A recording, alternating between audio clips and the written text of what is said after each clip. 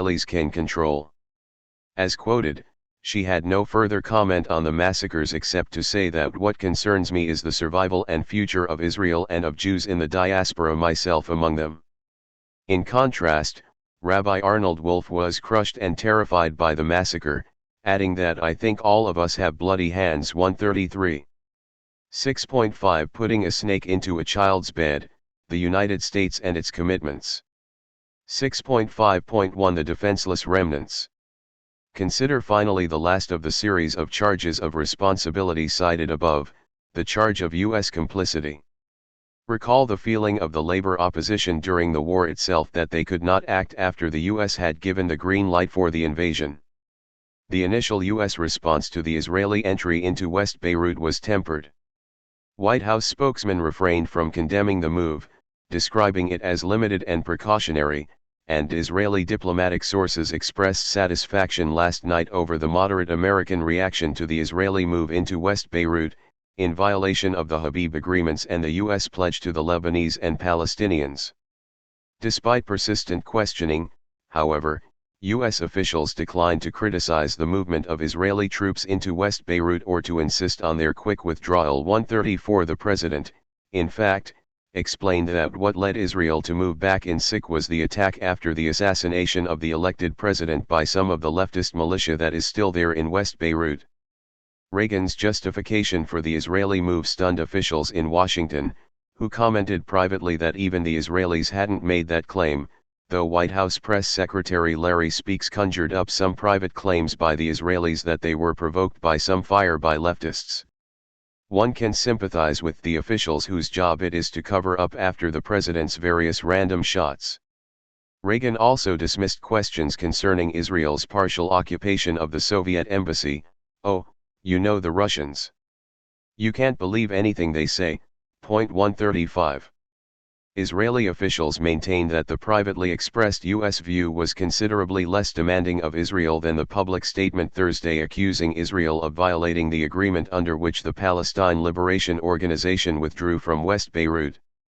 They expressed anger over the official statement, which came only hours after a much more understanding American line had been presented by Mr. Draper in private. The Israelis firmly believe that the private position is the authentic one, and that the tough statement is for show, because of Arab pressure. 136 The Israeli interpretation is not at all implausible. We have seen the same pattern with regard to settlement in the occupied territories, the invasion of Lebanon, and the sharp intensification of the attack on West Beirut in August. Throughout, Israel has held not unreasonably, given the concrete facts of diplomatic and material support, that whatever public show of anger there may be, they are being privately informed to proceed. The official U.S. reaction to the massacre was also quite restrained. After the massacre reports had been made public, U.S. officials assigned Israel indirect responsibility for having failed to stop the massacre, and the president's official statement noted only that Lebanese army units were thwarted in their effort to establish control by the Israeli occupation that took place on Wednesday. 137 Israel was blamed for having failed to prevent the tragedy, not for its role in implementing it. At the UN, the United States stood alone against the entire world, along with Israel, in refusing to condemn the massacre. CP 427. U.S. perfidy on this matter is in fact far deeper. During the Habib negotiations, the United States gave explicit assurances to the Lebanese and Palestinians that the safety of the Palestinians would be guaranteed after the departure of the PLO fighters. Habib wrote the Lebanese Prime Minister that my government will do its utmost to ensure that these assurances on the part of Israel are scrupulously observed. Citing the Habib letters, Milton Vierst observes that the American commitments were crucial to the PLO's agreement to evacuate Beirut, leaving the civilian population unprotected. The text of the agreement had been quoted earlier by Alexander Coburn. The governments of Lebanon and the United States will provide appropriate guarantees of the safety of law-abiding Palestinian non-combatants left in Beirut, including the families of those who have departed. The U.S. will provide its guarantees on the basis of assurances received from the government of Israel and the leaders of certain Lebanese groups with which it has been in contact. 138. An implied commitment was that Israel would not enter Beirut after the peaceful withdrawal of the PLO. The American peacekeeping force had the dual obligation of overseeing the departure of the PLO and safeguarding the civilian population, in accordance with the explicit American commitment. It withdrew after the first of these tasks was performed, 2 weeks before its original mandate ran out, effectively terminating the multinational commitment to protect the civilians left in peril. The ABC News close-up investigation cited earlier states, the multinational force is committed to protect civilians for 30 days, but the Americans insist on leaving Beirut 2 weeks ahead of schedule, which forces the French and Italians to pull out as well. Shortly after, the IDF moved into Beirut and the massacre took place. The killers are called Israeli-backed, Coburn comments, but they should, with equal accuracy, be termed U.S. sanctioned since their onslaught on the camps was only possible in the event that the U.S. flouted a specific guarantee. Weierst was informed by the State Department that the U.S. had never formally lodged a protest, either for the occupation of Beirut or for what happened at Shatila and Sabra. 6.5.2 The brought-in. Weierst also cites a second Habib letter, no less significant, concerning Palestinian prisoners, urging that they be accorded humane treatment. American officials acknowledge, nonetheless, that very little has been done to follow up on the letter's pledges.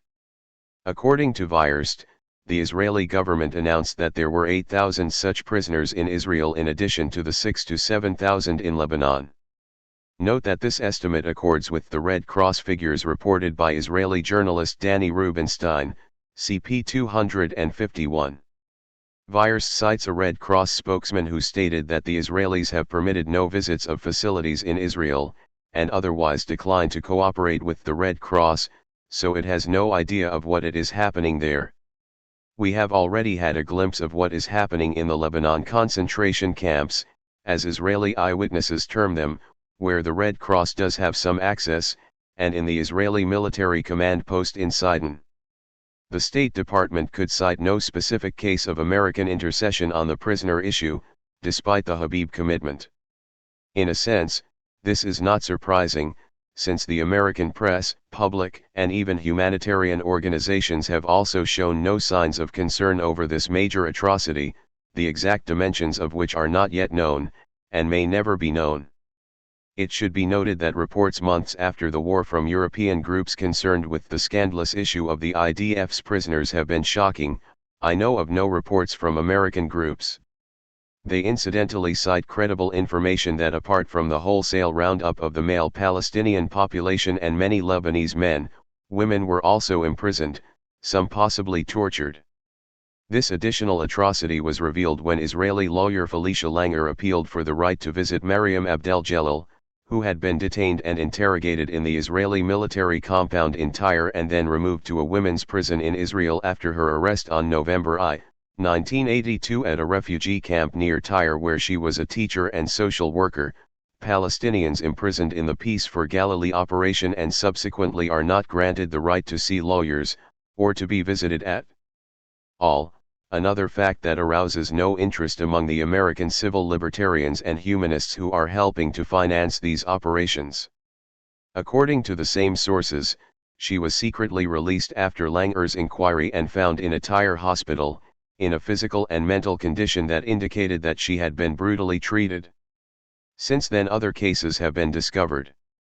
The same sources also allege that in a number of cases the women arrested and deported were the last remaining support for the families who survived in the devastated camps. 139. Dr. Israel Shahak, chairman of the Israeli League for Human and Civil Rights, reports that according to information he has received the total number of prisoners at the end of 1982 may have reached 19,000 to 20,000, more than 3/4 of them Lebanese. The 4,000 to 4,500 Palestinians were all in the Ansar camp in Lebanon, apart from 7 women in the Neve Tirza women's prison in Israel. The Lebanese appear to be held in camps scattered in remote areas in Lebanon, under atrocious conditions. There were thousands of prisoners in Israel a few months earlier, as Weierst reported, but with few exceptions they were returned to camps in unknown locations in Lebanon, or freed after the brutal treatment that they have reported on their release. See Chapter 5, Section 5.3 for a few examples. Many Palestinian men have disappeared in the zones controlled by Israel's client Major Haddad.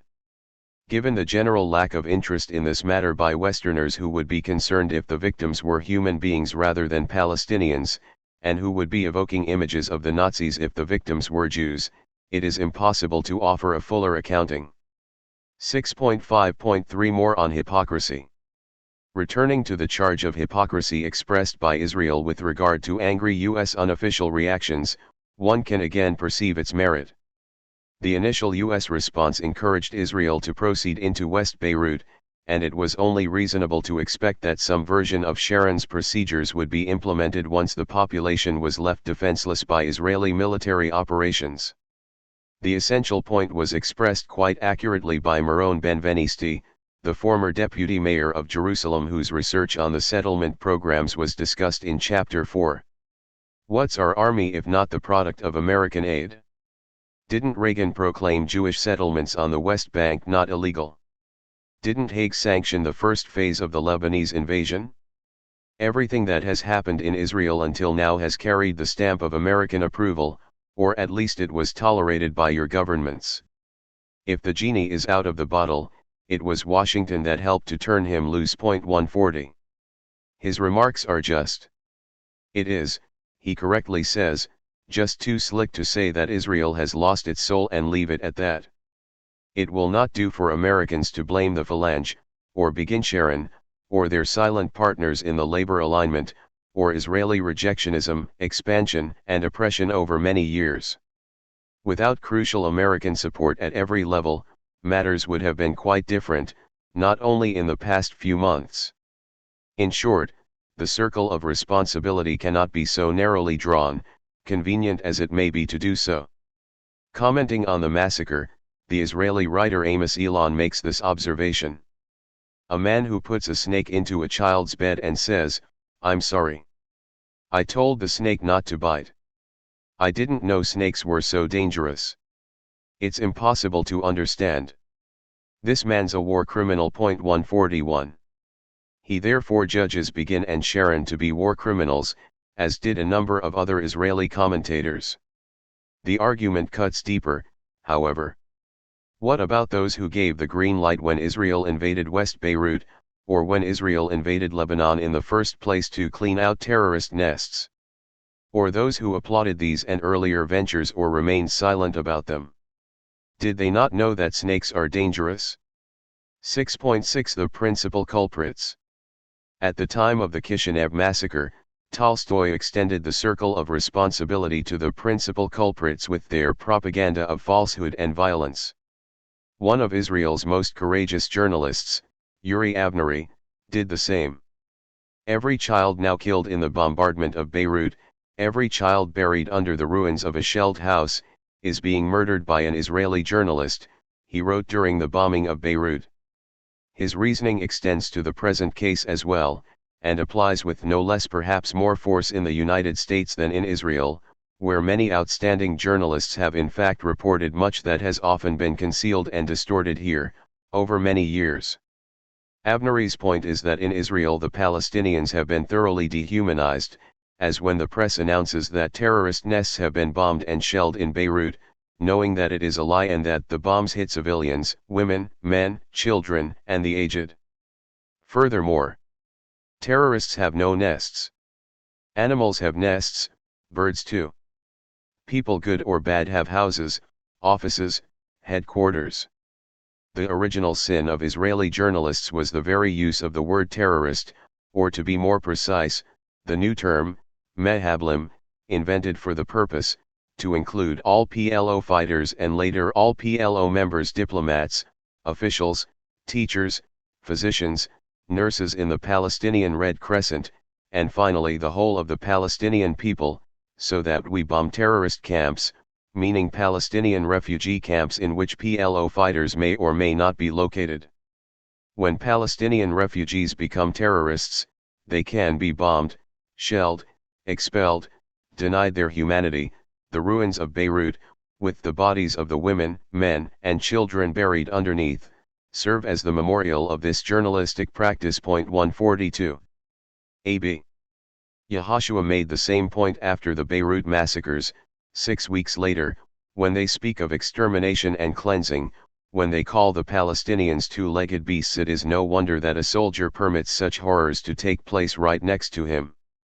The point had been made before by others, among them a group of Israeli doves who published a statement in June entitled "Life and Death in the Hands of the Language," which discusses such phrases as nests of terrorists, like nests of insects, purification of these nests, with its religious connotations, understood by every Israeli, extermination, as of insects, and two-legged beasts for the terrorists inhabiting the nests, expressions that have been devised and used to dehumanize the Palestinian enemy and justify whatever has been done to them. Again, a practice that is not without its antecedents in Jewish history, with roles reversed. Point 143. The effect was once again evident in the following weeks. The ideological support for Israel in the United States, with its systematic falsification of the historical record and its practice of defaming the Palestinians and ignoring their torment, merits similar words. The Palestinians have been deprived of their humanity and left as fair game for the atrocities that they have suffered, and will continue to suffer. Nothing is easier than to shed responsibility, to condemn the crimes often real of someone else. There is much that could have been done to present a fair and honest picture of what was and had been happening, and to change the U.S. policies that have predictably led to the rise of a greater Israel that is a threat to its own citizens, to those subject to its military power, and to many others as well, and that lie behind the specific events of 1982. To the extent that we do not do what can be done, we have only ourselves to blame for the consequences. If these are truisms, and they are, they nevertheless will bear repetition so long as they are ignored. 6.7 Reactions, Israel and elsewhere.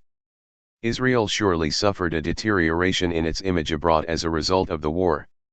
A dramatic example was given by Yoel Marcus of Haaretz, who regards the war from its beginning to its end, which is not yet on the horizon in October, as the fulfillment of the most terrifying prophecies that one could imagine. He reports on a visit to South Africa, where he had expected to find the last island of popular sympathy remaining for us in the world, in our second most important ally after the United States. The bombings of Beirut were condemned, and also the massacres. Who would have believed that even in the eyes of the state that is denounced as the most immoral in the world, Israel is regarded as immoral? We carry out a policy of apartheid, we oppress the blacks, not giving them a decent education, and their wages are miserable, but we do not murder women and children, he was told by a South African editor. 144.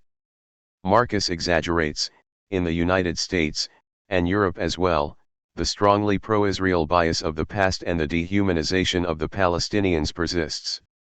A clear indication is the lack of concern for the thousands of people taken to Israeli concentration camps, or the fate of the Palestinians whose civilian society was demolished by the conquering army, or the Samadin of earlier conquests.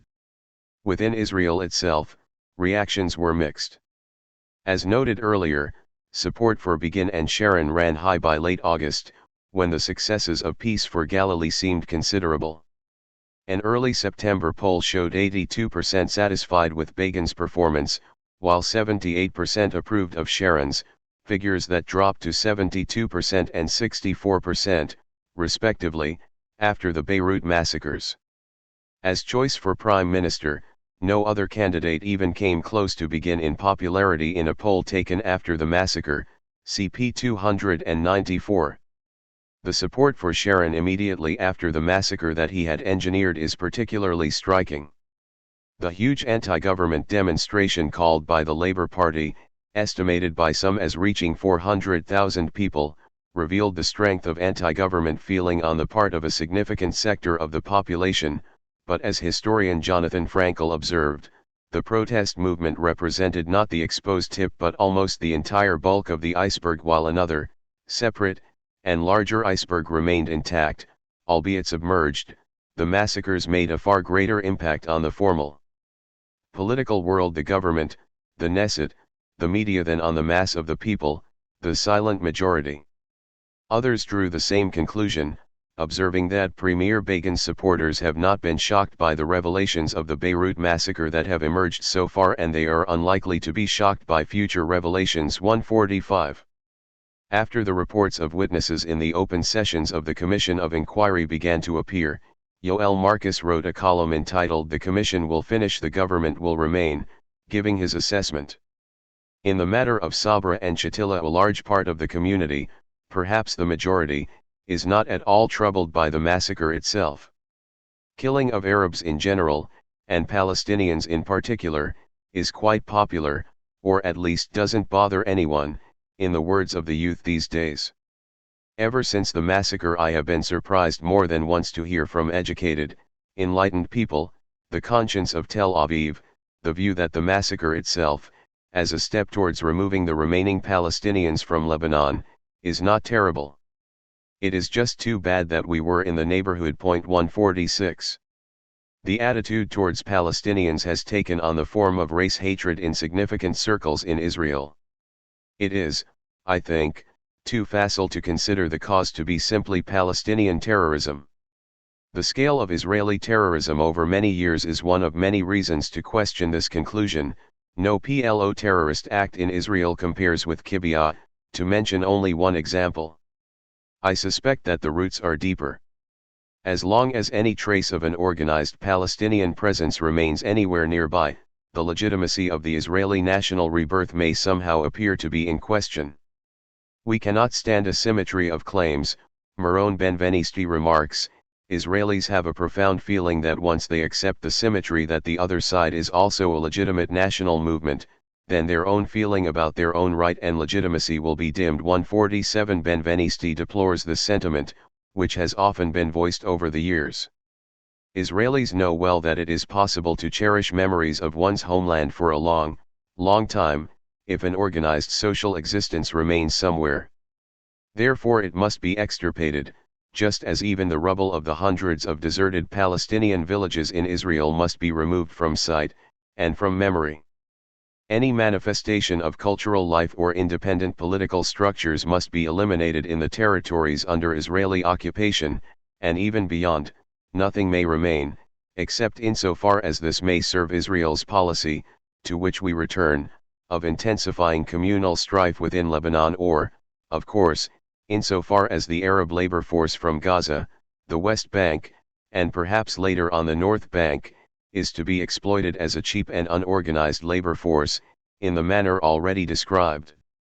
Despite Marcus's comment, there is no doubt that much of the population was appalled by the war and particularly the subsequent massacre, and expressed this sentiment in many ways, in demonstrations, press conferences, public statements, refusal to serve in a war of aggression.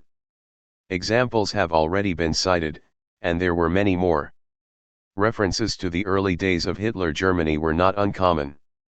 Among the many statements of protest, one was a letter describing the war in Lebanon as a moral disaster, written by 35 members of the elite military unit that carried out the Entebbe rescue. In an interview along with Yuri Avnery in Paris, Gen. Matityahu Peled stated that the Israelis have become the Mongols of the Middle East, who sow destruction and misery, while condemning the labor opposition for supporting Sharon. Avnery's newspaper ran without comment diary excerpts based on a book by a German officer on the Nazi invasion of Poland in 1939. Later Peled and Avnery, along with PLO spokesman Issam Sartai, called on American and European Jews to pressure Begin and Reagan to lift the siege of Beirut and withdraw Israeli forces from Lebanon, citing Arafat's endorsement of the principle of mutual recognition by Israel and the PLO. 148. A number of Israel's leading intellectual figures, including the philosopher Asa Kasher, novelist Yazar Smilansky, and many others, spoke out strongly against the war. Soldiers, including many officers returning from the front, were among the most outspoken and influential in conveying a picture that had been withheld by censorship and distortion. Just prior to the news of the Beirut massacres, A.B. Yehoshua, the well-known Jerusalem-born novelist, wrote that now there are no more complaints against Begin in connection with Deir Yassin. He succeeded in involving all of us in a different kind of Deir Yassin, Yehoshua also comments that it is possible to say many harsh things about this government, but one thing it is impossible to say about it, that it is an innovative government. In fact, it was following the traditional labor policy from the years when Golda Meir was in power: do not move, do not speak, do not change anything. Israeli rejectionism does not derive from Begin and Sharon. As for Israel's claim to be a light unto the nations, they have felt our light in Beirut, the light of the bombings and the flares dropped by the planes. Like other Israeli doves, Yehoshua had some harsh words for the Jews of the diaspora, who sit and wail about anti-Semitism when anyone says a word of criticism about Israel, which for them is like a second home, against which it is forbidden to say a single critical word, no contribution to the health of Israel, he believes. As for the politically motivated Lebanon war, its deeper purpose was to return the Palestinians in the West Bank in political terms to their status in the days of the Turks. 149. He was far from alone in these feelings, and after the massacres, they received still more articulate expression, some already quoted.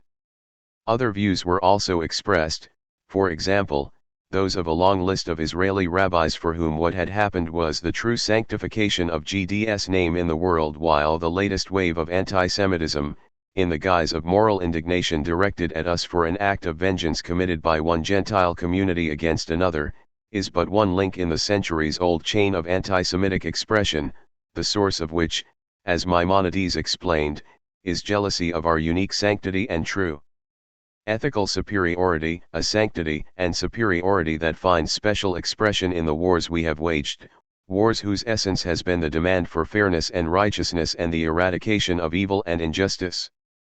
150. A group of more than 1,000 American rabbis chimed in, urging Begin, Sharon and Eitan to be faithful to their task and continue to save Israel.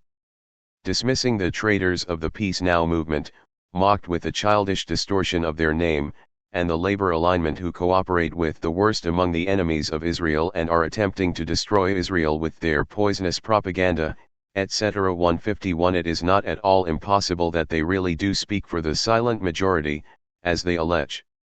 Which of these voices will prove to have a significant impact on policy in Israel will depend, in large measure, on the response in the United States, as always. At least some notice should be taken of the protests among the Arab citizens of Israel in the wake of the Beirut massacres. In this case, the response of the authorities was somewhat different. Scores of Israeli Palestinians who protested the Sabra and Shatila massacres, from Ern al-Fam, Taiba, Acre, Araba, are still in jails and police detention centers, 1 month after the wave of protests swept the Galilee and Triangle areas. They face charges of demonstrating, inciting, stoning military vehicles and supporting the PLO. 152. 6.8 The Commission of Inquiry, the Kahan Commission. The report of the Israeli Commission of Inquiry into the Beirut massacres appeared on February 8, 1983, see Note 112. It evoked new raptures among the faithful. The New Republic wrote that this great and grim document set a sublime standard of moral and political action in this extraordinary country, this brilliant democracy. It was a philosophical and political triumph, with its moral seriousness and intellectual scrupulousness. Under the heading Cry of Conscience, the New York Times wrote, painfully and convincingly, Israel has raked through the horrors of Sabra and Shatila and judged itself, harshly, by the fundamental principles of the civilized world. How rare the nation that seeks salvation by revealing such shame. 153 Now that this cry of conscience has been expressed and salvation has been found, the U.S. can proceed with no qualms to pay the costs of the Lebanon invasion as the Times had recommended while the attack was reaching its peak of ferocity. Meanwhile also funding the concentration camps and prisons, the settlements in the occupied territories, the oppression there, and whatever will come next. The Times is incidentally quite correct in saying that Israel acquitted itself nobly by the standards of the civilized world. For example, the standards adopted by the Times with regard to U.S. aggression in Indochina, the U.S. overthrow of the democratic government of Guatemala and its support for a series of neo-Nazi murderers since, and much else. By civilized standards, however, a rather different judgment may be in order. The Kahan Commission stated that the main purpose of the inquiry was to bring to light all the important facts relating to the perpetration of the atrocities. It therefore has importance from the perspective of Israel's moral fortitude and its functioning as a democratic state that scrupulously maintains the fundamental principles of the civilized world. The central section of the report, dealing with the direct responsibility, opens as follows: according to the above description of events, all the evidence indicates that the massacre was perpetrated by the Phalangists. The section goes on to state that no other military force aside from the Phalangists was seen by any one of the witnesses in the area of the camps. It can be stated with certainty that no organized military force entered the camps at the aforementioned time beside the Phalangist forces. No basis was found for the rumors that Haddad forces were involved. Indeed, this is inconceivable, and there is no hint of their cooperation with the Phalangists in the venture. We can therefore assert that no force under the command of Major Haddad took part in the Phalangists' operation in the camps, or took part in the massacre. As noted earlier, the participation of Haddad forces would be a considerable embarrassment for Israel since they are virtually a part of the Israeli army and are expected to play a central role in the new order that Israel intends to establish in Lebanon. The opening sentence, quoted above, is true but rather misleading. In the above description of events, and apparently in its deliberations as well, the Commission was scrupulous in avoiding the evidence that runs counter to Israeli government claims on this issue, apart from a few passing phrases dismissing it without inquiry. As we have seen in what was only a partial review, there is extensive evidence of the participation of Haddad forces, and where the Commission did choose to investigate, it regularly found that the government's claims were false, and indeed that its incorrect and imprecise reports intensified the suspicions against Israel and caused it harm. The Israeli witnesses also proved to be of limited credibility, as the Commission noted.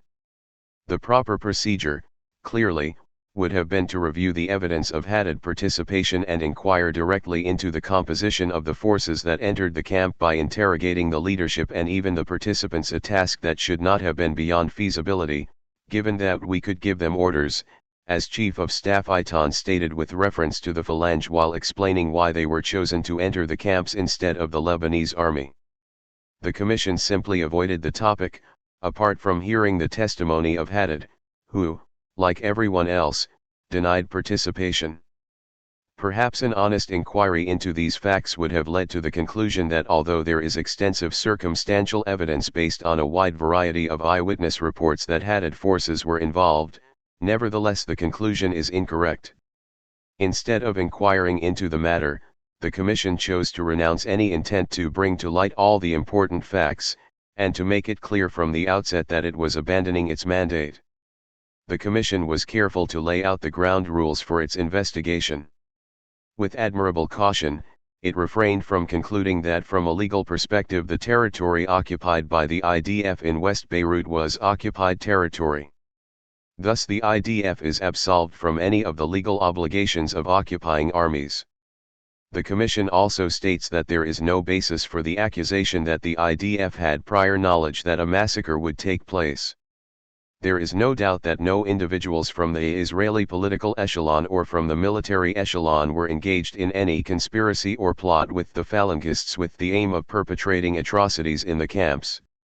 On the basis of assurances provided by these echelons, the Commission determined that what they said was true. We assert that in having the Phalangists enter the camps, no intention existed on the part of anyone who acted on behalf of Israel to harm the non-combatant population, and that the events that followed did not have the concurrence or assent of anyone from the political or civilian echelon who was active regarding the Phalangists' entry into the camps. It need hardly be observed that to assert this on the basis of the evidence they review testimony from the people involved simply serves as a further indication that the report is not intended to be taken seriously among rational people. To underscore the latter point, the Commission provides a fair amount of evidence that higher authorities did indeed expect a massacre. The intelligence unit in closest contact with the Phalange, the Mossad, heard things from Bashir Gemayel that left no room for doubt that the intention of this Falangist leader was to eliminate the Palestinian problem in Lebanon when he came to power, even if that meant resorting to aberrant methods against the Palestinians in Lebanon. Similar remarks were heard from other Falangist leaders. There were also reports of Falangist massacres of women and children in Druze villages, as well as the liquidation of Palestinians carried out by the intelligence unit of Eli Hobika, who was assigned the task of entering the camps by the IDF. These reports reinforced the feeling among certain people and especially among experienced intelligence officers that in the event that the Falangists had an opportunity to massacre Palestinians, they would take advantage of it. Chief of Staff Eitan expected an eruption of revenge and thought there might be rivers of blood. If the IDF was not present, it will be an eruption the likes of which has never been seen. I can already see in the Falangists' eyes what they are waiting for. They have just one thing left to do, and that is revenge, and it will be terrible. The whole establishment is already sharpening knives. The Commission also cites reports in the Israeli military journal that the refugee camps were liable to undergo events exceeding what had happened at Tel al-Zadar, the worst massacre of the civil war. The Commission itself observes that no prophetic powers were required to know that concrete danger of acts of slaughter existed when the Falangists were moved into the camps without the IDFs being with them in that operation. The sense of such a danger should have been in the consciousness of every knowledgeable person who was close to the subject. They also cite Prime Minister Begin's official statement that the IDF entered West Beirut in order to protect the Muslims from the vengeance of the Falangists, a statement that simply leaves no doubt that at the highest level, it was clearly understood what would happen if Falangists were sent into a Palestinian camp. In short, the Commission presents sufficient evidence that the top leadership fully expected a massacre when they sent the Phalange into the camps. They justified the entry into West Beirut as an effort to prevent a Phalange massacre, and then proceeded to send the Phalange into the homes of their worst enemies but with no intent to harm the population, the Commission asserts without equivocation. Again, one can only conclude that the report is designed for true believers, not for people capable of independent thought. The Commission incidentally reveals its own moral standards when it states that it was not incumbent upon the Prime Minister to object to the Falangists' entry into the camps or to order their removal, even though he sent the IDF into West Beirut in order to protect the Muslims from the vengeance of the Falangists. In short, though the Prime Minister fully expected a massacre, it was not his duty to do anything to prevent it. Truly an expression of sublime moral standards. The Commission also determined that events in the camps, in the areas where the Falangists entered, were not visible from the roof of the forward command post. It has also been made clear that no sounds from which it could be inferred that a massacre was being perpetrated in the camps reached that place. That takes care of the reports of journalists who investigated the scene, for example, those who stood at the site of a mass grave and looked up to the Israeli command posts where they saw IDF soldiers watching them. It takes considerable talent to be able to refute on-the-scene investigations in Beirut from chambers in Jerusalem. In fact, when we look back to see what was actually determined, we find that it was carefully circumscribed. The Commission determined, as is no doubt true, that it was impossible to see what was happening within the alleys in the camp from the roof of the command post. But this was not the evidence cited by journalists on the scene who concluded, as was no doubt also true, that the IDF observers on the command post could see that a massacre was in progress, watch the bodies being dumped into the mass graves, and so on. See the direct report sampled above. No less interesting is the explanation of why the IDF sent the Falangists into the camp. The decision was taken with the aim of preventing further losses in the war in Lebanon, to accede to the pressure of public opinion in Israel, which was angry that the Falangists, who were reaping the fruits of the war, were taking no part in it, and to take advantage of the Falangists' professional service and their skills in identifying terrorists and in discovering arms caches. These considerations are reiterated later, and described as weighty, perhaps sufficiently so as to justify sending the Falangists into the camps even in the expectation of a massacre. The phrase "further losses" refers to Israeli losses. As we have seen, Israel had made attempts to enter West Beirut in August but withdrew after heavy losses, turning to terror bombings instead, then entering the city after the PLO fighters had departed with an American guarantee that Israel would not enter West Beirut and that the defenseless population would be protected from harm. Some 100 to 150 Phalangists were sent into the camps, a clear indication that the IDF expected no serious resistance, and in fact, journalists who had visited the camps had seen no indication that there could be resistance in these heavily bombed civilian areas. The talk of 2,000 terrorists can hardly be taken seriously, and as we have seen, was ridiculed by Israeli journalists who noted the size of the Phalangist force. As for the Phalangists' professional skills, the only such skills that they had revealed were in murdering defenseless people. However, journalists and others had been much impressed by Israel's extensive infiltration of the Palestinian and Lebanese resistance movements as well as the Arab communities in Beirut and elsewhere, which provided remarkably detailed knowledge of what was taking place in Beirut and in the camps. It is difficult to see why these and similar professional skills would not have sufficed in the undefended Palestinian camps where, it will be recalled, the Phalangists suffered 2 casualties, 2 killed, one part of the report says, 2 injured, another part indicates, quite possibly the same 2. As for the Commission's sense of public opinion in Israel, it virtually reeks of anti-Semitism. The Commission is stating that Israeli public opinion would be satisfied somehow if the Fox were sent into an undefended and heavily bombarded chicken coop to clean out terrorist nests, after having refrained from taking part in the actual fighting, CP 454. The Commission states that the IDF received heavy fire from Shatila and light weapons fire from both camps when it entered West Beirut. Contradicting itself, it also reports without comment the IDF spokesman's announcement that the entry of the IDF forces was executed without resistance and the Chief of Staff's report to begin that there was no resistance in Beirut. If evidence existed of heavy fire from the camps, thus confirming the claims about the 2,000 terrorists, it is reasonable to suppose that it would have been presented. It does not appear to have been reported in the press, and the Commission offers no evidence. The Commission also claims that there were armed terrorist forces in the camps, possessing arms that they had used against IDF forces. It is possible to determine that this armed terrorist force had not been evacuated during the general evacuation, but had stayed behind to protect the civilian population, clear proof of their terrorist intent, and to renew terrorist activity later on. No evidence is provided to support any of these claims. Nor is there any explanation of why these armed terrorist forces that were directing heavy fire against the IDF were unable to resist or even inflict more than token casualties on 150 Phalangists who previously had been noted for their strict avoidance of combat, CP 411. Again, it is difficult to believe that any of this is intended to be taken seriously. Recall that in addition to asserting, in defiance of its own evidence and plain common sense, that there was no intent to harm the civilian population when the murderous gangs were sent in, the Commission also asserts that the events that followed did not have the concurrence or assent of anyone from the political or civilian echelon who was active regarding the Phalangists' entry into the camps. They pointedly exclude here the military echelon, though without drawing any specific conclusions from this exception. They also make the unqualified assertion that no intention existed on the part of any Israeli element to harm the non-combatant population in the camps, my emphasis.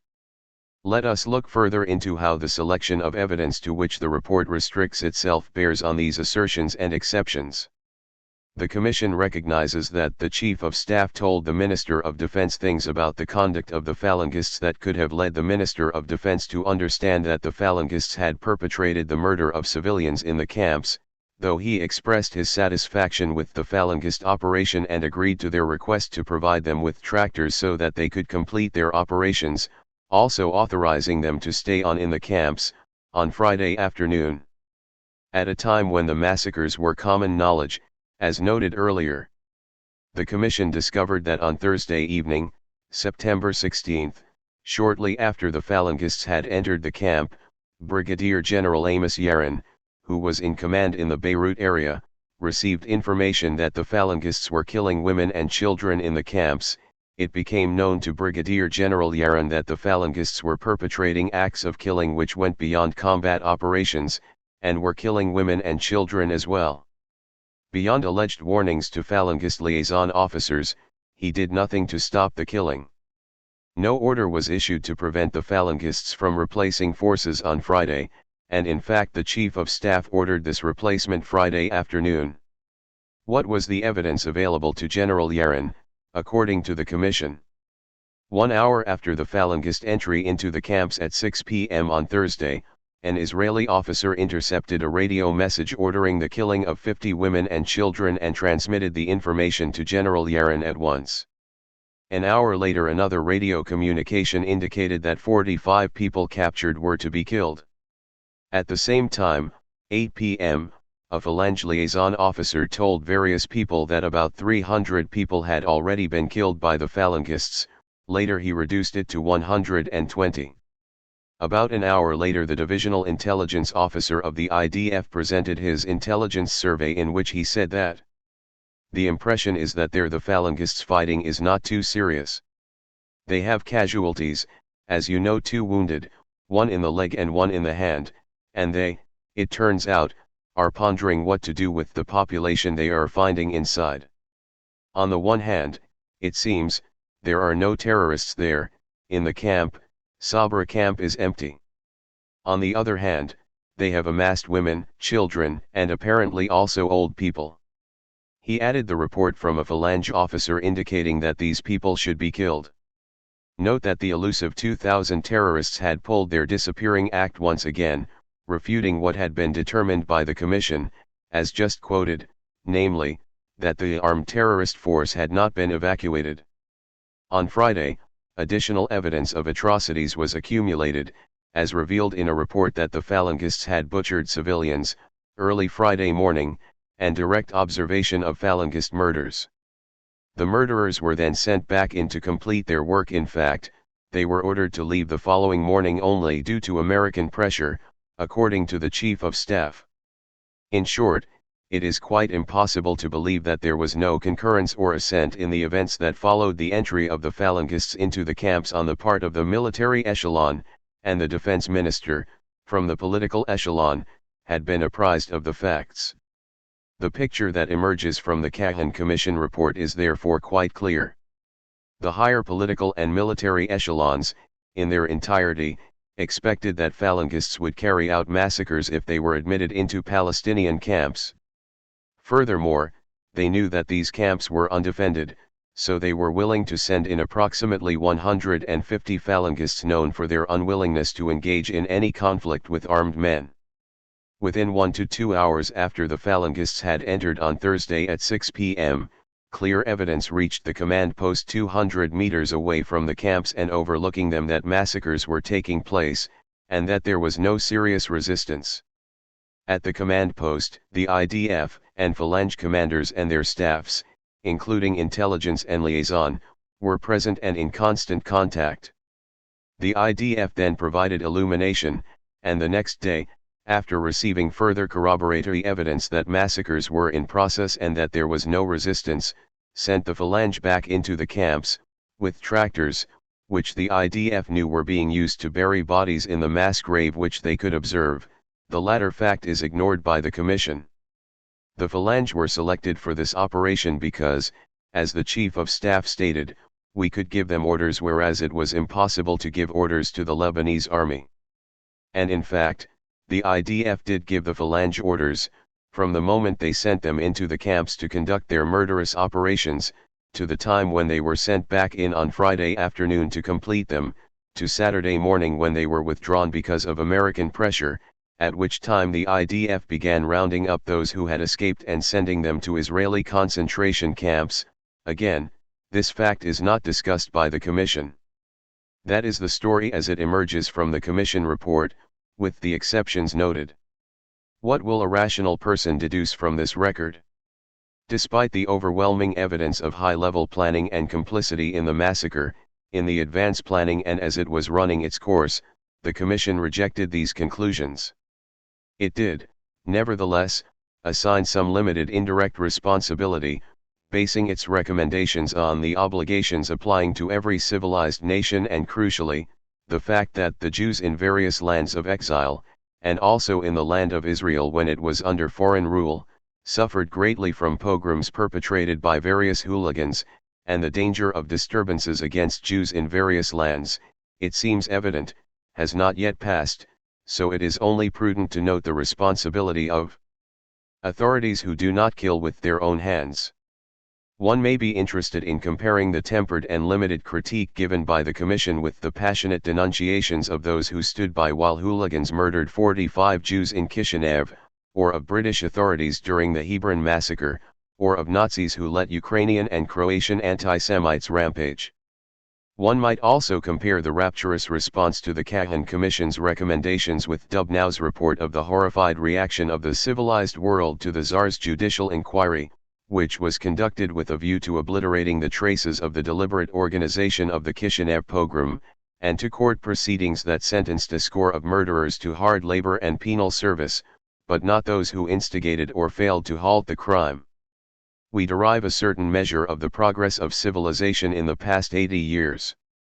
The Commission states that all concerned were well aware that combat morality among the various combatant groups in Lebanon differs from the norm in the IDF, that the combatants in Lebanon belittle the value of human life far beyond what is necessary and accepted in wars between civilized peoples. There was no more of a war when the Phalange entered Sabra and Shatila than when Sharon's Unit 101 entered Kibiya, or when IDF forces massacred hundreds of people in the Gaza region after hostilities ended in 1956. Nothing more need be said about the norms exhibited during the destruction of El Hilway or the siege and bombing of Beirut while there was a war, of a certain sort. So much for civilized peoples. Israel's responsibility, the Commission determined, is exhausted by the failure to give adequate attention to the possibility that there might be massacres, though the weighty considerations already noted might have justified sending in the Phalangists even in the light of such expectation, and the failure to take proper heed of the reports that something unpleasant might be happening. No complaints could be addressed to Defense Minister Sharon for sending the Phalange into the camps if such a decision had been taken after all the relevant considerations had been examined, and no responsibility should be imputed to the Defense Minister for not ordering the removal of the Phalangists from the camps when the first reports reached him about the acts of killing being committed there Friday evening, the Commission alleges, that is, well after numerous journalists, officers, and soldiers knew of the facts, an incredible conclusion. It was not Sharon's duty to order the Phalange to leave the camps even when he learned of the facts, again a demonstration of sublime moral standards. One might ask, as several Israeli journalists had already done, whether the IDF would have taken a similarly casual attitude, with the support of the Distinguished Commission, if it had learned that PLO terrorists were killing hundreds of Jews in Kiryat Shemona or Tel Aviv. The Commission recommended that Sharon resign as he did, to be replaced by Moshe Arens, who basically shares his views, remaining in the cabinet as minister without portfolio and joining two important committees, the Steering Committee directing the negotiations with Lebanon and the Ministers' Committee for Security, a decision that led Haaretz to comment editorially that the government managed to sabotage the most important recommendation made by the Commission of Inquiry. As for Chief of Staff Eitan, who expected massacres and ordered the Phalange back into the camps well after he learned that his expectations had been fulfilled, the Commission made no recommendation, on the grounds that he was soon to retire. General Yaron, who knew of the killings Thursday evening and did nothing, was to be relieved of field command for 3 years. Shortly after, he was given a higher-level appointment as head of Army Manpower and Training. The Director of Military Intelligence is to step down. So justice is done, Israel has achieved salvation and again demonstrated its sublimity. The Commission recognizes that some will not be satisfied with its report, those who have prejudices or selective consciences, but this inquiry was not intended for such people. It is certainly true that the inquiry was not intended for people who have a prejudice in favor of truth and honesty, but it will more than suffice for its intended audience, as the reaction to it illustrated. A number of commentators were quick to point out that the report would help to broaden support for Israel in Congress and among the public, as it did, CP 462. If one may deduce intent from rational expectation of consequences, then it would seem fair to say that the intent of the Commission was realized. The logical conclusion from the episode is that Israel would be well advised to arrange further massacres, than to produce a cry of conscience of the sort just reviewed, so that military and economic aid can be increased still further in recognition of its sublimity and salvation. One can learn a good deal more from the report. The historical section is quite revealing. It describes the civil war that began with clashes in Sidon between the Christians and Palestinian terrorists. The reference is presumably to a Lebanese army operation against a strike of Lebanese fishermen in Sidon shortly before the event that actually initiated the civil war, an attack by the Phalange on a busload of Palestinians and Lebanese in a Beirut suburb in April 1975, which goes unmentioned. The war was waged primarily between the Christian organizations on the one hand, and Palestinian terrorists, Lebanese leftist organizations and Muslim and Druze organizations of various factions on the other. Throughout, the participants are, on the one hand, people, Christians, Muslims, Lebanese leftists, Druze, and on the other hand, terrorists, i.e., Palestinians, as the quotes just given illustrate. This usage reflects again the race hatred and profound indoctrination already noted. To the Commission, Palestinians are not people, as distinct from Christians, Muslims, Lebanese, Druze. This passes unnoticed in the commentary on the report, simply because the assumption is so widely shared. Israel breaks no new ground in this respect. Thus, Israel's Guatemalan friends refer to the victims of the death squads and army terror operation as subversives, while the Russians in Afghanistan, like the Americans in Greece in the late 1940s, refer to the resistance simply as bandits. Jews have also been subjected to such usage in the past, with consequences that we recall. The history continues at an equally revealing level. It refers to the fact that there were massacres in the Civil War, giving the example of Damour, where Christians were killed by Palestinians but, in the typical Israeli propaganda style, omitting the fact that this massacre was in retaliation for Christian massacres in Karantina and elsewhere. It states that Bashir Gemayel's forces became the central element in the Christian forces, not mentioning how this was done, by murdering the Maronite opposition, or who supported him, Israel. Haddad's army is simply a separate armed force in South Lebanon, nothing about its auspices, origin, or command structure. The Israeli role throughout is ignored. Turning to the 1982 war, little is said, though it is noted that during the weeks of negotiations on the evacuation of the terrorists and the Syrian forces from West Beirut, various targets in West Beirut were occasionally shelled and bombed by the IDF's Air Force and artillery. This stunning and shameful comment would suffice in itself to discredit this report beyond repair among civilized people. The immediate post-war background to the massacres is also ignored. Thus, as noted earlier, the Commission makes no reference to the fact, reported at once in the press, that in early September Israeli forces violating the ceasefire agreements advanced on the camps, clearing mines and setting up observation posts, a fact that does not seem obviously irrelevant to what transpired next. See section 3.2.2. This is only a small sample of what might have been reported by a commission that took its announced mandate seriously. Also interesting is the statement by Israeli intelligence, reported without comment by the commission, that the IDF's entry into West Beirut was perceived as vital not only by the Christians but also by the Muslims, who regarded the IDF as the only factor that could prevent bloodshed in the area and protect the Sunni Muslims from the Phalangists. This is absurd. Recall the outraged denunciations of the Israeli attack on West Beirut from all segments of the Muslim population, p. 414, also pages 407-8. But the Commission is willing to believe anything that reaches it on high authority, so it appears. The reaction in the U.S., indeed the West quite generally, to this dismal performance should be carefully noted. It reveals, once again, how easy it is to believe what it is convenient to believe.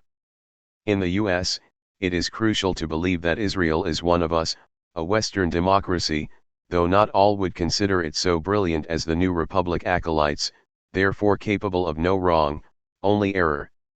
The Palestinians are an irritant to be removed. The reaction to the Kahan Commission report is entirely predictable, given these facts, just as from comparable facts one can deduce the reaction in the West to the Bertrand Russell Tribunal on the U.S. in Vietnam. It should, incidentally, be noted that in the more honest world of Israeli journalism, the obvious absurdity of the conclusions drawn by the Commission from its evidence did not go unnoticed. An excellent analysis by Yuri Avnery, see Note 153, reviewing the evidence surveyed above, reaches the only plausible conclusion: no one believed the fable of the 2,000 terrorists. The Falangist units were organized and sent into the camps with the expectation that they would commit murderous acts in order to cause a mass flight of Palestinians. Recall that the international response was surely unanticipated. The IDF, intelligence, and the political echelons cooperated in the massacre. Throughout, at the command post and elsewhere. Repeating Amos Elon's image, Avnery observes, when someone places a poisonous snake in the bed of a child, and the child dies after it is bitten, there is no need to prove that whoever put the snake there wanted the child to die. The burden of proof is on someone who denies this intention. The Commission did not accept this burden of proof, but simply adopted unquestioningly the hypothesis that those who put the snake in the child's bed were insensitive and failed to give adequate attention to what they should have known. Those who accept this reasoning, or regard it as sublime, reveal a good deal about themselves. One additional point should be made, however. Despite the fact that the Kahan Commission report is disgraceful from an intellectual and moral standpoint, still it is rare for any country to produce even a document of this sort in connection with atrocities for which it bears responsibility, or which it conducts outright. In the United States, for example, only the My Lai massacre, which was merely a footnote to the record of American atrocities, merited a governmental inquiry in the course of the Vietnam War, and even that is more than one could expect from most states, including those that are civilized by their own account. 7. Elsewhere in Lebanon. One aspect of the propaganda that has accompanied the Commission of Inquiry is the contrast regularly drawn between Israel seeking, then attaining, salvation through critical self-analysis and the complete failure of the Falangist government that had been placed in power by the Israeli conquest to do the same. This is supposed to illustrate the sublime moral qualities of Israel as contrasted with the evil Arab nature. A few points are missed in this comparison. For Israel to resist an inquiry would have been impossible, given its reliance on material and ideological support from the U.S., and the inquiry was sure to carry little cost, indeed, to serve to restore some of the prestige that had been lost by the much too visible massacre in September. Exactly what ensued. For the Falange government to conduct an inquiry into the atrocities conducted by the Falange militia, which now dominates the sectors of Lebanon under central government control as a result of the Israeli conquest, would have been a task of a rather different order, quite evidently. In fact, it would have destroyed what minimal possibilities may exist for the restoration of a Lebanese state. Perhaps one can draw some conclusions from the fact that the forces to whom Israel turned over effective control of Beirut will not permit an inquiry into their bestial acts, but these will not quite be the usual ones drawn in American commentary that contrasts the behavior of Israeli and Lebanese governments. 7.1 The South. In West Beirut, there were many reporters present when the massacres took place, and they also witnessed and reported the considerably more brutal massacres carried out by the IDF in the preceding months. But few reporters ventured to southern Lebanon, and few international aid officials were present either. Conditions there were not very different from West Beirut after Israel had eliminated the PLO and its Lebanese Muslim allies. As noted earlier, the few reports indicate that virtually no males of ages 16 to 60 are to be found. The Palestinian camps had been destroyed by the advancing Israeli army, though many refugees had drifted back to the ruins, having nowhere else to go. At least temporary control over the area had been handed over to Haddad's forces, supervised by the regular Israeli army to the extent that they chose to exercise their control. Early in the war, the Israeli press reported that Haddad soldiers pass from house to house in the villages which were conquered by the Israeli army and exterminate the last nests of terrorists. Haddad soldiers were reported to be very busy since they were awakened to life with the beginning of the Peace for Galilee War, and do not ask in what they are busy. 154 Since few have asked, one can only speculate. Israel Shahak offers one speculation. A killing of the Palestinians in Lebanon, especially of males, has begun and is being carried on. There is very little doubt that many of the Palestinians who were arrested or who disappeared will not be seen again, and their very existence will be denied. 155. Shahak recalls the fate of the Lebanese village of Khayyam, subjected to Israeli bombing from 1968, its population finally reduced to a few dozen people who were massacred by Haddad forces in 1978 after the IDF swept through the area. 156 There were no reporters in Khayyam, so all of this passed in silence, as would have happened in Sabra and Shatila too had they been better placed. Shahak's speculation does not appear to be too far-fetched. We know very little, 9 months after the war's official end, about the Palestinians in the south or the thousands of Palestinians and others brought in by the IDF, and the little that is known is hardly very reassuring. On August 7, 1982, Falangist gunmen had set fire to the homes of Palestinians, mostly Christians, in the Mia refugee camp near Sidon. Several thousand fled. The camp had put up no resistance to the Israeli onslaught and was undamaged. Israeli troops nearby made no effort to prevent the Falangists' assault. The Red Cross and UNRWA know about the attack, but are staying quiet. They already face severe harassment from the Israelis, who want as few independent observers as possible in the region and have therefore done all they can to limit international relief operations. The aid agencies fear that if they speak out, they will be ejected. 157 Reporting the same event, Marvin Howe states that the IDF sent soldiers, but too late, another case of unexplained inefficiency, and quotes a foreign human rights worker who said, "It seems the militias are deliberately trying to drive the Palestinian refugees out of the Sidon area." The refugees fled to the ruins of the Nei Hillway camp near Sidon, which was practically obliterated during the Israeli attack on the city last June, with 8,000 killed according to a representative of a religious aid organization, citing refugee reports, 1,500 killed according to the Red Cross. One of the women who fled, showing bruises still visible from beatings in the August 7 attack, asks, "Where can we go? Who will protect us now that we don't have our menfolk?" 158.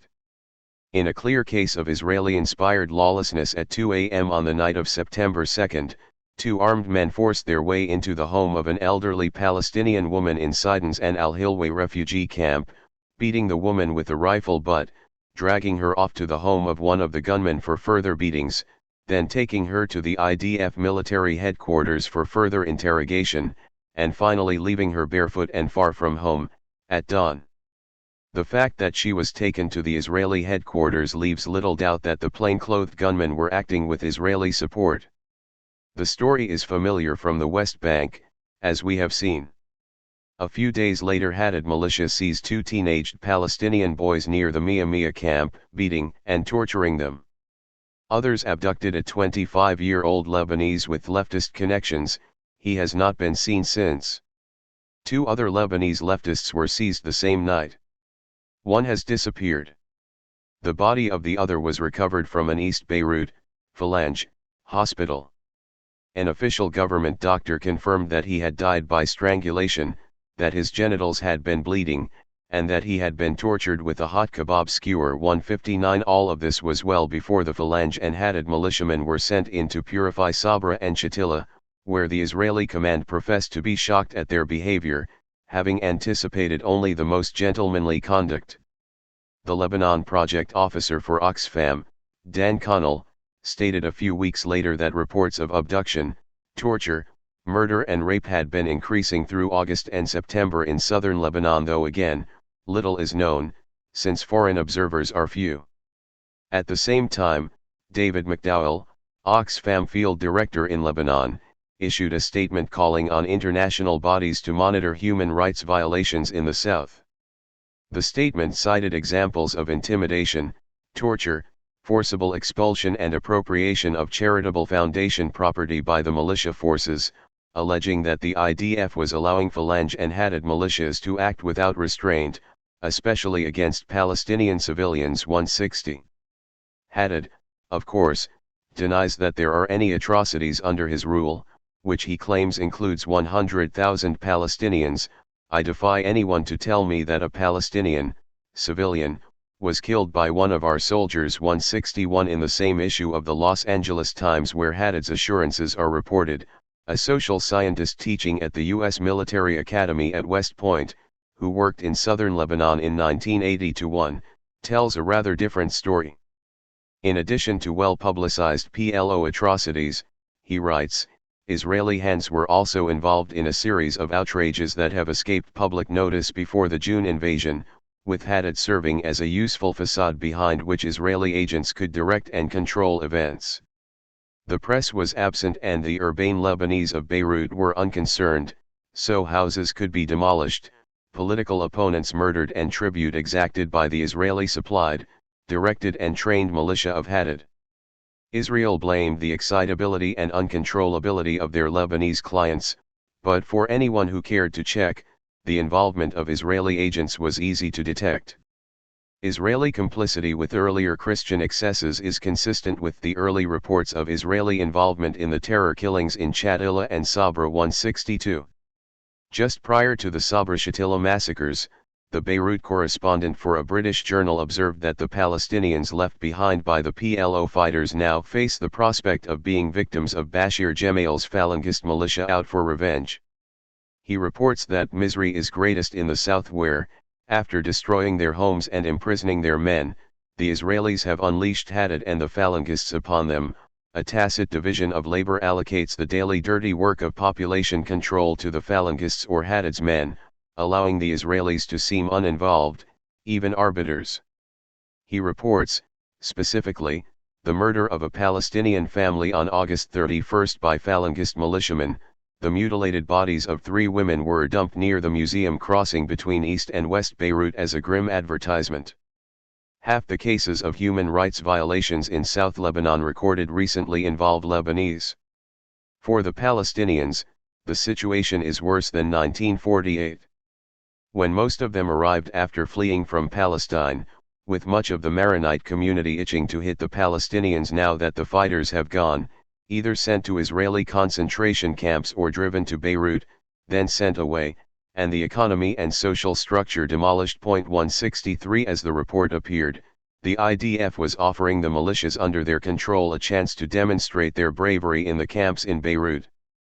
Quite apart from the possibility of massacre and atrocities, we might ask what is to become of the hundreds of thousands of Palestinians who were driven out of their camps by the invading Israeli forces. Over 400,000, according to the calculation of Israeli correspondent Danny Rubenstein in early September. 164. Israel at first blocked any reconstruction of the bombed and bulldozed camps, though in its mercy, it later permitted UNRWA to bring in tents and subsequently offered assistance in reconstructing permanent dwellings, after a policy shift to which we return. Few wage earners remained, and the rather substantial economy created by the PLO had been destroyed along with the PLO network of social services, its workers either killed, imprisoned somewhere, or dispersed.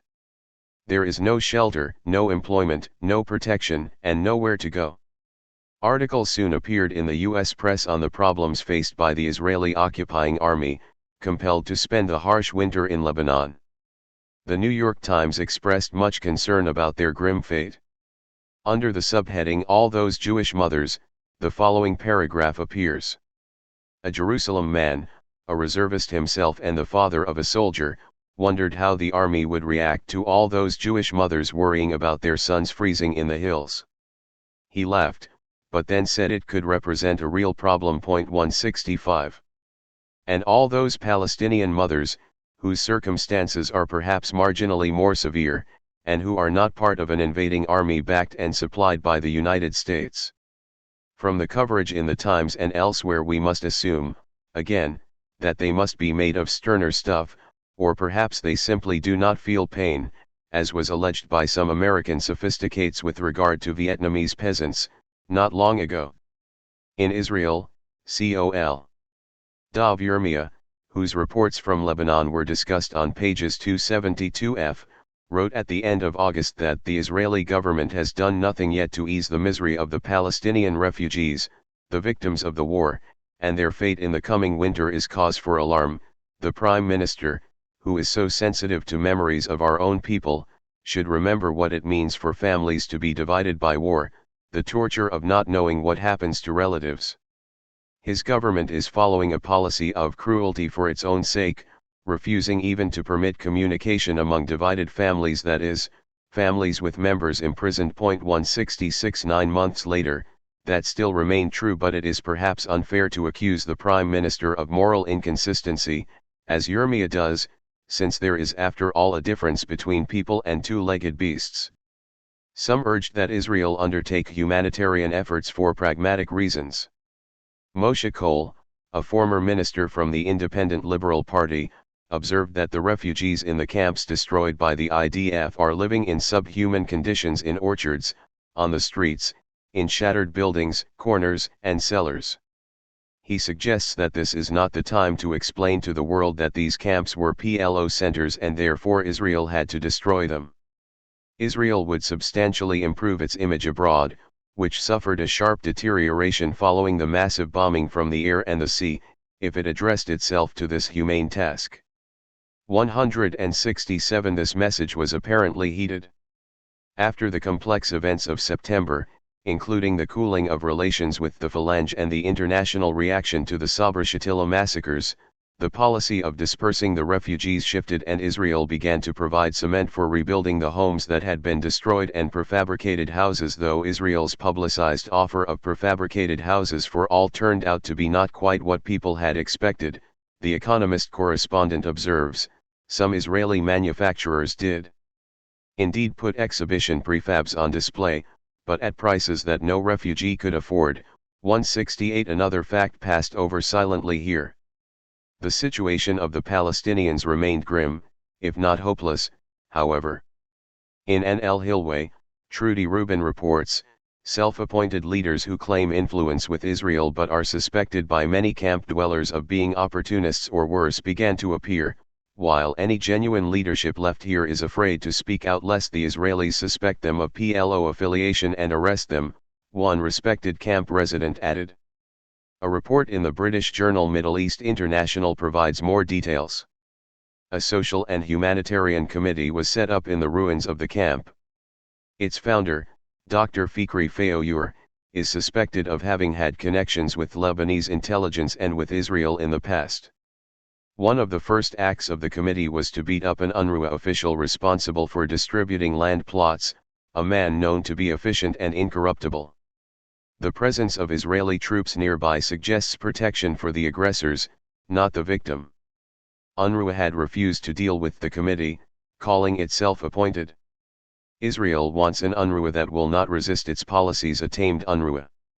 Attempts to impose the committee on the people of An Helway have been backed up by threats and arrests and worse. The Ansar concentration camp is used as a recruiting ground, with prisoners promised release in return for working with the committee. Refugees concerned about arrest or about their current plight are sometimes offered help by the occupying army. The price, cooperation with the committee. The similarity to practices on the West Bank is striking. Dr. Fayour is reported by committee members to have had a meeting with Mustafa Dudin, head of the Israel's West Bank village leagues. Israel is reported to have offered arms to the Committee for Defense against the Falangist militia, a real embarrassment for the committee, which attaches as much importance to its relations with the Lebanese rightists as with the Israelis. These reports are confirmed by others. Robert Fisk interviewed villagers in the south and reported their account of how Israeli soldiers force them to pay protection money to Haddad forces and of the effective use of the concentration camps. Prisoners in Ansar, the villagers were told by the IDF, would be held there until the villagers paid the money. Such reports as these suggest that Israel is considering exploitation of communal strife and imposition of a network of collaborators as methods of a classic sort to enable it to maintain control after eventual partial withdrawal. Urban middle-class Palestinians have also been subjected to threats, violence, and terror by Phalangists, and though the Israeli-Phalangist relationship continues to be quite close, even since the Beirut massacre, it is unclear how much leverage the Israelis will be willing to exert on Phalangists who want to harass Palestinians. The Lebanese government appears to believe that Israel has some leverage. A week later it asked the United States to intervene with Israel to halt a campaign of intimidation against Palestinians in southern Lebanon by Christian militiamen. Prime Minister Wazan, describing this appeal to U.S. mediator Philip Habib, stated, "We are exerting every effort to stop the campaign of intimidation against Palestinians and Lebanese in southern Lebanon." The occasion for the appeal was the discovery of 15 bodies, most believed to be Palestinians, near Sidon. The intimidation campaign was also said to have been directed against Shiite Muslims. Nabi Berri, leader of the Amal Shiite militia that fought alongside the PLO, described incidents in which Shiites were driven from their homes or killed in areas where Israeli-backed Lebanese Christian militiamen arrived, on the heels of the Israelis. The Christian militia involved are alleged to be Haddadists and from the ultra-right Guardians of the Cedars. The State Department had no comment. 169. As had long been predicted, by early 1983 Israel appeared to be laying the basis for domination of southern Lebanon, which may sooner or later become its North Bank if the U.S. continues to provide the wherewithal. It will hardly be a great surprise if sooner or later work begins on a canal linking the Litani River to the Israeli water system. Israeli officers began to distribute an elaborate questionnaire throughout southern Lebanon, Haaretz reports, citing a copy that reached the AP office in Beirut. This is to be the first census in the region since 1932. It requests detailed responses to questions about the male population between 13 and 65, pregnant women, children and grandchildren in every family, use of electricity and water, the names of the wealthy and village notables, etc. AP reports that a Western diplomat who studied the questionnaire said it seemed designed to obtain intelligence information that the Israelis could use whether they stay in southern Lebanon or withdraw after transferring security duties to right-wing Lebanese militiamen with whom they are allied. At the same time, the Israeli government argued in Israel's Supreme Court that it has the right to continue the war against the PLO, even after the fighting has ended, by destruction of the local economy. The issue arose when a Christian Lebanese brought to the court a protest against the IDF's destruction of a plastic factory he had purchased from Palestinians near Damour. 170. Throughout the region, Israel began to arm militias that compete with one another and with Israel's client Haddad. Israel may have realized something that a number of well-informed Lebanese had long observed. Haddad is a dubious client, since he has little standing even in any local region in Lebanon, and furthermore, as a Christian, Greek Orthodox, he is not the optimal choice as Israeli-imposed suzerain in the largely Shiite south. A more efficacious policy is to encourage communal strife, exploiting the crazy quilt of local loyalties and fiefdoms in Lebanon. This will serve the dual purpose of justifying an Israeli peacekeeping presence and placing barriers in the way of restoration of a central authority, now unwelcome after the problems that arose with Bashir Gemayel and later his brother Emin.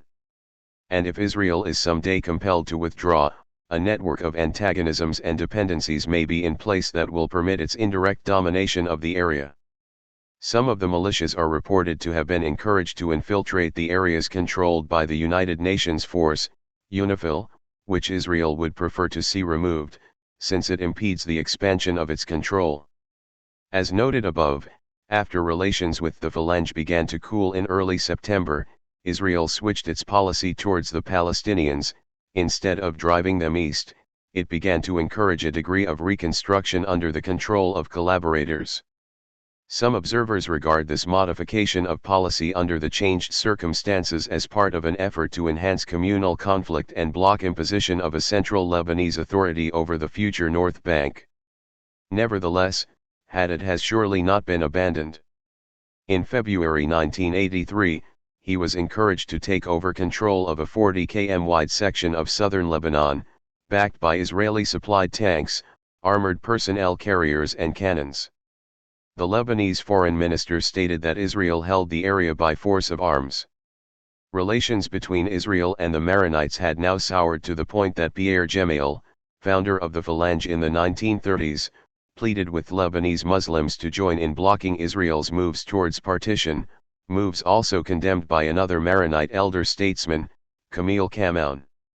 Meanwhile, The Economist reports, the pro-Israeli faction in the Phalange militia, led by Fadi Fram, one of the architects of the Beirut massacre, expressed their support for Sharon in opposition to the Gemayel central government. A few weeks before, Shimon Peres, head of the labor alignment, expressed his view that Haddad should take over a 40 km security zone inside Lebanon 171, yet another indication of the fundamental agreement on policy between labor and Likud. At the same time, Israel began to implement what it calls normalization, specifically, flooding South Lebanon with Israeli goods, including agricultural products that may undermine Lebanese agriculture and ultimately provide Israel with another cheap labor force. In September, the Israeli press reported that hundreds of agricultural workers would be brought in from Lebanon in the coming harvest season. By January, it reported that Israeli exports to Lebanon might amount to $1 billion a year, flowing to the Arab world through Lebanon. Exports in December were reported by Israeli army spokesman Col. Aaron Ghanan and by the Lebanese government to have reached $20 million. Lebanese authorities attempted to put a stop to these practices, but to no avail. The Minister of Economy, Commerce, and Tourism, Ibrahim Halawi, commented that the flow of illegal goods into Lebanon will rob farmers of their livelihood and spread unemployment in the industrial sector, though it is impossible for the Lebanese government to take action against these illegal practices with the Israelis still there. The Minister of Health issued similar warnings, reporting also a ban on purchase of medical equipment from Israel or other acts that would amount to de facto recognition, again noting the impossibility of implementing policy because of the Israeli occupation. In March 1983, senior IDF officers warned the Tyre Chamber of Commerce that its members must immediately stop threatening merchants trading with Israel. According to economist Peter Frank of the American University of Beirut, Israel has effectively exploited its military power and the destruction caused by its attack to penetrate the economy of the South. Israel has even begun to establish counterparts to the West Bank village leagues. Villagers who refuse to join are threatened with imposition of outside militias, or given incentives, the promise of future economic assistance or of release of relatives held in the concentration camp at Ansar Point 172. These practices recapitulate what developed more slowly in the West Bank and Gaza. Normalization sounds fair enough, when one neglects the circumstances and implications given the balance of force.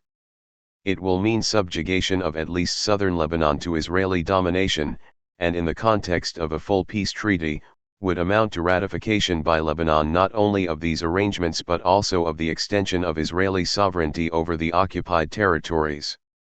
Naturally, the government of Lebanon has resisted pressures for normalization and a peace treaty, though the reasons are much obscured in American commentary on the subject 173, only one of them being regularly noted, namely, that such normalization would lead to isolation of Lebanon within the Arab world, as long as Israel persists in its rejectionism. 7.2 The Chuf. In the northern parts of the area occupied by the IDF, the Chuf region southeast of Beirut, communal conflicts began immediately after the IDF conquered the area and have continued since. This region had miraculously escaped the civil war, being recognized as the Druze homeland. Although there are Maronites in the Chuf, the Phalange did not try to assert its political presence south of the Damascus Highway during or after the civil war of the mid-1970s. All the communities in these hills, Druzes, Maronites, Greek Orthodox, Shias, lived blessedly at peace with each other throughout that war. It was only after the Israeli army occupied the Chuf last June 1982 that the Phalange, then led by Amin's thrusting brother Bechir Gemayel, began to try to assert its presence in the Chuf and immediately met with vigorous armed resistance from the Druzes, For the Phalange, these clashes are part of a much larger pattern of attempted domination.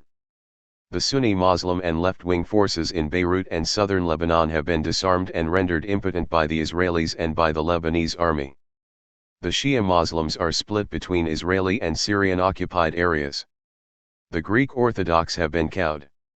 Thus the Druzes are the only Lebanese obstacle between the powerful Phalange militia and its domination of Lebanon.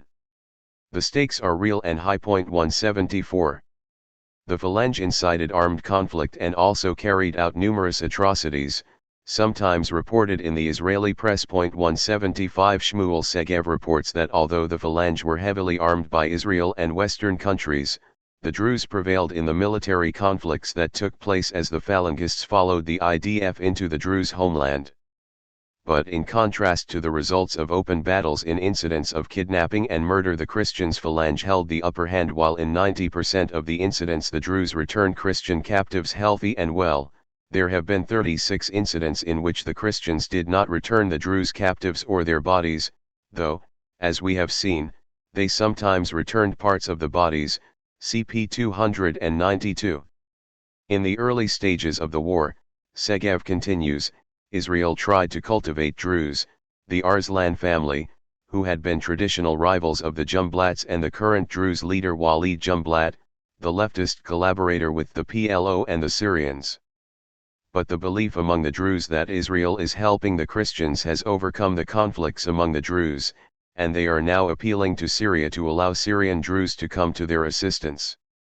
Within Israel, there has been much agitation among the Druze, who are treated differently from other Israeli Arabs, and serve in the IDF, which might drive the Druze of the State of Israel right into the arms of the most extreme Arab elements. Earlier, Druze reservists in the IDF threatened to refuse their mobilization orders unless they were sent to serve in the Druze villages of the Chuv, and 6 Druze sergeants were arrested for attacking Phalangists. Israeli Druze complained that the IDF disarmed the Druze in Lebanon while arming the Phalangists. "We are part of the Israeli army," a Druze leader in Israel said, "but we cannot just stand by and watch it arming the Phalangists who are murdering our kin." 176. Christian and Druze leaders as well as Prime Minister Shafik Wazan accused Israel of arming both sides in an effort to fuel hostilities and justify a continued Israeli presence. 177. A number of Israeli journalists agreed, adding substantial detail. Aharon Bacher commented on the fact that in the early stages of the negotiations at Kalda, Lebanon, and Kiryat Shemona, Israel, when the Lebanese were refusing to accept Israeli demands, the relations between the IDF and Walid Jumblat's Druze supporters, who had formed part of the PLO Muslim coalition, became highly correct. In fact, Druze artillery was able to shell near Kalda, where the negotiations were in process, though it was evident that the IDF could have immediately silenced it had they chosen to do so. Bacher takes this to have been a message from Sharon to the Lebanese government that unless it accepted Israel's terms, Israel would back the Druze, who are able to turn Amin Gemayel from the president of Lebanon to the mayor of East Beirut in a week, with tacit IDF backing. He also notes that protest by Israeli Druze over Phalange actions in the Chuf had suddenly stopped, and that the Lebanese government, caught in the trap that the Israelis had set for them in the Chuf mountains, had no choice but to take part in the peace comedy in Kalda and Kiryat Shemona, referring to the negotiations between Israel and Lebanon. 178. By the end of January 1983, Lebanese police reported that 115 people had been killed in the Phalange Druze fighting in the Chuf. 25 more Phalange fighters were reported killed a week later, when Druze militiamen seized the town of Ali. The Phalange again accused the Israeli army of helping the Druze, alleging that they were operating from positions next to those manned by Israeli troops, who kept Christian militiamen in their barracks. The Lebanese representative at the Kalda negotiations criticized Israel for permitting the Chuf fighting to continue. Israel responded by stating that the IDF had imposed a ceasefire and would not permit anyone to bear arms in the Ali or Chuf mountain regions. 179. The fighting continued, however. 7.3 Beirut after the Israeli invasion. In Beirut itself, conflicts continued between the Amin Gemayel government and its undeclared opponents the Israelis and the hardcore Christians, including the Guardians of the Cedars and the Lebanese Forces militia that had been formed and led by Bashir Gemayel with Israeli assistance. Its pro-Israeli leader Fadi Fram, identified as one of the leaders of the September massacres, spoke at a Falangist rally in favor of cultural and special ties between the minorities in the Middle East, that is, between Israel and the Maronites, a call that could only be seen as an ominous challenge to President Gemayel 180. Immediately after Israel conquered West Beirut, the Muslim population was disarmed and the confiscated arms were either taken to Israel or handed over to the Falangists, whom Israel had just accused of the Beirut massacres, or the Lebanese army, according to IDF spokesman.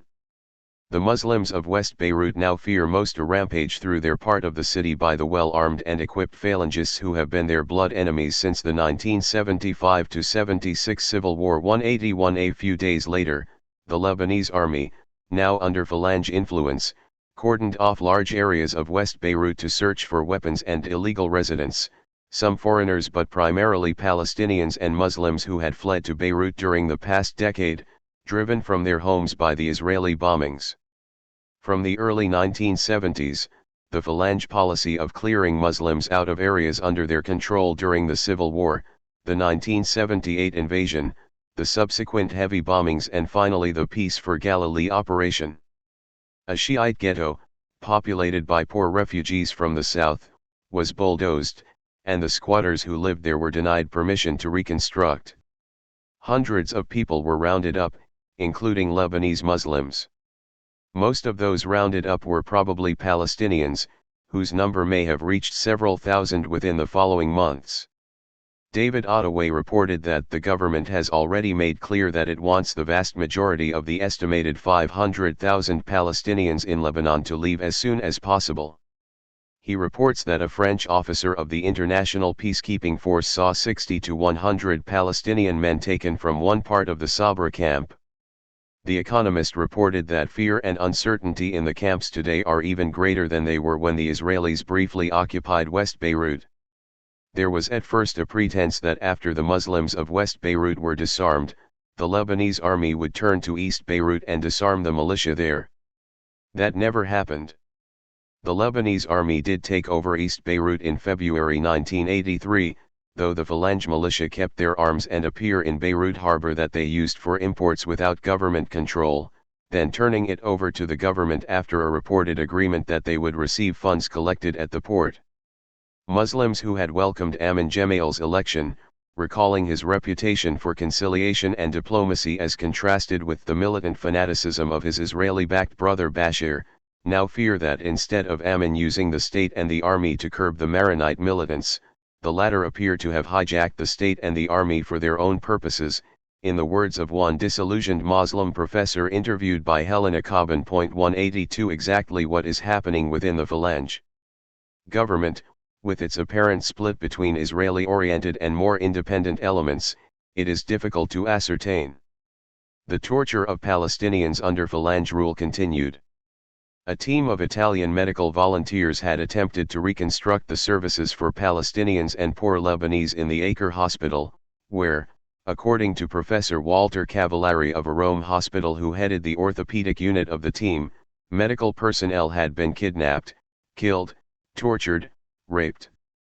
Following the practice of the IDF during the Peace for Galilee operation, the Phalange government expelled the Italian team, leaving severely injured patients unattended and closing down virtually the last medical center for Palestinians and Lebanese poor. Dr. Cavallari reports that kidnappings and illegal arrests continue, and that in the camps, fear of disappearance, Latin America style, is very terrible. The people live in the ruins of the bombardment, while the government refuses to permit them to reconstruct their homes or the productive enterprises that had provided employment. The Italian doctors say that ill and wounded patients had begun to come to the hospital from other areas of Lebanon as well to receive medical assistance from the Italian team. They are now abandoned, some in the course of surgery, without help and without hope. The Palestinian Red Crescent, which had provided free medical services to the poor, Palestinians and Lebanese, is denied legal status and unable to function. There is no other free medical service in Lebanon. The Italian government made no protest. 183 The US government had no protest to make, since there were no medical volunteers or equipment from the country that had backed and financed the operation that had created this situation. The one PLO institution in West Beirut that had survived the Israeli invasion and its aftermath was the PLO Research Center. As noted earlier, its 25,000-volume library and microfilm collection was looted and carted away by Israeli soldiers, but it was being restored by its director, Sabri Girius. On February 5, the research center was destroyed by a bomb that killed at least 20 people, including Girius's wife. Reporting this incident from Beirut, Trudy Rubin notes also that in November the Lebanese army had confiscated $250,000 worth of medicine donated by foreign charitable agencies and that it was creating visa difficulties for foreign medical volunteers who made up the bulk of the staff of the Palestinian Red Crescent hospitals after the expulsion of the PLO, killing or arresting their staffs. She cites reports of 1,000 to 3,000 Palestinians imprisoned by the Lebanese government, and reports plans by Lebanese government officials to expel many Palestinians, perhaps all but 50,000 of the approximately 500,000 who remain. 184. A glimpse of what the invasion has created was given by AP reporter Paola Crociani, arrested and expelled, charged with contacts with undesirable elements, Palestinians. In prison, she was shown a room with hundreds of men piled on top of one another, a huge heap of human bodies with exhausted, desperate faces, without food or water, unable to move. The stench was unbearable. She saw torture victims and heard terrible screams of pain of men subjected to torture during interrogation. More recruits into the ranks of the disappeared. 185. By early 1983, the multinational peacekeeping force in Beirut was coming under attack. Apart from continuing conflicts between Israeli forces and the U.S. Marine contingent, which elicited harsh comment from Marine Commandant Gen. Robert Barrow. 186 There were also attacks on Italian, Dutch, and French forces by unknown assailants, all in Shiite neighborhoods. Lebanon's army commander, Gen. Ibrahim Tanis, accused unnamed non-Lebanese parties of masterminding and staging the attacks in a campaign to drive the International Peace Force out of Lebanon. Some have speculated that the attackers might be from a dissident wing of Amal, the Shiite militia, with Iranian contacts. Shiite religious and political leaders, however, have charged the Israeli Secret Service engineered the attacks to show that the Lebanese army and the international force was incapable of maintaining security in Lebanon. 187 Meanwhile, Israeli forces continued to come under guerrilla attack. 7.4 Under Syrian control. The remainder of Lebanon remains under Syrian control. Bitter communal fighting broke out in the fall of 1982 in Tripoli, with many killed, and factional conflicts of varied sorts continue, involving pro-Syrian groups, Palestinians, and a variety of others. What is happening in this region is obscure.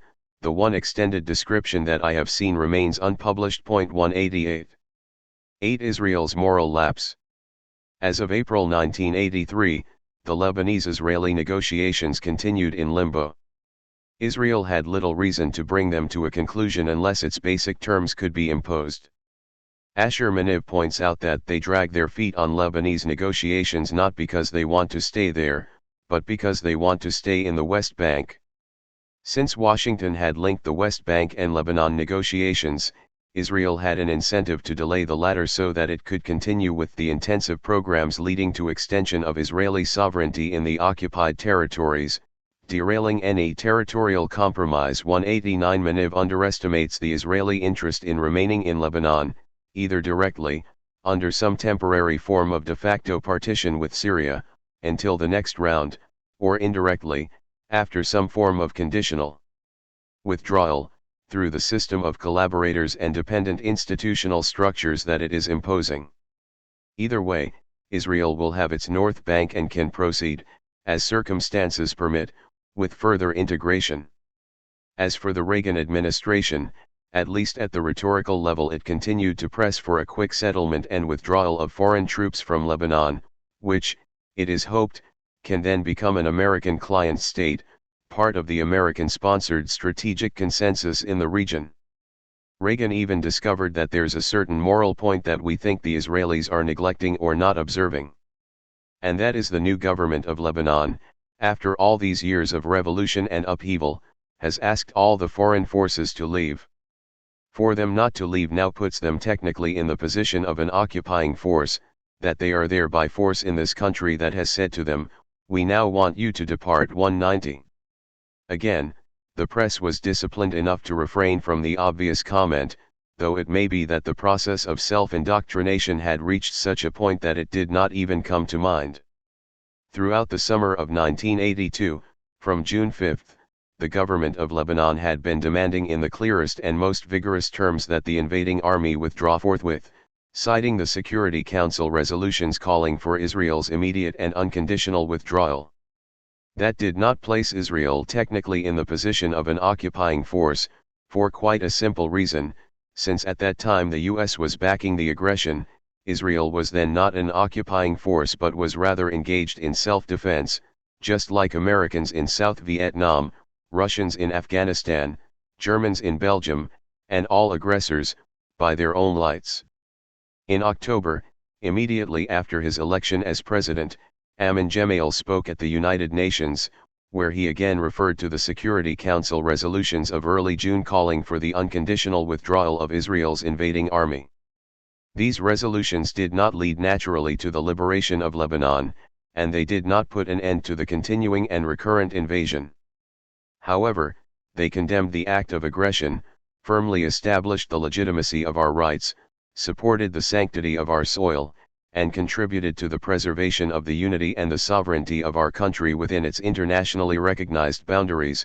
Contending with the Israeli invasion of March 1978, the United Nations peacekeeping forces in South Lebanon were shocked, as we all know, because they were prevented from performing their mission fully, either through the provocation of one party or through the obstruction set up by another.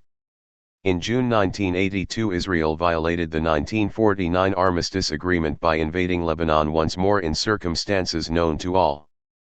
The withdrawal of Israeli forces constitutes today the fundamental objective called for by your resolutions, and this objective must be achieved.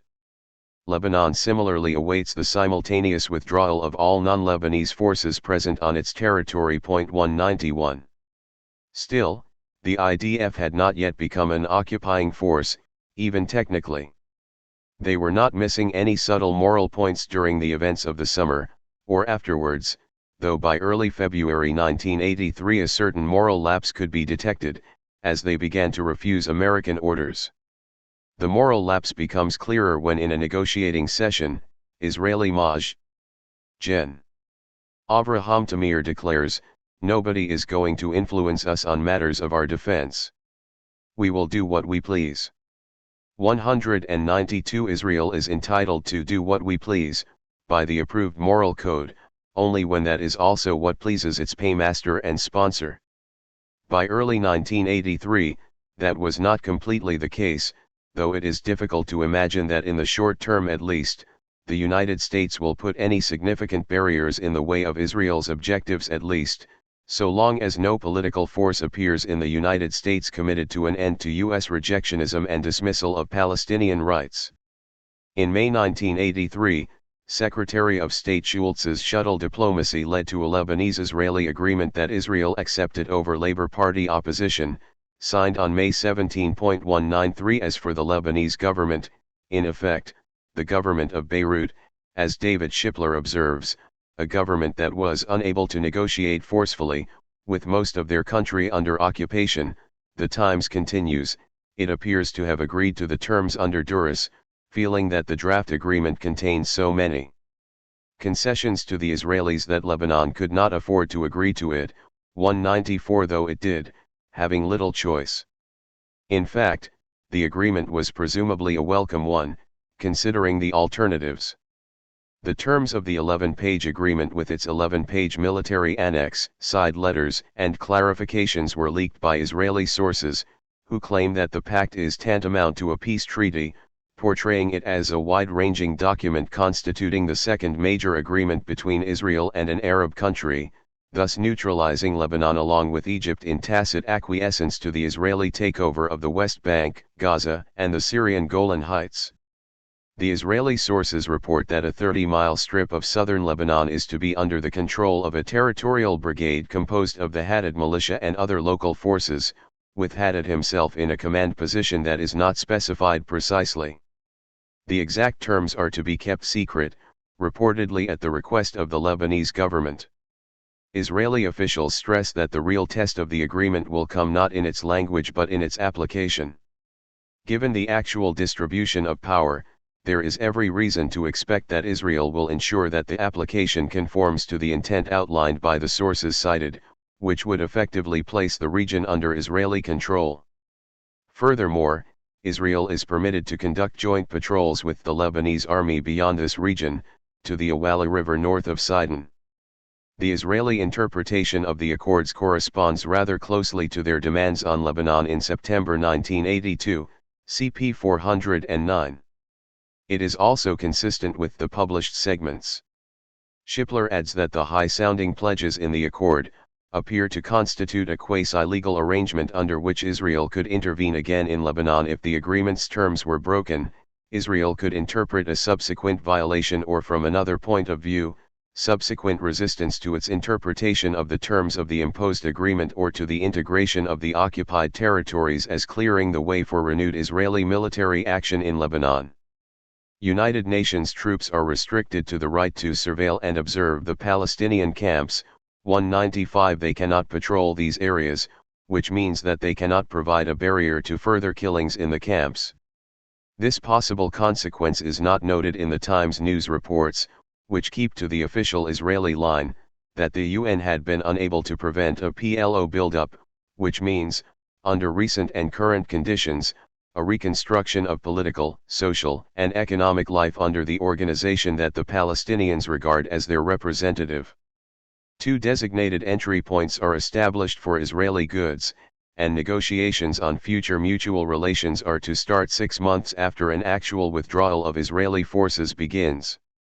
The Times commented editorially that the result would come close to ending in a Greater Israel. A pro-American coalition of Egypt, Saudi Arabia, Jordan, and Lebanon would then acquiesce in the destruction of the PLO and Israel's absorption of the West Bank and Golan Heights and, we may add, the Gaza Strip. And the coalition would use its financial strength to make Syria acquiesce as well. It then concludes that Syria holds the key to Lebanon's independence, and if the Syrians refuse to budge and cause Israel to stay in southern Lebanon, the onus for a tragic partition will be where it belongs, while the PLO, Jordan, and Saudi Arabia have to accept their historic responsibility for rejecting the Reagan Plan and losing the territory. 196 We have already discussed the latter point, see Chapter 6, Section 3.1. The import of the former is also clear enough. Unless Syria accepts a Greater Israel within an American-dominated regional alliance, as the Times accurately outlines it, they bear the onus for partition of Lebanon and what may happen next. All of this again reflects the assumptions revealed throughout. As an American client, Israel inherits the right of aggression, so that the call for its unconditional withdrawal by the government of Lebanon and the United Nations may be dismissed as absurd, or, to be more accurate, is not even noticed. Specifically, Israel had the right to destroy the society of the Palestinians and much of Lebanon as well, to impose the rule of its right-wing Christian allies along with Muslim privileged classes, Thomas Friedman, CP 239, and to use its power to compel them to sign a virtual treaty that in effect endorses the takeover of the West Bank, the Gaza Strip and the Syrian Golan Heights, while establishing arrangements in southern Lebanon that secure Israel's long-term dominance and that pave the way for new massacres and perhaps mass expulsion of the Palestinians, now defenseless in the face of the most brutal terrorist groups to have appeared in Lebanon, with Israel's constant support. Having achieved these goals, the conquerors were persuaded to agree to a partial withdrawal, a concession hailed by the paymasters as yet another proof of Israel's honor or even sublimity. If Syria rejects the arrangements imposed on Lebanon by Israel with U.S. assistance, that will stand as further proof of Arab perfidy, naturally one would not expect the Israeli invaders to withdraw unconditionally after a comparable Syrian-Lebanese agreement imposed under the Russian aegis, but it is irresponsible to apply to ourselves or our clients the standards demanded of others, putting aside here the different circumstances of the entry to Lebanon of these foreign forces, discussed earlier, the question of the occupied territories, and the question, now unanswerable, of whether Syria would have withdrawn its forces in the summer of 1982 when its 6-year mandate expired, had Israel not chosen that moment to invade. Similar logic applies in other situations. Shortly after Israel announced its magnanimity in agreeing to a partial withdrawal from Lebanon under the conditions reviewed, the USSR announced that Kabul has expressed its readiness, in agreement with the USSR, for withdrawal of the total, limited Soviet contingent from Afghan territory and even expressed their willingness to give a timetable in this regard. The USSR is of course prepared to withdraw completely in conformity with the wishes of the legitimate government of Afghanistan, though there remains the problem of guaranteeing non-intervention in Afghanistan from the terrorities of other states, intervention which is taking place every day, which should be stopped, the Soviet spokesman asserted, referring to intervention by U.S.-backed guerrillas based in Pakistan, who carry out violence and disruption. We are all supposed to be deeply impressed. 197. Note that Israel has not only succeeded in realizing the basic goals of its invasion of Lebanon and in imposing its September 1982 demands, but also in separating the Lebanese question from the problem of the occupied territories, which it can proceed to take over without interference, CP 59. This result was achieved thanks to the success in interpreting Israel's rejection of the rejectionist Reagan plan with U.S. support as the fault of the PLO and the Arab states, as already discussed. A side benefit, for the U.S. government, is that Moscow can now be denounced for having again cast itself as a spoiler of the American peace initiative for the Middle East, while Secretary of Defense Weinberger issues stern warnings to the USSR and its proxies. The negotiations pointedly excluded Syria. Syria was simply presented with a fait accompli which, it could be presumed, would be unacceptable, in substance and in manner. It would surely have been possible to conduct these negotiations in a framework that included Syria, with an eye to realizing the scheduled Syrian withdrawal that was aborted by Israel's invasion and its attack on Syrian forces, see Section 2.2. It would also have been possible to engage the Soviet Union in the arrangements, in accord with the express wishes of the government of Lebanon. 198. Again, a step that would have enhanced the possibilities of mutual withdrawal. Instead of pursuing such options, Schultz chose instead to adopt a course that was designed to ensure an immediate Syrian rejection, with the political capital that could be gained from it, and also to minimize the likelihood of eventual Syrian compliance, thus increasing the probability that Israel will not withdraw and that a state of confrontation will persist. While the Reagan administration would no doubt be pleased to see Syria withdraw under the conditions it has established, in effect, following American orders, and may even try to facilitate such withdrawal in the longer term, nevertheless the Syrian refusal guaranteed by the framework for negotiations accords well with its broader aims. From its outset, the administration has sought international confrontations anywhere will do that can be blamed on the Great Satan and its proxies. The reasons derive in part from the domestic programs of transferring resources to the wealthy and expanding the Pentagon's system of state intervention in the economy, a topic that would take us too far afield. 199. As in the case of the Reagan plan for the occupied territories, so also in the case of the Schultz plan for Lebanon, a program designed to minimize the chances for success has considerable utility if it can be presented in such a way as to place the blame for failure on official enemies and thus to restore eroding support for the U.S.-Israel military alliance, with all that goes with it, while also shoring up the statist militarist consensus at home. A further gain may be that the PLO might adopt a more militant posture, abandoning its unwelcome evolution towards political accommodation, now perceived as having been effectively blocked by U.S. Israeli rejectionism, which was becoming something of a problem for the leaders of the rejectionist camp. See Chapter 5, Section 4.6.1.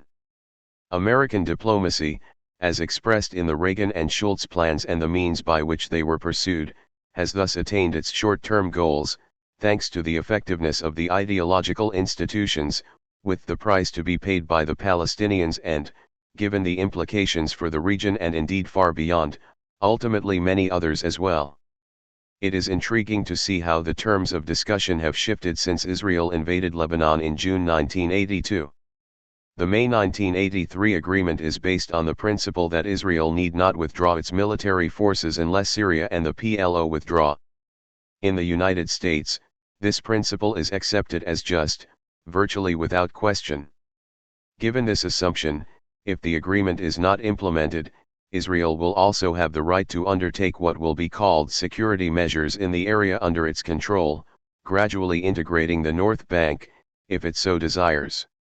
Notice that if indeed Israel has a right to maintain military forces in Lebanon as long as Syria and the PLO do, as is now assumed, then Israel presumably had a right to introduce these forces into Lebanon in 1982 to bring about the conditions now recognized to be legitimate, that is, it had the right to invade Lebanon and take over the territory it now holds, merely because of the presence of Syrian and PLO forces in Lebanon. This proposition was then advanced by no one, apart from elements regarded as extremist. A principle from which it follows is now adopted by virtually everyone, without question. This radical shift in assumptions demonstrates, once again, the utility of force and violence in international affairs, at least, its utility within the ideological system of the patron who backs and finances the aggression. In fact, any concession that Israel would have been able to extract as a condition for its withdrawal would amount to a ratification of its right of aggression, and indeed, the acceptance of what it has already accomplished and the dismissal without comment of the demand of former Prime Minister Saeb Salam and others that Israel pay reparations for the consequences of its aggression already amount to a ratification of this right. If there is a massacre and expulsion of defenseless Palestinians as a further result of the Peace for Galilee operation and the imprisonment of much of the male population, that will stand as additional proof of PLO cynicism and Arab barbarity, an additional reason why Israel cannot withdraw from the occupied territories. One can virtually write the articles and editorials in advance. Throughout, the claim has been that Israel has the right to impose conditions on Lebanon for its own security. It is by now completely ignored that the 1981 Habib ceasefire effectively guaranteed Israel's security, one of the main reasons why Israel felt that it had to invade Lebanon to undermine the increasing political legitimacy of the PLO, again, putting aside much else, such as the actual history of the 1970s in southern Lebanon, discussed earlier. It is, in fact, another striking testimony to American racism on this issue that it is Israel, not the Palestinians, that is considered to be facing a security problem that must somehow be overcome. One may anticipate that Syria will not willingly accept the arrangements outlined in the New York Times editorial cited above, that terrorism, or resistance, will continue in areas of Lebanon occupied by the IDF and its clients, and perhaps even that terrorism will continue or increase in the land of Israel, as has, in fact, already been reported. 200 We turn in the next chapter to possible further consequences. Returning soldiers told much the same story in the Israeli press.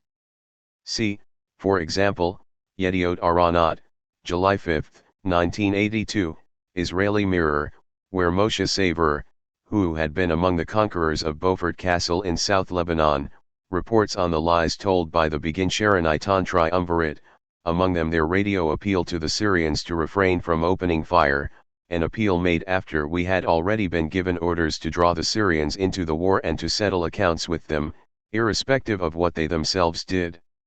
See also p. 253. Similarly, on the same day that Jordan announced that it would not join in Reagan's peace initiative, Israeli officials revealed plans for massive Jewish settlement in the occupied West Bank in defiance of Reagan's call for a freeze on new outposts, while expressing a bleak satisfaction that the Reagan peace process has suffered a severe blow. The plan, formulated by the World Zionist Organization, called for 57 new settlements in the West Bank and Gaza within 4 years, and was announced 2 days after the U.S. indicated it would pressure Israel to halt settlements to get Hussein into the Mideast peace process. Congress responded in the customary fashion. A House Foreign Affairs Subcommittee headed by Democrat Lee Hamilton voted to increase the military and economic aid requested by the Reagan administration for 1984 to even higher levels, without opposition. The administration made no effort to block the increase. Yuval Eliezer, Boston Globe, April 11, Jerusalem, New York Times, April 14, 1983.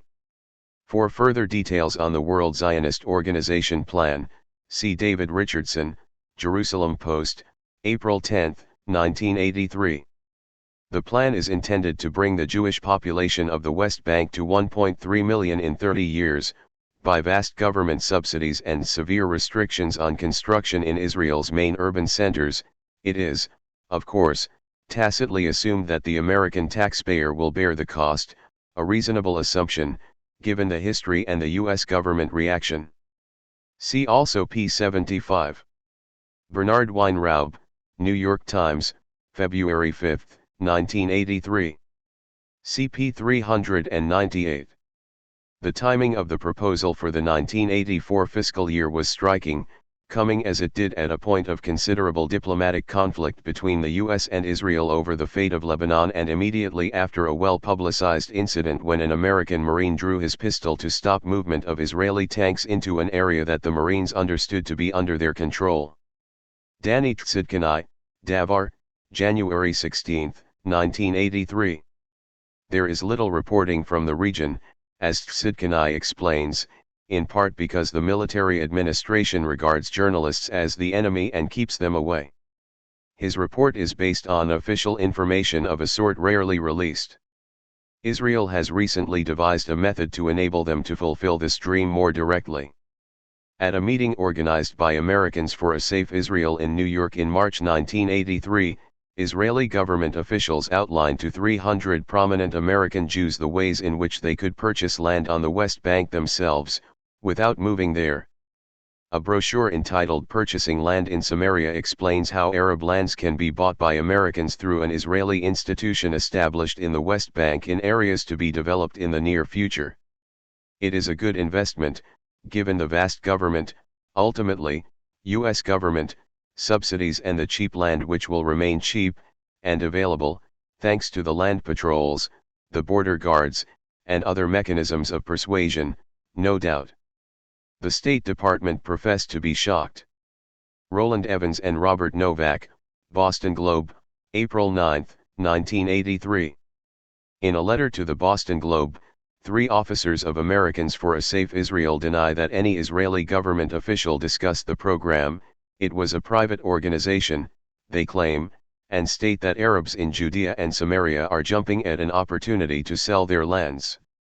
Michael I. Teplau, Mark Espinola, and Joseph E. Teplau, letter, Boston Globe, May 2, 1982. On the facts concerning the willingness to sell land, CP 116. Franja and Karami are allied to Syria, whose army controls their domains in North Lebanon. Phalangists allege that apart from providing flares, Israeli artillery also supported them on Thursday night by softening up a problematic area in the camp where there had been some resistance. They also claim that they were accompanied by Israelis in Phalangist uniforms.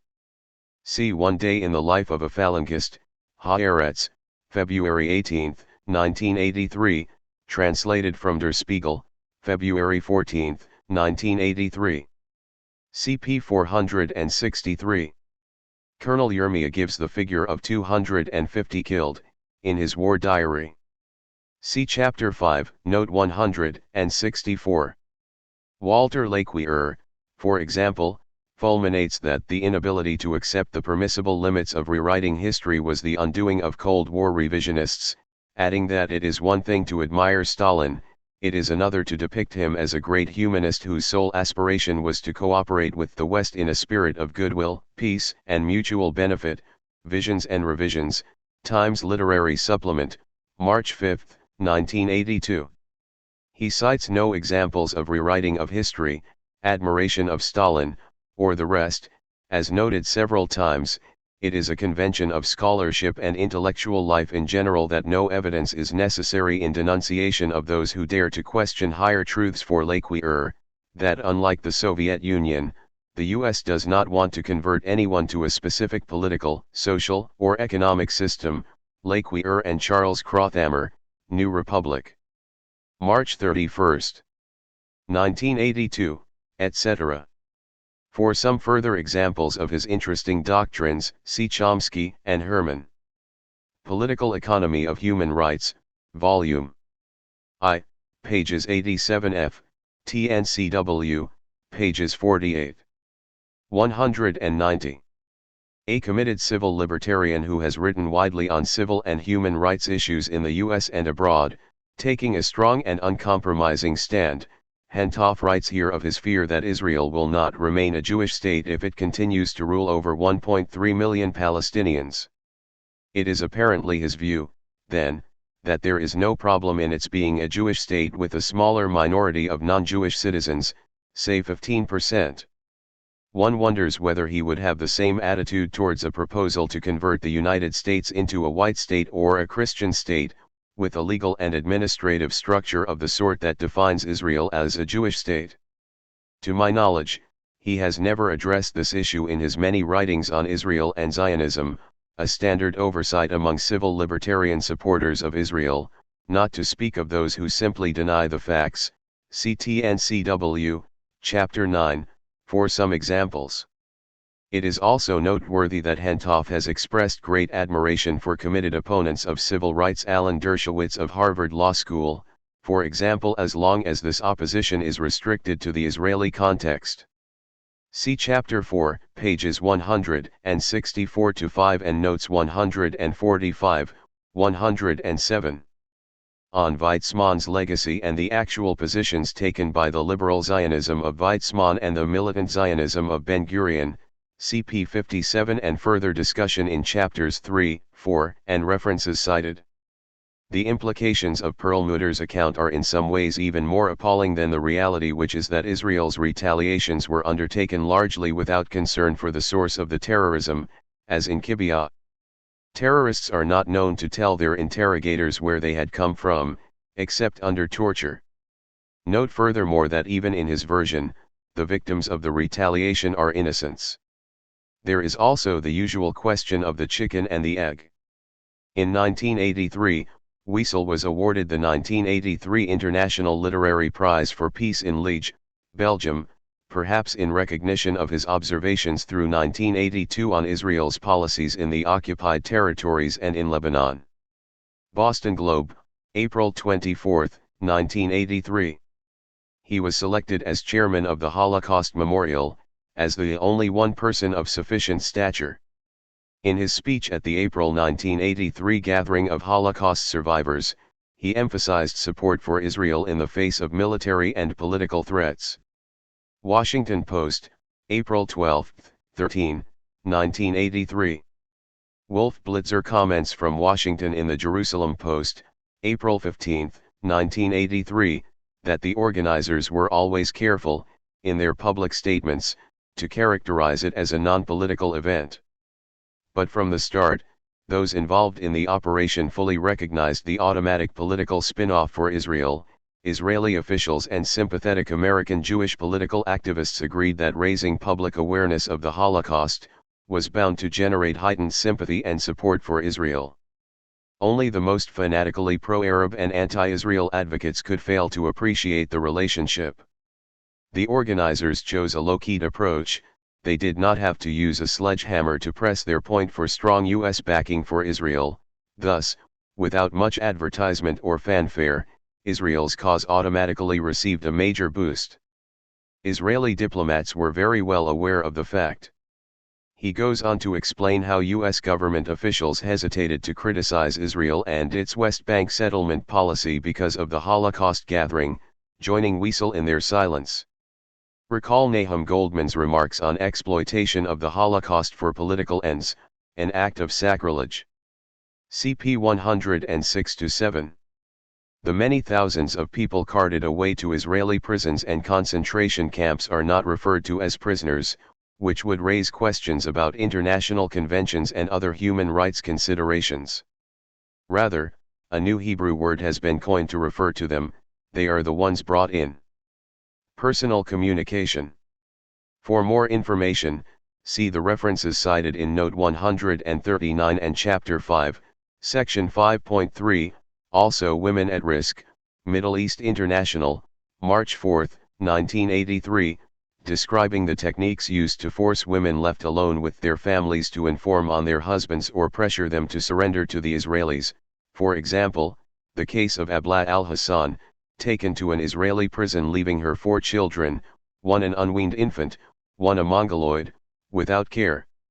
See also the comment by Zeev Schiff: whoever allowed the Phalangists to enter the refugee camps on their own can be compared to one who allows a fox into the chicken coop and then wonders why the chickens were all eaten.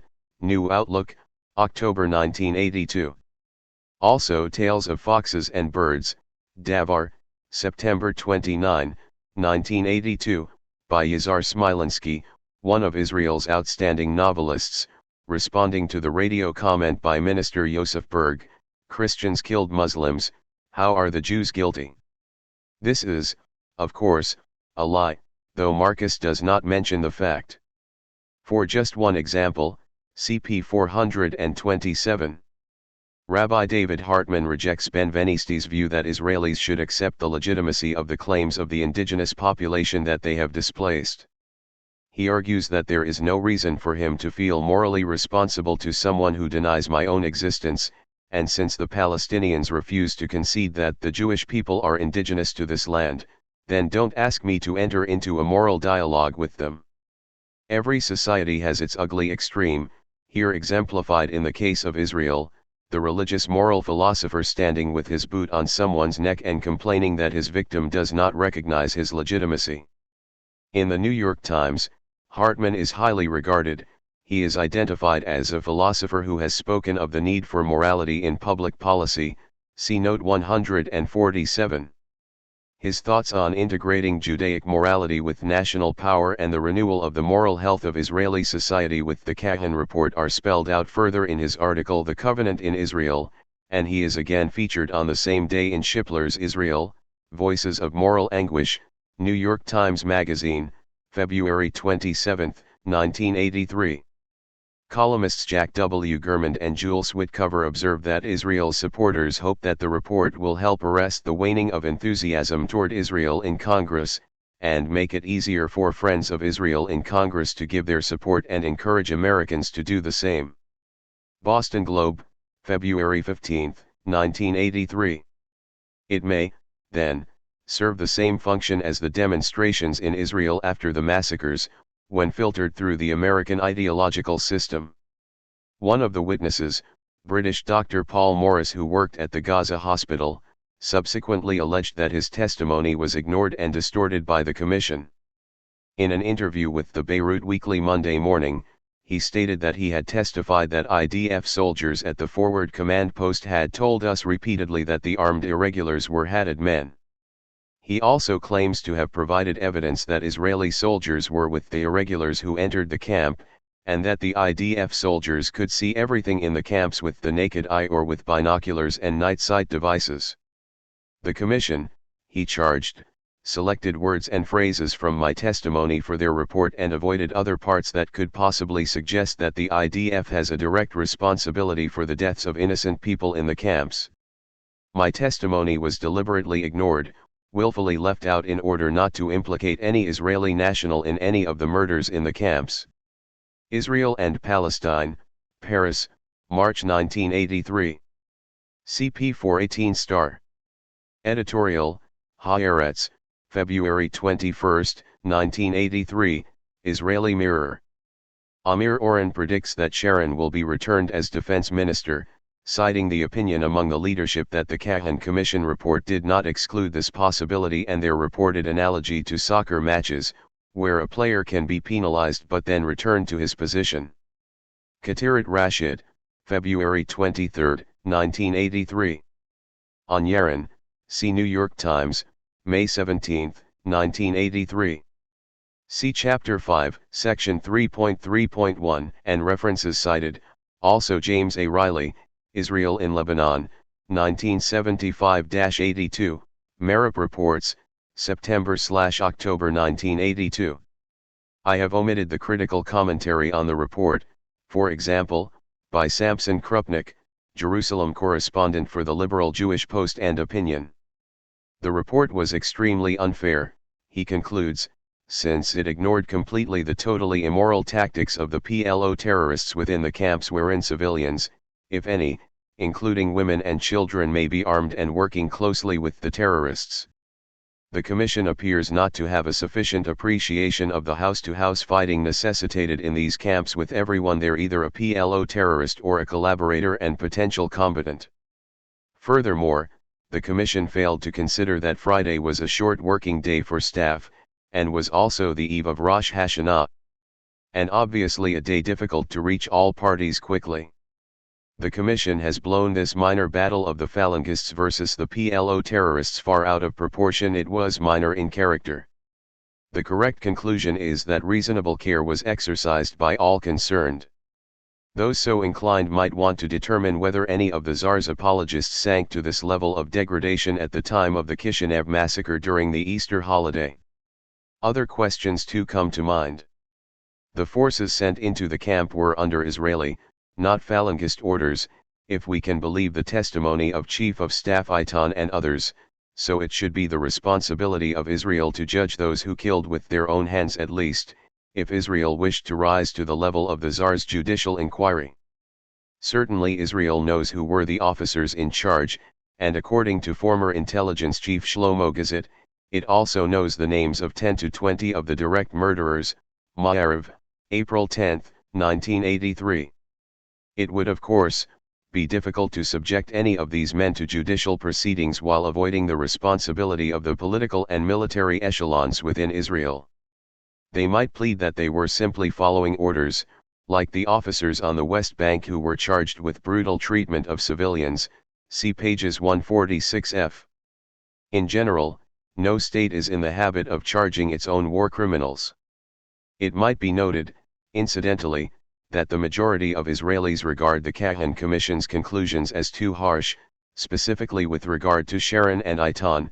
Sarah Honig, Jerusalem Post, April 1, 1983. For more information on what he calls the Phalangist murder and harassment campaign against the Palestinians, see Charles Hoffman, Jerusalem Post, February 2, 17, 1983. See also Robert Fisk, London Times, March 1983, reporting from the Mia camp, which almost oozes fear. He describes the killings of Palestinians in the vicinity and the threats by the Christian terrorists who run the area under IDF auspices, which make an average skin creep. The record of murder and intimidation this past month does not do much credit to the occupying authorities, whose duty it is to protect civilians in Sidon and the nearby camps, he concludes, with a certain understatement. It also does not do much credit to the paymasters and their media, which provide little information about the matter. While it is true that the Chuk region escaped the civil war, it did not completely escape violence. Charles Glass comments that after Druze leader Kamal Jumblat was assassinated in March 1977, the Druze went on a rampage, killing hundreds of Christians, with the Syrian army, much like the Turks 117 years earlier, standing idly by. Many Christians sought refuge in Beirut, their young men joining the Phalange and swearing revenge. Others remained, but the shout was quiet until the Israeli occupation. Victors and vanquished, bade Ecker to the three Lebanons. A Western diplomat confirmed that Israel is arming the Druze, basing himself on information from a Druze militia official who told him the Israelis were selling the Druze a variety of weapons, including heavy artillery. Rebecca Trounson, Boston Globe, February 15, 1983. See also Robert Fisk, London Times, February 9, 1983, reporting the vicious beating of a Druze woman by Phalangists in Beirut, who justify the act, meanwhile, explaining that we are not violent people, also explaining that we need the Israelis and we dare not lose their help. We are too few here in Lebanon. We have just been driven out of Eli by the Druze. The Israelis let that happen to teach us that we cannot do without them. We are patriots and we are not brutal, but we are all alone. Like his predecessors, Reagan is having some difficulty in convincing the Arab states that Russia is the enemy they must fear. They have been much more concerned with threats closer to home, Israel and Iran. Shortly after the Soviet invasion of Afghanistan, the well-known Egyptian journalist Mohammed Haikal wrote that any Arab leader who tried to stir his people's religious conscience by invoking the sanctity of Kabul to condemn an occupation that is 13 weeks old would only remind them of the occupation to which their holy city of Jerusalem had been subjected for 13 years. Op-ed, New York Times, April 2, 1980. Rejecting U.S. warnings about the Soviet threat, the Kuwaiti journal Al-Watan observed, at a time when the Israeli dagger is thrust deep in the Arab heart and U.S. planes are bombing thousands of Palestinians, we will not accept the argument that the threat comes from the Black Sea. June 18, 1982, The Middle East, July 1982. Recall that Syria entered Lebanon at the request of the government and with the acquiescence of the U.S. and Israel, since Syria intervened to fight against the Lebanese Muslim-Palestinian coalition, later turning against the Phalange and carving out an area under its own control. See Chapter 5, Section 3.2 and Section 6.2, on the Lebanese reaction to the Israeli invasion. 7. The Road to Armageddon. 1. The Fateful Triangle. The United States, Israel, and the Palestinians, three national entities so disparate in power that it seems absurd to link them in a single phrase. The United States is the world's most powerful state. Israel is ranked as the world's fourth greatest military power, a status that it can maintain as long as the United States adopts it as a strategic asset and preserves it as such. The Palestinians, in contrast, have scant hope even of national survival. Nevertheless, these three parties have become locked into a fateful triangular relationship, and within it they are drifting towards disaster. 2. The threat to the local parties. With regard to the Palestinians, the fact is too obvious for further comment to be necessary. For Israel and the United States, the threats are of different sorts, but they are real enough. 2.1 The logic of occupation. Since shortly after the 1967 war, Israel has set itself on a course of endless oppression and military conflict. As was obvious at once, and predicted at once, this course entailed international isolation, alliance with pariah states, and service to the interests of its sole protector. The U.S. has been more than pleased to acquire a militarized dependency, technologically advanced and ready to undertake tasks that few are willing to endure. Support for Guatemalan genocide, for example, while helping to contain threats to American dominance in the most critical region in the world, where one of the greatest material prizes in world history, in the words of the State Department, must be firmly held. A partnership has evolved in which Israel takes on such tasks while the United States maintains it in an artificial state of dependency. Increasingly, the values implicit in these tasks become internalized, reinforcing values that are ever more firmly implanted in a state controlling a conquered population by force in territories it intends to take for its own use, and founded on the principle of discrimination against the minorities. The problems of dealing with the inherent contradiction in the concept of a democratic Jewish state with non-Jewish citizens were taxing enough. They become insurmountable under these conditions of moral decay and constant threat to survival, by now in large part self-generated. Sooner or later Israel will face military defeat. It came close in 1973, or the need to resort to a nuclear threat, with consequences that one hesitates to imagine. Short of that, it will drift towards internal social, moral, and political degeneration. While Israel has chosen this course since 1967, it has done so under pressures that have strongly influenced the choice, particularly the pressures imposed by its supporters, more precisely, the supporters of Israel's moral degeneration and ultimate destruction. Repeatedly, alternative paths have been blocked by the support that has been the despair of Israelis who had a different vision of what their society might become. We have seen some examples of what this support has meant for the society and culture of Israel. Some of the consequences are captured, often movingly, by soldiers returning from the occupied territories and the latest conquest, as in this soldier's lament by a reservist returning on leave to his kibbutz. They arrive home on leave miserable and depressed, young in years but old in spirit, tired and battle-weary. They smile, say everything is fine, but when you catch them off guard you find bitterness and what are almost guilt feelings. As one soldier puts it, "You are asking me how I feel? If I tell you I feel shitty, will you understand? You here in the kibbutz, can you understand what we, the soldiers, are undergoing out there?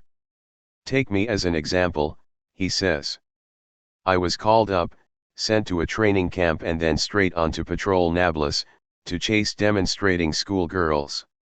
Then I was transferred to Beit Sahur also in the West Bank, where we watched the beatings and the other ways in which the Arabs were maltreated. Then on to Yamit, into the war of Jews, against the opponents of the withdrawal. So you get hardened, and just as you have come to terms with it all you are sent off to Lebanon. Let me just throw a few names at you. Names like Beaufort Castle, and El Hilway, Damour. Do they mean anything to you? After that came Alouzeh, West Beirut. All the time there is shelling and shooting, there are dead and wounded. So you look in at your mates, you attend the funerals, and you feel increasingly empty inside. Everything passes you by. I have become totally insensitive, I am an emotional cripple, though not a physical one. Do you really believe there is any hope of ending this war? Arik Sharon claims that the Fatah has withdrawn from Lebanon. Do you believe it? Come and observe our alert there and the fear in our eyes. Even the Lebanese girls long ago stopped smiling at us.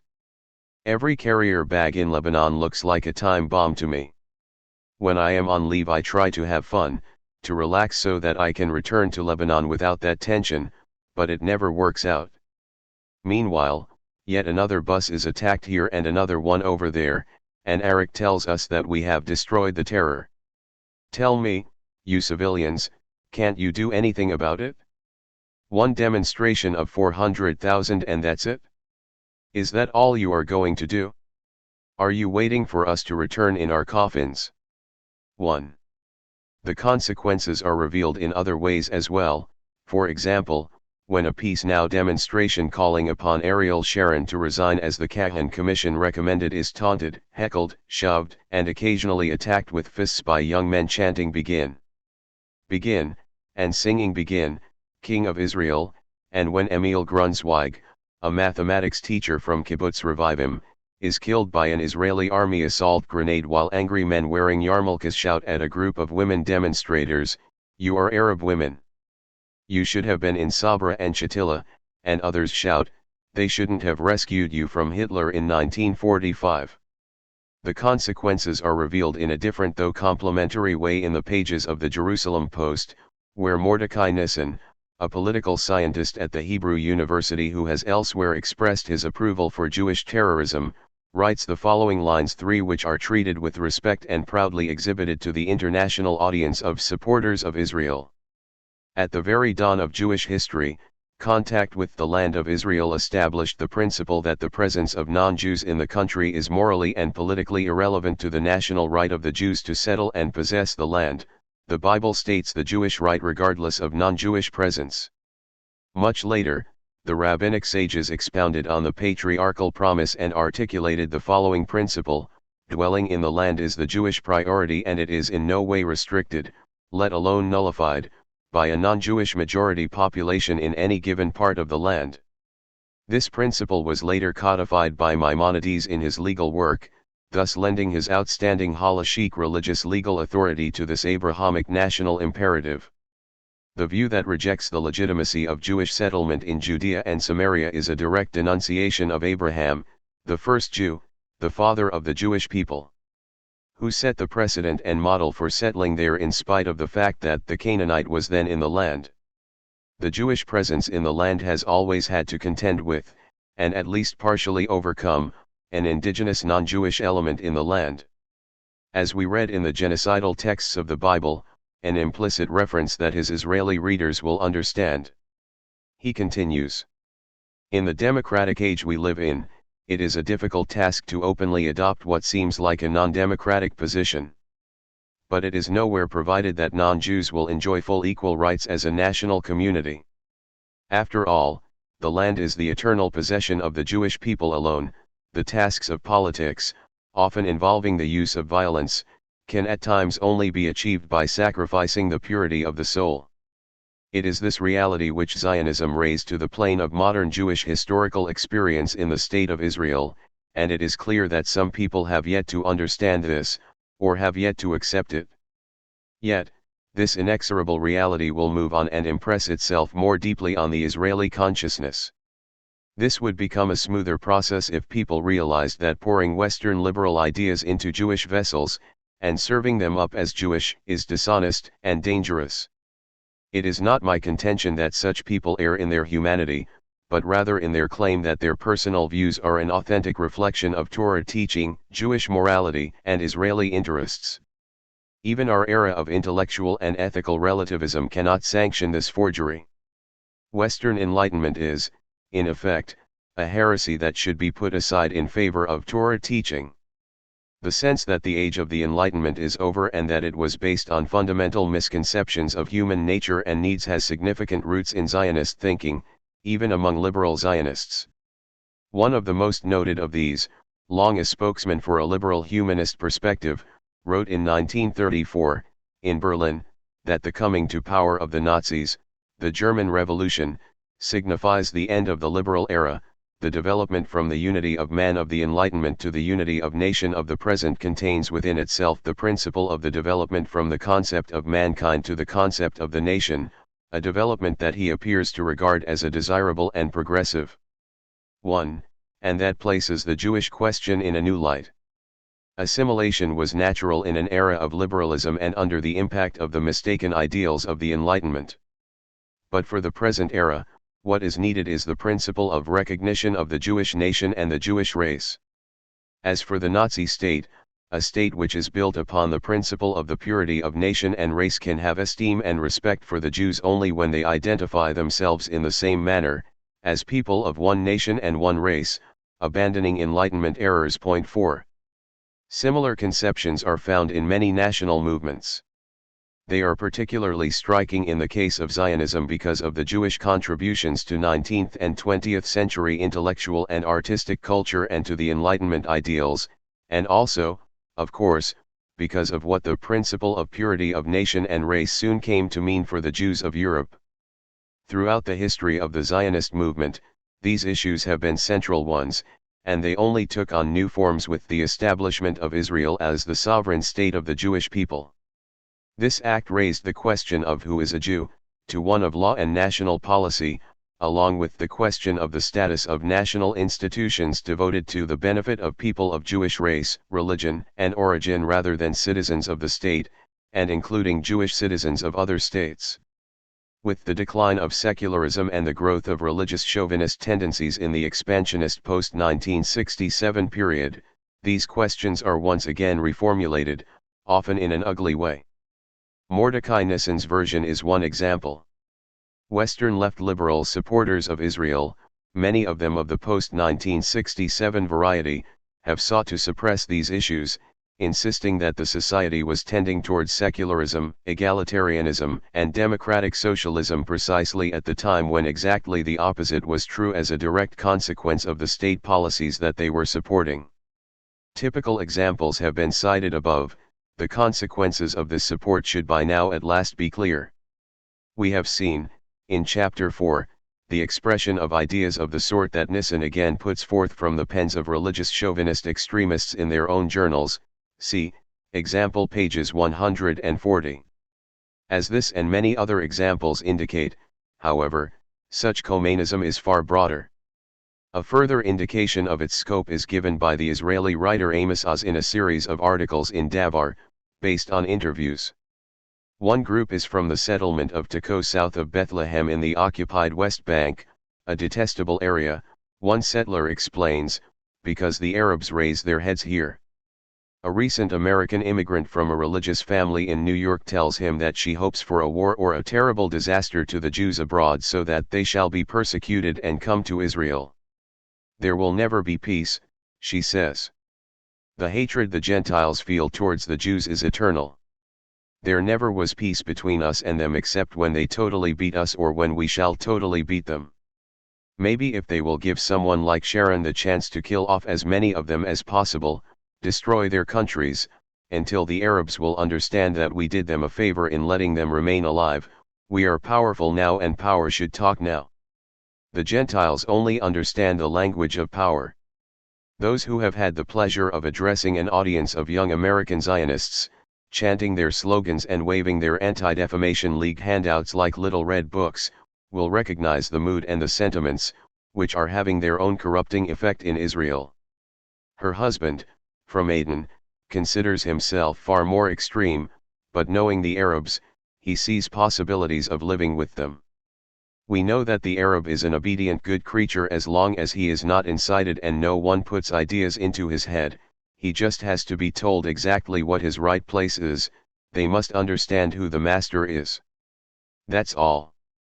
A recent immigrant from the US with degrees from Yeshiva and Columbia universities, now teaching social science at Bar Ilan University, adds his contribution. Western culture is not for us, he explains, echoing Khomeini. The Torah is far more modern than Western culture, giving a person freedom without permissiveness.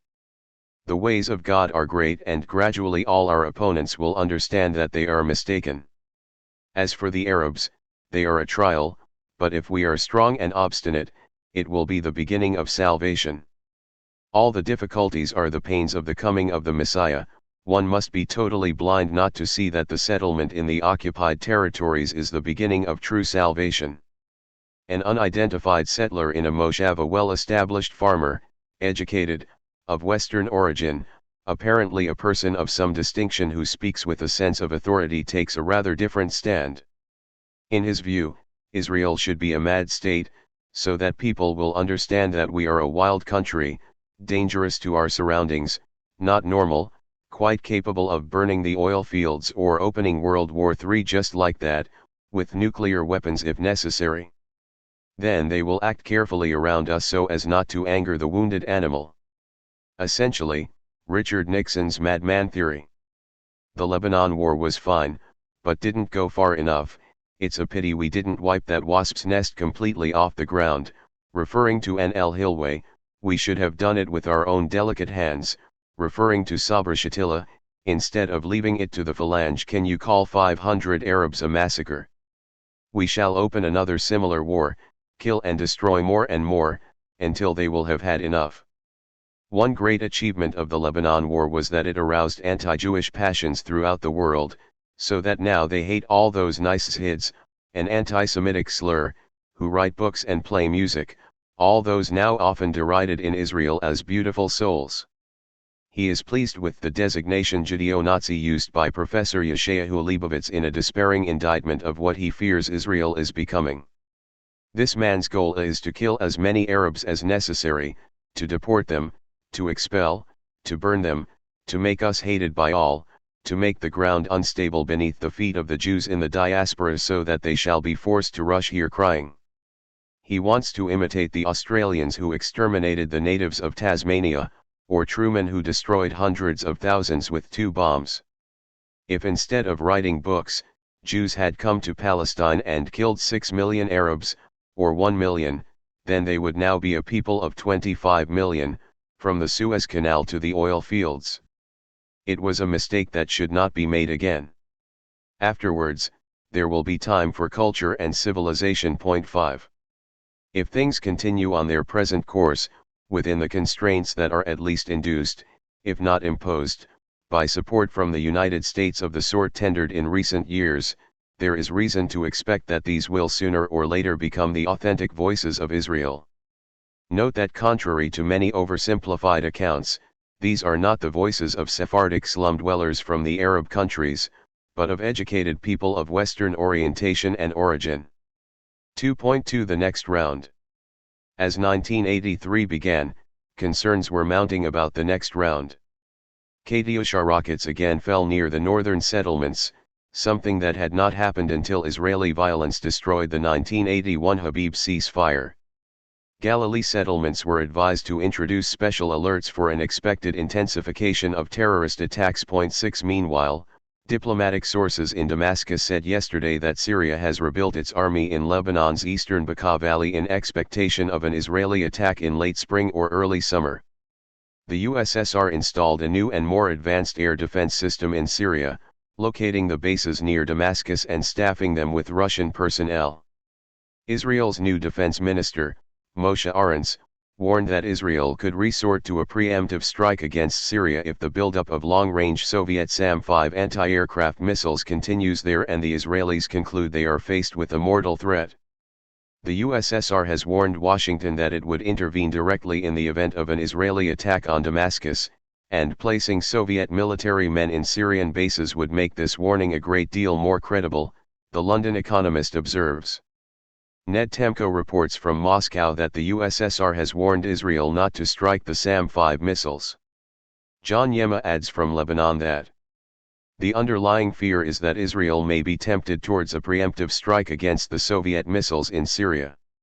And if this were to occur, the Soviet soldiers manning the installations might be harmed.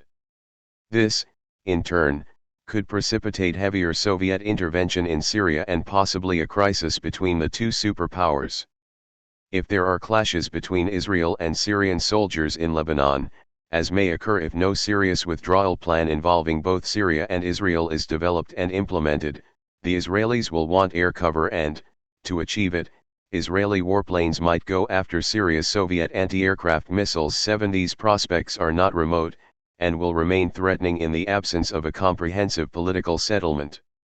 Israeli military experts believe that as a result of the Lebanon war, Syria has intensified its arms acquisitions and military training programs, and by the end of 1983 will have the operational capacity to undertake offensive action, an analysis which, whether valid or not, is likely to elicit a preemptive Israeli strike.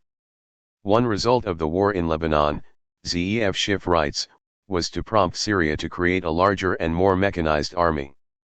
He also notes that in ground combat Syrian units fought well, though they were heavily outnumbered, and that their confidence increased for that reason.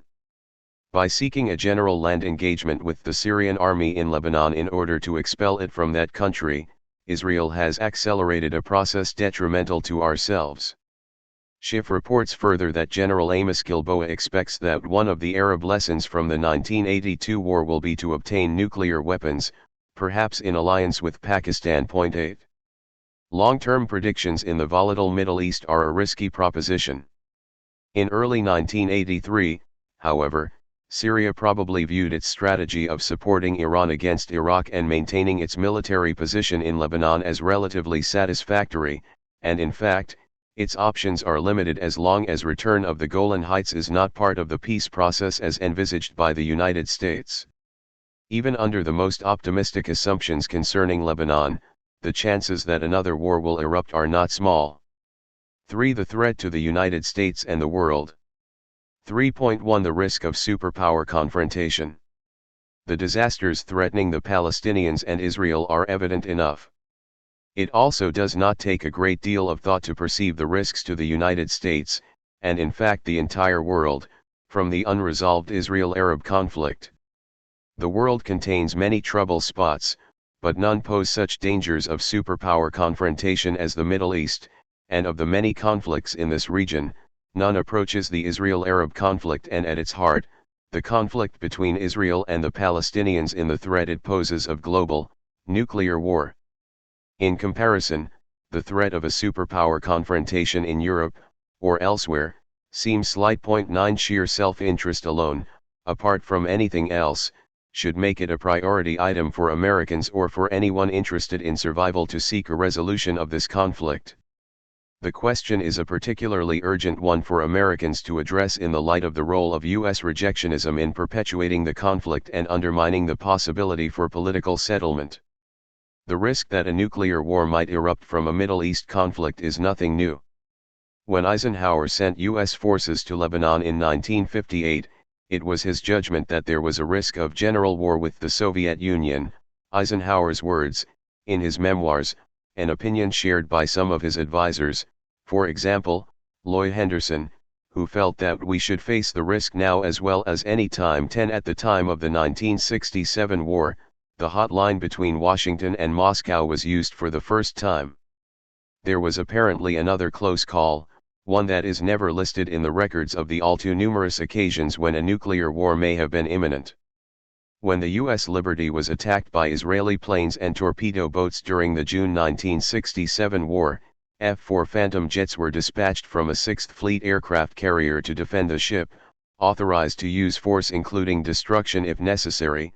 Smith, quoting the official court of inquiry, nuclear armed and recalled only by a direct order from Secretary of Defense McNamara and the Chief of Naval Operations in Washington, according to James Innes. It was unclear at the time who the attackers were. Innes, who observed all of this as an officer on the Liberty, writes that the jets might have saved the ship, or they might have initiated the ultimate Holocaust. In 1973, the U.S. called a strategic nuclear alert in the final stages of the October War. Reviewing this incident, Bleckman and Hart conclude that there was a serious threat of military conflict between the United States and the Soviet Union. 11 This is, in fact, a typical example of how a nuclear war is likely break out, sooner or later, possibly through inadvertence or mistaken judgment as to intent. During the 1982 Lebanon War, American nuclear forces were not alerted, so far as we know, but the danger of superpower confrontation was not slight. In their sharp condemnation of the Israeli invasion, the foreign ministers of the European Community warned that it posed the risk of leading to a generalized war, CP 33. The US and Soviet fleets were present in force in the eastern Mediterranean. A senior Soviet official expressed concern the Mideast fighting may provoke a full-scale confrontation between Israel and Syria, triggering greater Soviet involvement, and it has been alleged that the Russians had threatened to intervene militarily, if the fighting between Israel and Syria did not stop. 12 If Israel's attack on Syrian forces had continued and the fighting had escalated a notch or two higher, the USSR might have made some move in defense of its Syrian ally, a step that surely would have brought about a US military response and possibly a superpower confrontation. As noted earlier, the USSR has warned that it would become directly involved if Damascus were attacked, and the war might well have escalated to Israeli bombing or shelling of Damascus. By September, Israeli forces were deployed north of Beirut and Syrian forces in eastern Lebanon had been cut off, with Israeli artillery in a position to shell Damascus. It is possible that further steps would have been taken in what military analyst Zeev Schiff describes as Israel's war to expel Syria from Lebanon, had it not been for the unexpected international reaction to the Beirut massacres. It is, in short, not impossible that the victims of this atrocity saved the world from nuclear confrontation. Even apart from the Syrian phase of the war, the risk of superpower involvement was considerable. The Soviet embassy was hit on several occasions and was heavily damaged during the Israeli shelling of West Beirut. Furthermore, during the Israeli invasion of West Beirut, Israeli troops occupied parts of the Soviet embassy and held them for 2 days, a gratuitous act of defiance in the course of the conquest of a virtually undefended city. 13 Assistant Secretary of Defense Richard Perle disclosed subsequently that Israeli jets killed 11 Russians whom they observed investigating a downed Israeli reconnaissance plane in Lebanon. 14 All of this was passed over calmly here, because we take it for granted that the USSR will back down in any confrontation apart from its immediate borders. Luckily for the world, this expectation once again turned out to be correct. But this should not prevent us from perceiving the seriousness of the provocation. Suppose that the situation had been reversed. Suppose that a Cuban army had invaded Costa Rica or Guatemala, purposely killing 11 American advisors, shelling the U.S. embassy and occupying it in the course of conquering the capital city. How would the U.S. have reacted? Of course, the question is academic, since at the first appearance of Cuban forces we would have blockaded or bombed Havana or perhaps even Moscow. But as we interpret the rules of the game, the Russians are expected to accept passively affronts that the US would never tolerate for a moment. And so far they have, or we would not be here to discuss the matter. The Soviet embassy was, incidentally, not the only one to have been occupied during the Israeli takeover of West Beirut. The governments of Iran and Algeria reported that their embassies had been taken over as well, with safes broken into and documents and official papers taken. 15 As noted earlier, CP 351, Lebanese sources allege that all embassies and other major institutions of governments that Israel regarded as unfriendly were shelled, looted, or otherwise damaged. 3.2 The evasions of the peace movement. When the ambassador of Lebanon, Ghasantani, spoke at the UN disarmament session on June 22, 1982, see Chapter 5, Note 175, he observed that the war in Lebanon was becoming a danger not to Lebanon alone, but to others as well, and probably to the entire world. His statement was by no means exaggerated, and the fear was shared by many others. It is a startling fact that this quite obvious threat was ignored by the organizers of the huge anti-war demonstration mounted in New York in connection with the UN disarmament session that took place shortly after Israel's invasion of Lebanon. To be more accurate, the issue had been discussed, but it was decided to suppress it, though not all participants in the demonstration remained silent on the point. There have been many examples of a similar sort.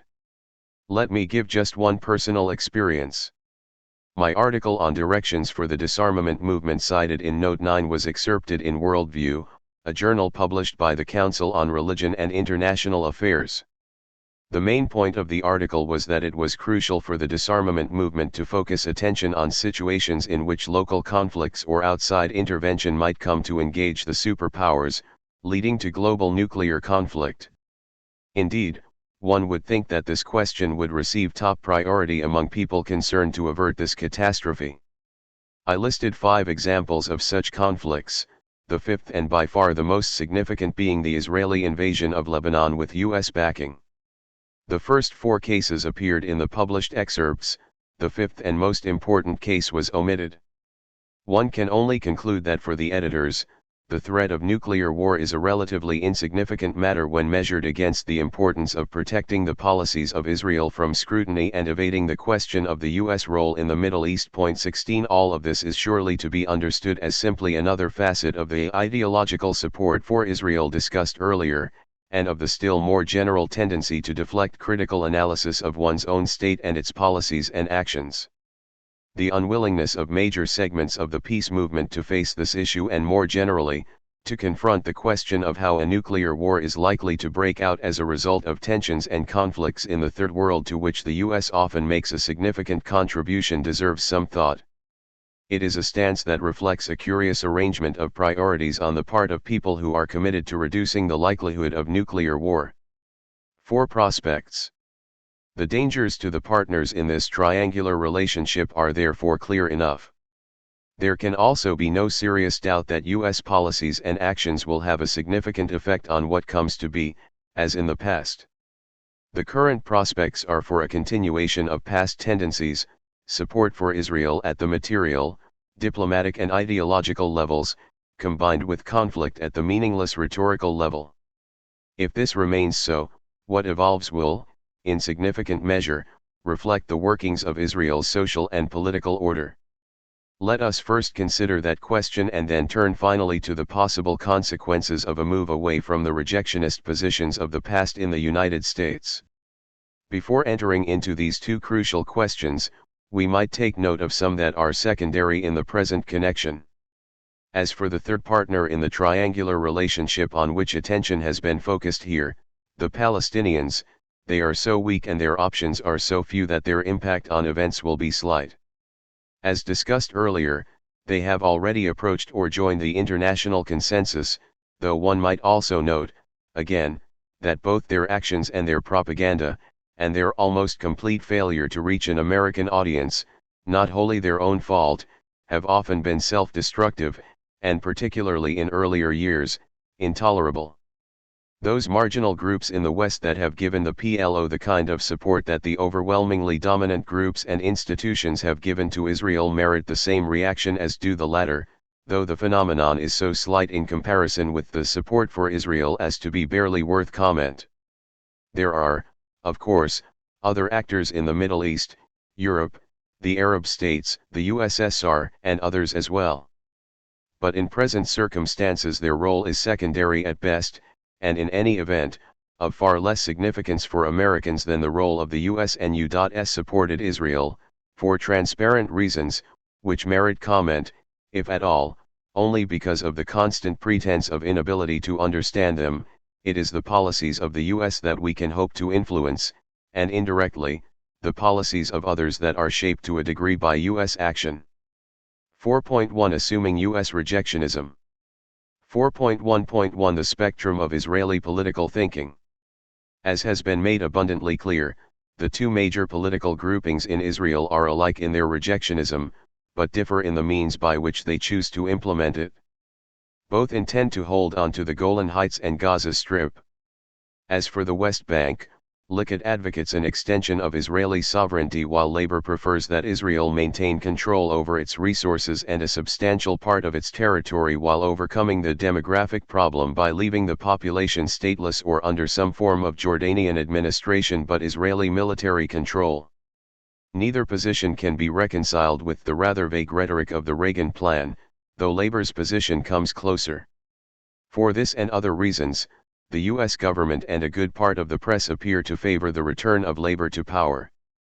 Poll results indicate that none of the current Labor leaders come close to begin in popularity. Consequently, there has been some hope that former President Yitzhak Rabin, a Labor Party veteran who is of Sephardic origin and who ranks considerably higher in the polls, will agree to lead the party in the next elections. Whatever illusions there might have been about this dovish alternative were or should have been dissipated by his visit to the U.S. in January 1983, arranged with considerable fanfare as affording a closer look at the alternative to begin. Rabin emphasized that Labor and Likud do not disagree on the legality of settlements in the West Bank and Gaza, but mainly on where Israelis should settle and at what pace. In other words, should new settlements be established in accord with the program of Likud or Labor as to how to integrate the territories within Israel. As for withdrawal of troops from Lebanon, Israel requires tangible expressions of peace from the country it invaded before agreeing to withdraw, a position that is not regarded as unreasonable within the remarkable framework of assumptions that constrains discussion in the United States. He refused to accept a freeze on settlement in the West Bank as a means for drawing King Hussein into the Reagan peace process. At a meeting in Boston, Rabin strongly defended Mr. Begin after a university professor criticized the prime minister. Those of us who thought that there would be massive shifts in Israeli policy if Begin were gone had better think again, a Washington-based Jewish activist said. 17 In fact, there was no basis for any such view before, and if recent history is any guide, the view will be maintained despite this disillusioning experience, and in fact, in complete disregard of whatever the facts may be. There is a rather detailed analysis of Israeli opinions on crucial political questions by Sami Smuha of Haifa University and the State University of New York, Binghamton, and Don Peretz of the latter institution, which provides useful background for these matters. 18 They base their conclusions on polls taken in July 1980. The prime focus of their investigation is the Arab population within Israel, Israeli Arab citizens, but more relevant to our concerns here are the comparative results they present concerning Israeli Jews. Israeli Arabs tend towards support of the international consensus as described earlier, no great surprise, since this position is virtually uniform outside of the United States and Israel. As for the PLO, 68% of Israeli Arabs believe that Israel should recognize it as the representative of the Palestinians, an additional 22% under certain circumstances, and half regard it as a representative for Israeli Arabs, while 58% justified Fedayeen actions in which Israeli Jews are killed, resistance activities from their point of view, terrorism from the point of view of those who hold the occupied territories by force. Turning to the Jewish population of Israel, 46% favor settlement in the occupied territories without reservations, an additional 27% with reservations. 1% favor a political settlement on the Green Line, pre-June 1967 borders, an additional 8% with certain modifications. 57% favor a settlement on the current borders with certain modifications, while an additional 33% favor present borders with willingness to compromise also in Judea and Samaria. Among dovish leaders, 3% favor a settlement on the Green Line, an additional 44% with certain modifications, and 53% favor present borders with compromise in the West Bank. 86% of the public and 77% of the dovish leaders oppose a peace settlement if it would entail giving up annexed East Jerusalem, an annexation recognized by virtually no one, not even the U.S. On Israel's recognition of a Palestinian nation, 11% of the Jewish public was in favor, an additional 35% under certain circumstances, with 54% entirely opposed under any circumstances. The corresponding figures among dovish leaders were 59%, 27%, 15%.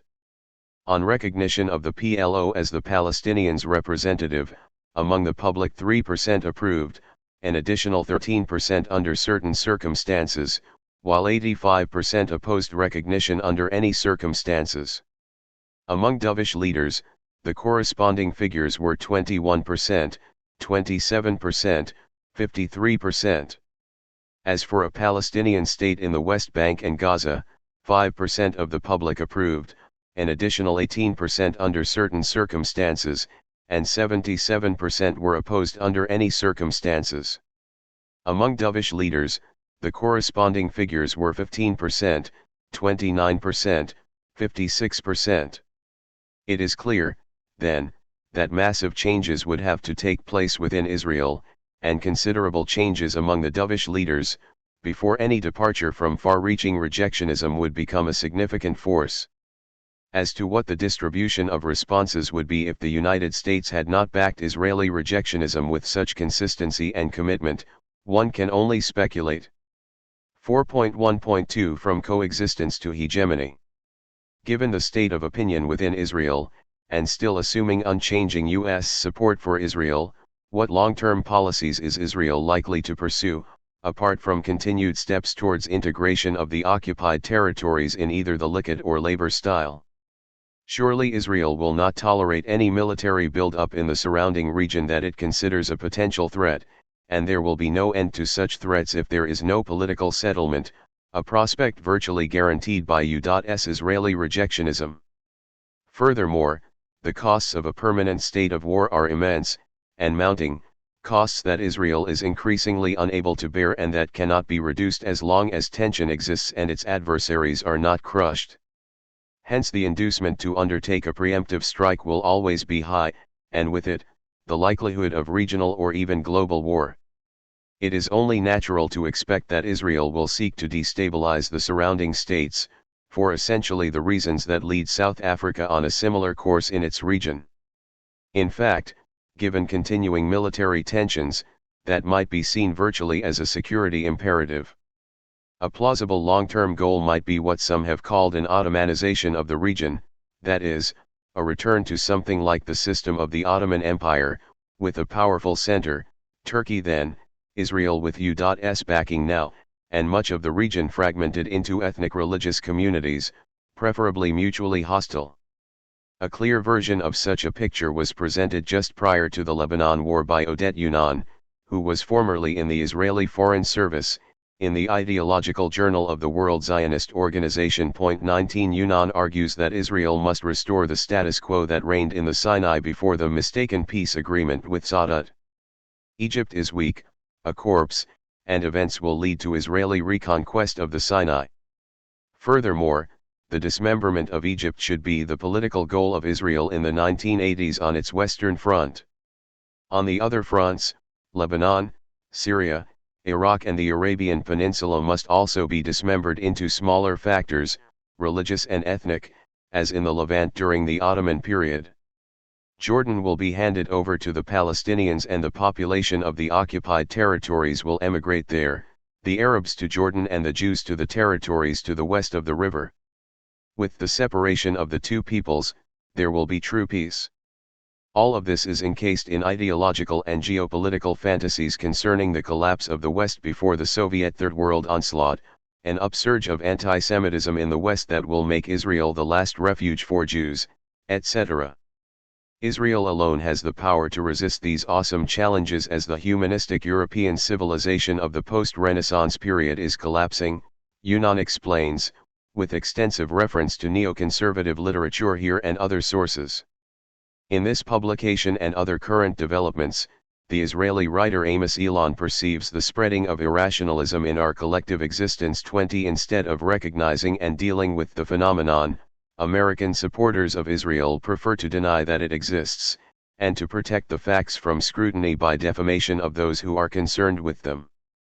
In fact, the views that Yunan expressed in the official ideological journal of the World Zionist Organization are not those of the Zionist mainstream, but of an extreme fringe of Israeli politics, the Tehaya Party. Essentially, the journal is, incidentally, not likely to feature the views of the other type of extremists, those who support the international consensus. Shortly afterwards, Tehaya Knesset member Yuval Naiman, who had written in the Jerusalem Post in favor of a new order in which southern Lebanon would be incorporated in some fashion into Israel, was offered a major cabinet position with responsibility and ample funding for settlement and development in the occupied territories. Extreme these views may be, but they are not out of the political mainstream, and they may sooner or later come to dominate it in the natural course of events. The entire history of Zionism and later the State of Israel, particularly since 1967, is one of gradual shift towards the positions of those formerly regarded as right-wing extremists. Consider, for example, the general attitude in earlier days towards the current terrorist leadership, Begin, Shamir, et.al., and their actions and doctrines. 21 Furthermore, in this case the conceptions of the labor Zionist leadership were not radically different. Recall Ben-Gurion's strategic aims when the state was established in May 1948, to smash Transjordan and Syria, annex southern Lebanon and set up a Christian state in what remained, bombing Egypt if it resists, and to proceed towards realizing the longer-term vision, by force if necessary, once a state was established under the partition agreement as a preliminary step.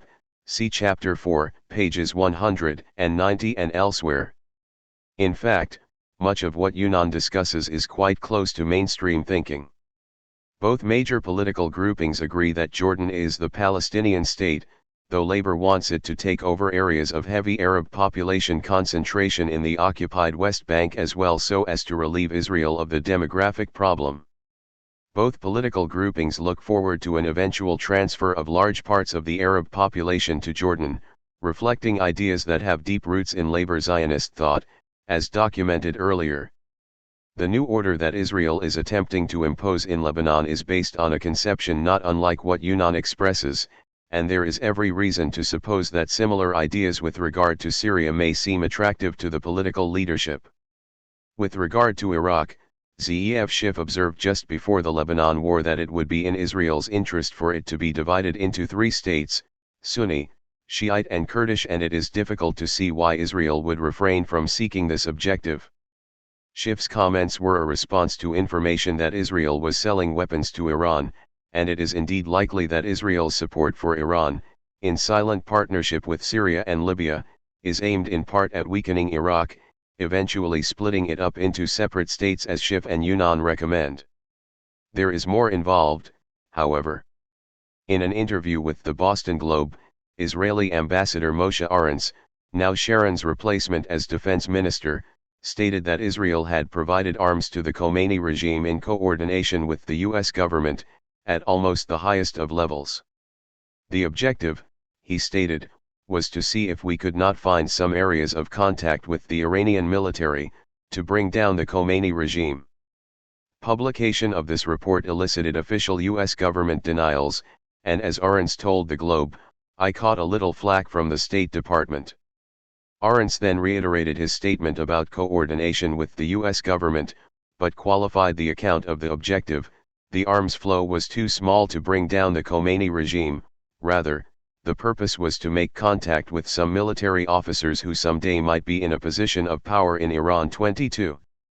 More information on Israeli ideas with regard to Iran was presented in a BBC program of February 1982 concerned with Israel's arms shipments to Iran and what the moderator, Philip Tibbenham, calls one of the most closely guarded secrets in the Middle East Israel's attempt to trigger a military coup in Iran. 23 The first person interviewed was Jacob Nimrodi, head of Mossad, the Israeli CIA, in effect, in Iran undercover as Israeli military attaché under the Shah.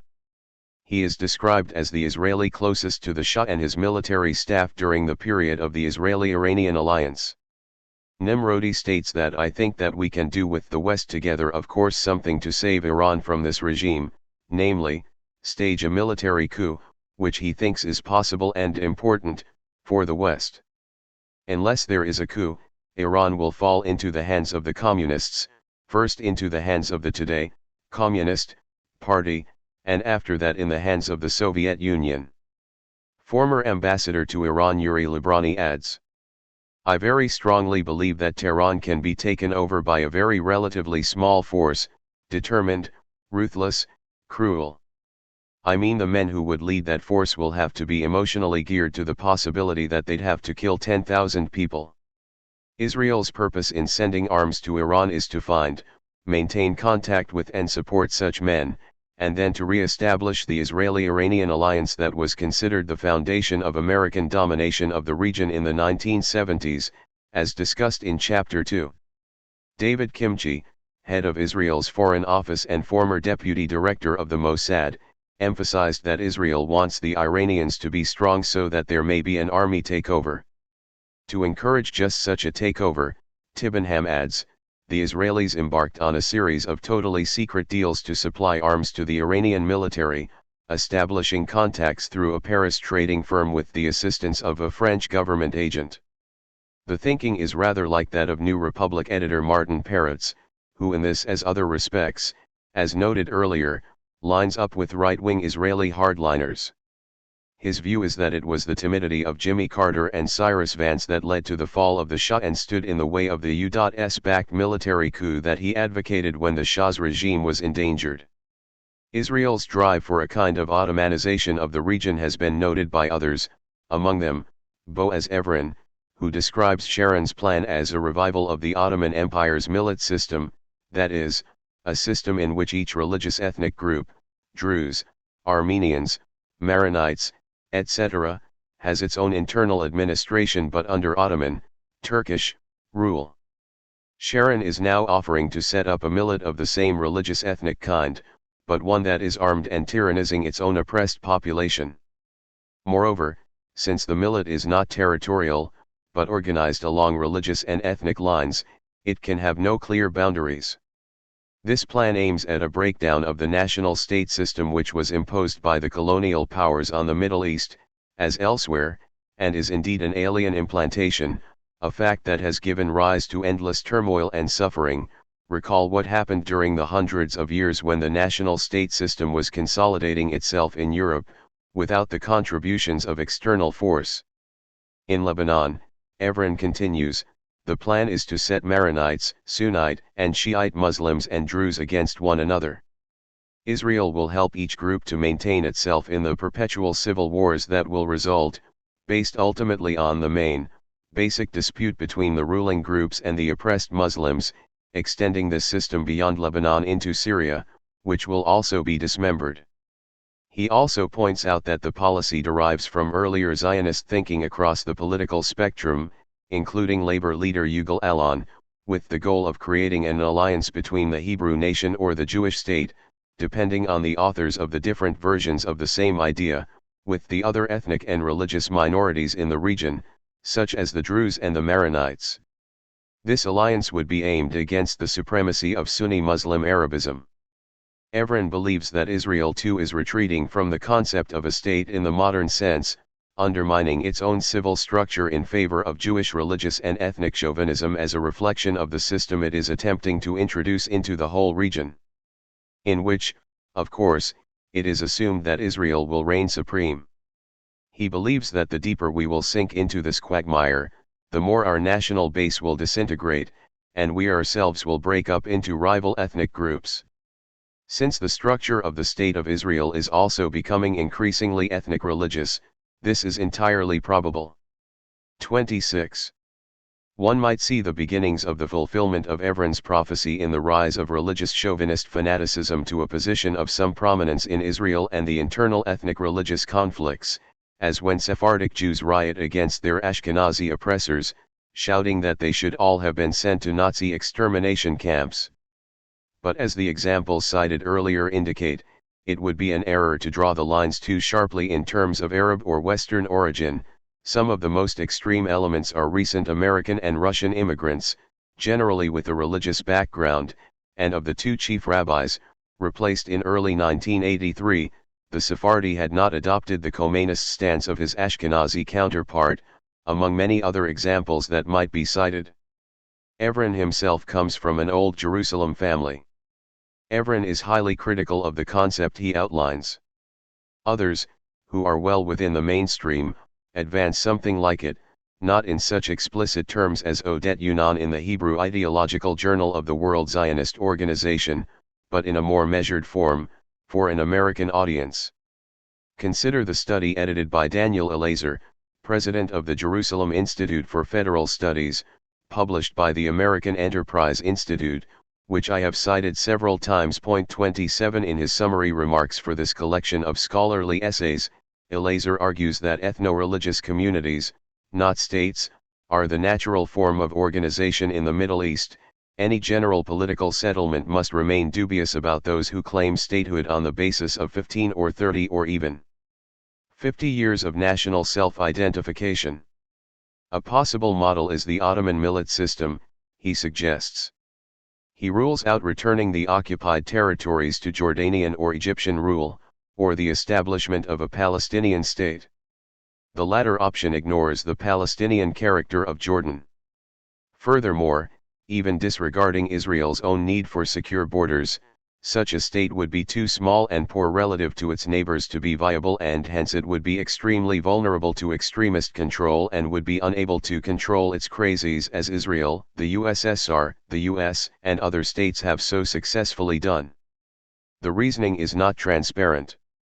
It is not obvious why a small and weak state should not, rather, fall under conservative control, fearing its more powerful neighbors and dependent for survival on their goodwill and on the support of the most conservative forces in the region among the Arab oil producers.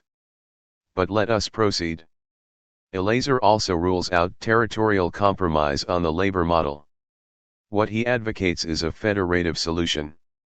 He claims without reference that in 1969 Shimon Peres endorsed the pursuit of federative options and later elaborated a plan for a redivision of the entire Cisjordanian area into multiple Jewish and Arab cantons, while others within the Israeli political leadership also advanced federative solutions, though unfortunately none of these plans nor those produced by others outside of political life such as this writer Elazer, produced any echoes in the Arab camp. Israel found no partners. The familiar tragedy in Israel's constant search for a peaceful political settlement. But now, perhaps, partners can be found, though he is unclear about what the arrangements will be. Surely not the Israel-Palestine Federation, which is sometimes proposed by well-meaning people. In the federative solution that he outlines, Israel and Jordan will maintain their own independence and status as politically sovereign entities, and the status of the Palestinians remains obscure. It is difficult to believe that Peres or anyone else in Israeli political life, or Elazer, seriously proposed a cantonal arrangement which entails the abandonment of the concept of a Jewish state, but were rebuffed by Arab refusal, though it is true that Peres made vague remarks about some form of federation after the 1973 war had undermined Labor's plans for integrating the occupied territories in its preferred manner. Some did make such proposals. I did, for example, recalling suggestions by Ben-Gurion and others from the early 1930s, during the period before the 1973 war, though by then, as I also noted, the possibilities that might have existed before no longer did. Point 28 These proposals led to considerable outrage in Israel, across the political spectrum, and much more so here. If such proposals were serious, they might well have been reasonable, and might be resurrected, so I believe, in fact. Elazer says little about what he has in mind, but enough to indicate that his proposal is not serious. In fact, it is simply a proposal for Israeli domination over the Palestinians, who are to be deprived of national self-determination. It will be noticed that there is one crucial exception to his remarks on the inappropriateness of the state system to the Middle East.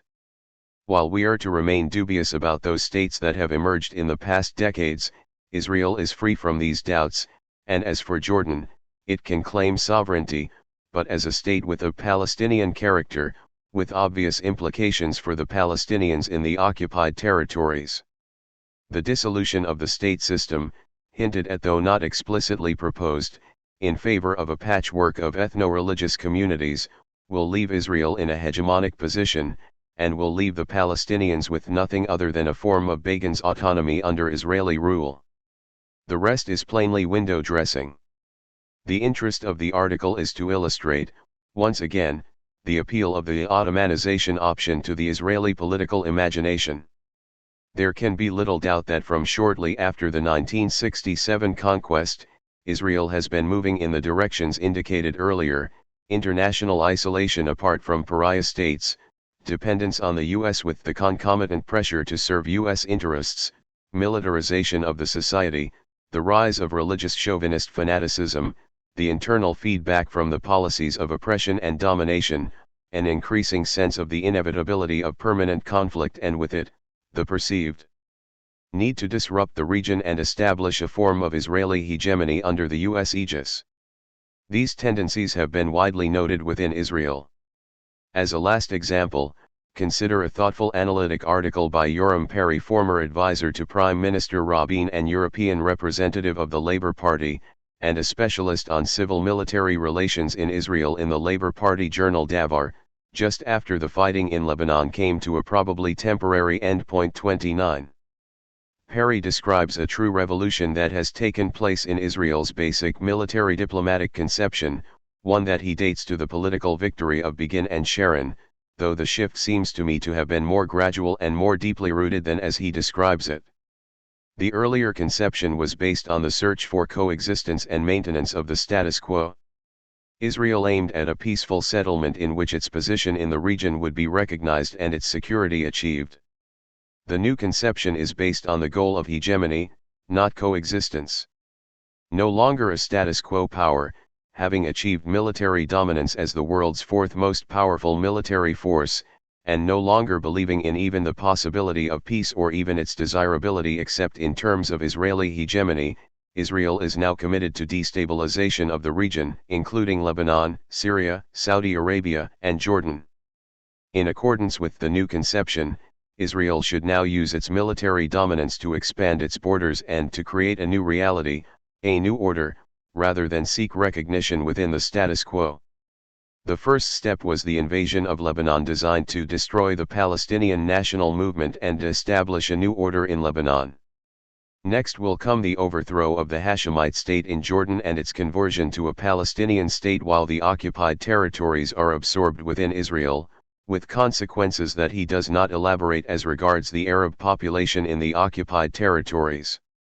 The next steps will be Damascus, Saudi Arabia, and who knows where else, as Israel strives to become the hegemonic power in the region, or as Begin sees it, to organize the whole world.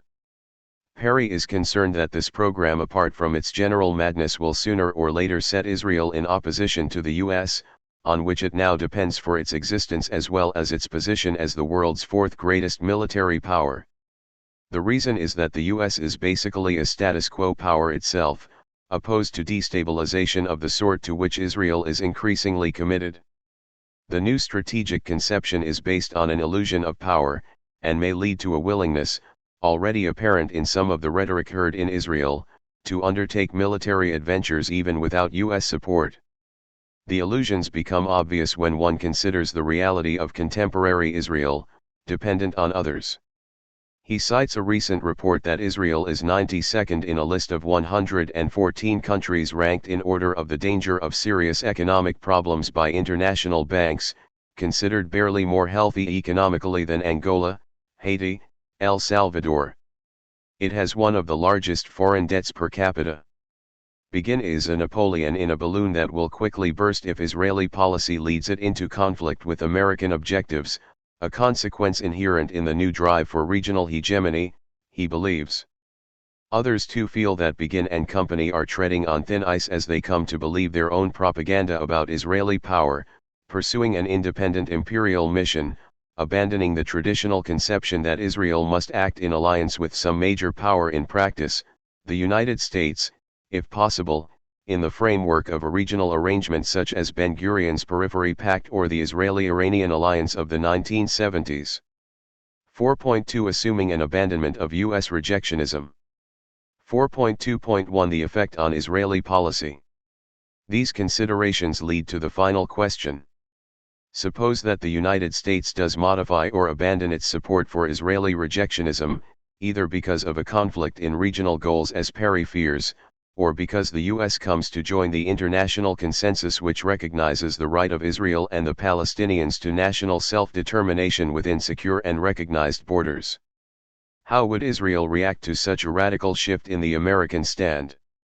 It would at first glance appear that the impact should be decisive, that Israel is incapable of resisting U.S. pressure.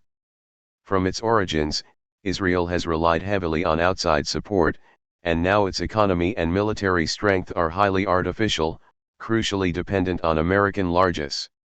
One might assume, therefore, that Israel would have to bend to the U.S. will, since the alternative would be economic collapse and military defeat. 4.2.2 Israel's secret weapon.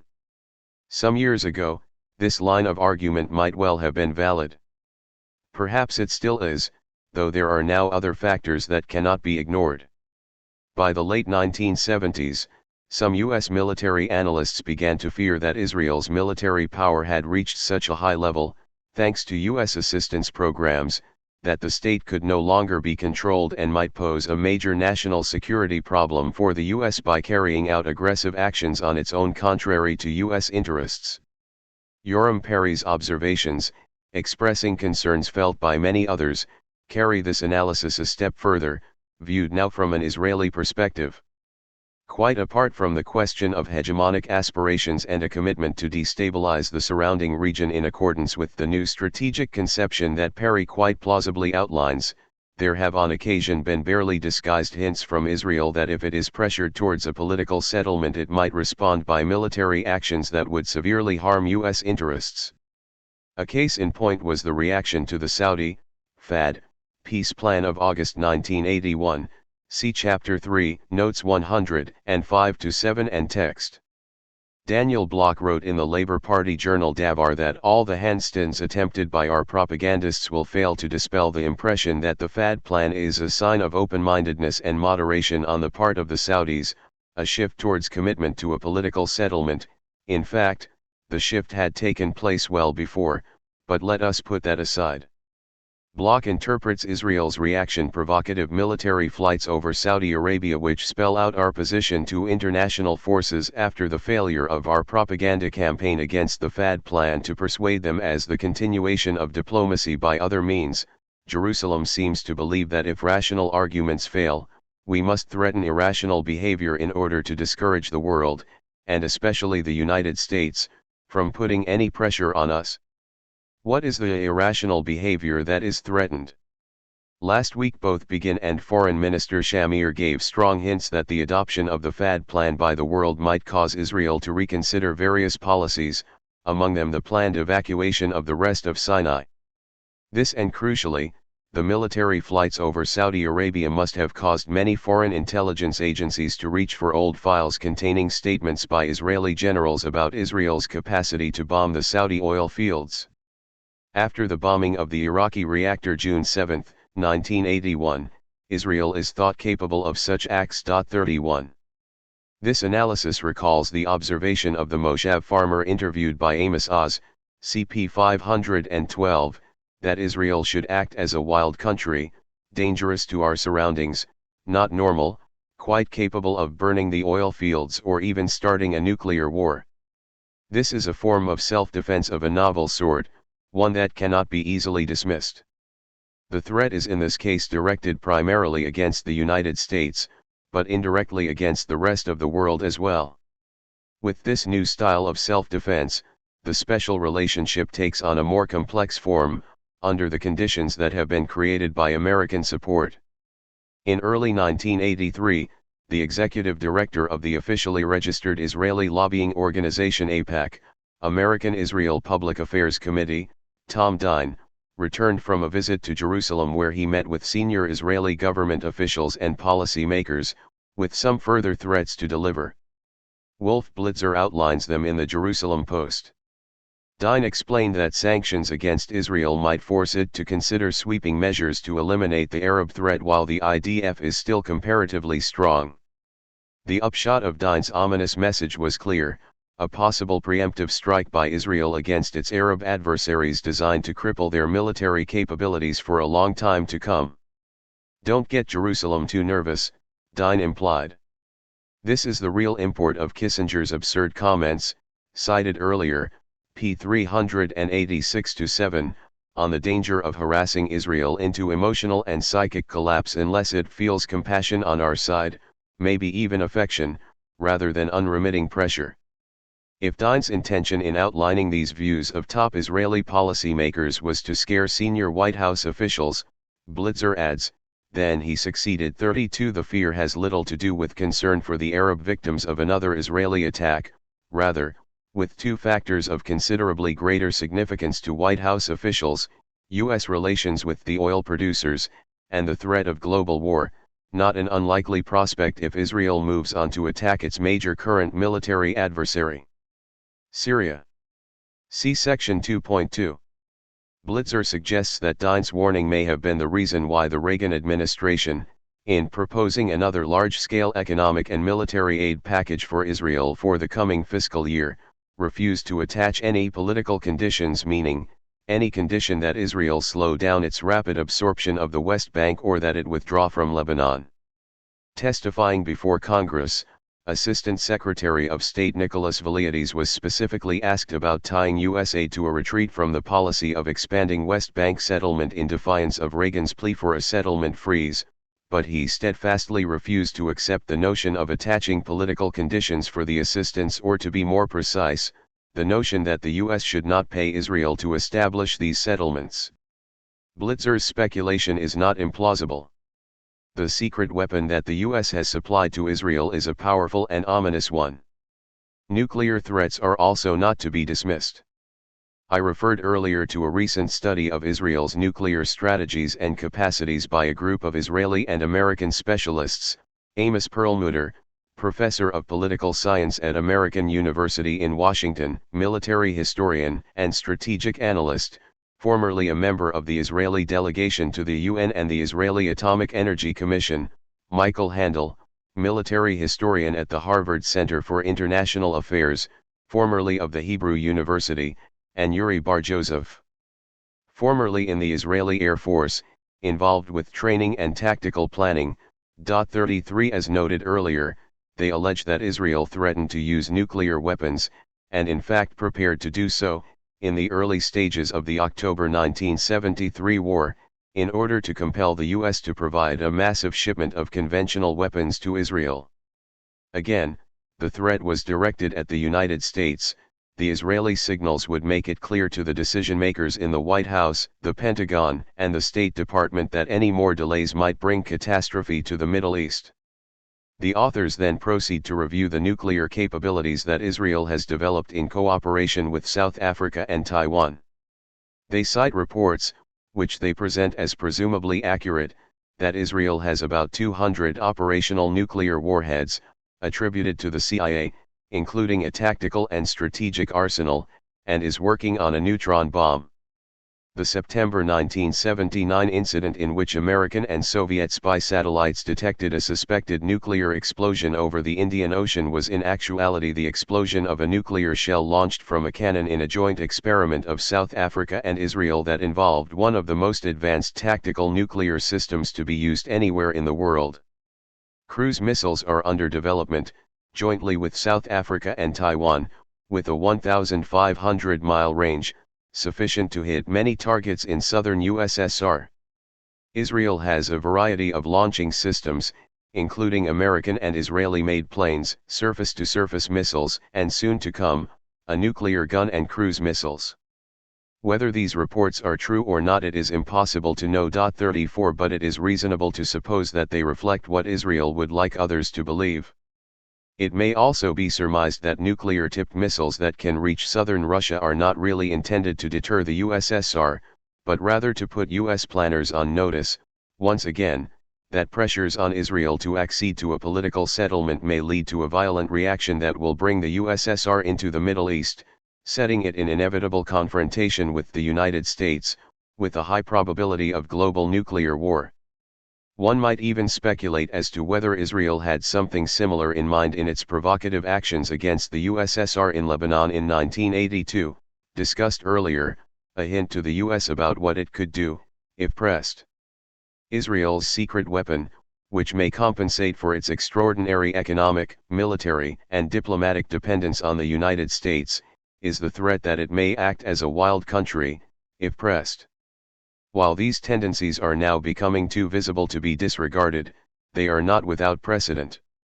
In his personal diaries, the dovish Prime Minister Moshe Sharett recorded in October 1955 his fears concerning Defense Minister Pinhas Lavon of the Labour Party.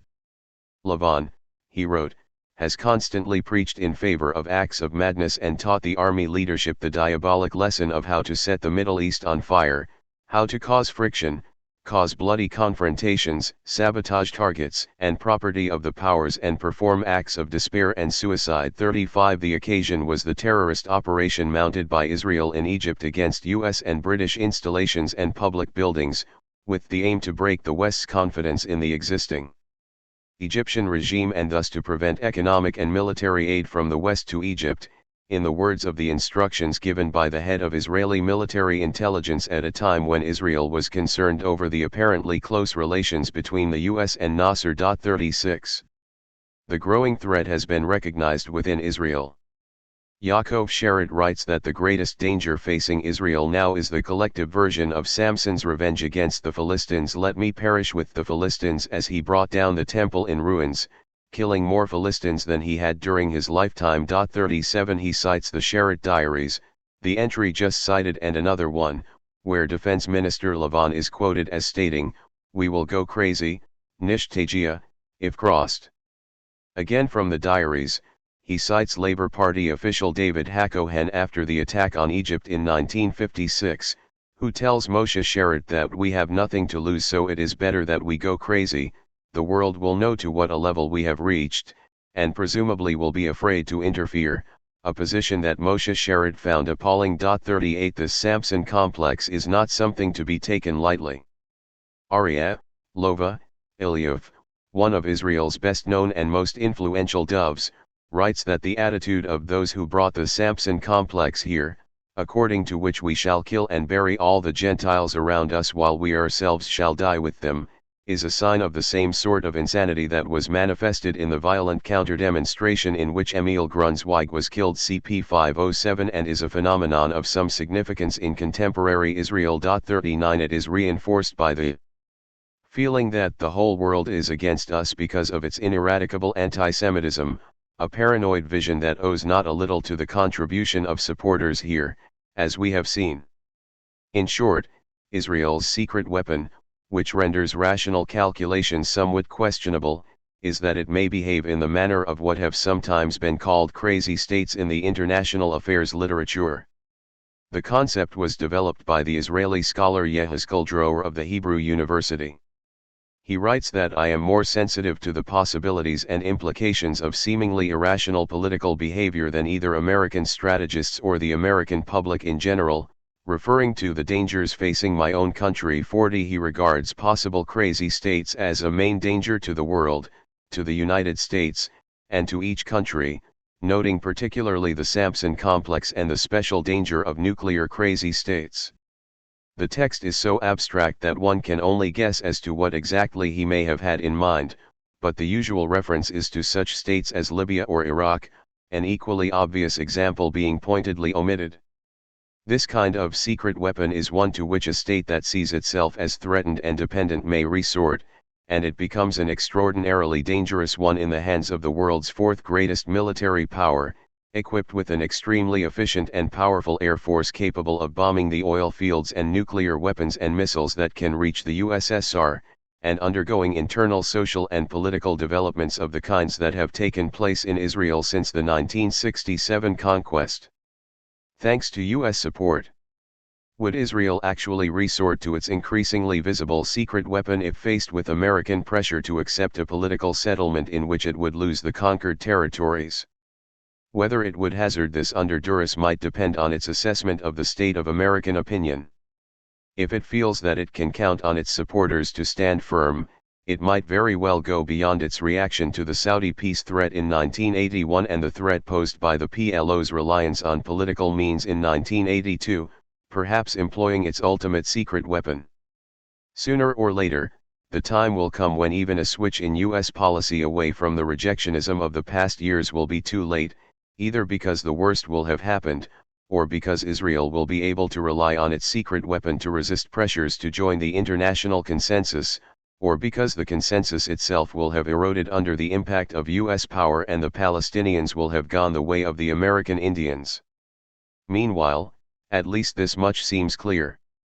As long as the United States remains committed to an Israeli Sparta as a strategic asset, blocking the international consensus on a political settlement, the prospects are for further tragedy, repression, terrorism, war, and possibly even a conflict that will engage the superpowers, eventuating in a final solution from which few will escape. New York Times, February 11, 1983. There is more detailed reporting in the Hebrew press. The demonstration was violently attacked with many injured even before the grenade blast that killed Emil Grunzweig and wounded others nearby.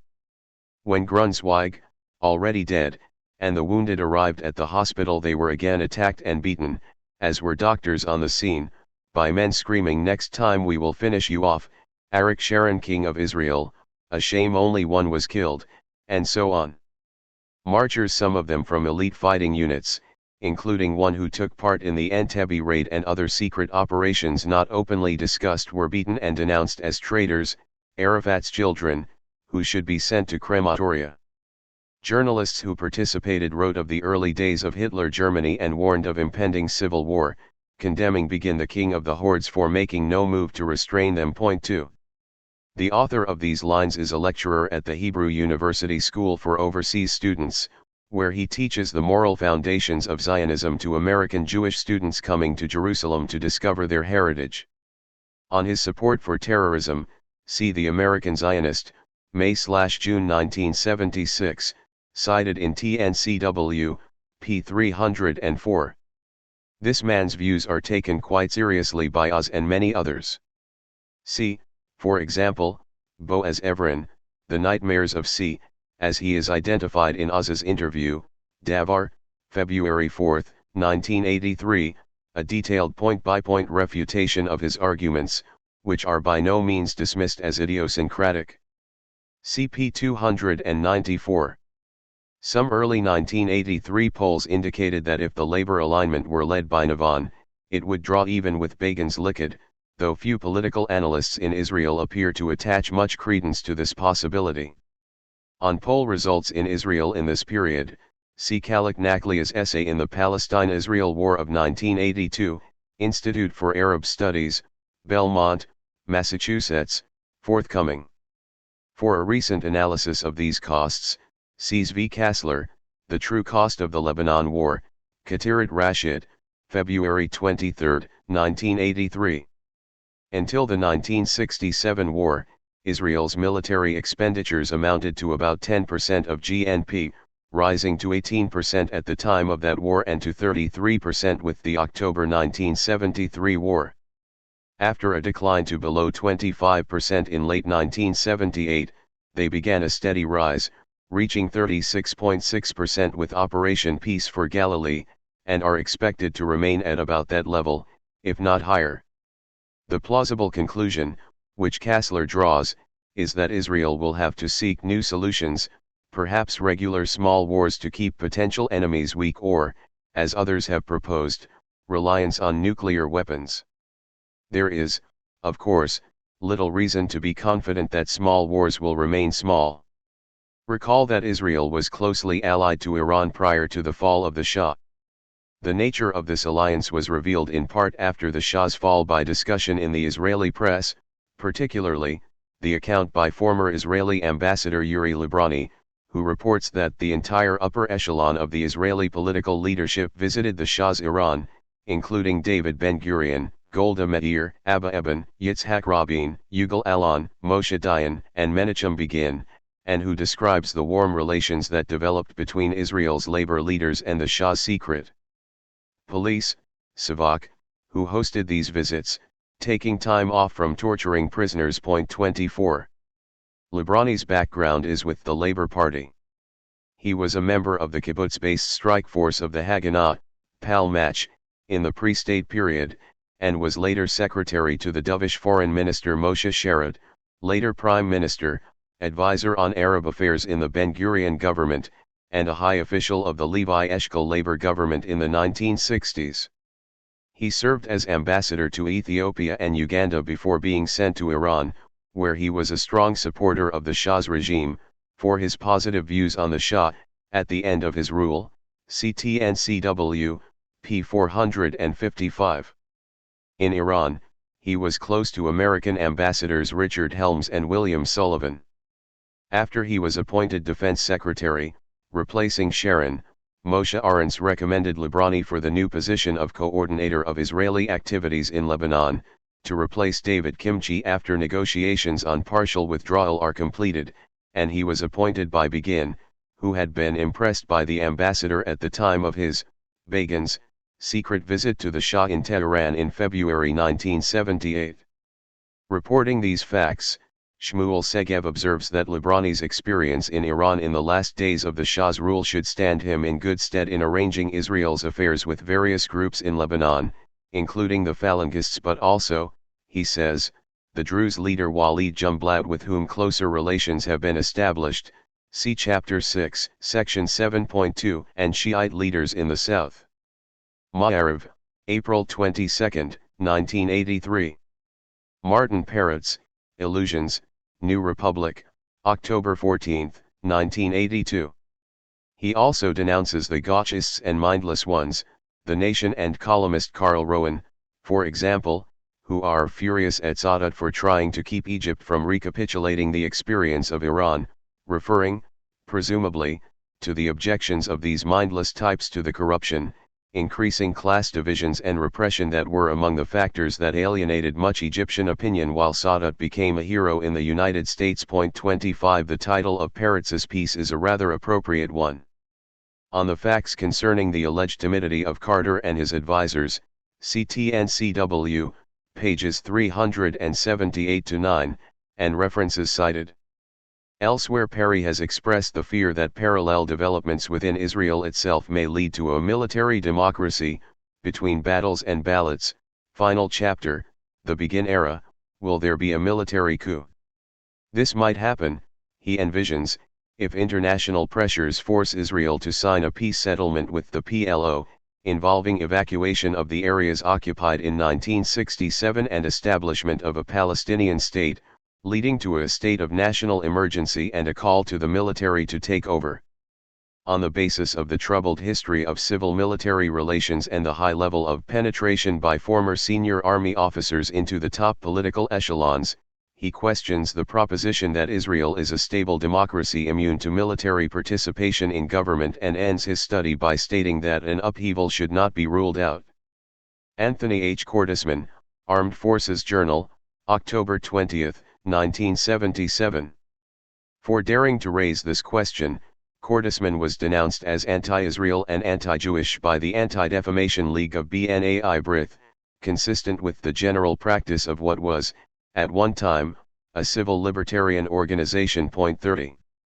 There are, however, other reasons as well for U.S. support, rhetoric aside, for Israel's settlement policies, as discussed earlier.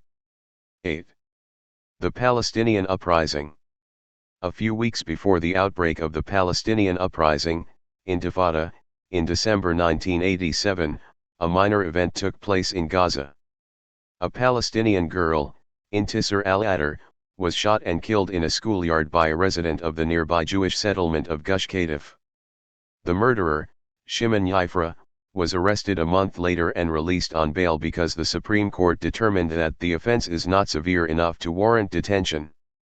In September 1989 he was acquitted of all charges except causing death by negligence.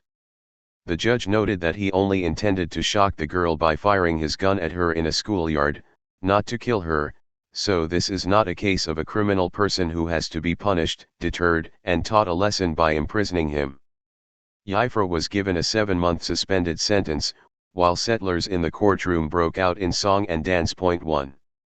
None of this received any notice here, an understandable reaction.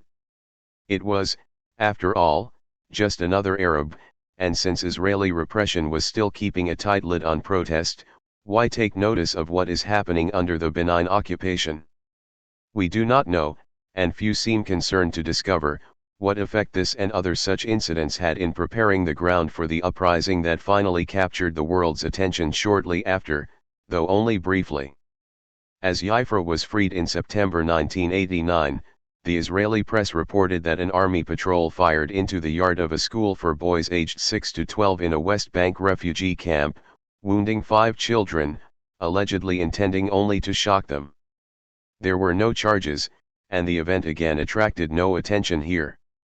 It was just another episode in the program of illiteracy as punishment, the Israeli press observes, including the dosing of schools, use of gas bombs, beating of students with rifle butts, barring of medical aid for victims, soldiers entering the school and shouting that if I find children outside I will kick their asses and fuck them one by one, and threatening to arrest the teachers, and so on.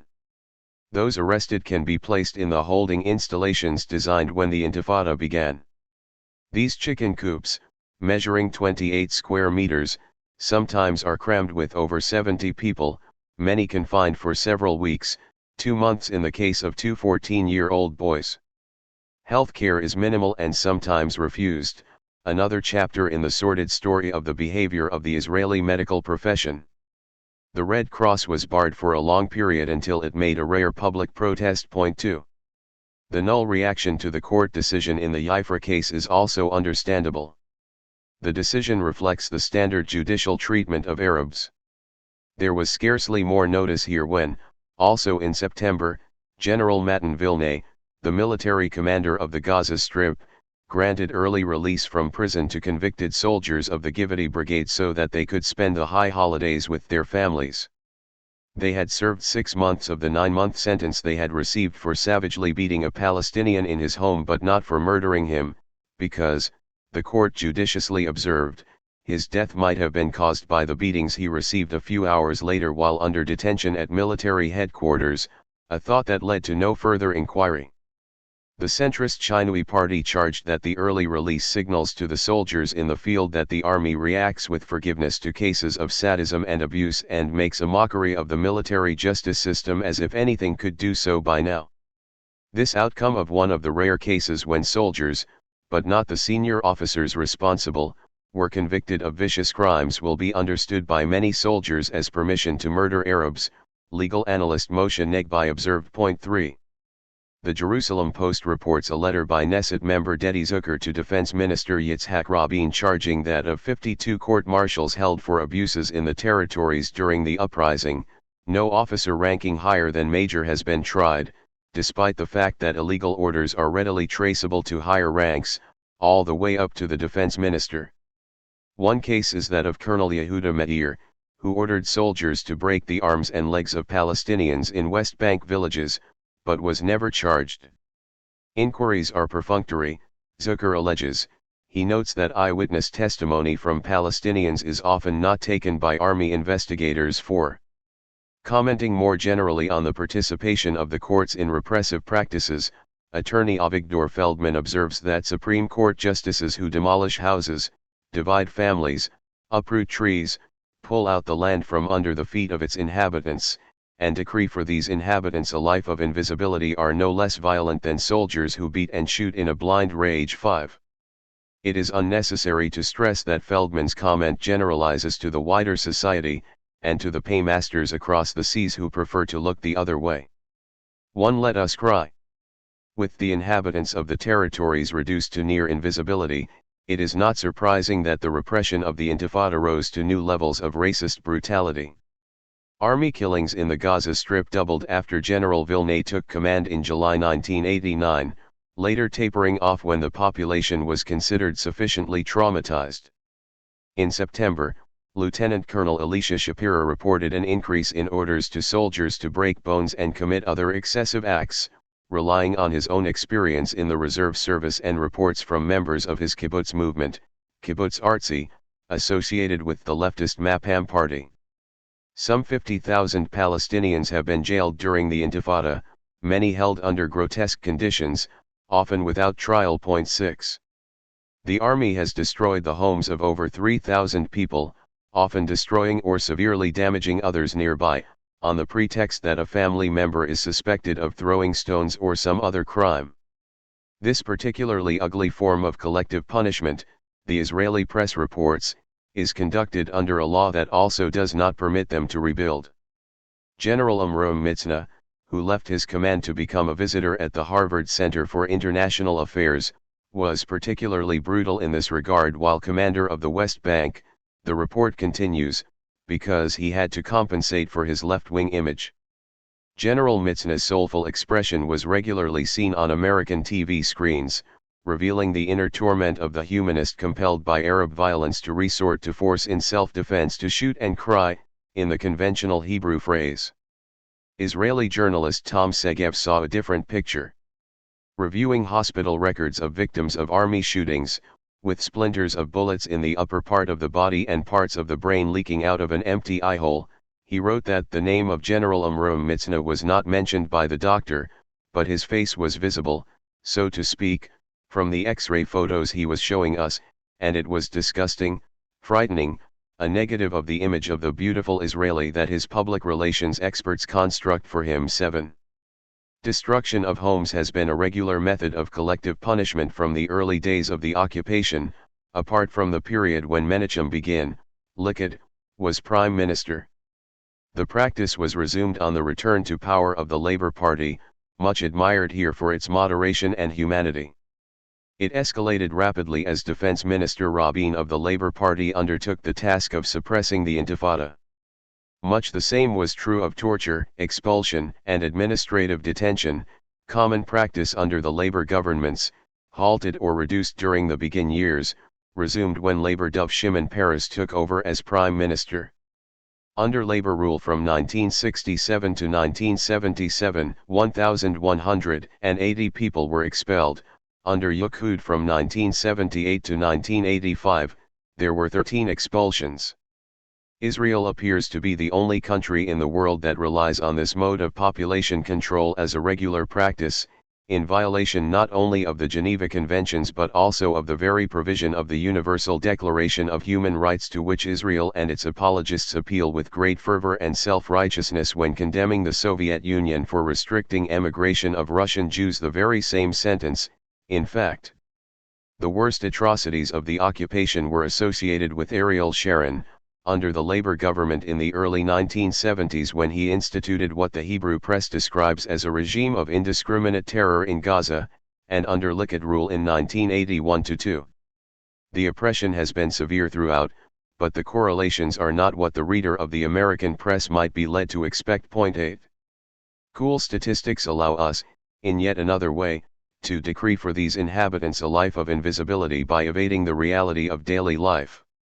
To draw an example virtually at random from current Israeli press coverage, take the case of 19-year-old Muhammad Abu Akar, an inhabitant of the Debaispa refugee camp near Jerusalem who was flown to the US for treatment for severe bullet wounds and remains attached forever to the artificial feeding apparatus that replaces his lost gut. 9 On November 4, soldiers entered his home and arrested him. When it turned out that they were actually seeking his brother, he was freed. But another patrol told Muhammad clearly that if his brother will not give himself up before Wednesday, he will be himself arrested, possibly a quick death. At 8:30 p.m. on Tuesday, while Muhammad was in the hospital, army patrols broke into the house, throwing a smoke grenade into it and beating up his mother, breaking her hand. At 10 p.m., another patrol came, smashing the windows and pouring all the food onto the floor. A third patrol arrived at midnight. They broke everything that the other had left unbroken, and ordered the mother whose hand had been broken to go outside to erase graffiti on a fence 50 yards away, telling her that if her son did not give himself up, he would be shot on sight. At 1 a.m., the mother was allowed to go for treatment to the hospital, joining her son. This is also routine, not approaching the far more grim atrocities that are ignored, so it is again understandable that it passed unnoticed. Another device employed by Defense Minister Rabin is expulsion of Palestinians whom authorities determine to be living illegally in the territories. This program of invisible transfer began under the Labour Party shortly after the 1967 conquest as one of the means to deal with the demographic problem, the problem of too many Arabs in the Jewish state. The program was accelerated in August 1989, becoming a plague, the press reports, particularly in small villages around Ramallah. Over 90% of the victims are women and children, some as young as 4 days old.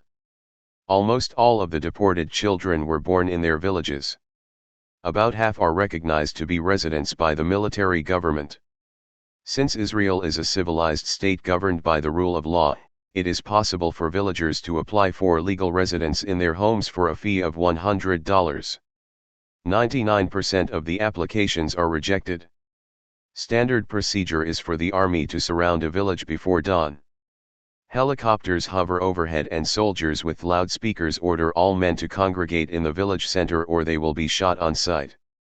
Soldiers then enter designated homes and inform the women targeted that they have 5 or 10 minutes to pack and leave. The women are forced to take an Arab taxi to the bridge over the Jordan and to pay a fee to cross, with a fine sometimes added because of their illegal residence.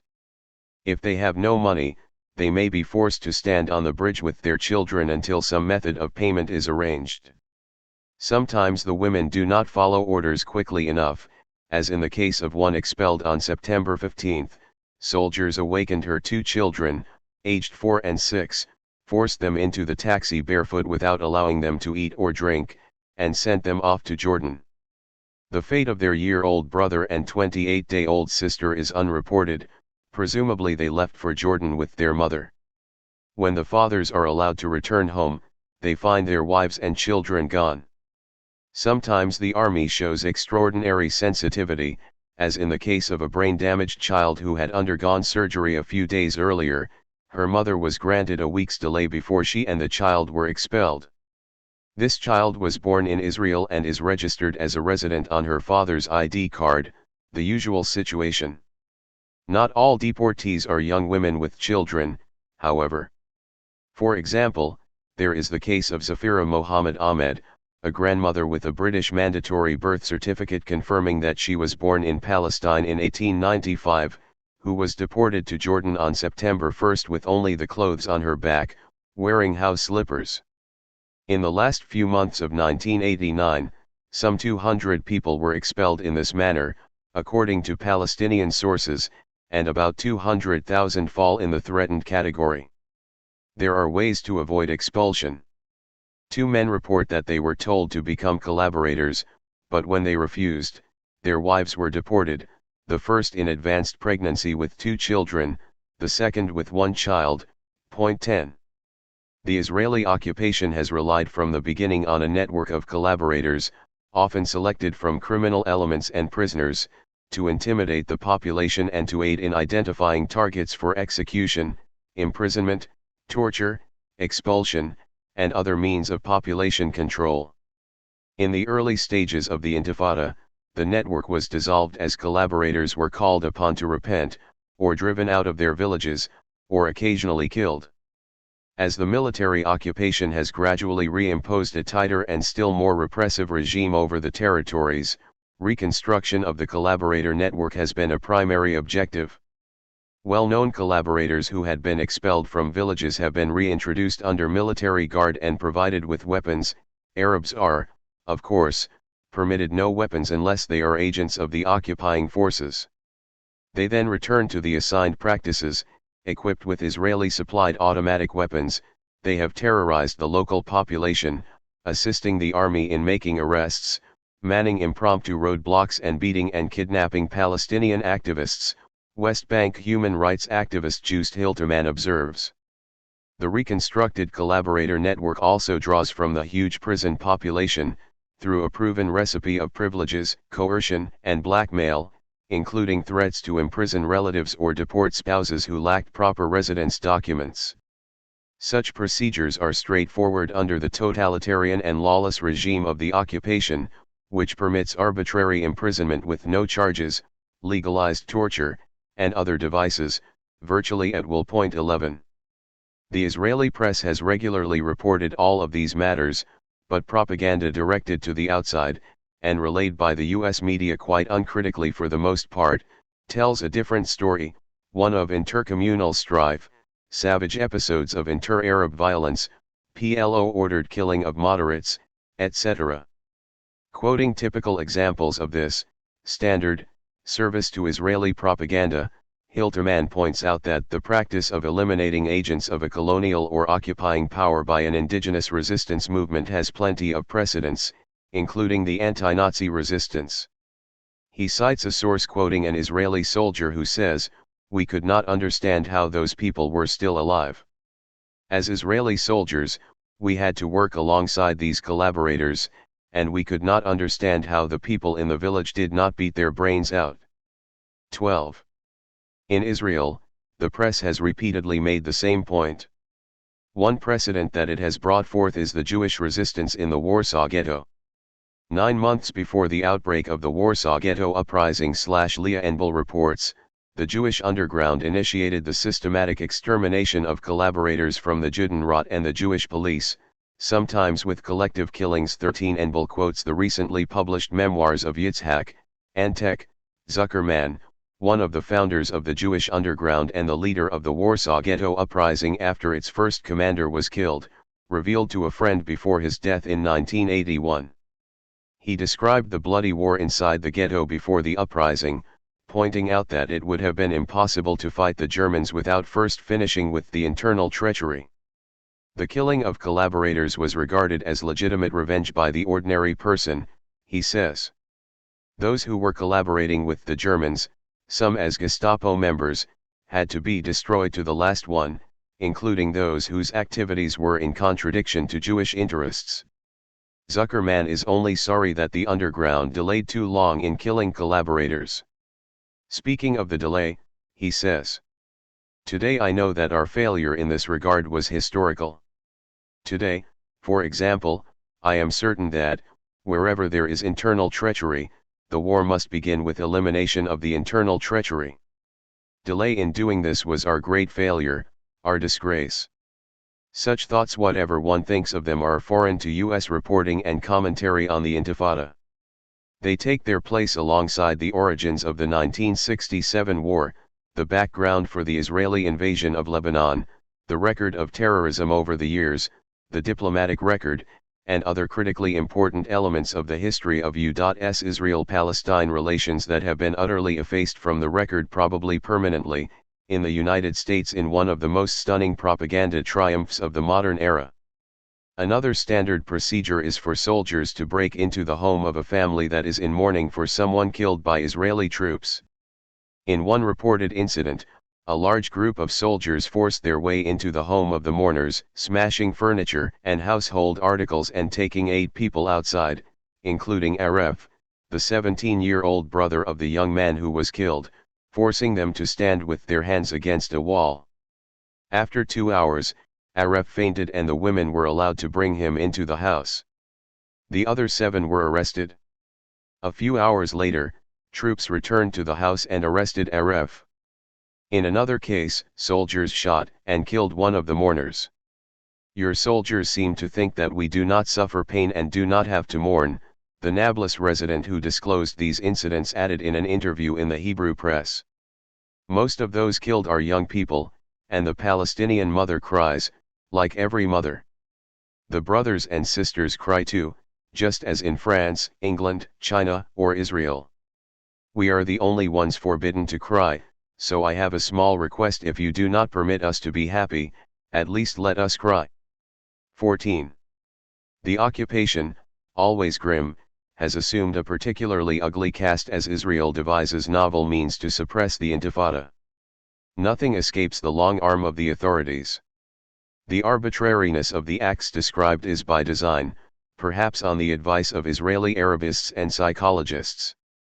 The point is to teach the Palestinians that every aspect of their lives is controlled by the authorities, and the master will do what he likes, with impunity. They must be taught not to raise their heads, a crime that is denounced with particular outrage, in these words. They must understand that they are one of those insignificant nations who should not succumb to delusions of significance, to adopt proper neoconservative rhetoric. Point 15. The mainstream doves agree with the advice of New York Times chief diplomatic correspondent Thomas Friedman: give Ahmed a seat in the bus, and he will limit his demands, then treat him in the manner of southern Lebanon, which Friedman recommends as a model, where Israeli troops and a network of collaborators terrorize or expel the native population. The hawks want Ahmed to understand that he must walk with head lowered, all the time. The basic method, Israel's leading civil libertarian Israel Shahak observes, is the total, indeed the totalitarian control, exercised by the Israeli authorities over all aspects of Palestinian life in the territories and the arbitrariness by which it is imposed, humiliation as an instrument of policy. Point 16. One might, incidentally, imagine the reaction if a journalist were to advise South Africans to give Sambo a seat in the bus, or proposed that Jews be granted something to lose, because if you give him a seat in the bus, he may limit his demands. And if the model of southern Lebanon were then proposed for Sambo or Himi. Anti-Arab racism is, however, so widespread as to be unnoticeable. It is perhaps the only remaining form of racism to be regarded as legitimate. Dr. Yoel Cohen, an Israeli specialist in mass communications, concludes from his research that from April 1988, there has been hardly any coverage of the Intifada in such journals as the New York Times, Washington Post, and Le Monde. The significance of the sharp decline in coverage to the level of events in Japan and Sri Lanka, he concludes, is particularly rich in significance with regard to the United States, a matter surely understood by those who organize and conduct the repression while the dollars flow. Point 17. 2. The reality of the occupation. The facts are understood well enough by the victims. West Bank lawyer Raja Shehadeh, founder of Law in the Service of Man, observes that the failure of all peace initiatives made everybody here think that, we are absolutely desperate, we are exploited, we are harassed, our houses demolished, and nothing is working to change our situation. There is no political solution, nobody to help from the outside, and unless we do it ourselves, nobody is going to care. 18. It is not so much the level of brutality of the occupying forces that has led to total desperation, he continues, but rather the blindness and hatred toward Palestinian Arabs, the endless degradation that is a condition of daily life. Shehadeh looks back with some nostalgia to the days when Moshe Dayan's attitude prevailed, to stay away from people's lives as much as possible under an occupation intended to be permanent. From the internal record, we learn more about Dayan's views. In a September 1967 meeting, he urged that we tell the Arabs, we have no solution, and you shall continue to live like dogs, and whoever prefers may leave. To Shimon Peres's objection that Israel should preserve its moral stand, Dayan answered, Ben-Gurion said that anyone who approaches the Zionist problem in a moral aspect is not a Zionist. 19. Contempt for the Arab population is deeply rooted in Zionist thought. Recently released records of the Jewish Agency Executive reveal, for example, the thinking of Chaim Weizmann after the Balfour Declaration of 1917, with regard to the Arab question. The British told me that there are several 100,000 Negroes there but that this matter has no significance, quoted by Arthur Ruppin. Point 20. American journalist Vincent Sheehan, who arrived in Palestine as an avid Zionist in 1929, left a few months later a harsh critic of the Zionist enterprise largely because of the attitudes among the Jewish settlers towards what they called the uncivilized race of savages and Red Indians, squatters for 13 centuries who, as David Ben-Gurion put it in words that are still commonly echoed, would be equally at ease whether in Jordan, Lebanon, or a variety of places which are as much his country as this is. And as little. 21. The Palestinians, obtuse and recalcitrant, refuse to see the point. Early settlers, including those regarded as enlightened, saw the issue as a conflict between culture and wild men. There is no race more cowardly, hypocritical, and dishonest than this race, of Shalom Feinberg to Henrietta Zold. They warned of the Eastern mentality, with its lack of civilized norms and reliance on violence, a culture of half-savage peoples. 22. Turning to the present, Minister of Justice Avraham Sharir informs an audience of American Jewish functionaries in February 1988 that the Arabs are liars from birth, eliciting no reaction, the Israeli press reports. The head of Israel's Northern Command, General Avigdor Ben-Gal, described the Arabs of Galilee, within Israel proper, as a cancer in Israel's body, an attitude echoed in references to the underpopulated Galilee. Irving Howe, meaning that the Galilee has too few Jews, but too many Arab citizens, Israel fears. Others fulminate over the Arab crazed in the distinctive ways of his culture and committed to pointless though momentarily gratifying acts of bloodlust. New Republic editor Martin Peretz, point 23. These persistent attitudes, familiar throughout the history of European colonialism, help us understand what is happening today. The Israeli editor Yugal Schwartz, on completing his tour as a reserve officer in the West Bank, described the prevailing attitude among the military as based on the assumption that they are dealing with primitive people, Indians, whom it is our duty to educate and discipline, teaching them that they are children and we are parents who educate them, with the rod if necessary. From right to left, disorder is taken to show that we are bad teachers, that if we had beaten them properly at the beginning they would be properly trained, so that it is necessary now to beat and humiliate them, even when 3 soldiers beat a helpless woman, as he describes. Retired General Shlomo Gazit, a former military intelligence chief, explains that it's not enough to demolish the home of a terrorist in practice, a person targeted for punishment on the flimsiest grounds. This fails to act as a deterrent. We should demolish everything within a 300 to 400 meter radius of his house. Formerly a senior military official in the West Bank, he takes pride in a recent book on the success story of the occupation, with its absolute prohibition of any political organization or any participation in political affairs, so that the population would never be seen as a partner for dealings with Israel. On similar premises, New York Mayor Edward Cook calls on Israel to crush the riots in the territories with an iron fist and drastic methods, to deport stone throwers without being so sensitive about the media reaction. Prime Minister Shamir warns that Palestinians who resist the occupation will be crushed like grasshoppers, with their heads smashed against the boulders and walls. We say to them from the heights of this mountain and from the perspective of thousands of years of history that they are like grasshoppers compared to us. Considering the prevailing attitudes, it is hardly surprising that relative to us, the British reacted to the Jewish revolt at a peak of delicacy. Military historian Yuri Milstein observes. Point 24.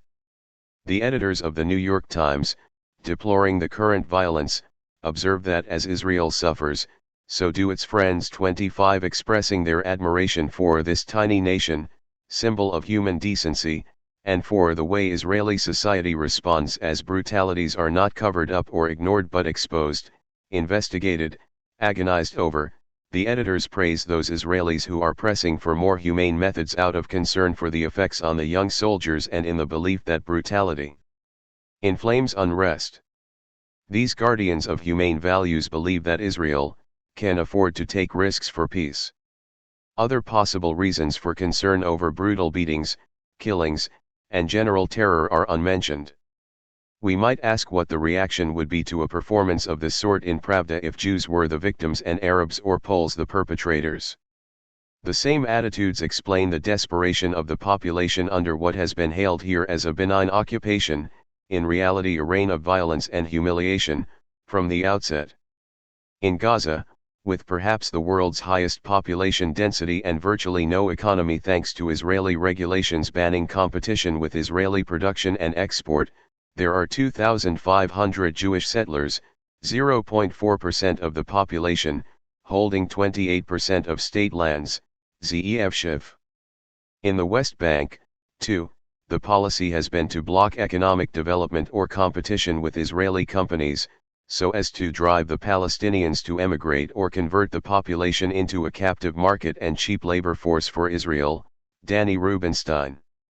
Economically speaking, they provide cheap labor for the ruling class, Professor Emmanuel Sivin writes, adding that the Israeli colonialist model resembles Algeria under French rule and is headed for South Africa, as the headline reads. The Arabs are facing a serious water crisis, resulting from a division of water resources favoring Jewish settlers by 12-1. The Arab inhabitants, naturally, are forbidden to dig new wells, while Israel draws extensively from West Bank reserves for its own needs as well. Eyal Ehrlich. Arabs pay 3 to 4 times what Jewish settlers do for water, the Jerusalem Post reports. Reviewing the principal apartheid laws that apply within Israel proper, Orit Shahid reports that the Jewish National Fund, a charitable organization devoted by law to serving the needs of Jews alone and now effectively controlling over 90% of the land within Israel, from which non-Jewish citizens are excluded in perpetuity, is also purchasing West Bank lands where no non-Jews will ever be allowed to live, through a subsidiary company so as to conceal this sheer plunder. Under 1983 orders of the military commander of the West Bank, no one may plant a tree or a vegetable without written authorization, granted only after proof of ownership is provided, a device to facilitate transfer of private land to the state when documents are deemed inadequate, attorney Avigdor Feldman comments. Punishment for planting an illegal tomato is up to a year in prison. 26. Other regular measures include collective punishment, deportation, administrative detention, and summary court-martial, under a legal cistern organized so that in 98% of the cases, lawyers cannot see Palestinian clients until after they confess, and judges will accept the confession at face value, even if it is written in Hebrew, a language the suspect does not know. After long detention with beatings, psychological pressures, and threats, attorney Jonathan Kutab of Law in the Service of Man reports. 27 The few shreds of legality were abandoned in March 1988, when Israel cancelled a promise by Prime Minister Begin to President Carter that administrative detention would be subject to some legal process. 28 For years, West Bank residents have been subjected to rampaging settlers and violence by the Israeli border police and military, as extensively reported in the Hebrew press, rarely here. The purpose, Dov Yirmiyahu wrote after a tour through the Dehisha refugee camp, is to move the inhabitants away and clear the place for the settlement plans, while those who suffer under the brutal force of the oppressive military rule and settler violence have no recourse but to throw stones. Israeli military retaliation is far harsher than the practice of the British when our resistance fighters threw bombs, explosives, shot, and killed hostages. This observer of the realization of Zionism through 3 generations, one of the founders of the Israeli army, writes bitterly. 29. Not surprisingly, these measures are being extended to Jews as well, though to a far lesser degree. For the first time, a Hebrew weekly, Derek Hanotzotz, has been dosed, also its Arab affiliate, but this is standard, under the British Mandate emergency regulations, which amount to a permanent state of siege, terminated before the British withdrew but immediately reinstituted by Israel. 30. Israel's harsh repression of free expression regularly passes without notice here. Even mild protest is beginning to elicit a severe government response. Students of the Bezalel Arts School, carrying signs saying "Let us not lose our humane image" in a peaceful demonstration, were attacked by police and forcefully dragged away, with 27 arrested, a pattern not exactly unknown here. 3 Scenes from the uprising. One of the great themes of modern history is the struggle of subjugated people to gain control over their lives and fate.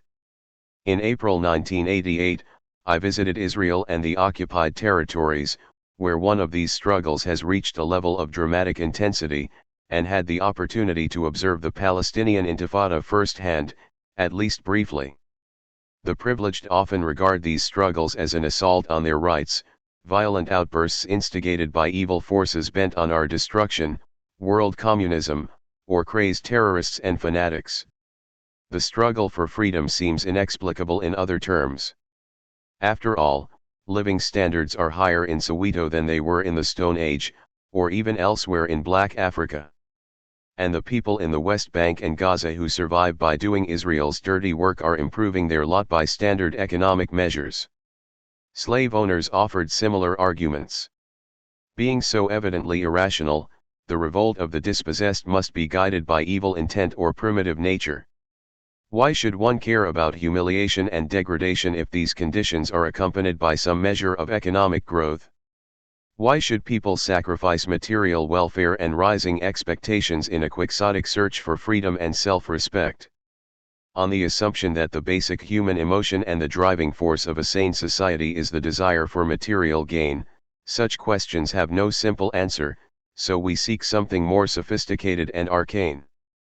200 years ago, Rousseau wrote with withering contempt about his civilized countrymen who have lost the very concept of freedom and do nothing but boast incessantly of the peace and repose they enjoy in their chains.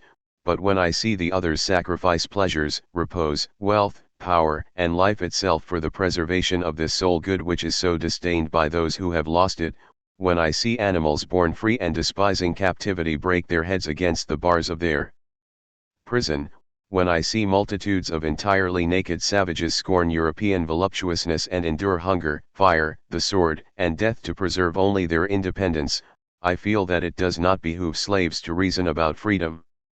These words kept coming to my mind as I was traveling through the West Bank, as they have before in similar circumstances.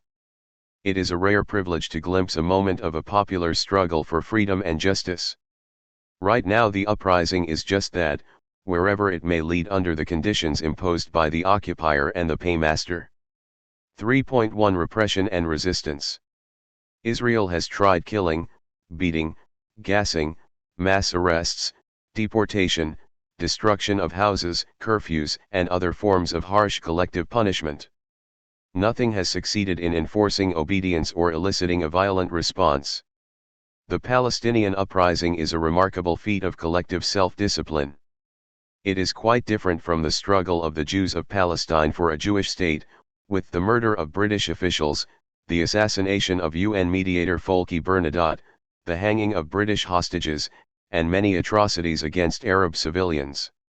Yitzhak Shamir, Prime Minister at the time of my visit and commander of the group that assassinated Bernadotte, lauded terror as a moral imperative. Neither Jewish ethics nor Jewish tradition can disqualify terrorism as a means of combat, he wrote. First and foremost, terrorism is for us a part of the political battle being conducted under the present circumstances, and it has a great part to play in our war against the occupier. 31. Some would have us believe that such thoughts, and the practices that follow from them, were only the province of extremists, and were abandoned with the establishment of the state that the press describes as the symbol of human decency, a society in which moral sensitivity is a principle of political life. New York Times, which has been guided by high moral purpose, through its tumultuous history, time. 32 There is an extensive record to undermine such delusions. Furthermore, the political leadership was reluctant to condemn terrorist practices. In laudatory reminiscences, Isaiah Berlin observes that Chaim Weizmann did not think it morally decent to denounce either the acts of Jewish terror or their perpetrators in public. He did not propose to speak out against acts, criminal as he thought them, which sprang from the tormented minds of men driven to desperation. David Ben-Gurion kept secret the confession of a close friend that he was among the assassins of Bernadotte. 33 National movements and struggles typically have a record of violence and terror, not least our own, and Israel is no exception to the norm. During its struggle for independence, the Jewish community in Palestine could assume some degree of restraint on the part of the British forces. Palestinians know full well that they can expect no such restraint were they to follow the course of the Zionists. Even nonviolent actions, political efforts and merchant strikes, for example, even verbal and symbolic expression have long been repressed by force, failing for lack of support from outside, not least among those who laud the virtues of such means. If the British had treated the Jews of Palestine in the manner of the Israeli repression over many years, there would have been an uproar in England and throughout the world. Imagine the reaction if the Soviet police were to deal with refuseniks in any way comparable to the Israeli practices that briefly reached the television screens. Israeli commentators have noted the sharp contrast between the restraint of British forces and Israeli brutality in response to Palestinian resistance that has remained remarkably disciplined, something that may not last forever. As I write, the press reports in one single day violent protests in Taiwan, France, South Korea, and Manila with firebombs and clubbing of police, and hundreds of injuries, very few among the demonstrators and rioters. These are not states known for their delicacy. Still, the picture is remote from Israeli practices in less threatening circumstances. 34. There is a double standard, as commonly alleged by apologists for Israeli violence. 35. It is just the opposite of what is claimed, and has been so for many years.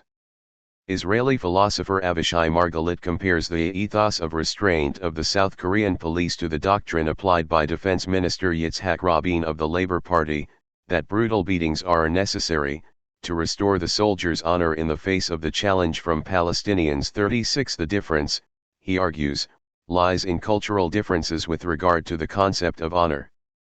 Perhaps so, but the factor of racism should not be overlooked. As the uprising gathered force, Orthodox Jews protesting movies on Sabbath pelted cars and police with stones and metal frames hurled from houses. No killings or sadistic beatings were reported then, nor 6 months later, when hundreds of Jewish workers broke into the finance ministry, smashing windows and injuring police and officials in a labor protest. 37. Margalit comments that the announced wish of the Israeli government, to restore law and order, has been accurately translated, to erase the smile from the face of Palestinian youth. The phrase is apt. Soldiers beating Arabs on a main street in West Jerusalem shout that they dare to raise their heads. The lesson taught to the Arabs is that you should not raise your head. Israeli author Shulamith Haraven reports from Gaza, where the hallmark of the occupation for 20 years has been degradation and constant harassment, for its own sake, evil for its own sake. A man walks in the street and soldiers and settlers call him, "Come here, donkey." A Hebrew phrase that Arabs quickly learn is "You are all thieves and bastards." A woman returning from study in the United States is insulted and mocked by soldiers at the border, who laugh at the fine clothes this one has as they display them to one another during baggage inspection. Another is called out at midnight by a kick at her door and ordered by soldiers to read graffiti on a wall. Visiting Gaza shortly before the uprising, Prime Minister Shamir called city officials and notables to meet him, left them waiting outdoors before a locked door, and when they were finally allowed their say, abruptly informed them that Israel would never leave Gaza and departed. Humiliation from this source has a definite political significance, Haraven adds, and did not pass unnoticed among people who have learned that the Jews understand nothing but force. 38. These are the conditions of everyday life, more telling than the corpses and broken bones. The similarity to the Deep South in its worst days is plain enough. The phenomenon is typical of European colonialism. For example, George Washington, who referred to the merciless Indian savages of the Declaration of Independence as beasts of prey, though they differ in shape, who must be treated accordingly. 39. Today, extraordinary comments pass virtually unnoticed. I will mention only one example, because of its relevance to the elite media here as well. While I was in Israel, Times correspondent Thomas Friedman had lengthy interviews in the Hebrew press in connection with his Pulitzer Prize Award for balanced and informed coverage, including gross falsification in the service of Israeli rejectionism. 40. He repeated some of the fabrications he has helped establish, for example, that the Palestinians refuse to come to terms with the existence of Israel, and prefer to offer themselves as sacrifices. He went on to laud his brilliance for having foreseen completely the uprising in the territories, a surprise to his regular readers, perhaps while writing stories that no one else had ever sent with unique precision and perception. Prior to his insights, he explained, Israel was the most fully reported country in the world, but the least understood in the media.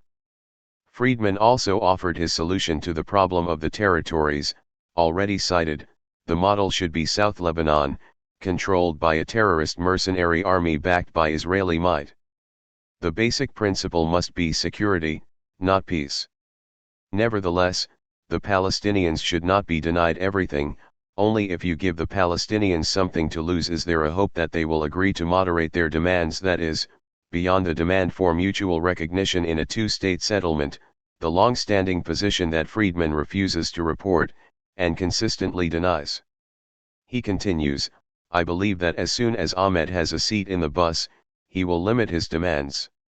It comes as little surprise that after the prize was announced on April 1, Friedman found it a much happier occasion than when he received the same prize for his reporting from Lebanon at a moment very much bittersweet because of the bombing of the American embassy in Beirut shortly before.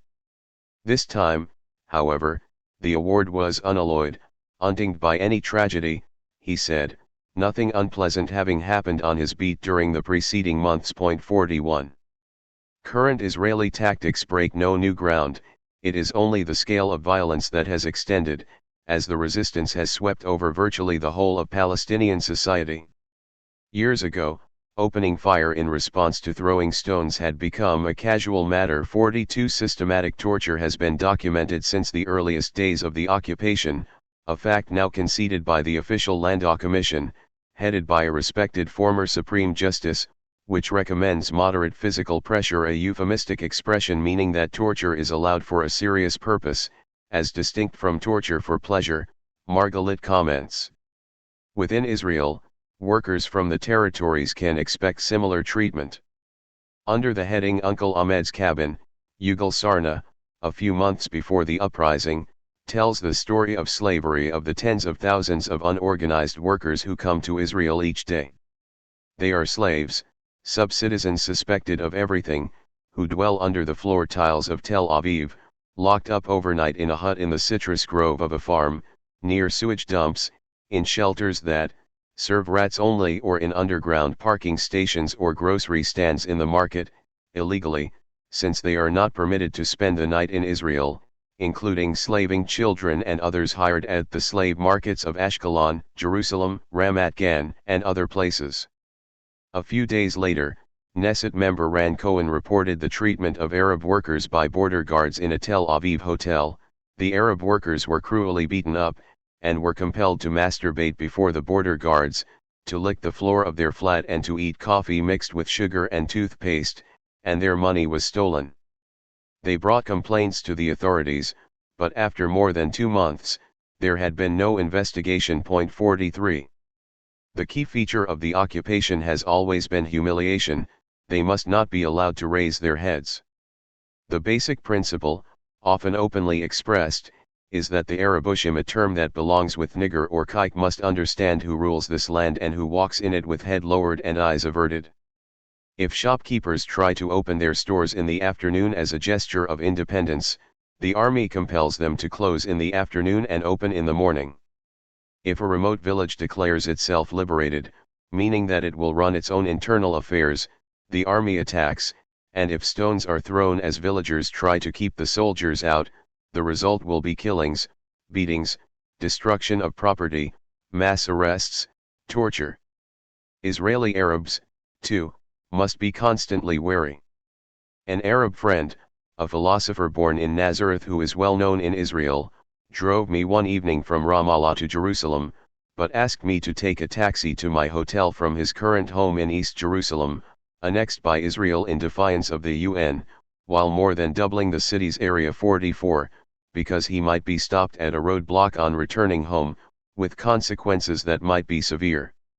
On a walk in the old city with an Arab friend, he reached up and touched a black flag. Many were hung in mourning after the assassination of PLO leader Khalil al-Wazir, Abu Jihad, in Tunis by Israeli commandos.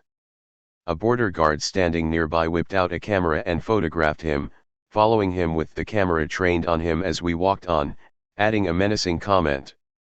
This man does not frighten easily. He spent years in an Israeli prison, and after his release has been outspoken in advocacy of Palestinian rights.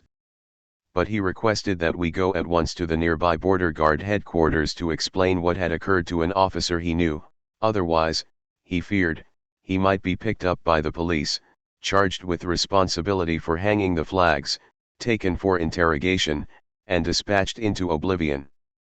An Israeli friend and I went to the headquarters, where the words Bruchim Habaim, blessed are those who enter, appear over the doorway. In the light of the well-deserved reputation of the border guards, one can only imagine the fate of Arabs so blessed. The officer we sought could not be reached at once, he was engaged in wiretapping, we were casually informed, but when he arrived, we explained what had happened and he called the patrol and ordered them to drop the matter. Luckily, there was protection in this case. The pattern is common. Israeli journalist Tom Segev reports what happened when an Arab lawyer told him that a random walk through Jerusalem would yield ample evidence of intimidation and humiliation of Arabs. Skeptical, Segev walked with him through Jerusalem, where he was stopped repeatedly by border guards to check his identification papers. One ordered him, "Come here, jump." Laughing, he dropped the papers on the road and ordered the lawyer to pick them up. "These people will do whatever you tell them to do," the border guards explained to Segev. "If I tell him to jump, he will jump. Run, he will run. Take your clothes off, he will take them off. If I tell him to kiss the wall, he will kiss it.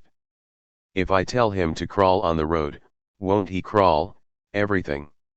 Tell him to curse his mother and he will curse her too. They are not human beings." The guards then searched the lawyer, slapped him, and ordered him to remove his shoes, warning that they could order him to remove his clothes as well. My Arab, Segev continues, kept silent and sat down on the ground as the border guards laughed, saying again, "Really, not humans," then walked away. People were passing by and didn't look at the Arab, as if he were transparent. "Here you have your story," said my Arab. "Others are not so fortunate, and may be beaten and taken away for interrogation and detention without charge." Complaints to the police evoke still further brutality, as amply documented. Point 45.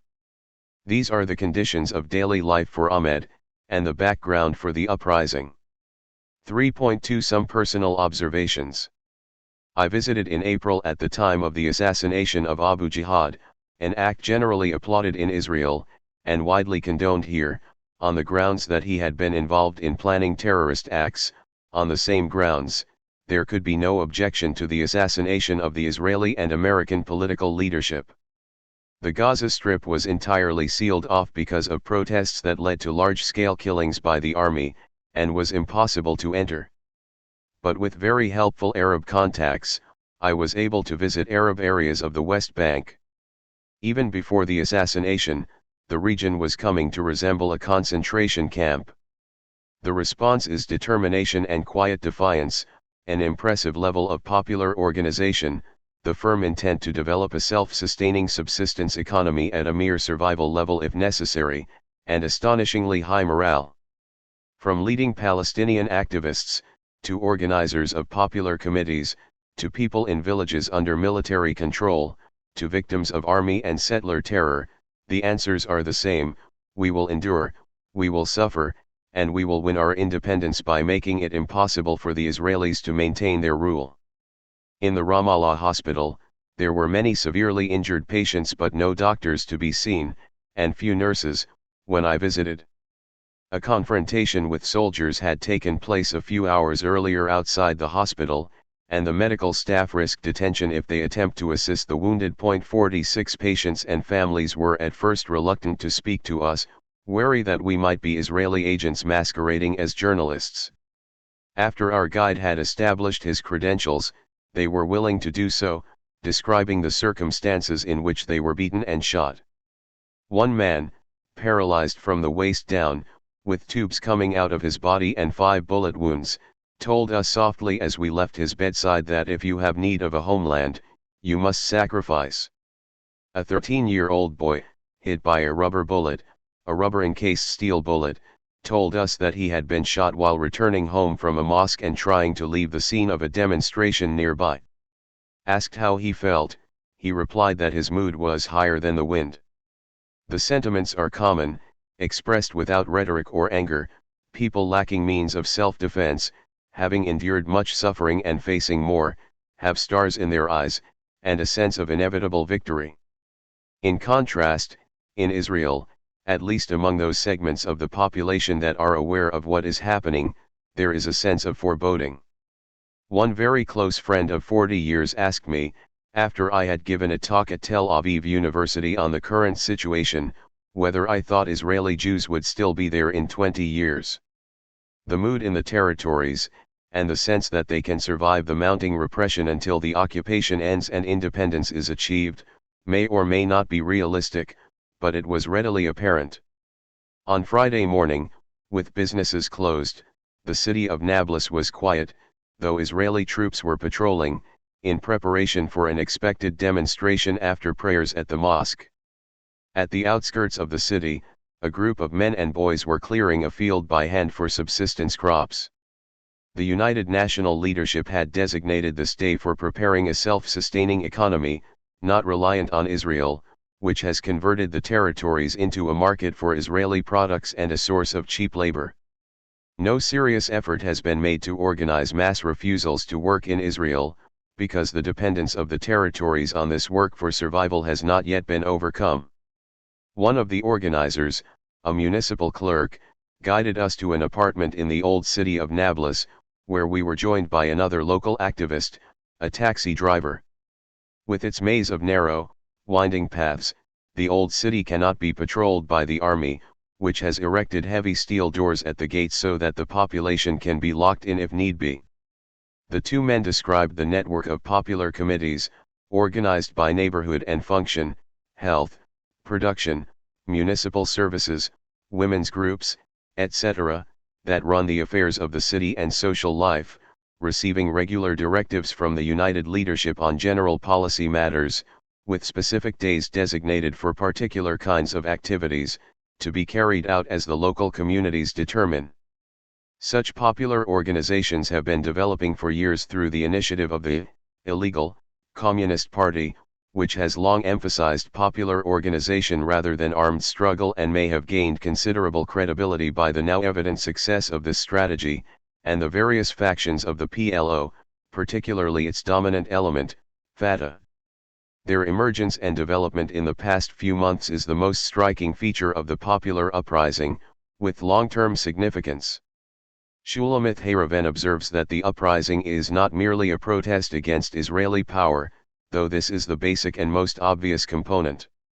It is a revolt of women and youth against traditional patriarchal authority, against women's work and the prosperous elders, with their connections to Israel and foreign countries, in a society where something very important is proceeding and changing before our eyes, and even if the current disturbances will be quelled, the process will continue. Reporting from West Bank villages, Zvi Jalat describes their socialist autonomy, with mutual aid, provisions distributed to those in need, and popular organization despite Israeli terror, always at hand, as in Yabed, where villagers listen all night to the prisoners crying out and asking for food from the local school, converted, as many schools have been, to a prison camp. 47. One sees the signs everywhere. Though Arab police have resigned under orders of the United leadership, there is, local inhabitants say, virtually no crime or disorder, apart from confrontations with the occupying forces. In Nablus, plans are underway to raise chickens and rabbits, and to farm on the outskirts. The party structure emerges at the level of the United leadership, Fatah, the Popular Front, the Democratic Front, the Communist Party, and in Gaza, the Islamic Jihad. It appears to be less significant, though it doubtless functions, at the local level. The primary emphasis and concern is organization of community life, with a view towards creating the basis for full independence. The political goal is to end the occupation. When questions turn to the means for achieving this end, the answer is always the same: these matters are to be negotiated with the PLO. There was informed criticism of the PLO for incompetence, corruption, and worse, and thinly veiled contempt for several of the figures in Israel regarded by the media as leaders and official spokesmen, though not all. Faisal Husseini, director of the Arab Studies Society in East Jerusalem, again under administrative detention, was mentioned with particular respect. 48 But the Palestinian issue is understood as a national problem, and the PLO is the national leadership, whatever its faults. It is a fair guess that if independence is achieved, conflicts submerged in the unity of resistance will surface, particularly now that local organization has achieved substantial scale and success. The activities outlined by local organizers corresponded closely to a thoughtful analysis by Bashir Barghouti, an influential West Bank intellectual. His vision, presented with detail and a long-term perspective, is that an independent life will be established, whatever measures Israel takes to prevent it, with eventual political independence after the occupation becomes too costly for Israel to maintain. The network of popular organizations, and their activities to establish self-sufficiency and self-government, will provide the basis for the social and political structure of a West Bank Gaza state, established alongside of Israel. Whether the plans are realistic and the prospects realizable, I do not know, but the similarity of perception and intent over a wide range is as noteworthy as the spirit of dedication and the ongoing efforts and the resemblance to earlier Zionist history. One of the first villages to declare itself liberated was Salfit, which resisted army conquest until 3 days before my visit. The local committees had organized municipal services, including sanitation, as an alternative to those provided by the civil administration, and had posted guards and patrols to warn of the arrival of settlers and the army.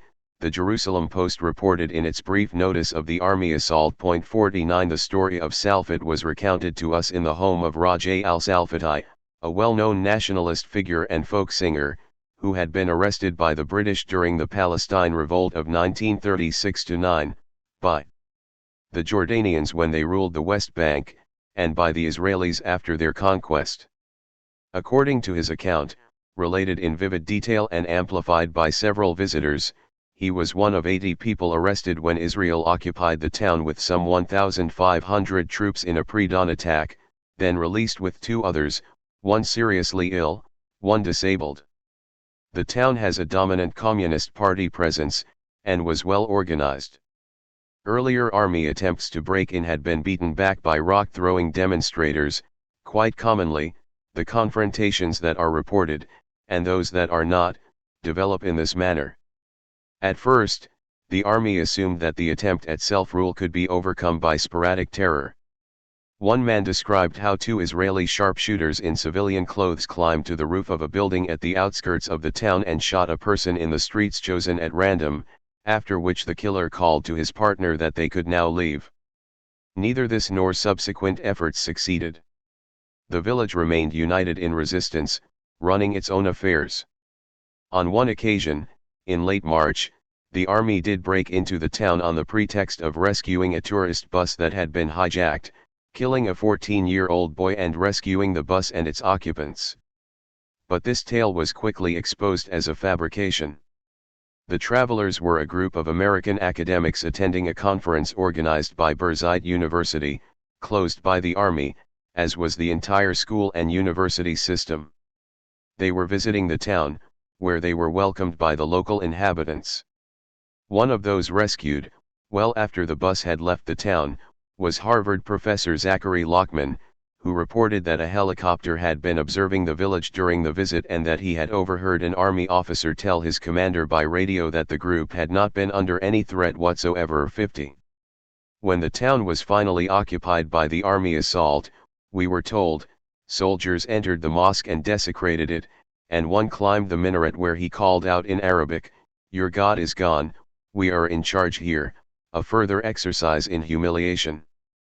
The same has been reported elsewhere, for example, in Beit Umar, where more than 100 windows of the mosque were broken, holy books and other property destroyed, and tape recordings of Quran readings stolen during a 5-hour army rampage with bulldozers that severely damaged virtually every building along the main street, destroyed cars and tractors, uprooted trees, and caused general havoc. 51 In Salfit, Union offices were destroyed and other buildings damaged. The army entered houses identified by number to seek people designated for arrest. It was speculated that helicopter flights in the preceding days may have been aimed at providing detailed maps. In prison, those arrested were subjected to beatings in the normal fashion. As we were about to leave the village, we heard boys shouting outside that the soldiers were coming. People were streaming from the houses, including women and children, to confront the soldiers once again. Morale evidently remained unshaken, 3 days after the army assault. My Arab guides did not want to be apprehended in the town, so we left in another direction. No attack was reported in the press, and what happened, I do not know. I joined several lawyers from the Ramallah human rights group Al-Haq, Law in the Service of Man, on a visit to the village of Baida, closed under military blockade that bars all contact with the outside world. Gas, water, and electricity were cut off, and there were shortages of milk, flour, and vegetables. 52 We reached Baida over a back road and hills, guided by a man from a neighboring village, and stayed until just before 7 p.m., when the military closure is extended to curfew, meaning house arrest. As we left, the back road over the hills had been blocked with boulders to protect the village from possible settler or army attack. Baida achieved notoriety when a Jewish teenager, THIRD-WORLDISM, was killed on April 6 by an Israeli settler, Noam Chomsky, after a confrontation that took place when 20 hikers from the religious nationalist settlement of Ilan Moreh entered the lands of Baida to show who are the masters, as one hiker later told a TV interviewer. 2 villagers, Moussa Saleh Bani Shamse and Hatem Fayez Ahmed Al-Jaber, there are conflicting versions of their names, were also killed, and several were severely wounded by Al-Jabai, one of 2 armed guards accompanying the hikers. Al-Jabai is a well-known extremist barred from entering Nablus, the only Jew ever subjected to an army exclusion order. The second guard and organizer of the hike, Menachemlan, also had a criminal past. A 16-year-old boy, Isam Abdul Halim Mohammed said, was killed by soldiers the following day. The hikers claimed that THIRD-WORLDISM had been killed by Arab villagers, setting off virtual hysteria in Israel, including a call by 2 cabinet ministers to destroy the town and deport its population. Within a day, the army had determined that she was killed by Al-Jabai, then proceeded to blow up 14 houses, while Chief of Staff Dan Shamran reported that the Arab residents had intended no harm to the Ilan Moreh hikers and had indeed protected them. Many people were arrested, 60 remained in prison when we visited, and 6 were later deported. General Shamran declared that action had to be immediate. A failure to act could well have led to other action in the area, that is, more settler violence. The collective punishment and expulsions are the expected tribute paid to control the settlers, Nahum Barnea observes, punishment for their violence being out of the question, because they are Jews. 53. Baida is or was a lovely, quiet village, tucked away in the hills not far from Ramallah. A traditional and conservative village, Baida had declared itself liberated shortly after the uprising began, and was attacked several times by the army, leading to stone-throwing confrontations on the road to the village, which the army blockaded. During one army raid on February 14, property was destroyed and 3 villagers had to be hospitalized with broken limbs, 2 teenagers and an 80-year-old man with an arm, 2 fingers, and 2 ribs broken. 54 All this being normal, the town remained enveloped in obscurity. What took place on April 6 is contested. According to villagers, the lands of Baida were under military closure at the time. They were concerned when they saw settlers entering these lands and approaching a well, which they feared the settlers might be planning to poison or destroy. That has happened elsewhere, according to local inhabitants, including Yabed, where the well was blown up by Jewish settlers. 55 When Moussa Saleh was murdered by Al-Jabai in the fields, villagers brought the hikers to the village to determine what should be done. Al-Jabai killed his second victim when he approached with hands raised to ask Al-Jabai to hand over his weapon and take the hikers on their way. Ayyubi killed THIRD-WORLDISM after he was hit by stones thrown by Moussa Saleh's mother and sister. His rifle was then taken from him and destroyed. Settler tales about shooting by Arabs are denied by the army, which issued an official report of dubious accuracy. Israeli friends in Jerusalem told me that they had no doubt, from the first television interviews, that the hikers were lying. Though the hikers were under the control of the inhabitants for several hours after the killings, none were injured, and they were cared for by villagers, as the army emphasized in an effort to calm the hysteria that followed these events. The official claim was that the villagers were given ample warning of the house demolition so that they could remove their possessions.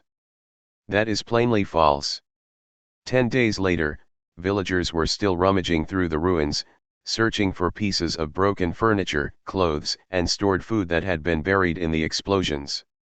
According to several independent accounts, the villagers had been gathered in the mosque and given 15 minutes notice of the demolitions. We were told that one man was indeed given time to move his possessions to his father's home, after which both houses were demolished. These are substantial stone houses. One of those partially destroyed was a 2-story building which, we were told, was more than 100 years old. Apart from the 14 houses officially destroyed, 16 others were damaged, many unlivable. I noticed one house with a wall caved in by a concrete block about 10 feet long that had sailed some 50 feet from the nearest demolished structure. The International Commission of Jurists in Geneva denounced the collective punishments, including the demolitions and expulsions, as yet another violation of the 1949 Geneva Conventions. Polls indicate that 21% of Israeli Jews opposed demolition of the houses and 13% called for the entire village to be erased. 56 Some commentary condemned the demolition of the house of a man who had aided the hikers, but I saw no general condemnation in the mainstream press, and no call for collective punishment against Elon Mora after settler provocation led to Ayyubi's killings. As elsewhere, the villagers described what had happened, and their current plight, with calm and simplicity. They are prepared to endure. Their responses were considered and thoughtful. Asked how they would react if Israelis were to offer to rebuild the houses that had been destroyed, 16 of which were damaged or destroyed illegally even by the standards of what passes for law in the territories, they responded, after consultation, that it would have to be a political decision. If Jews would come to rebuild in a spirit of friendship and solidarity, they would be welcome. If they intended only to salve their consciences or improve the image of the beautiful Israel, the villagers would have none of it. I raised the question of rebuilding the houses illegally destroyed with several Peace Now intellectuals in Jerusalem and was told that the matter was under consideration, but I know of no outcome. It was raining steadily when we visited Baida. Women were trying to cook outdoors in the rain, others in semi-demolished houses. A house may have a dozen or more inhabitants. The number of people left homeless is considerable, apart from the many arrested and deported. Moussa Saleh's mother and sister, 3 months pregnant, are in prison, their homes destroyed. The sister has been charged with assault and, according to Israeli reports, may be charged with complicity in the murder of Tirza Porat. 57 As for Al-Jabai, he is not to be charged, because, as the army spokesman said, I believe the tragic incident and its result are already a penalty for the murderer, that is, not the Arabushim who raise their heads. 58. Of the victims of the events in Baida, only the name of Tirza Porat is known, and only the circumstances of her killing merit inquiry and comment. This is only to be expected in the raining climate both here and in Israel. Who would have heard of Intisar al-Attar, a 17-year-old Palestinian girl shot and killed in a schoolyard in Gaza last November 10, or of her killer, Shimon Yifra of the Jewish settlement of Gush Katif in the Gaza Strip, arrested a month later and released on bail because, the Supreme Court determined, the offense is not severe enough to order the arrest of the accused, and in this case there is no fear that Yifra will repeat the offense or escape from his punishment. 59 Or Jude Abdullah Awad. A shepherd murdered, his companion severely wounded, when a Jewish settler tried to drive them from a field on May 5, an incident meriting 80 words in the New York Times, and none when the settler was released on bail, charged with manslaughter? Or Iyad Mohammed Akil, a 15-year-old boy murdered by Israeli soldiers, his head beaten to a pulp, according to a witness, after he was dragged from his home in a Gaza refugee camp. 60. The reaction here and in Israel to the grossly discriminatory treatment of Arabs and Jews by the court stands alongside the prevailing double standard on terror and rights. Palestinian artist Fathi Gaban receives a 6-month prison sentence for using the colors of the Palestinian flag in a painting. An Arab worker caught sleeping illegally in Tel Aviv receives the same sentence, with 2 months additional imprisonment if he does not pay a heavy fine. 4 young Arabs are sentenced to fines and 3 months at hard labor for having waved a Palestinian flag in a protest demonstration after the Sabra Shatila massacres. In contrast, a sergeant who ordered 2 soldiers to bury 4 Palestinians alive with a bulldozer receives 4 months, and 2 soldiers, whose prolonged beating of captured Palestinians horrified Europe after a CBS filming, received 3 months probation. Another soldier received a month suspended sentence for killing an Arab by firing into a village. A settler found guilty of shooting directly into a crowd of demonstrators was sentenced to a rebuke. Another received 6 months of public service outside prison for killing a 13-year-old boy after an incident on a road in which he was under no danger, according to testimony of army observers. President Herzog reduced the sentences of Jewish terrorists who murdered 3 Palestinians and wounded 33 in a gun and grenade attack at Hebron Islamic College from life in prison to 15 years, further reductions are doubtless to come. 3 other members of the terrorist underground were released after 2 years in prison for the attempted murder of 2 West Bank mayors, one of whom had his legs blown off, while a military court sentenced 2 Arabs from Kafr Qasim, the scene of one of Israel's worst massacres in 1956, to 21 years imprisonment for allegedly planting 2 bombs that exploded with no injuries. The ideologist and second highest leader of the Jewish terrorist underground, Yehuda Etzion, convicted of planning the bombing of the Dome of the Rock, organizing the attack on the mayors and other atrocities, and stealing 600 kilograms of explosives from a military base, was released to a religious school in Mula after serving half of a 10-year sentence, and a presidential pardon is under consideration. Palestinian storekeepers are threatened with the same sentence, 5 years in prison, if they failed to wash anti-Israeli graffiti off their buildings and remove Palestinian flags. Wire Services Report. 61. Such practices have been an unrecognized scandal since the founding of the state. One revealing example is the case of Shmuel Lahiz, who murdered several dozen Arab civilians he was guarding in a mosque in the undefended Lebanese village of Hula in 1948.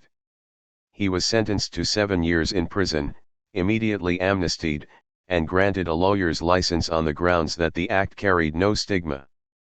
Later he was appointed Secretary General of the Jewish Agency, the highest executive position in the World Zionist Organization, with no qualms, since his amnesty denies the punishment and the charge as well. The record was exposed when Lahiz was appointed Secretary General, eliciting little interest in Israel, and none here. 62. After the assassination of Abu Jihad, curfews were extended to new areas of the West Bank, among them the Kalandiah refugee camp near Jerusalem. We were able to enter through a back road, not yet barricaded, and to spend about half an hour there before being apprehended by Israeli troops. The town was silent, with no one in the streets apart from a funeral procession permitted by the army and a few young children who approached us, surely assuming we were Israelis, chanting the common slogan PLO, Israel No. In the streets we found signs of recent demonstrations, metal remnants of the firing of rubber bullets, a tear gas canister made by federal laboratories in Salzburg, Pennsylvania, with the warning, still legible, that it is for use only by trained personnel and that fire, death, or injury may result from improper use, a common occurrence. While we were being interrogated, a man who looked perhaps 90 years old hobbled out of a doorway with his hands outstretched, pleading that he was hungry. He was unceremoniously ordered back indoors. No one else was to be seen. The soldiers were primarily concerned that we might be journalists, and expelled us from the camp without incident. Most of the participants in an international academic conference I was attending in Israel joined a demonstration at the Dahariya prison near Hebron, organized by several of the peace groups, mostly new, that have sprung up in the past several months. These represent the most hopeful development within Israel, and American support for them could make a real difference. Unlike Peace Now, which remains unwilling to separate itself clearly from Labour Party rejectionism, they are forthright in calling for an end to the occupation, and committed to find ways to protest it. Approach to the prison and the nearby village was blocked by troops, but women and children, later men as well, gathered on hills several hundred yards away and began to call back and forth with the demonstrators. A few children drifted towards us, followed by many others and finally adults as well. At the end, a man from the village took the microphone and thanked us for having come. A young man wanted to speak as well, but was persuaded not to. A few days before, he had carried away the body of his brother, killed by soldiers, and he showed us scars from beatings he had received the preceding day. There was concern over the consequences for him after we left, a problem elsewhere as well. While foreigners were present, soldiers were well behaved, but there was a good deal of concern, on all sides, about what would happen later to Arabs they found us visiting or speaking to. As we left Dahariya, children were carrying our signs, waving and shouting. What happened afterwards, I do not know. 4 days later, according to the signed affidavit of an army reservist, young Palestinians were kicked and beaten with plastic pipes and handcuffs while their commander looked on as they were brought, bound and blindfolded, to Dahariya prison. One boy 12 to 15 years old who had been crying was raked along barbed wire, thrown against a wall, kicked, and beaten with a club by a soldier and jailer while he screamed with pain. 63. The Dahariya prison, known as the slaughterhouse among prisoners, is a way station to the new prison camp Ansar III in the Negev desert close to the Egyptian border. Ansar I was a hideous torture chamber established by Israel during the Lebanon War for Lebanese and Palestinians taken hostage. Ansar II is a prison camp established in Gaza, with a similar reputation. 64 Ansar III follows suit. Prisoners include significant segment of the Palestinian elite, the Washington Post reports, doctors, lawyers, trade union officials, students and university officials, at least 20 journalists, and others. They are denied water, edible food, medical attention, even an opportunity to wash for many weeks. They are subjected to such collective punishments as lying with hands bound behind the back for long periods in the scorching desert sun, being forced to walk in single file with heads lowered, being denied newspapers, books, mail, or stationery, or the opportunity to walk about freely or change clothes, sometimes for over a month. They have no names, only numbers, part of an effort to create a sense of isolation, according to prisoners, perhaps on the advice of psychologists. There are no charges or judicial review. Families are not informed of where they are, why they were imprisoned, or for how long. Journalists, even lawyers, have been denied entry. 65.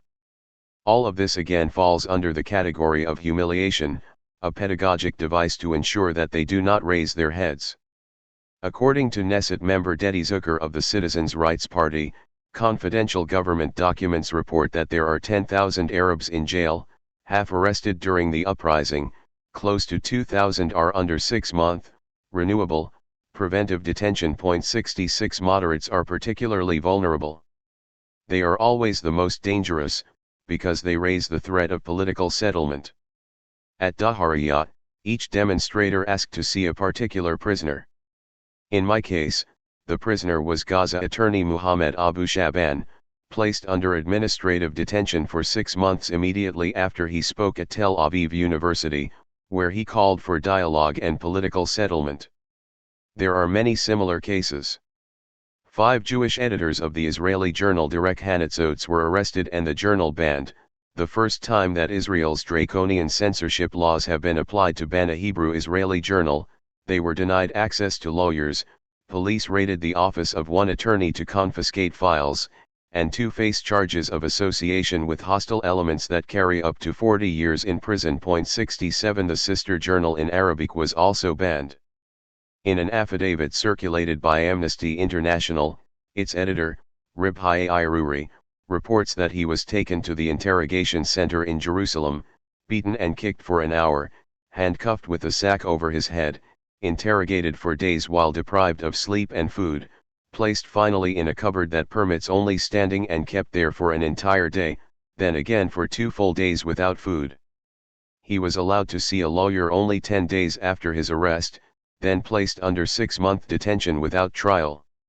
This case, far from the worst, is known only because he was adopted as an AI prisoner of conscience on grounds that his detention appears to be on account of the nonviolent exercise of his right to freedom of expression and association. 68 If the editor of the pro-Contra journal La Prensa had been subjected to a fraction of the same treatment in a country under attack by the superpower that funds the journal, the story might have made the press. 69.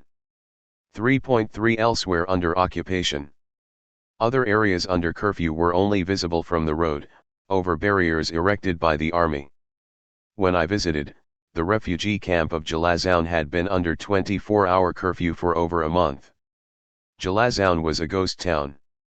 No men were to be seen. A few older women, presumably less vulnerable, were working in gardens near the houses, and there were several children out of doors. Otherwise, silence. All entrances were barricaded and under military guard. The inhabitants were not permitted to leave their houses except for a brief period every few days to purchase food with what meager resources they still have. There was reported to be very little medical care and a shortage of medicines. The UN relief official in charge of the camp, Mogans Fakhdal, reports that people have gone without electricity for a month. They have no oil or fuel to cook. They are starting to burn old shoes and furniture to make fires. The situation is deteriorating every day. UN garbage trucks had been barred by the army from entering the camp since the curfew was declared on March 16. UN officials had urged the people in the camp to burn garbage to prevent disease, but they fear the soldiers will see the fires as a demonstration, Fakhdal explained, a risk they cannot take. Inhabitants said they had no food except bread and what is left from supplies stored before the curfew. On April 17, Israeli soldiers turned back a UN convoy carrying food and other supplies to the camp. Soldiers at the camp entrance deny that there are shortages. 70. According to attorney Raja Shihadeh of Al-Haq, the curfew was imposed after an alleged threat to an Israeli collaborator. Israel takes such threats very seriously. Typically, the threat consists of calls on the collaborators, who are well known because of their flaunting of privileges afforded for their services, to come to the mosque, repent, and promise to refrain from serving as Shin Bet informers.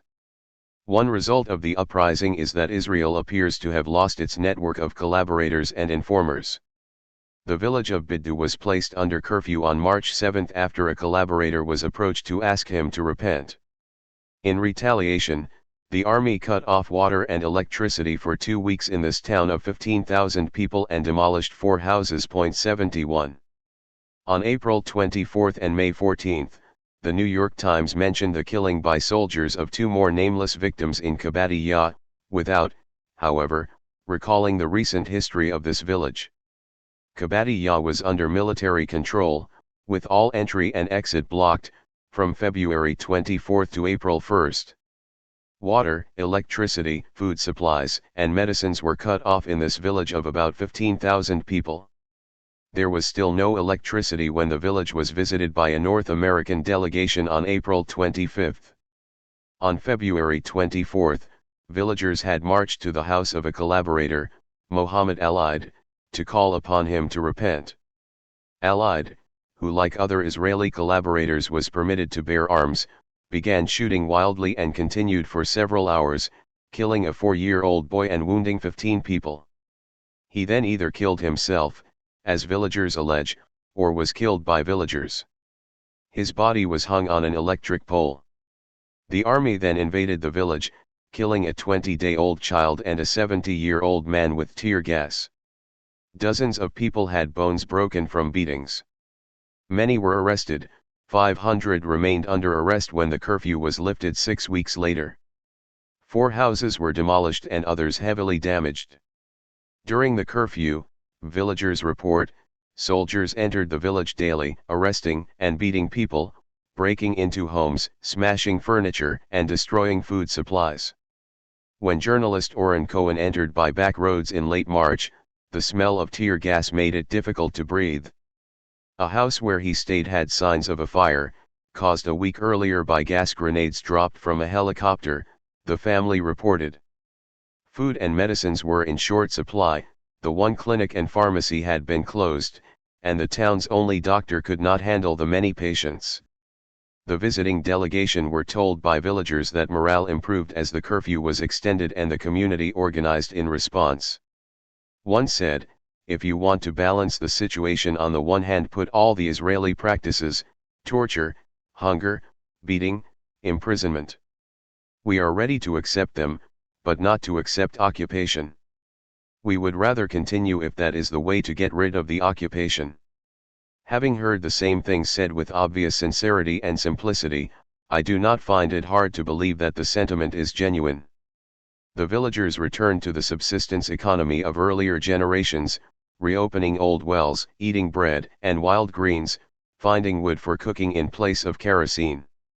What most impressed the delegation was the consistently buoyant and determined spirit in Kabadiyah, as elsewhere in the territories, my observation as well. Journalists who managed to enter Kabadiyah agreed. Joel Greenberg of the Jerusalem Post, visiting just hours before the press was banned from the territories completely, found the people surprisingly resilient and defiant after a month of the curfew, and without remorse over the fate of the collaborator, who was morally degenerate, hated by everyone, and was only attacked after he fired on what was a peaceful march, they said. They are prepared to survive on herbs from the hills if necessary. Hugh Schofield reported in the Canadian press that soldiers manning roadblocks at the town entrances were turning away supplies of food and fuel. Much of the town's agricultural land had been placed off limits. The town was forbidden to export to Jordan from its stone quarry, employing half the workforce, and, of course, workers were forbidden to travel to jobs in Israel, leaving the town without economic resources. The residents' spirits are strangely high, he reported. If the aim of the Israeli measures is to cow the locals, the effect is, if anything, the opposite. 72. On May 11, 47 villagers were charged with the killing of allied, including one man carried to court by his neighbors, paralyzed from the waist down as a result of allies shooting into the crowd. 73. Few people in Israel seemed aware of these and many similar events in the territories. The killings and dreadful beatings, sometimes reported, do not give an accurate picture of Israeli repression or the goals and achievements of the uprising. Despite everything, Israel remains, in many ways, a very appealing and attractive place, particularly as elsewhere in its community of dissidents, who are by no means marginal, and could become a significant force with American support. Alone, Palestinian courage and determination will not suffice. With the solidarity of others, it can lead the way to a better future. 3.4 Israel's peace movement. Let us turn next to what is considered here to be the peace movement in Israel. One of its leading spokesmen is Abba Eban, who complains that Israel lacks a grand vision. He agrees with the consensus rejection of an independent Palestinian state, but argues that most objections would be alleviated if there were an integrative atmosphere in a peace accord involving Israel, Jordan, and some densely populated Arab areas of the West Bank and Gaza, my emphasis, with a demilitarization agreement monitored by a vigilant Israel and Jordan. As an authentic dove, he would doubtless be willing to have this third entity called a Palestinian state. 74. Eban is outlining the basic terms of the 1968 Allon Plan of the Labor government. Its basic logic is that Israel would keep what it wants in the occupied territories while avoiding any responsibility for the population, which can remain either stateless or under Jordanian administration, with, perhaps, arrangements to run their own local affairs. This is the prescription of the doves for solving the demographic problem. The hawks lean towards the traditional goal of transfer, that is, expulsion of the indigenous population to the already existing Palestinian state, if not beyond.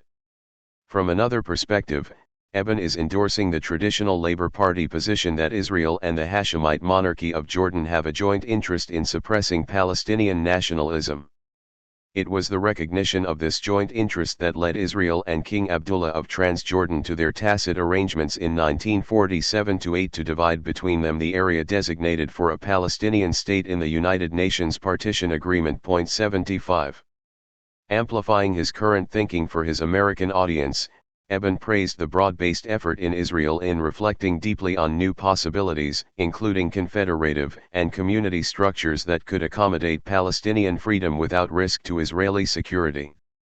The only example he gives is the proposal he advocates, territorial compromise, which will maintain Israel's security without physical control over all the territories and all of the Palestinian inhabitants, quoting a study of leading strategic analysts. My emphasis. The basic issue, Eben emphasizes, is not elections, but the distribution of sovereignty or control within the occupied territories. 76. The deep reflection, then, reduces to traditional Labour Party rejectionism, one or another variety of the Allon plan. Nowhere is there even a hint of a willingness to accord the right of self-determination to the indigenous population. Eben is a skilled diplomat and knows how to choose his words. One should attend carefully to the formulations of this leading dissident dove. Eben is associated with Peace Now, by far the largest segment of the Israeli peace movement, and the best known. Some members of Peace Now have advocated withdrawal from the occupied territories, as have a number of hawks and military analysts, among others. The organization itself seems to have taken no stand, though it has dropped hints that it might accept such an outcome. By late 1988, Peace Now had finally abandoned its extreme rejectionist position, expressing for the first time its willingness to allow Palestinians to select their own representatives for eventual negotiations. For years, it has been a doctrine of Israeli propaganda, and thus a common refrain of U.S. news reporting and commentary, that the way to peace is barred by the lack of a peace movement among the Arab people such as we have among the Jewish people, Shimon Peres, by the absence of any Arab negotiating partner that might be a counterpart to Peace Now and other Israeli doves. Thomas Friedman, denounced by many American Zionists as an inveterate Israel basher. The same claim has often been advanced by the well-known Israeli novelist Amos Oz and others identified with Peace Now. All of this is carefully cultivated illusion. The documentary record that is virtually unknown in the United States reveals that in reality, with all its evasiveness, unclarities, incompetence, and deceit, the PLO has for years been a more unambiguous advocate of a non-rejectionist peace settlement than any organized group in Israel or the United States, apart from the margins. The newspaper of record, and its correspondent Thomas Friedman, have been particularly rigorous in protecting doctrinal purity from the factual record. Editors have not only denied news coverage for Arafat's initiatives, but have even banned letters referring to them, for example, offers of negotiations with Israel leading to mutual recognition. Small wonder that American intellectuals who choose to restrict themselves to the narrow lens permitted by the ideological institutions can urge Israel to negotiate with any Palestinians willing to recognize Israel, adding that if the Arabs reject this offer, which, in the real world, the PLO had put forth for years, Israel would be the clear gainer in terms of its standing in the international community. Irving Howe, point 77. The position of Peace Now is outlined by its supporting organization in the United States. In early 1989, adopting the standard myth propagated by the State Department and the media, Friends of Peace Now announced falsely that the PLO had publicly and officially recited the 3 Rs, the State Department's magic words, thus capitulating to the U.S. demands. But while acknowledging that the PLO is progressing, Friends of Peace Now warned that the PLO has only begun to walk the painful path of clarification. In reality, 13 years earlier, and often since, the PLO reached a point on this path that remains well beyond Peace Now or its American support group. The facts are clear, and have frequently been presented, but they are not acceptable, therefore barred. No less remote from consciousness is the analysis of Israeli journalist Pinhas Inbari, who writes, whether speaking about a confederation with Jordan, or a confederative solution with Israel, we should pay attention to the fact that the political thinking of the Palestinians is far more advanced than our own, i.e., their search for a political solution featuring open borders, trust, and cooperation. Whoever followed the segregated vision of peace presented by the Labour Party in the recent 1988 election campaign, in which Israel/Palestine was to be divided into ghettos closed off by electronic fences, cannot but be impressed by the courage of the Palestinians in presenting the challenge of open borders and economic cooperation. 78. The accuracy of Inbari's perception is illustrated by the formulation of what Friends of Peace now wants. It calls on the U.S., Israel, the Arab states, and the PLO to accept 6 principles. The first is unequivocal recognition of the State of Israel by the Arab states and the Palestinian people, clear and forthright. The reciprocal obligation of Israel and the U.S., in contrast, remains vague, unequivocal recognition of the Palestinian people's right to national self-determination, with no indication of where this right is to be exercised, or in what form. The Hebrew original stating Peace Now's actual position adds further qualifications. Palestinian rights are to be recognized only insofar as they are compatible with Israel's security, an elastic concept. Principle 3 calls for exchange of territories, crucially, not the territories occupied in the 1967 War for Peace. The difference between territories and the territories is familiar in Middle East diplomacy. The former version, adopted here, is consistent with the Allon Plan, territorial compromise, barring any meaningful form of Palestinian self-determination.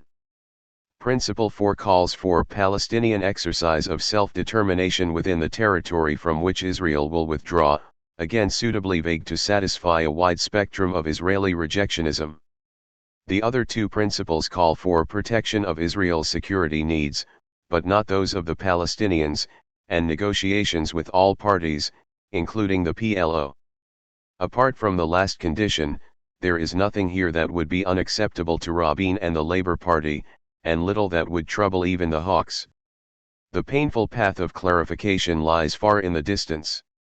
Also interesting is the reason offered for support of Peace Now, because attempts to rule over the Palestinians or to annex the land in which they live jeopardize Israel's security and threaten Israel's democratic, Jewish character. 2 points bear mention.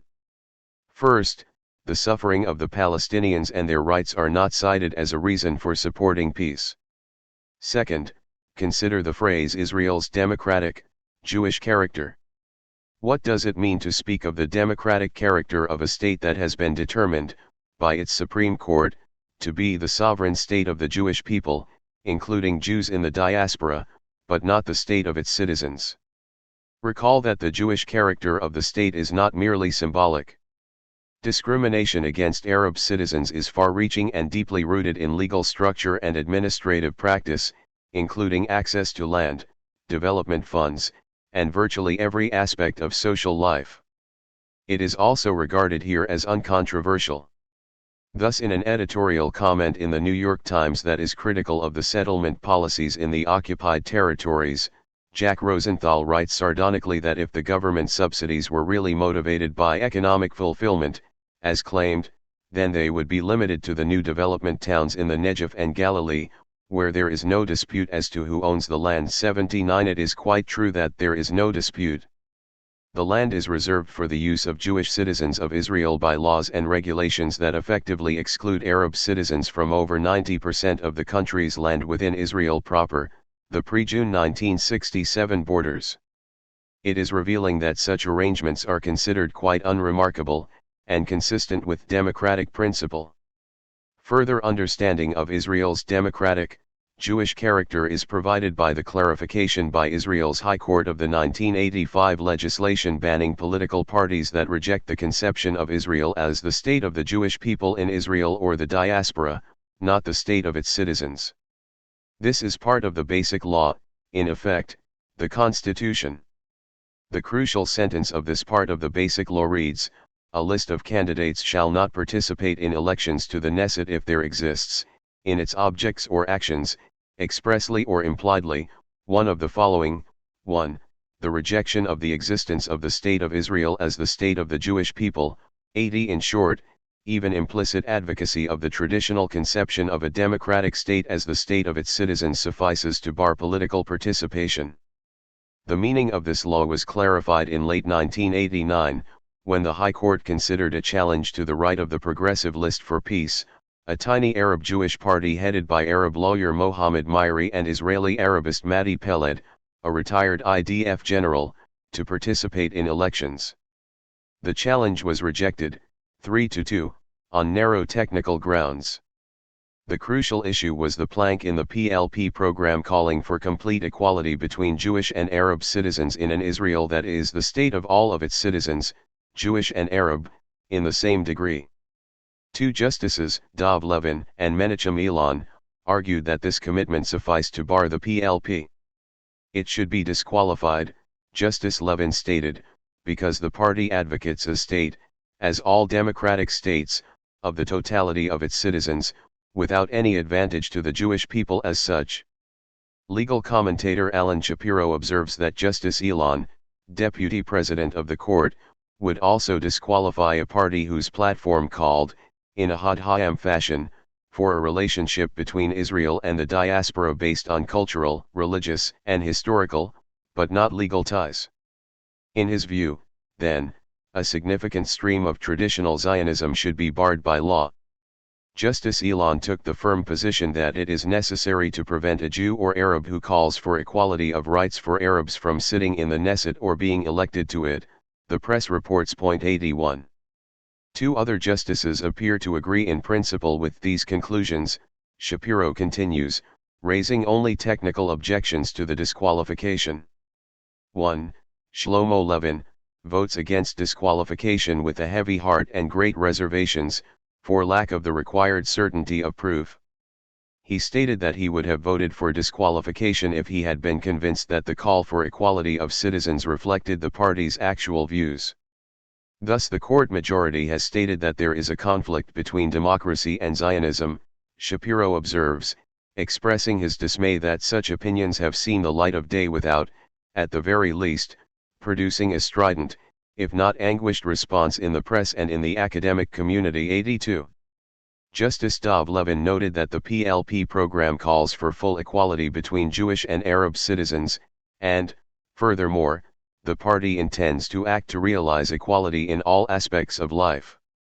These commitments, he concludes, completely deny that the state of Israel is the state of the Jewish people. Members of the party have the right to express their opinions, but since these opinions conflict with the basic law of the Knesset, the party is barred from participation in the political system or would be barred, according to the court majority, if these transgressions had been fully proven. 83.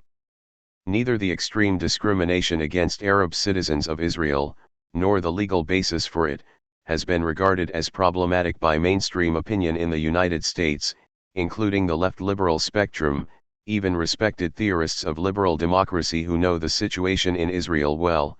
Michael Walzer is an obvious example. 84. Few would find it surprising, for example, that the AFL-CIO, in its November 1989 National Convention, should pass a resolution praising Israel for continuing to extend basic democratic rights to all its citizens, despite the sea of violence in which it survives, including the PLO-inspired Palestinian Intifada and the violence it has inspired. The easy acceptance of the idea that what is important is the security of Israeli Jews alone, and that far-reaching legal and administrative discrimination against Arab citizens does not affect Israel's status as a stellar democracy, is a standard feature of left liberal commentary in the United States. This fact, once again, tells us a good deal about our own political and intellectual culture. The differences between Labor and Likud should not be ignored. One is unlikely to hear Shimon Peres publicly referring to the Palestinians as brutal, wild, alien invaders in the land of Israel. Prime Minister Shamir, 85, and Labor's Allon plan is not identical with Likud's concept of extending sovereignty over the territories. Peace Now positions differ from both. It is only beyond those limits, however, that one finds groups that have a clear and definite commitment to a settlement based on the principle that Palestinians and Jews are human beings with equal rights, and that act courageously in defense of this principle. By late 1988, it was becoming impossible for the US government and the media to suppress PLO peace initiatives, and Washington was becoming an object of international ridicule for its increasingly desperate efforts to evade the obvious. In December, the US decided that the wisest move would be to declare victory, accepting the PLO position in effect, while pretending that the PLO had at last capitulated. In return for this good behavior, the US agreed to enter into a low-level dialogue with the PLO. The farce played perfectly. 86. At the first session of the dialogue, the US presented its position: first, there can be no international conference; second, the PLO must call off the riots in the occupied territories, the Intifada, which we view as terrorist acts against Israel. In short, the PLO should ensure that the former status quo be restored. The ban on an international conference follows from the fact that the world is out of step, so that participation of outside parties beyond the US and its clients would lead to unacceptable pressure for a non-rejectionist political settlement. A few weeks later, in February 1989, Rabin had a meeting with 5 Peace Now leaders in which he expressed his satisfaction with the U.S. PLO dialogue. He described it as a successful operation, journalist Nahum Barnea reported, involving only low-level discussions that avoid any serious issue. The Americans are now satisfied, and do not seek any political solution, and they will grant us a year, at least a year, to resolve the situation in our own way. This way is force. The inhabitants of the territories are subject to harsh military and economic pressure, Rabin explained. In the end, they will be broken, and they will accept Israel's terms. The Peace Now representatives were not convinced that these tactics would work. No other objections are recorded. 87. Endorsing the essentials of this view, a high-level U.S. official, preparing for visits to Washington by Shamir and Foreign Minister Moshe Arens, urged Israel to put an end to its public objections to the dialogue, which only add significance to it, increasing its importance beyond the intended narrow bounds. The Bush administration proposals in early March, offering suggestions to Israel and the PLO, underscored the point.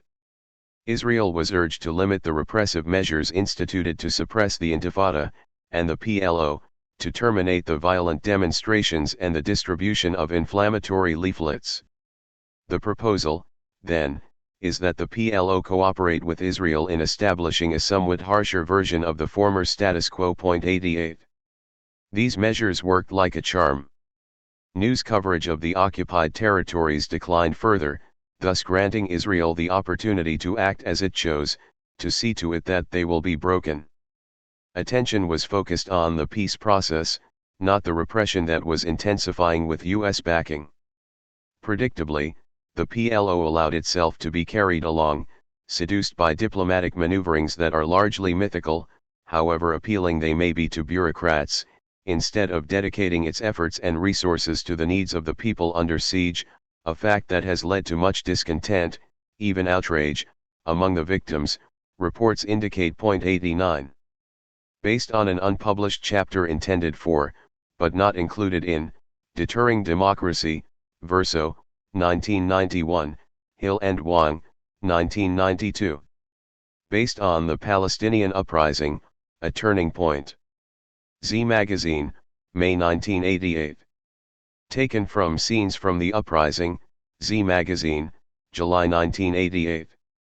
In retrospect, writing in 1999, one can only say that American support might have made a real difference. Support was slight, and internal resources did not suffice to sustain them in a society that relies very heavily on what takes place in the U.S. 9. Limited war in Lebanon. 1. The rules of the game. On July 25, 1993, Israel launched what the press described as its biggest military assault on Lebanon since the 1982 invasion. The assault was provoked by guerrilla attacks on Israeli troops in southern Lebanon, killing 7 Israeli soldiers. By the time a U.S. arranged ceasefire took hold on July 31, about 125 Lebanese were reported killed, along with 3 Syrians and 3 Israelis, 1 a soldier in southern Lebanon, while about 500,000 people were driven from their homes, according to reports from Lebanon. 1. Journalists in Lebanon reported that 80% of the 80,000 inhabitants of Tyre joined the flood of refugees northwards. Villages were deserted, with many casualties and destruction of civilian dwellings by intensive bombardment. Nabateye, with a population of 60,000, was described as a ghost town by a Lebanese reporter a day after the attack was launched. Inhabitants described the bombings as even more intense and destructive than during the Israeli invasions of 1978 and 1982. Those who had not fled were running out of food and water but were trapped in their villages, Mark Nicholson reported from Nabateye in the Financial Times, because any visible movement inside or outside their houses is likely to attract the attention of Israeli artillery spotters, who were pounding shells repeatedly and devastatingly into selected houses. Artillery shells were hitting some villages at a rate of more than 10 rounds a minute at times, he reported, while Israeli jets roared overhead, and in nearby Sidon, the main Hamud hospital was admitting new casualties every 15 minutes by late afternoon of July 27.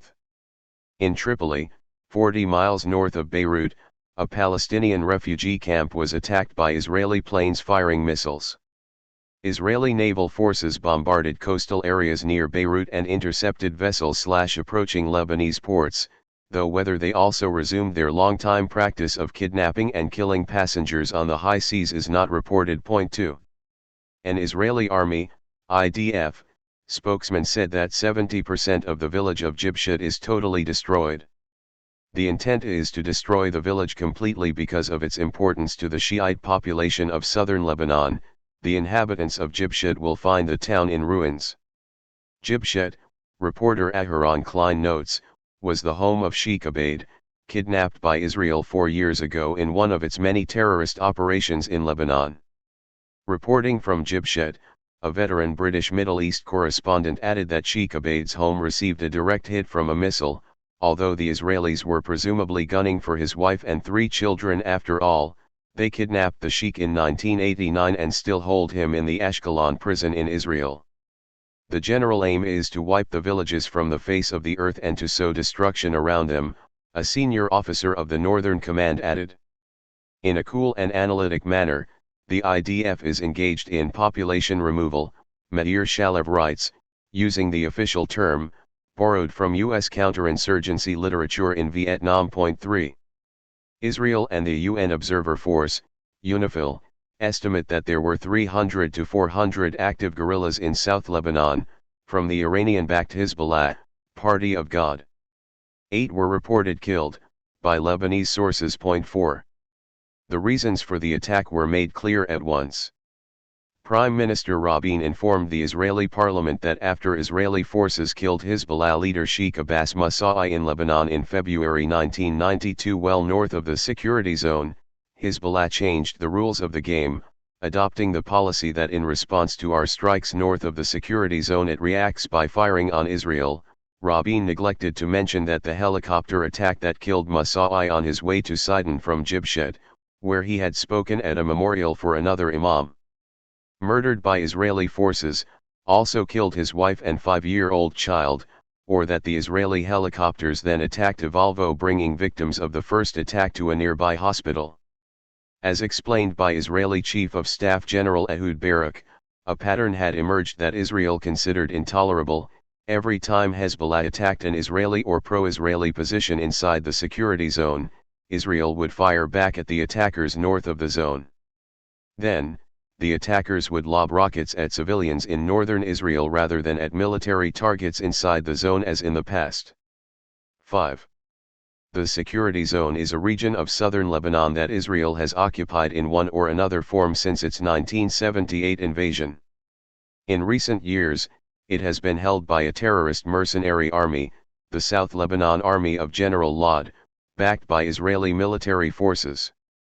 Any indigenous resistance to the rule of Israel and its proxies is considered terrorism, which Israel has a right to counter by attacking anywhere in Lebanon as it chooses, retaliation, preemption, or whatever, what General Barak chooses to call firing back at the attackers.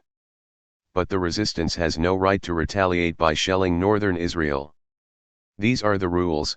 One goal of Israel's July attack was to re-establish them.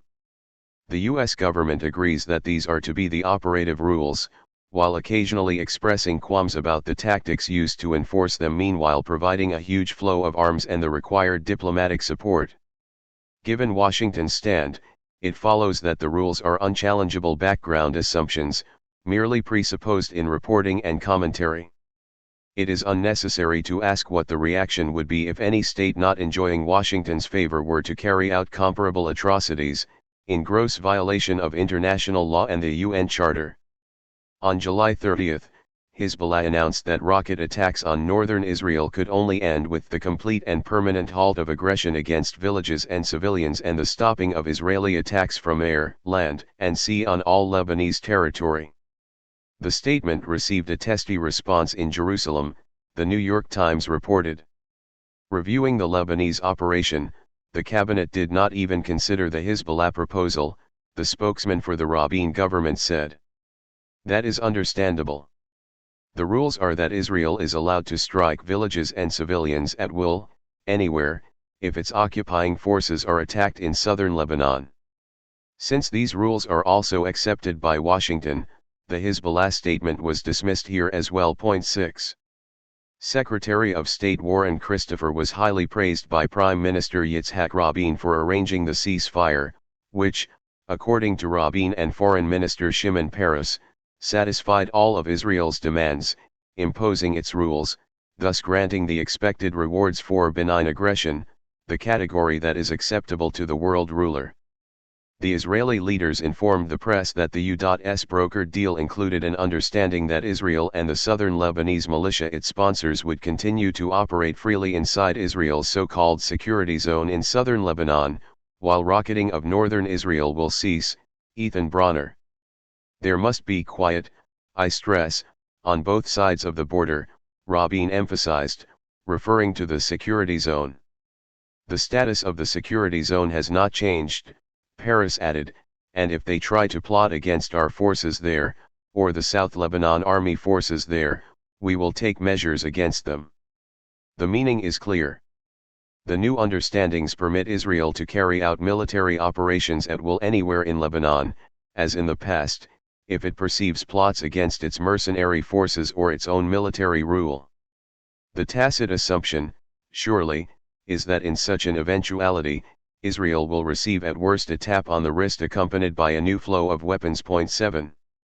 The occupation, which continues as of early 1999, is in violation of UN Security Council Resolution 425 of March 1978, calling on Israel to withdraw immediately and unconditionally from Lebanon. The government of Lebanon has reiterated this demand, notably in February 1991 during the Gulf conflict. Apart from odd corners like Z magazine, the request was drowned out by the self-congratulatory oratory about the wondrous new order of law and justice. As Israel launched a new attack in July 1993, Lebanon again brought a complaint to the Security Council, reporting that Israeli military forces had continued unabated their brutal and arbitrary war against Lebanon's sovereignty, citizens, and property, reiterating that the people of Lebanon would continue to exercise their right to resist occupation until Israel complied with Council Resolution 425, 1978, and withdrew from the territory, and calling on the Council to act to guarantee implementation of its resolutions. 8. Israel is free to ignore such minor annoyances as the Security Council and international law thanks to the stance of its superpower patron, which is powerful enough to ignore the UN or reduce it to an instrument of its foreign policy and to shape international law as it chooses, as was seen once again in the ludicrous legal arguments put forth to justify Clinton's bombing of Iraq in June 1993. For the same reason, Israel is free to reject the concept of terrorism held by the international community, but rejected by the United States. The concept is spelled out in the major UN General Assembly Resolution on Terrorism, 42/159, December 7, 1987, which condemns international terrorism and outlines measures to combat the crime, with one proviso, that nothing in the present resolution could in any way prejudice the right to self-determination, freedom and independence, as derived from the Charter of the United Nations, of peoples forcibly deprived of that right, particularly peoples under colonial and racist regimes and foreign occupation or other forms of colonial domination, nor, the right of these peoples to struggle to this end and to seek and receive support in accordance with the Charter and other principles of international law. The resolution passed 153 to 2, US and Israel opposed, Honduras alone abstaining. Naturally, Washington denies any right to resist the terror and oppression imposed by its clients. The pleas of the government of Lebanon are therefore ignored. 9. U.S. rejection of a General Assembly resolution amounts to a veto, and suffices to remove the issue from the realm of articulate opinion. Accordingly, when the PLO endorsed all UN resolutions on terrorism, Yasser Arafat was denounced with derision across the spectrum for his evasiveness on terror and his failure to repeat George Shultz's magic words with appropriate humility, as Shultz now reports in his much-acclaimed Apologia, Turmoil and Triumph. He told Reagan in December 1988 that Arafat was saying in one place UNC, UNC, UNC, and in another he was saying, Cli, Cli, Cli, but nowhere will he yet bring himself to say Uncle, in the style expected of the lesser breeds. 10. Similarly, no one within the culture of respectability could dream of questioning the doctrine that Iran's support for resistance against foreign occupation, in accord with the Charter and the near-unanimous resolution on terrorism, is still further evidence that it is a terrorist state, though Washington's support for the illegal military occupation and its violence within and beyond does not suggest that the U.S. is a terrorist state. These are among the prerogatives of power. 2. The logic of terror. As Operation Accountability, Din ve Heshbon, began, Prime Minister Yitzhak Rabin informed the Israeli parliament that we want to create a wave of flight. The goal is not simply destruction, he explained, but moving the population north, in the hope that this will signal something to the central authorities about the refugees who are likely to reach Beirut. He said that he planned to flood Beirut with refugees to press the Lebanese government to end the attacks, as the New York Times paraphrased his inimitable prose. He said Israel would continue to blast villages as long as Katyusha rockets slammed into Israeli settlement towns in Galilee in retaliation against Israeli attacks on civilian targets in Lebanon to counter guerrilla attacks in the security zone. Israel's plan, Army spokesman Michael Vroman stated, was to create pressure on the Lebanese government to rein in the Hezbollah guerrillas by having as many refugees as possible gathered around Beirut. The limited war is a noisy, frightening message, in the words of officials in Tel Aviv, that the south will be uninhabitable unless Hezbollah is stopped. Bronner. We believe that the Lebanese government of Rafiq Hariri, which has been promising order and stability in Lebanon, will not allow this kind of chaos to continue for very long, a senior Israeli official explained. Between the population of the south, the Lebanese government and the Syrians, we are hoping Hezbollah will be stopped. As the ceasefire was announced, Rabin stated that one of the goals of the operation, now achieved, had been the use of firepower to create conditions to allow understandings with the power brokers who influence the terrorist organizations in Lebanon. 11. A broader goal was outlined by Yuri Librani, Israel's coordinator of Lebanese policy. The purpose of the attack, he said, is to induce the Lebanese government to demand Syrian permission to negotiate directly with Israel. This is an attempt to drive home a point, Librani said. Lebanese government, you claim you want to exercise authority over all of Lebanese territory. You want us to take you seriously in your negotiations. Go to your masters in Damascus and tell them, let me decide on my own fate. 12. According to this conception, Israel is advancing the peace process by attacking Lebanon. That is entirely reasonable, if we understand the peace process to be a program for imposing U.S. Israeli dominance over the region by a mixture of violence and diplomacy with a gun visibly cocked, as we should. Doubtless Lebanon should be free from the Syrian domination that was backed by George Bush as part of the payoff for Syria's participation in his Gulf War. But by U.S. Israeli logic, Syria should have the right to make much of Israel uninhabitable by intensive bombardment, driving hundreds of thousands of refugees to Tel Aviv, to impose its demands, including the demand that Israel observe UN Security Council resolutions, among them the Council's order that Israel withdraw from Lebanon and rescind its effective annexation of Syria's Golan Heights. That has yet to be advocated here. Librani's analysis was confirmed by Shimon Peres, describing the achievement of the Israeli operations as they ended. Previously, he said, Lebanon had not accepted Israel's suggestion that it negotiate separately with Israel. Now the suggestion is taken more seriously. Predictably, both he and Rabin argued that Israel's violence had promoted the peace process, not only by driving a wedge between Lebanon and Syria but also by opening channels for further negotiations, Israeli officials elaborated. It follows that Israel should next bomb Amman, thus contributing to peace by separating Jordan from the other Arab parties and opening new channels of communication as the U.S. moves to terminate the assault by imposing Israel's demands. Point 13. Naturally, Israel has always preferred separate arrangements with much weaker neighbors who will succumb to its threats, leaving the Palestinians in the lurch, along with Arab states whose territory Israel occupies, in this case, Syria. Librani was Israel's de facto ambassador to Iran under the Shah, then a leading figure in the sale of U.S. arms to Iran via Israel that began immediately after the Shah was overthrown.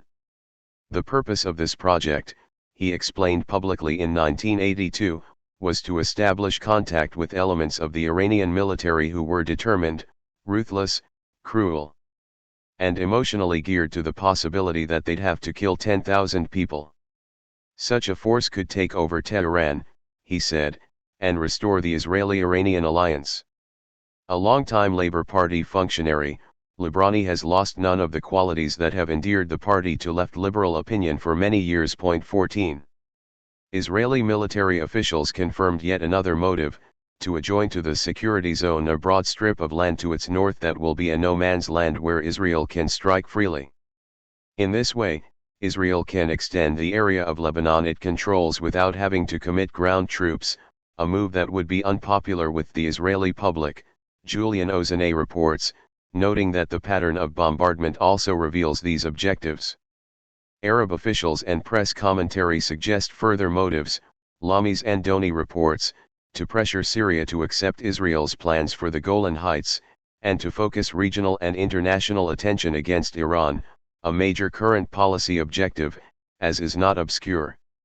Andoni also reports that, contrary to the Western view that Hezbollah and its Iranian backers provoked the violence to sabotage the peace process, Arabs argue that Israel has used the incident as a cover to achieve its goals in Lebanon and to pressure Syria to accept its terms for peace. The Western view, more accurately, Washington's, is adopted reflexively in U.S. reporting and commentary, with the rarest of exceptions. Thus it is simply a fact, requiring no discussion or argument, that Hezbollah started the latest round of fighting in an effort to sabotage the peace negotiations and provoke a wider conflict, New York Times Middle East specialist Elaine Ciolino.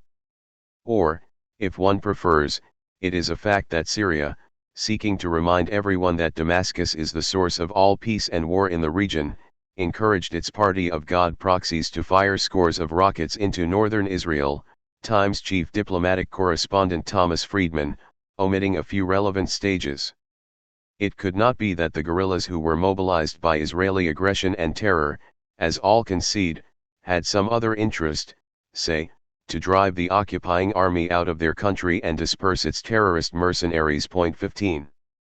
To appreciate more fully what is happening, some historical background is useful.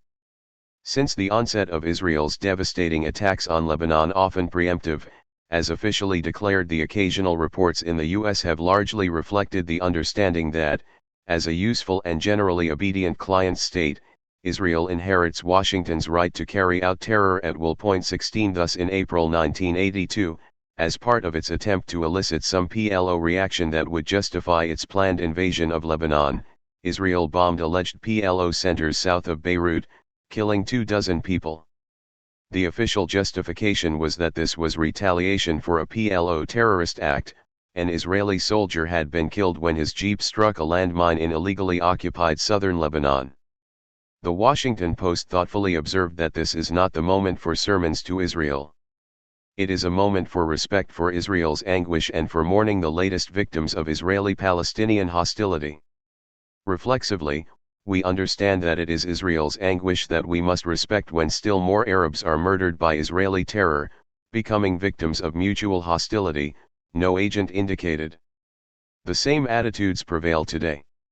HDS Greenway of the Boston Globe, who reported Israel's 1978 invasion of Lebanon graphically, now writes that if shelling Lebanese villages, even at the cost of lives, and driving civilian refugees north would secure Israel's border, weaken Hezbollah and promote peace, I would say go to it, as would many Arabs and Israelis. But history has not been kind to Israeli adventures in Lebanon. They have solved very little and have almost always caused more problems, so the murder of civilians, expulsion of hundreds of thousands of refugees, and devastation of the South is a dubious proposition. 17 Can one imagine an article recommending a murderous and destructive attack on Israel, if only it could secure Lebanon's border and promote peace? The assumptions are so deeply implanted as to be unnoticeable.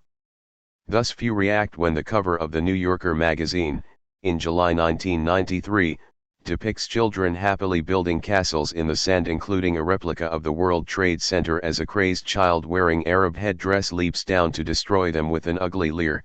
The children are black, Latino, and white, a deft touch, designed to absolve the authors of any charge of racism, while at the same time highlighting the depravity of the ethnic group that is to be despised by right-thinking people. Having failed to elicit the desired PLO reaction, Israel simply manufactured a pretext for its long-planned invasion of Lebanon, the attempt to assassinate the Israeli ambassador to London, which, as Israel was aware, was carried out by the terrorist Abu Nidal organization that had been at war with the PLO for years and did not so much as have an office in Lebanon. 18. The preferred version in the US was that Operation Peace for Galilee, the Israeli invasion of Lebanon in 1982, was undertaken to protect the civilian population from Palestinian gunners, and that the rocket and shelling attacks on Israel's northern border were ended by the operation, though if rockets again rain down on Israel's northern border after all that has been expended on Lebanon, the Israeli public will be outraged. 19. This cannot be correct, given the history, which is not challenged, even if unreported, for the most part. When it came to be recognized that the rockets still rained down, the story was modified. Israel's two military forays into Lebanon 1978, 1982 were military disasters that failed to provide long-term security for Israel's northern border. 20 Security had indeed been at risk, as a result of Israel's unprovoked attacks from 1981, and to a large extent before. The phrase military disaster does not refer to the killing of some 20,000 Lebanese and Palestinians in 1982, overwhelmingly civilians, the destruction of much of southern Lebanon and the capital city of Beirut, or the terrible atrocities carried out by Israeli troops through the mid-1980s, rather, to Israel's failure to impose the new order it had proclaimed for Lebanon and its inability to maintain its occupation in full because of the casualties caused by unanticipated resistance, terror, forcing it back to its security zone. The actual reasons for the 1982 invasion have never been concealed in Israel, though they are rated X here. 21 A few weeks after the invasion began, Israel's leading academic specialist on the Palestinians, Yehoshua Porath, pointed out that the decision to invade flowed from the very fact that the ceasefire had been observed by the PLO, a veritable catastrophe for the Israeli government because it endangered the policy of evading a political settlement. The PLO was gaining respectability thanks to its preference for negotiations over terror. The Israeli government's hope, therefore, was to compel the stricken PLO to return to its earlier terrorism, thus undercutting the danger of negotiations. As Prime Minister Yitzhak Shamir later stated, Israel went to war because there was a terrible danger, not so much a military one as a political one. The invasion was intended to undermine the position of the moderates within the PLO ranks and thus to block the PLO peace offensive and to halt the PLO's rise to political respectability.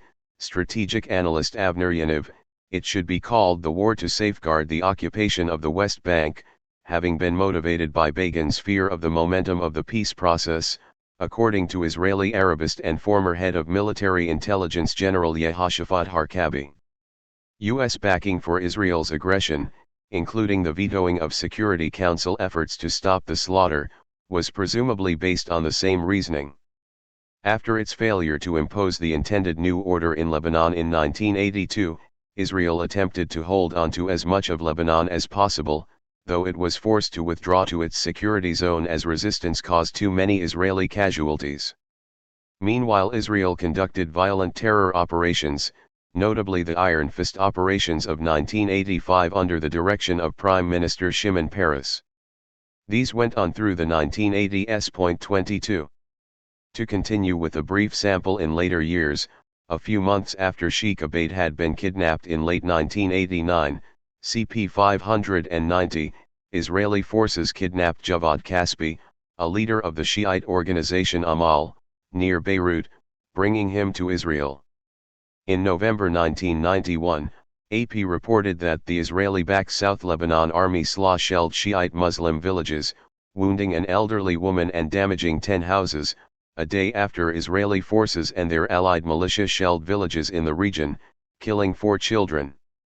The SLA also killed an Irish UN-1 peacekeeper in an unprovoked attack, the UN reported. In December, Israel kidnapped 3 Lebanese, 2 of them journalists, near Jibshat north of the security zone, bringing them to Israel and releasing them a few days later. 3 children, 2 of them sons of one of the kidnapped journalists, were killed by a car bomb left by Israeli forces. It's too bad that children were killed, an Israeli military official said, but the terrorists must realize that vehicles can explode on both sides of the security border. Through 1991, the Israeli Air Force carried out 23 raids on Palestinian and Shiite Muslim bases in Lebanon, killing 31 people and wounding 108.23. 1992 opened with a January 10 attack by Israeli jets on an alleged guerrilla base near Beirut, killing 12 people, 9 civilians, and wounding 14, most of them seriously hurt, so hospital officials expected the death toll to rise. Witnesses reported that the Israeli missiles targeted a tent camp of Bedouin shepherds and squatters living in a cluster of buildings already shattered by the Lebanese civil war, destroying several buildings and setting Bedouin tents on fire. On February 16, Arab guerrillas killed 3 Israeli soldiers in an army camp near the border. In retaliation the next day, Israeli forces killed Sheikh Musai and his wife and child. They also retaliated with airstrikes on 2 Palestinian refugee camps at An-Hilwi and Rashidi in southern Lebanon, also well outside the security zone, that killed 4 people, including 2 children, and wounded nearly a dozen others. 3 days later, Israel bombed 30 villages in southern Lebanon, killing 4 and wounding 50 according to early reports, causing some 75,000 to 100,000 Lebanese to flee villages north of the security zone. Israeli tanks and troops also attacked villages north of the zone in response to Shiite shelling, as the New York Times put it. 2 Lebanese civilians were killed, and 8 UN peacekeeping soldiers wounded. The London Guardian reported that Israeli forces prevented the medical evacuation of the wounded UN peacekeepers, according to the UN, after smashing their way through a UN barricade with bulldozers and hitting a UN post with artillery. If the incident had been committed by, let us say, Iraq or Libya, international denunciation would have been thundered within the hour, the Guardian noted. In this case, it was ignored. After the Israeli attackers withdrew, Shiite guerrillas fired rockets into Israel, killing a 5-year-old girl. 24. So events continued. In May, Israeli rockets killed Hezbollah official Yasser Nasser, his wife, 2 daughters aged 2 and 4, and his father-in-law, in Jibshat. Prime Minister Shamir stated that the Israeli army will continue to clear out nests of terrorists until they understand the message and halt their attacks within Israeli-occupied Lebanon. Lebanese police reported 37 killed and 72 wounded in Israeli air raids in the first half of 1992. In June, Israeli shelling killed 4 Lebanese farmers tending their fields north of the security zone, in retaliation for a bomb in the zone that caused minor wounds to Israeli soldiers. In response to a bomb ambush that killed 5 Israeli soldiers in October, Israeli artillery, aircraft, and gunboats pounded targets across Lebanon, The Times reported, sending hundreds of people fleeing from villages. A shell is landing every second in Nabateye, Reuters reported. 25. In February 1993, 4 Lebanese, 2 of them guerrillas, were killed when Israeli forces and the Islam militia pounded 20 Lebanese villages in retaliation for Hezbollah attacks on the northern edge of Israel's security zone. After 3 Israeli soldiers were killed in Lebanon, Israeli helicopters retaliated by firing at least 15 missiles into 3 houses, a bakery, and a valley outside the zone, as tanks and artillery slammed 200 shells around a string of villages in the region. A few days later, Israeli helicopters attacked the motorcade of Lebanese guerrilla leader Samir Swidden, seriously wounding him and killing his wife and young daughter.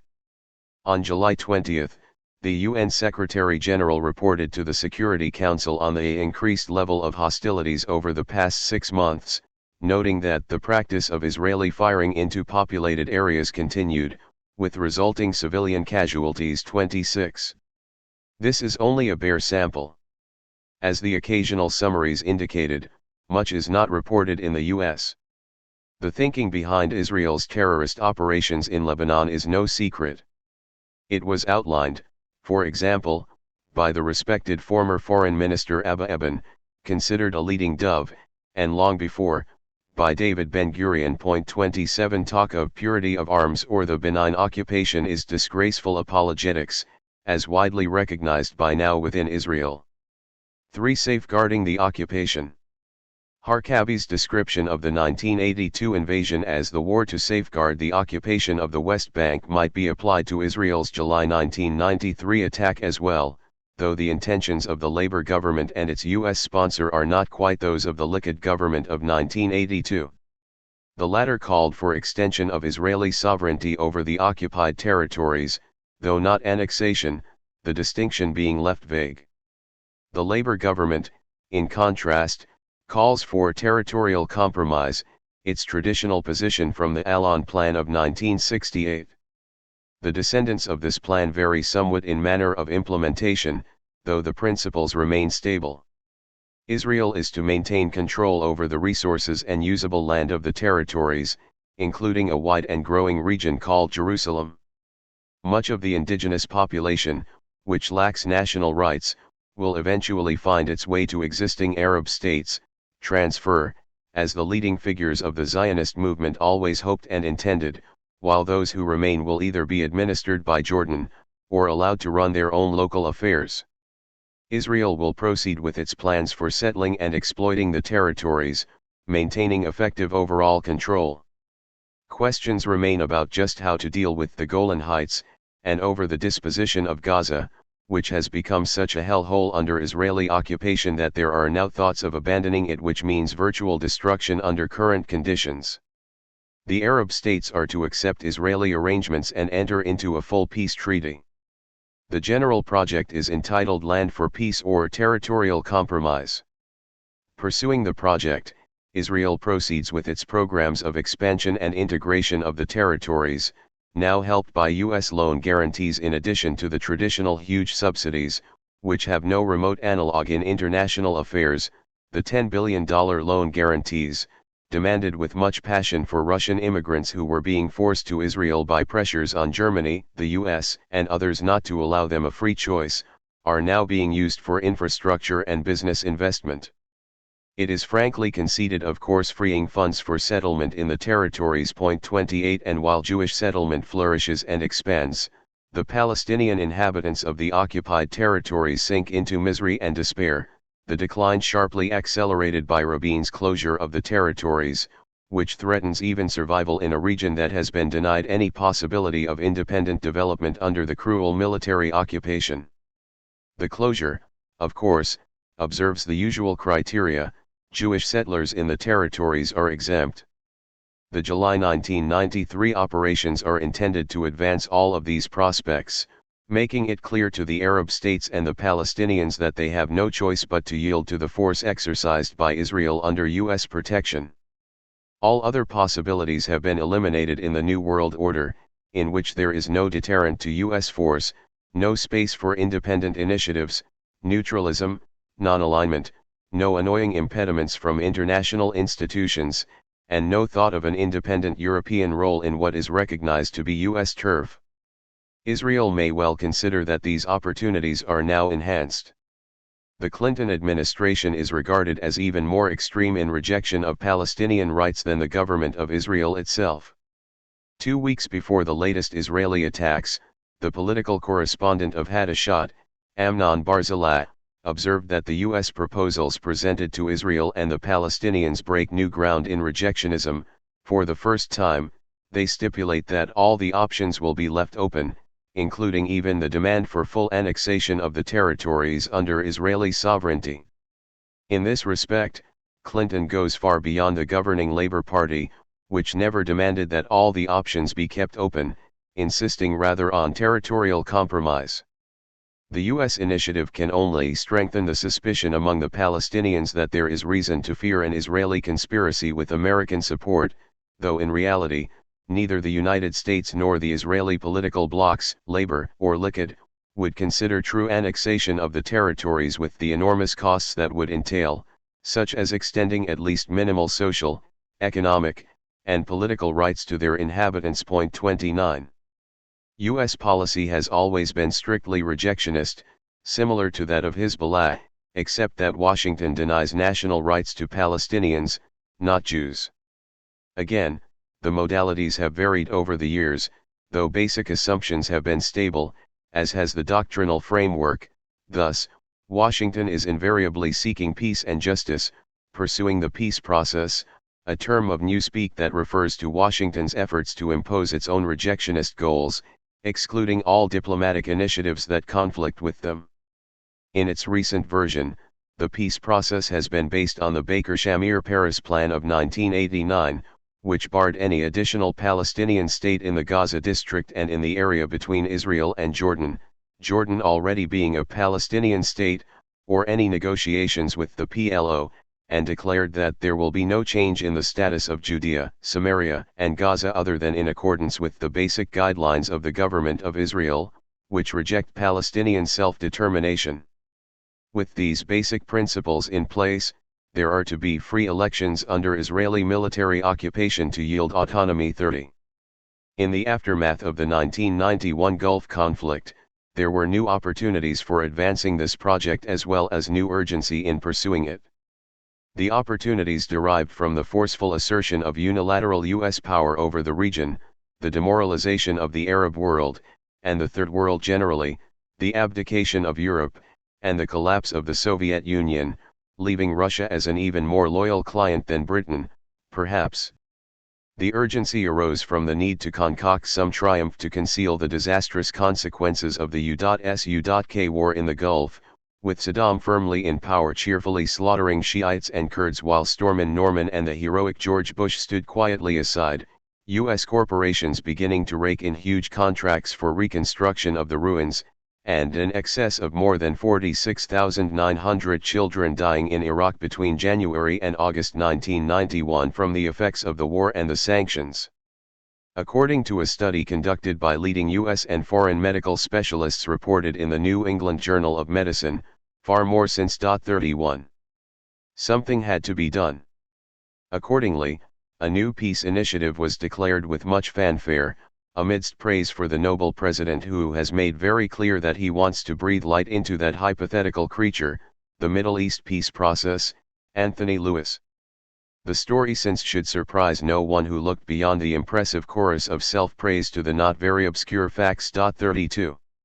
The U.S. still remains committed to the peace process it initiated, not surprisingly, given its framework.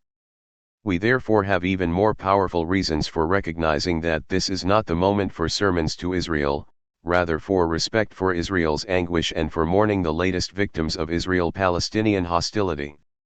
Sermons, let alone any other reaction, would only impede the peace process.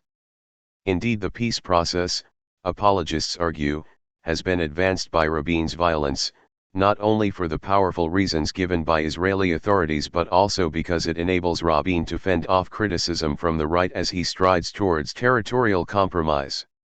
Rabin's assault on Lebanon is thus much like Clinton's bombing of Iraq a month earlier in retaliation for an alleged threat to assassinate a former U.S. leader, a crime so heinous that our pure sensibility can scarcely even imagine how it could be conceived by some distorted and primitive mind. Clinton's brave act, we were informed, relieved the fears that the old draft dodger might be less prone to violence than his predecessors, and refuted the dangerous belief that American foreign policy in the post-Cold War era was destined to be forever hogtied by the constraints of multilateralism, Washington Post, that is, by international law and the UN Charter. 33. Welcome to the New World Order.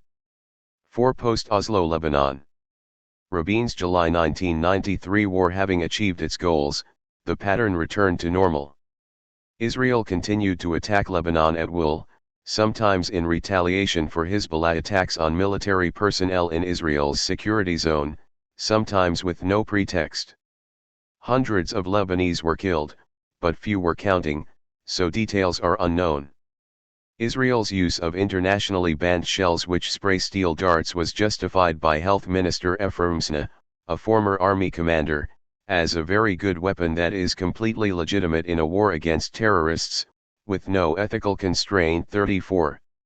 In April 1996, Rabin's successor, Nobel Peace Prize winner Shimon Peres, concluded his term in office by conducting Operation Grapes of Wrath, a virtual replay of Rabin's 1993 Operation Accountability.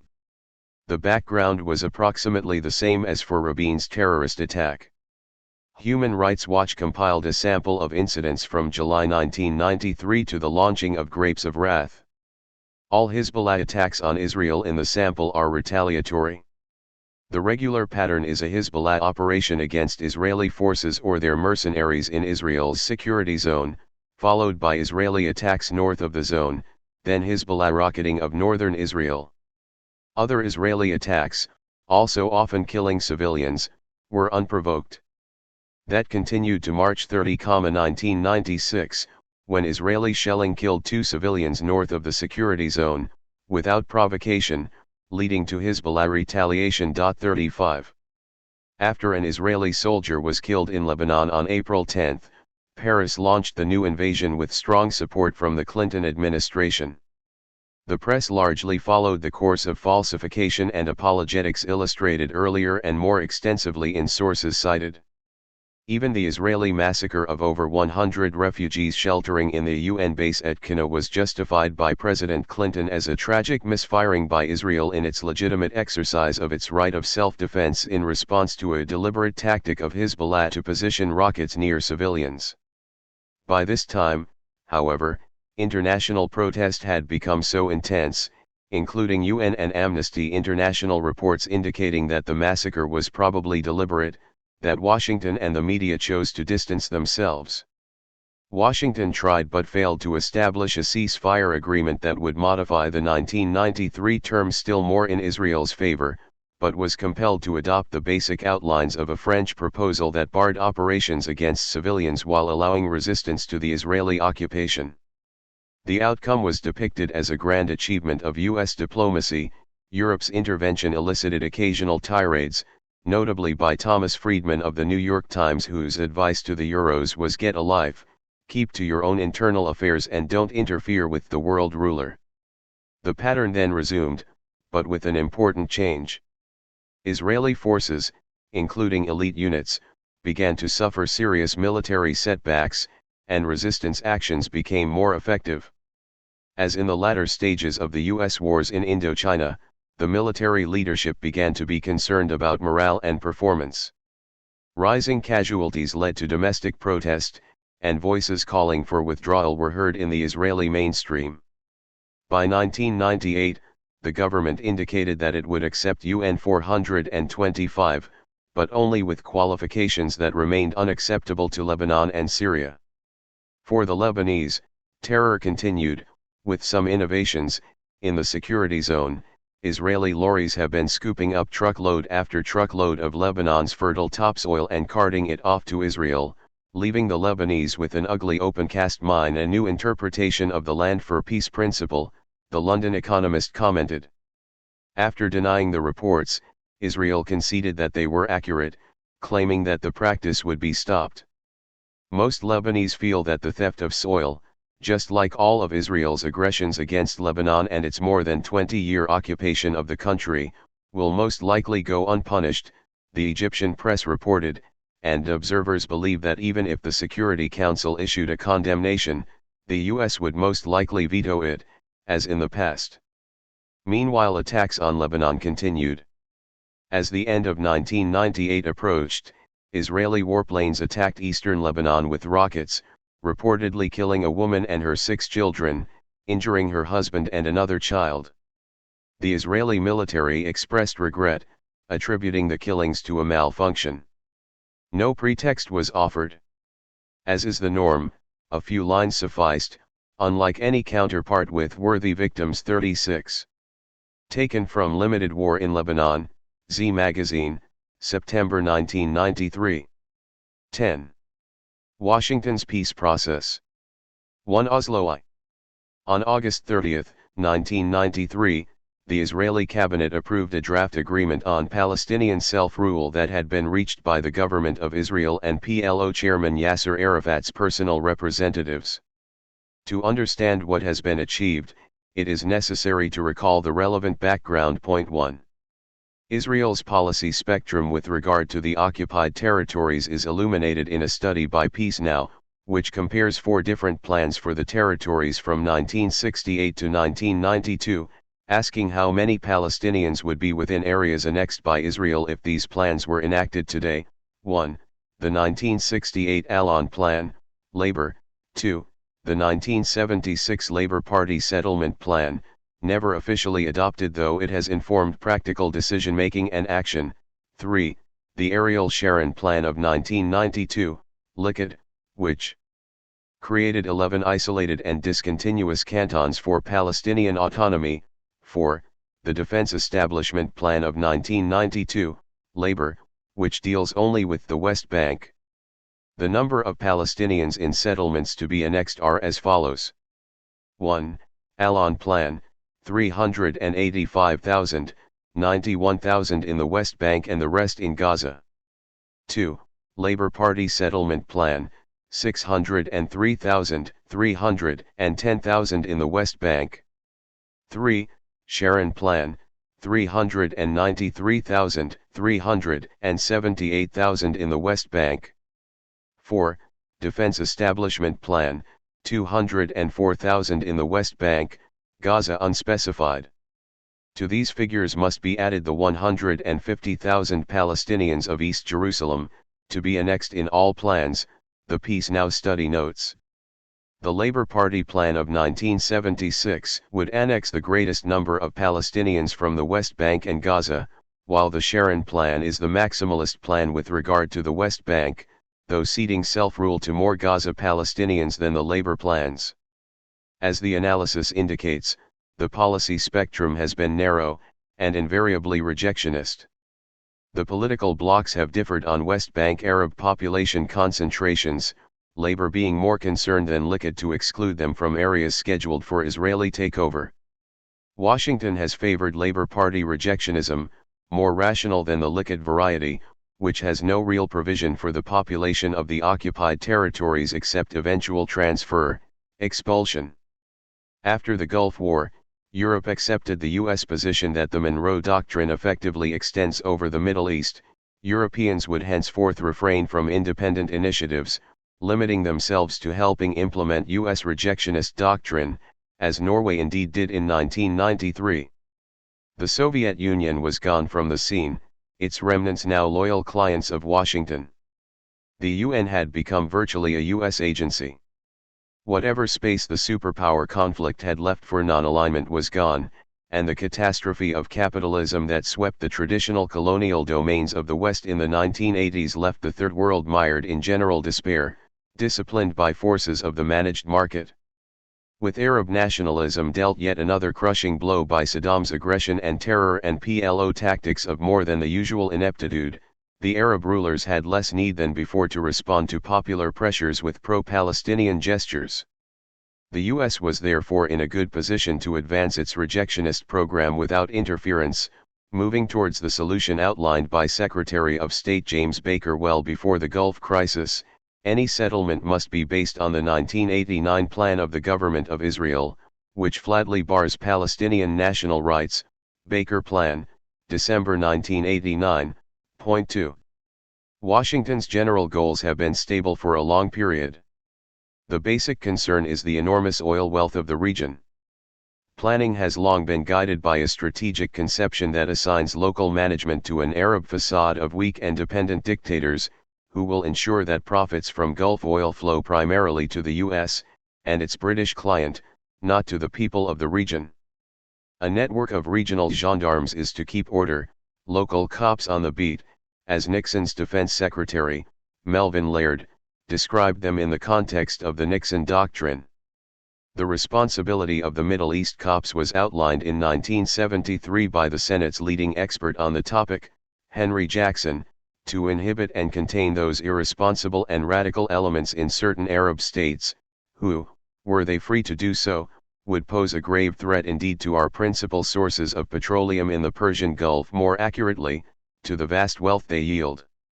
Senator Jackson was referring specifically to the tacit alliance between Israel, Iran, under the Shah, and Saudi Arabia. As for Kurds, Palestinians, slum dwellers in Cairo, and others who contribute nothing to the basic structure of power, they have no rights, by the most elementary principles of statecraft. Perhaps they can occasionally be used in one or another power play, but that is where their rights end, as the history of the Kurds has demonstrated, today once again. The status of the Palestinians has been even lower than that of other worthless people. Their value is not zero, but negative, in that their plight has had a disruptive effect in the Arab world, thus interfering with U.S. goals. They must therefore be marginalized somehow, perhaps under a form of autonomy that leaves them to manage their own affairs under Israeli supervision. That plan, proposed at Camp David, was taken up when the peace process was renewed at Madrid in the fall of 1991. As the conference opened, one of Israel's most knowledgeable and acute observers of the territories, journalist Danny Rubenstein, wrote that the U.S. and Israel were proposing autonomy as in a POW camp, where the prisoners are autonomous to cook their meals without interference and to organize cultural events.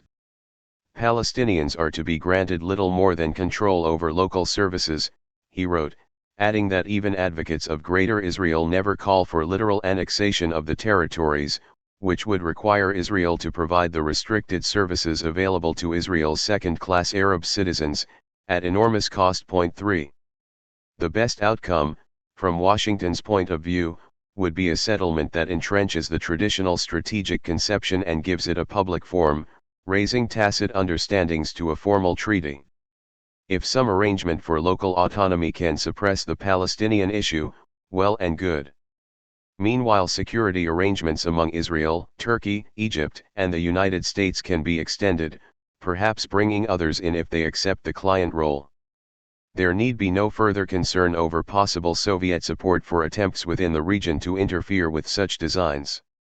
While the negotiations were proceeding without issue, Israel stepped up the harsh repression in the territories, following the thinking outlined by Defense Minister Yitzhak Rabin, later Prime Minister, in February 1989, when he explained to Peace Now leaders that the U.S. had granted Israel time to suppress the Intifada by force, diverting attention by meaningless diplomatic maneuvers, CP 586.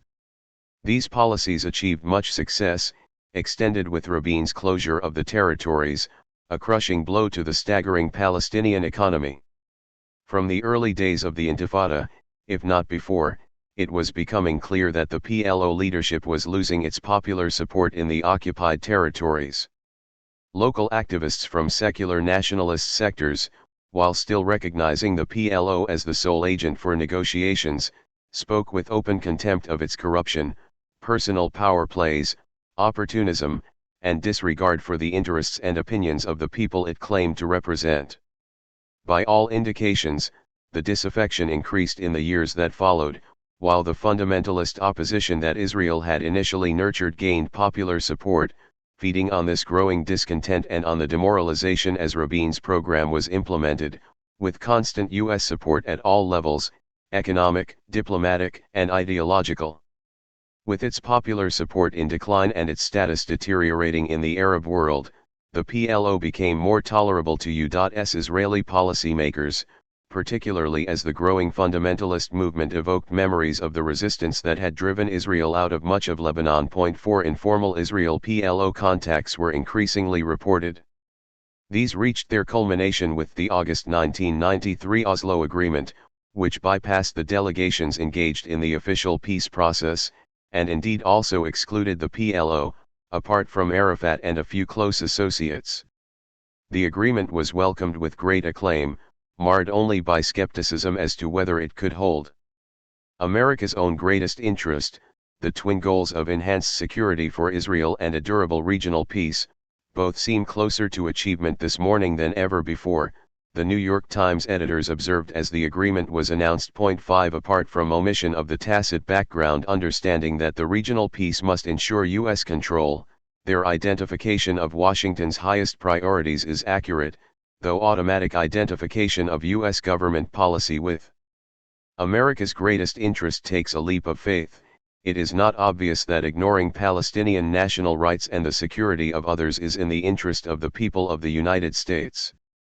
The editors may, however, be right in thinking that long-standing U.S. policy goals have been advanced.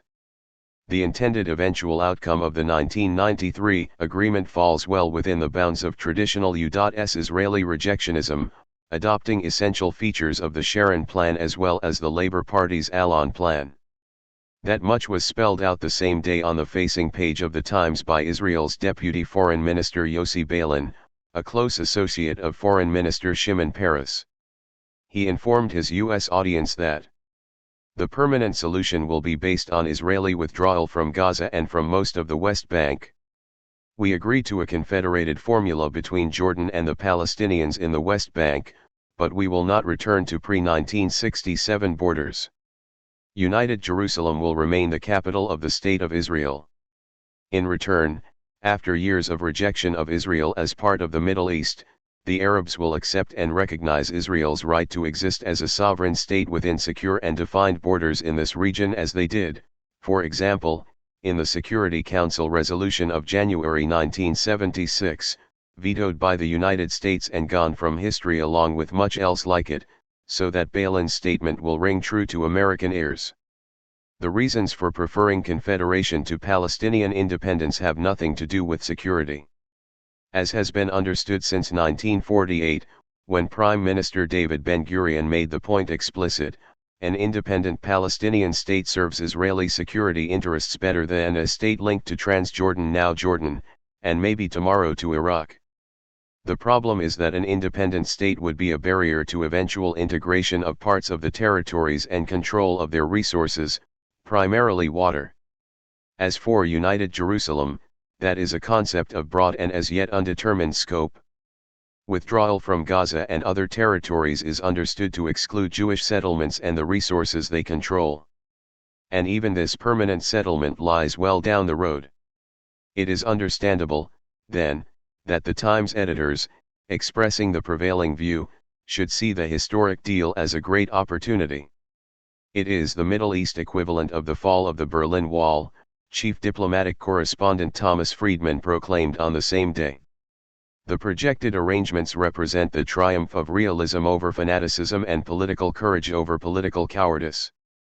Realists understand that in this world, you follow U.S. orders. Those who are not convinced of the justice of traditional U.S. Israeli rejectionism are not only wrong, but are fanatics and cowards, thus excluded from respectable society. The hysteria of the rhetoric suggests that more is understood than appears on the surface. While some Israeli advocates in the U.S. felt that the victory was not far-reaching enough, more perceptive ones recognized the scale of what had been achieved. The PLO had been forced to become more reasonable, acceding to Israel's demands, As Times columnist William Safire, a self-described pro-Israeli hawk, put the matter. Arafat finally appears to be ready to accept Menachem Begin's approach of 1978, adding the Gaza-Jericho twist. Safire comments, having been softened by 15 years of Israeli hard line to which we may add U.S. intransigence. 6. The draft agreement makes no mention of Palestinian national rights, the primary issue on which the U.S. and Israel broke with the international consensus from the mid-1970s. Throughout these years, it was agreed that a settlement should be based on UN 242. There were two basic points of contention. 1. Do we interpret the withdrawal clause of 242 in accord with the international consensus, including the U.S., pre-1971, or in accord with the position of Israel and U.S. policy from 1971?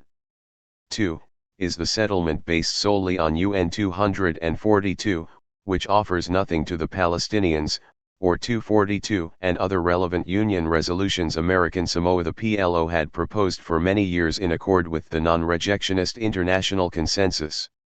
Thus, does the settlement incorporate the right of refugees to return or compensation, as the UN has insisted since December 1948, with U.S. endorsement, long forgotten, and the Palestinian right to national self-determination that has repeatedly been endorsed by the UN, though blocked by Washington? These are the crucial issues that have stood in the way of a political settlement. On these issues, the agreement explicitly and without equivocation adopts the U.S. Israeli stand. Article I states that the permanent status will lead to the implementation of Security Council Resolutions 242 and 338, which endorses 242, nothing more. Furthermore, as Balin made explicit, the withdrawal clause of UN 242 is to be understood in the terms unilaterally imposed by the U.S., from 1971 partial withdrawal, as determined by the U.S. and Israel. In fact, the agreement does not even preclude further Israeli settlement in the large areas of the West Bank it has taken over, or even new land takeovers. On such central matters as control of water, it speaks only of cooperation and equitable utilization in a manner to be determined by experts from both sides. The outcome of cooperation between an elephant and a fly is not hard to predict. The victory of the rejectionists is complete, even in the ideological sphere. Given U.S. global power, the version of history designed by its doctrinal institutions becomes the general framework for discussion in most of the world, including Europe. For Palestinians in refugee camps and elsewhere outside the territories, the agreement offers little hope, and they have expressed understandable bitterness. Jordan, Syria, and Lebanon also criticized the PLO for making concessions with Israel that could jeopardize Palestinian national rights and undermine the joint Arab negotiating strategy, Lamis Andoni reported from Amman, giving Israel the upper hand in imposing its conditions on each Arab country separately. 7. A separate matter entirely is whether the two sides would be well advised to accept the agreement devised by Israel and Arafat. For the U.S. and Israel, the question hardly arises. The agreement falls within the framework on which they have long insisted, in international isolation. For the Palestinians, the question is more complex. The agreement entails abandonment of most of their hopes, at least for the foreseeable future. Nevertheless, realistic alternatives may be much worse. Given U.S. power, refusal to accept U.S. Israeli terms is at once translated into a demonstration of the worthlessness of such fanatics and cowards, who thereby cede any rights they might have been thought to have. Palestinians were once the darling of many Western liberals, Thomas Friedman writes, meaning, presumably, that some Western liberals regarded them as at least semi-human, but they are beloved no more, and unless they toe the line, their former admirers may abandon them to their fate, as they have already done. He adds. 8 Furthermore, the agreement should offer Palestinians some relief from the barriers to development imposed by the military administration, no small matter. And it moves beyond Rubinstein's autonomy of a POW camp in that Palestinians are assigned control over direct taxation. An Israeli-supervised strong police force of Palestinians might, at worst, be the local counterpart of Israel's South Lebanon army, subduing the population by terror and threat while the masters observe closely, ready to move if the iron fist is needed. But it might turn out that Palestinian police will treat the population less harshly than the Israeli army and border police, and settler depredations should reduce. Though the agreements say nothing about the matter, there may be a decline in Israeli settlement and in the development programs designed to integrate the extensive areas designated for Jewish settlement into the Israeli economy, leaving Palestinians on the side. Many issues can be debated, but at least not seriously within a doctrinal framework that identifies realism as what the US and Israel demand, and dismisses critical analysis in advance as fanaticism and cowardice. The respected head of the Palestinian delegation, Hyder Abdul Shafi, had some observations on these matters in a talk in Bethlehem on July 22, 1993, just as Arafat was secretly moving to take matters into his own hands, bypassing local Palestinians. 9 Abdul Shafi held out little hope for the peace process, which excludes entirely the possibility that Palestinians must be the main authority in the interim period for the people and for the land, leading to true national self-determination. He stressed, however, that the negotiations are not worth fighting about. The critical issue is transforming our society. All else is inconsequential. We must decide amongst ourselves to use all our strength and resources to develop our collective leadership and the democratic institutions which will achieve our goals and guide us in the future. The important thing is for us to take care of our internal situation and to organize our society and correct those negative aspects from which it has been suffering for generations and which is the main reason for our losses against our foes. His remarks seem to me apt and of much broader import, ourselves included. To Oslo 2. On September 28, 1995, Israel and the PLO initiated the second major step in the peace process, Oslo 2, dividing the West Bank into 3 zones, with extensive further arrangements. The Palestinian National Authority, PA, is to exercise total control in Zone A while Israel exercises total control in Zone C. Zone B is the region of autonomy. Here the PA administers Palestinian villages under overall Israeli security control. Zone A consists of the municipal areas of towns populated exclusively by Palestinians. Zone C includes all Jewish settlements. Zone B is a collection of scattered sectors, about 100 of them according to Israeli maps. In addition to Zones A, B, and C, there is a fourth zone that incorporates part of the occupied territories, Jerusalem, which is implicitly assigned to Israeli control, including formerly Arab East Jerusalem and an indefinite region beyond. Arafat's announcement of a jihad to seek Palestinian rights in Jerusalem, in accord with the terms of Oslo I, aroused much fury in the United States, demonstrating that the devious old terrorist had not changed his stripes. Rabin's announcement that Israel's jihad had been completed and that Jerusalem will be the eternal and undivided capital of Israel elicited no reaction, nor did the maps published after Oslo II, implicitly ratifying that announcement. Official rhetoric aside, Israel's decision accords with U.S. intentions, and is therefore legitimate by definition. The delimitation of the 3 zones is not precisely clear, and is to be modified in later negotiations. According to the analysis accompanying Israeli maps, Zone C covers 2/3 of the West Bank and Zone B another 30%, with 3% in the Palestinian Zone A. Other official statements and analyses differ inconsequentially. Of the Palestinian towns, one was disputed, Hebron, with 450 Jewish settlers among some 100,000 Palestinians. Israel therefore retains substantial control. Zone C includes 140,000 Jews, Zones A and B 1.1 million Arabs. About 300,000 Israelis are living in the areas conquered by Israel in 1967, veteran Israeli correspondent Danny Rubenstein observes, about 150,000 of them in the municipal area annexed to Jerusalem after 1967-10. Oslo II reaffirms the provision of the Cairo Accords of May 1994 that Palestinian legislation cannot deal with a security issue that falls under Israel's responsibility and cannot seriously threaten other significant Israeli interests protected by this agreement. The basic terms of the Cairo Accords apparently remain in force for all three zones, including their provision that the Israeli military administration retains exclusive authority in legislation, adjudication, policy execution, and responsibility for the exercise of these powers in conformity with international law, which the US and Israel interpret as they please. The meaning, as the knowledgeable Israeli analyst Meron Benvenisti observed after Cairo, is that the entire intricate system of military ordinances will retain its force, apart from such legislative, regulatory and other powers Israel may expressly grant to the Palestinians, while Israeli judges retain veto powers over any Palestinian legislation that might jeopardize major Israeli interests, which have overriding power. His quotes are from the text of the Cairo Agreement. Oslo II stipulates further that the Palestinian Council that is to be elected must recognize the legal rights of Israelis related to government and absentee land located in areas under the territorial jurisdiction of the Council.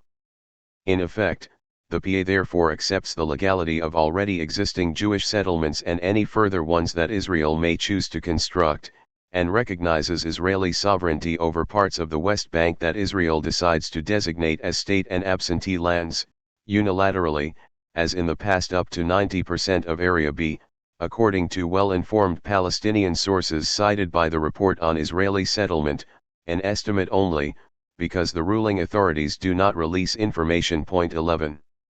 By incorporating these provisions, Oslo II rescinds the position of virtually the entire world that the settlements are illegal and that Israel has no claim to the territories acquired by force in 1967. Oslo II reaffirms the basic principle of Oslo I, UN Resolution 242 of November 1967, the basic framework of Middle East diplomacy, is dead and buried, UN 242, that is, as interpreted by those who formulated it, including quite explicitly the United States until Washington switched policy in 1971, departing from the international consensus it had helped shape. The peace process keeps to the doctrines that the US has upheld in international isolation, apart from Israel, from the early 1970s, a matter of no slight significance.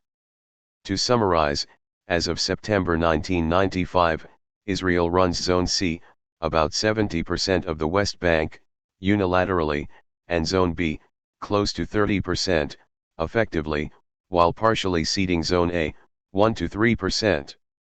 Israel retains unilateral control over the whole West Bank to the extent that it, and its foreign protector, so decide, and the legality of its essential claims is now placed beyond discussion. The principles extend to the Gaza Strip, where Israel retains full control of the 30% that it considered of any value. To illustrate with an analogy, it is somewhat as if New York State were to cede responsibility for slums of South Bronx and Buffalo to local authorities while keeping the financial, industrial, and commercial sectors, wealthy residential areas, virtually all of the usable land and resources, indeed everything except for scattered areas it would be happy to hand over to someone else, just as Israel is delighted to free itself from the burden of controlling downtown Nablus and Gaza City directly. Here and in the isolated villages of Zone B, Palestinian forces are to manage the population on the standard models, the British in India, whites in South Africa and Rhodesia, the US in Central America, and so on. Israel has at last recognized the absurdity of using its own forces to keep the natives quiet. To take another standard of comparison, recall that in 1988, at the most extreme period of U.S. Israeli refusal to recognize any Palestinian rights or to have any dealings with the PLO, Rabin called for Israeli control of 40% of the West Bank and Gaza Strip, speaking for the Labour Party and reiterating its basic stand from 1968, with some variations.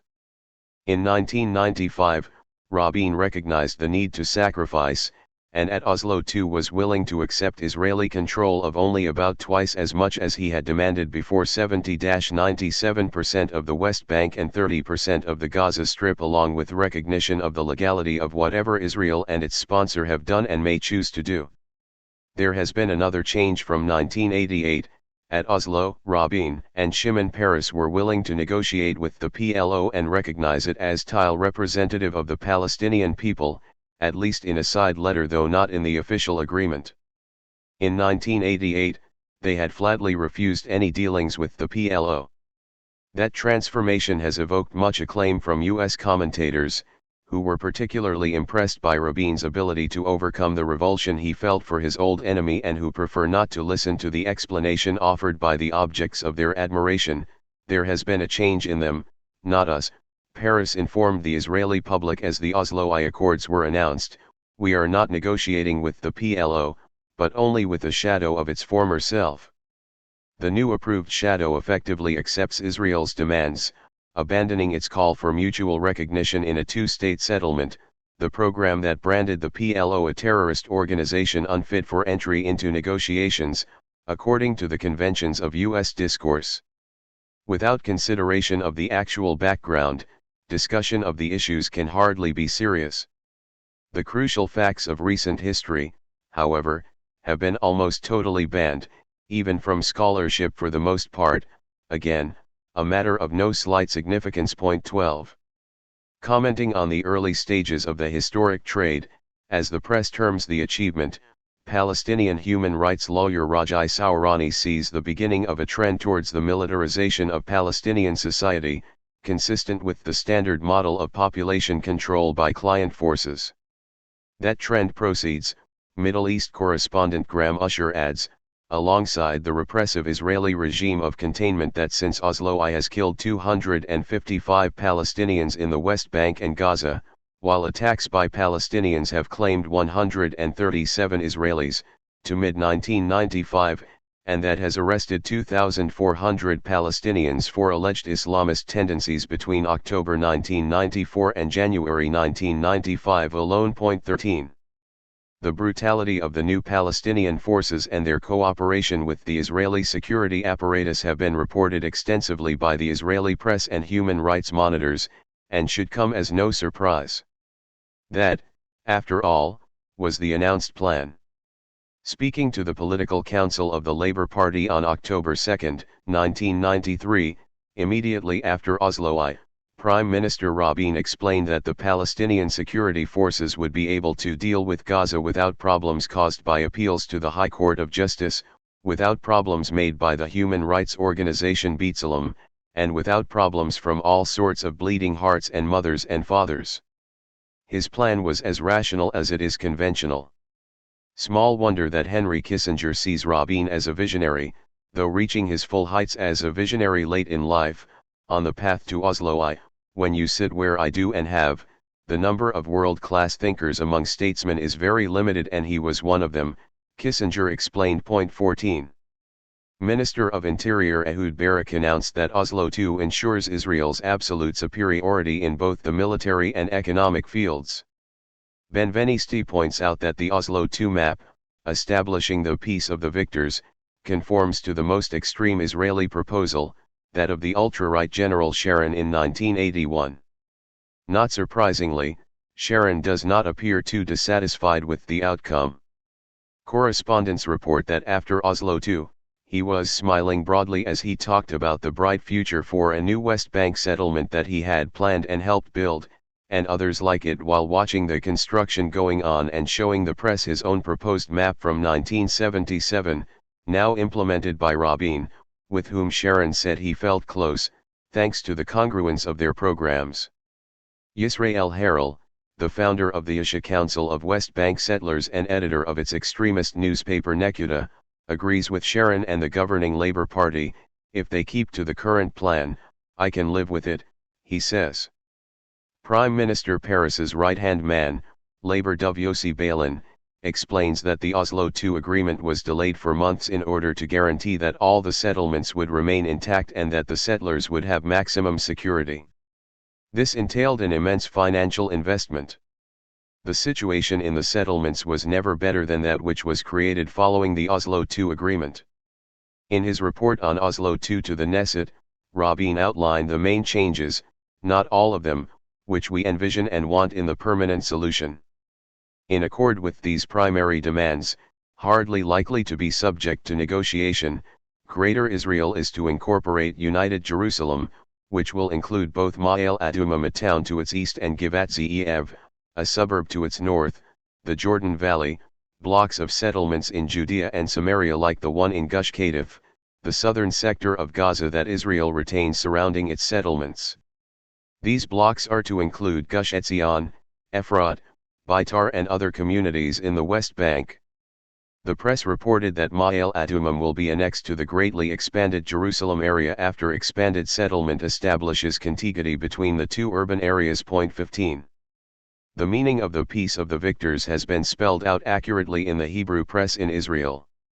Tel Aviv University professor Tanya Reinhardt observed after the Cairo Agreement that the arrangements being imposed should not be compared with the end of apartheid in South Africa, rather, with the institution of that system, with its home rule provisions for new independent states, as they were viewed by South African whites and their friends. The analysis, since reiterated by Benveniste and others, is quite reasonable. Political scientist Shlomo Avinri points out that in one sense Oslo II is a major victory for Israel and a minimalist settlement for Arafat, who has done a relatively good job given the impossible circumstances under which he is working. That is almost accurate. It is necessary, however, to recall other features of the Third World model. Arafat, his cronies, and rich Palestinians can expect to do quite well in the client relationship, whatever the effects on the population. 16. In brief, there is considerable agreement about the bare facts across a spectrum ranging from Sharon and Harold to the sharpest critics. There is disagreement, however, about what the facts portend, a matter of speculation, of course. Some believe that the foundation has been laid for Palestinian independence beyond the Bantustan level, even full Israeli withdrawal. To others, the more likely prospect conforms to the hopes expressed by New Republic editor Martin Peretz as he advised Israel to invade Lebanon in 1982 and administer to the PLO a lasting military defeat that will drive notions of independence out of the minds of Palestinians in the occupied territories. Then the Palestinians will be turned into just another crushed nation, like the Kurds or the Afghans, and the Palestinian problem, which is beginning to be boring, will be resolved. 17.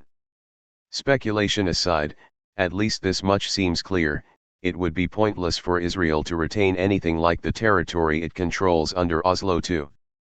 Presumably, the government will sooner or later decide to restrict its administrative burden while continuing to integrate within Israel whatever land and resources it finds valuable, at which point another historic trade will be celebrated. The historic trade just consummated establishes the most extreme position of U.S. Israeli rejectionism that has been seriously put forth within the mainstream political spectrum. But however extreme a position may be, some will remain unsatisfied. In the 1980s, central elements of the Likud coalition reiterated their claim to Jordan, while conceding that in the context of negotiations with Jordan we might agree to certain concessions in eastern Transjordan, the largely uninhabited desert areas. A similar position had long been held by the mainstream of the kibbutz movement, Adath Avida, which played a leading role in the Golda Meir labor government. To my knowledge, such claims have never been renounced. Today, some sectors, Americans and ultra-Orthodox prominent among them, claim the right to every stone west of the Jordan. 18. Looking more closely, we find that the expanding area of Greater Jerusalem Ma'ale Adumim extends virtually to Jericho and the Jordan Valley, so that the anticipated permanent settlement effectively bisects the West Bank. A huge array of bypass roads is being constructed to fragment the region further into cantons, as they are called in the programs of the ultra-right now being implemented. The new roads link the territories under Israeli control so that settlers can travel freely without having to see the Arab villages scattered in the hills, or the municipal areas run by the PA.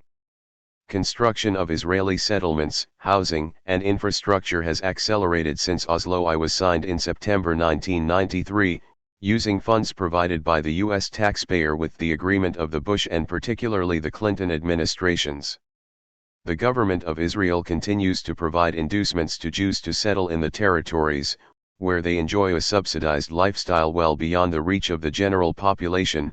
Most recently, new efforts to encourage settlement in lands confiscated from Bedouins in Ma'ale Adumim, where a new bypass road was opened on October 23, 1995, and 6,000 new housing units are to be erected by the year 2005 along with 2,400 new hotel rooms, its population projected to grow to 50,000. Building starts increased by over 40% from 1993 to 1995, not including East Jerusalem, according to a report by Peace Now issued in October 1995, though they are still well below 1992.19. The same conception, Israel Shahak observes, has been implemented in Gaza, sliced into enclaves controlled by the bypass roads that cut the Gaza Strip in two, in its strategically most sensitive spot between Gaza town and the big refugee camps to the south of it. The settlements serve as pivots of the road grid devised to ensure Israeli control over the areas granted autonomy, which are separated from Egypt and from each other. In both Gaza and the West Bank, these arrangements allow Israel to continue to imprison the population in whole or in part by road and area closures, as it has often done, sometimes for long periods. 20. The motive for curfew closure may be punishment, or to deter possible terrorist action, particularly, after some Israeli atrocity, or for several weeks during the signing of Oslo II.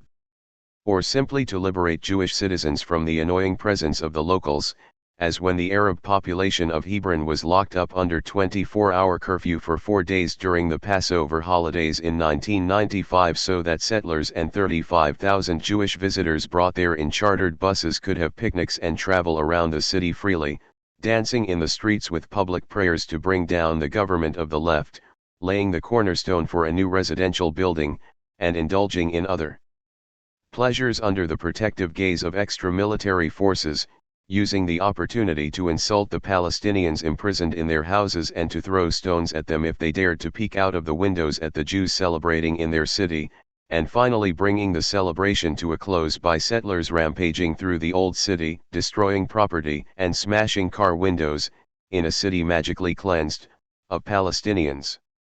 Children, parents, and old people are effectively jailed for days in their homes, which in most cases, are seriously overcrowded, able to turn on their TV sets to watch a female settler saying happily, "There is a curfew, thank God," and to hear the merry dances of settlers and festive processions, some to the patriarch's cave open only to Jews.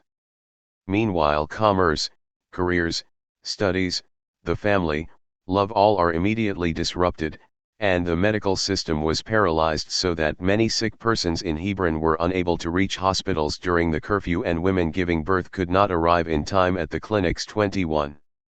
In annexed East Jerusalem, Israel is free to extend its programs to reduce Arab citizens to second-class status.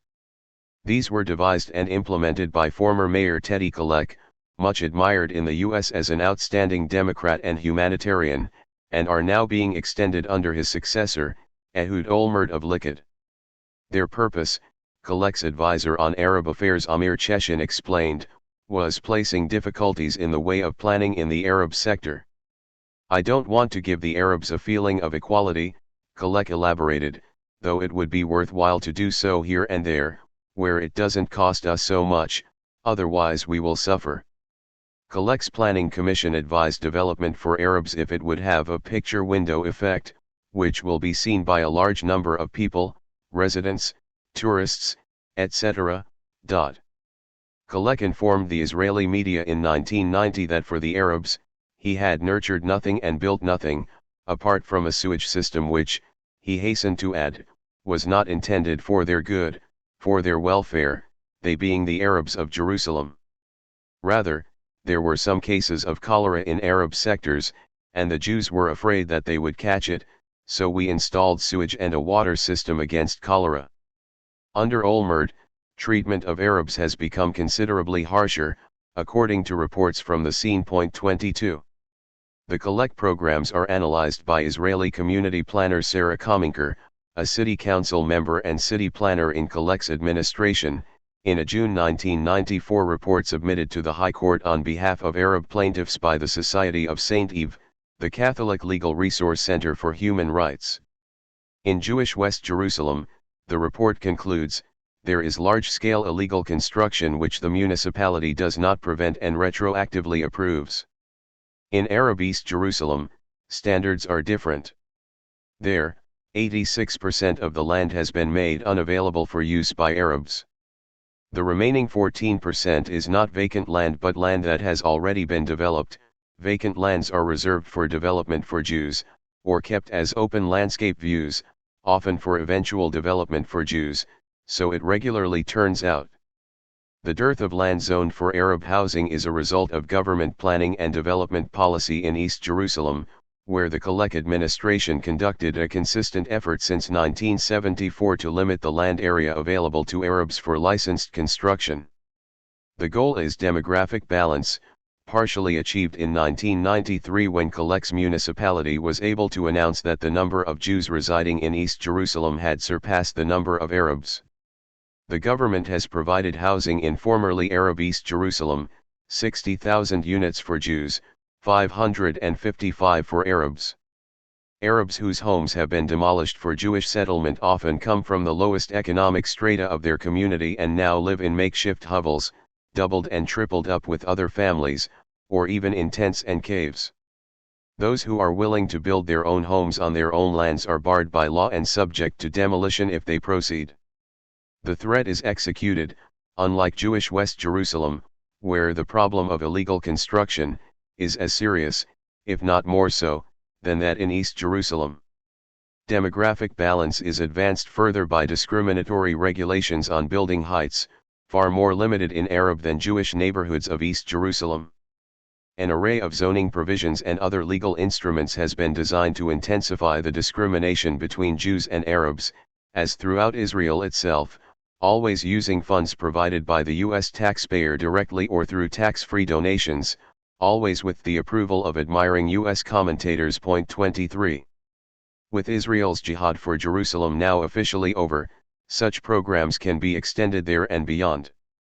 The cantonization of Arab regions and the new stamp of legitimacy for the right of closure should also make it possible to refine the long-term program of inducing the population to go somewhere else, except for those who may find a place in industrial parks handed over to Israeli and Palestinian investors, linked to foreign capital.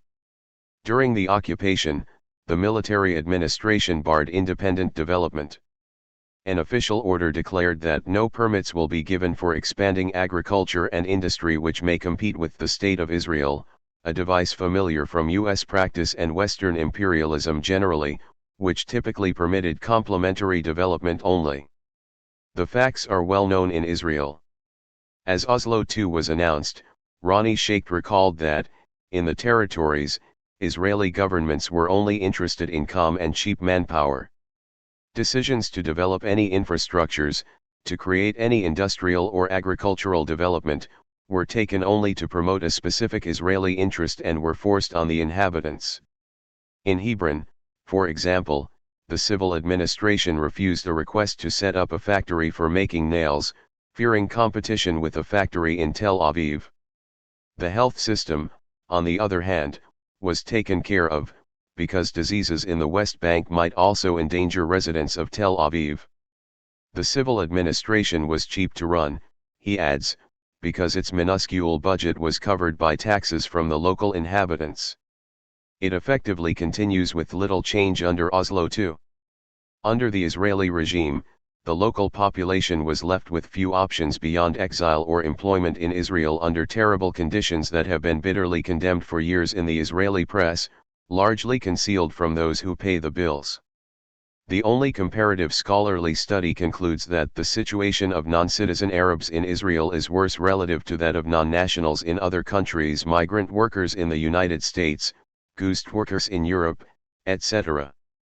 Even these options have now been sharply reduced as Palestinians are being replaced by workers brought in from Thailand, the Philippines, Romania, and other places where people live in misery.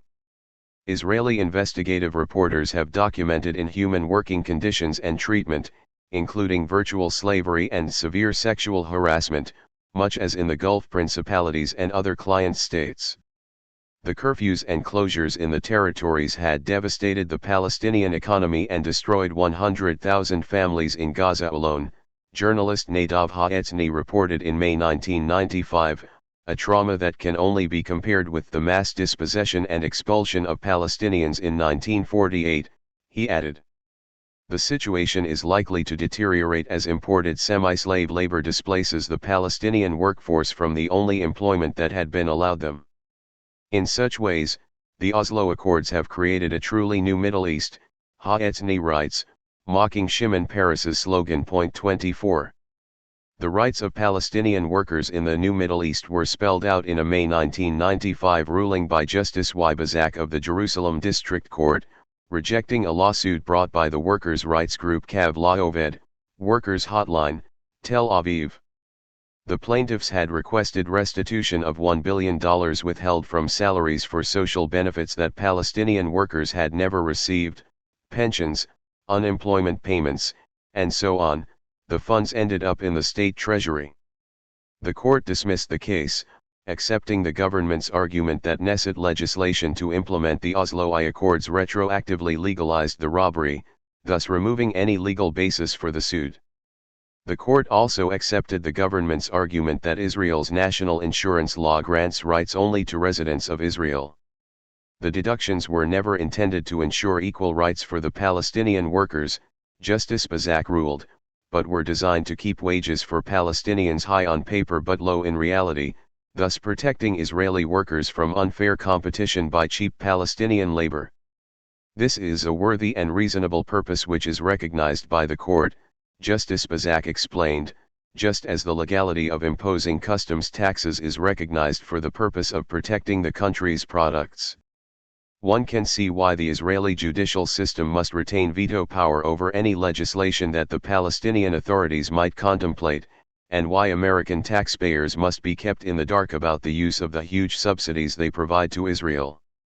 These subsidies, incidentally, are opposed by the public even more than most foreign aid, and are the one component that is immune from the sharp reductions now being instituted in the miserly U.S. program, an international scandal and virtually invisible if Israel and other U.S. Middle East interests are excluded.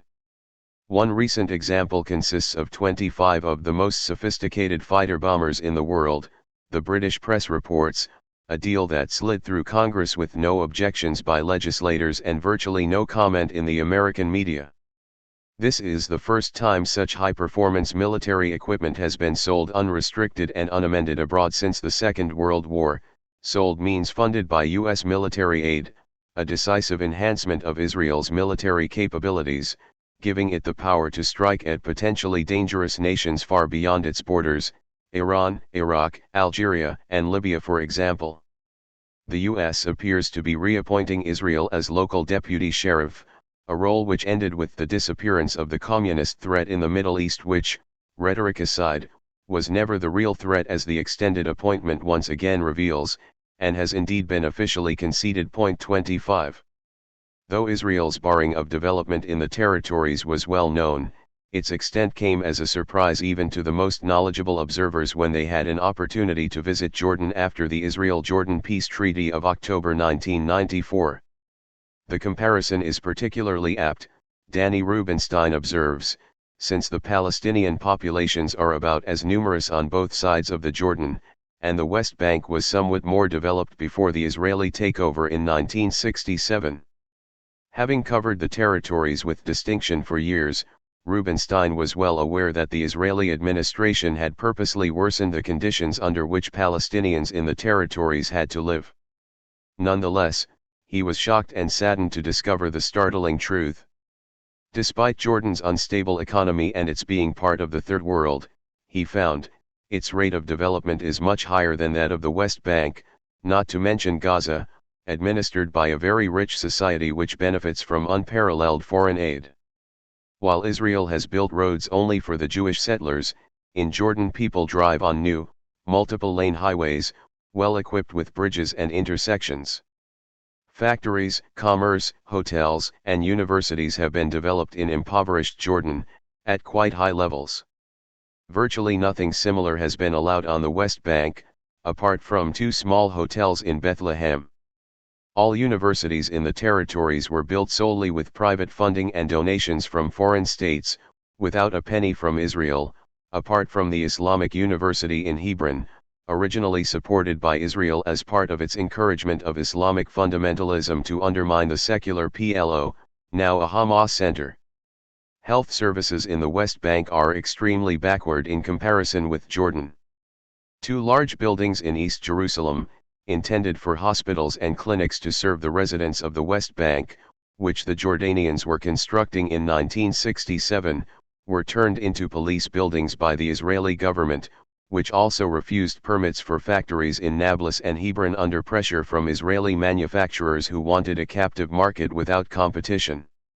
The result is that the backward and poor Jordanian kingdom did much more for the Palestinians who lived in it than Israel, showing in an even more glaring form how badly the Israeli occupation had treated them.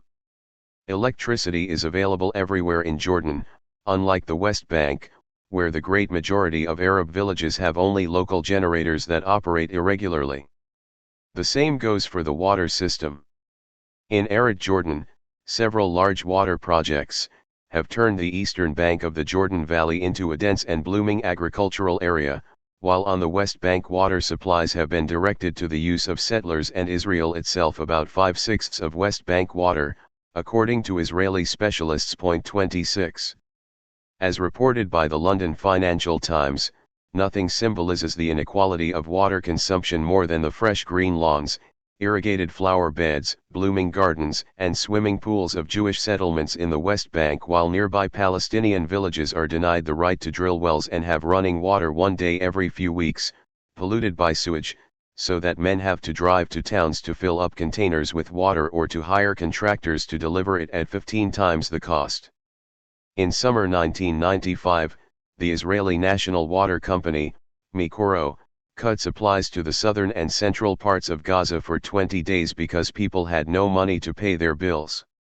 While a handful of Israeli settlers run luxury hotels with swimming pools for guests and profit from water-intensive agriculture, Palestinians lack water to drink or, increasingly, even food to eat, as the economy collapses, apart from wealthy Palestinians, who are doing fine, on the standard third world model. Individual cases clarify the general picture. For example, the village of Ubaidia, where 8,000 Palestinians were deprived of running water for 18 months while the nearby Jewish settlements were flourishing in the desert, though Mikoro did promise to restore service to deter a hearing at the High Court of Justice, with the outcome unknown at the time of writing. Or Hebron, where thousands of people had no water from their pipes in August 1995. Journalist Amram Cohen reports that in the hot days of summer, 1995, each Arab of Hebron received less than 1/4 of the water allotment of a resident of the nearby all-Jewish settlement of Kiryat Arba. The radically discriminatory use of water resources should persist under Oslo II, which continues the old policy of keeping Palestinians from thirsting to death, one analyst in Israel observes, while not allowing the increases that would be necessary for economic growth. Water is denied for Arab industry or agriculture, restrictions that do not hold for Jewish settlers. Meanwhile, Israel will continue to use the waters of the West Bank under its claim of historic use since the 1967 occupation. The Oslo II Accords provide that both sides agree to coordinate the management of water and sewage resources and systems in the West Bank during the interim period, basically preserving the status quo. Only the waters of the occupied territories are subject to discussion, consistent with the general framework of capitulation. 27. The Israel-Jordan Peace Treaty has provisions on achieving a comprehensive and lasting settlement of all the water problems between Israel and Jordan. They are outlined by David Brooks of Canada's International Development Centre, a specialist on water resources of the region and a member of Canada's delegation to the Middle East multilateral peace talks on water and the environment. He observes that the terms are not particularly remarkable as water agreements go, with one exception: what is omitted, or, more accurately, who is omitted. Not a word is said about water rights for the Palestinians, nor about giving them a role in managing the waters of the Jordan Valley. Palestinians are not even party to the negotiations, Brooks observes. Their omission is staggering given that most of the lower Jordan River, from Kinneret to the Dead Sea, forms the border between Jordan and what is likely in the near future to be Palestinian, not Israeli, territory. 28. His basic point is correct, but the omission becomes less staggering when we depart from the rhetoric about what lies down the road and attend to its factual basis, specifically, to the fact that Israel has always made very clear its intention to retain the Jordan Valley within Greater Israel, so that Palestinian cantons that may someday be called a state will be largely cut off from the outside. Effective control over Palestinian enclaves by Jordan and Israel, if that proves to be the outcome, will bring to a natural conclusion the cooperative efforts of Israel and Jordan's Hashemite monarchy that go back to the post-World War II origins of these states, including the 1948 war. 29. The Jordan-Israel Treaty is a component of the truly new Middle East that does receive attention in Western commentary, being far more significant than $1 billion stolen from Palestinians laboring under subhuman conditions or the assignment of crucial Palestinian resources to important partners in the peace process. Its major achievement is the integration of Israel within the U.S.-dominated Middle East system. Long-standing tacit relations among participants are now becoming more overt and efficient, and Israel is taking on its intended role as a military-industrial technological center for the region, possibly a financial center as well. This goal was difficult to achieve as long as the Palestinian issue remained a festering sore, a source of unrest in the Arab world. But Arafat's acceptance of the peace of the victors, in the apparent hope of salvaging some shreds of his waning authority by becoming an agent of the powerful, has helped to suppress the Palestinian issue, at least for the present.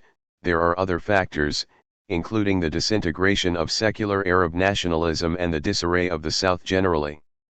One notable consequence of this success is the real peace dividend for Israel, as the Wall Street Journal describes the fact that the barriers are now down in the fastest growing markets in the world, which are in the Far East, not the Middle East. The Middle East is already pretty much in Washington's pocket, but for a U.S. outpost to position itself in the contested Asia-Pacific region is a useful further accomplishment. These consequences of the Oslo peace process are reflected in the rapidly rising level of foreign investment in Israel, which is increasingly seen as the fulcrum of economic development in the region. Lord Sterling, chairman of a major UK shipping company. Israel will look back on 1995 as the year when international finance and business discovered its thriving economy. The Financial Times observed thriving in the usual manner of economic miracles, mimicking its patron by achieving unusually high rates of inequality and dismantling social services. 30. Another important component of the peace of the victors is the end of even a gesture towards Palestinian refugees. The Oslo settlement effectively abolishes their right of return, endorsed unanimously by the UN General Assembly in 1948 as the most direct application of Article 13 of the Universal Declaration of Human Rights, adopted the previous day, and reiterated regularly since. Immediately after Oslo in another visionary pronouncement, Rabin had dashed any hopes that refugees might return to the areas of Palestinian autonomy, let alone anywhere else. That is nonsense, he explained. If they expect tens of thousands, they live in a dream, an illusion. Perhaps some increased family reunification, nothing more. While the Clinton administration offered $100 million to the PA, mostly for security forces, in contrast to $3 billion to Israel, perhaps twice that if we add other devices, it cut by $17 million the U.S. contribution to UNRWA, the largest single employer in the Gaza Strip and responsible for 40% of its health and education services as well as for Palestinian refugees elsewhere. Washington may be planning to terminate UNRWA, which Israel has historically loathed, Graham Usher observed. Breaking with earlier policies, the Clinton administration voted against all General Assembly resolutions pertaining to Palestinian refugees in 1993 and 1994, on the grounds that they prejudge the outcome of the ongoing peace process and should be solved by direct negotiations, now safely in the hands of the U.S. and its clients. As a step towards dismantling UNRWA, its headquarters are to be moved to Gaza, which should effectively terminate international support for the 1.8 million Palestinian refugees in Jordan, Lebanon, and Syria. The next step may be to defund it completely, UN sources report. 31. The signing of Oslo II and the Rabin assassination shortly after received enormous attention and coverage. Typical headlines after the signing give the flavor.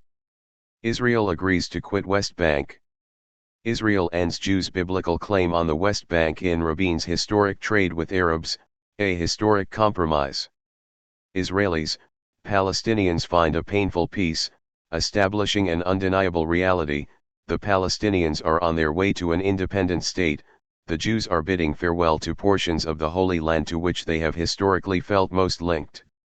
Score 1 for Clinton. At White House, symbols of a day of awe. Editorials added that the latest Israeli-Palestinian accord is a big one, making the historic move toward accommodation of the two peoples all but irreversible. A Reuters chronology identified the day of awe, September 28, 1995, as the day on which Israel and the PLO sign agreement extending Palestinian rule to most of West Bank. The New York Times lead story after the assassination reported that Rabin had conquered the ancient lands on the West Bank of the Jordan and then negotiated the accord to eventually cede Israeli control of them to the Palestinians. The major Times think piece on Rabin focused on the evolution in his thinking that was taking place before your eyes, as his language underwent a remarkable transformation, and so did his ideas about peace with the Palestinians. It was astonishing how far he had roamed from where he stood in 1992. The former Jerusalem bureau chief of the Washington Post reported that when Rabin offered Israelis the possibility of separation, of walling off the Gaza Strip and West Bank and getting Palestinians out of sight and out of mind, the majority responded with enthusiasm. Those who murdered Rabin, and those who incited them, didn't do so because they opposed plans to create a Palestinian Bantustan, the New Statesman correspondent reported from Jerusalem, chiding Edwards said for thinking otherwise. No, they knew that the course Rabin was charting would lead, unless stopped, to a Palestinian state. 32. That's a fair sample. One intriguing feature is that the factual assertions are not even close to true. Israel did not agree to quit West Bank or end Jews' biblical claim on the West Bank. It signed no agreement extending Palestinian rule to most of West Bank or to eventually cede Israeli control of West Bank lands to the Palestinians. Rabin never so much as hinted at an offer of walling off the Gaza Strip and West Bank.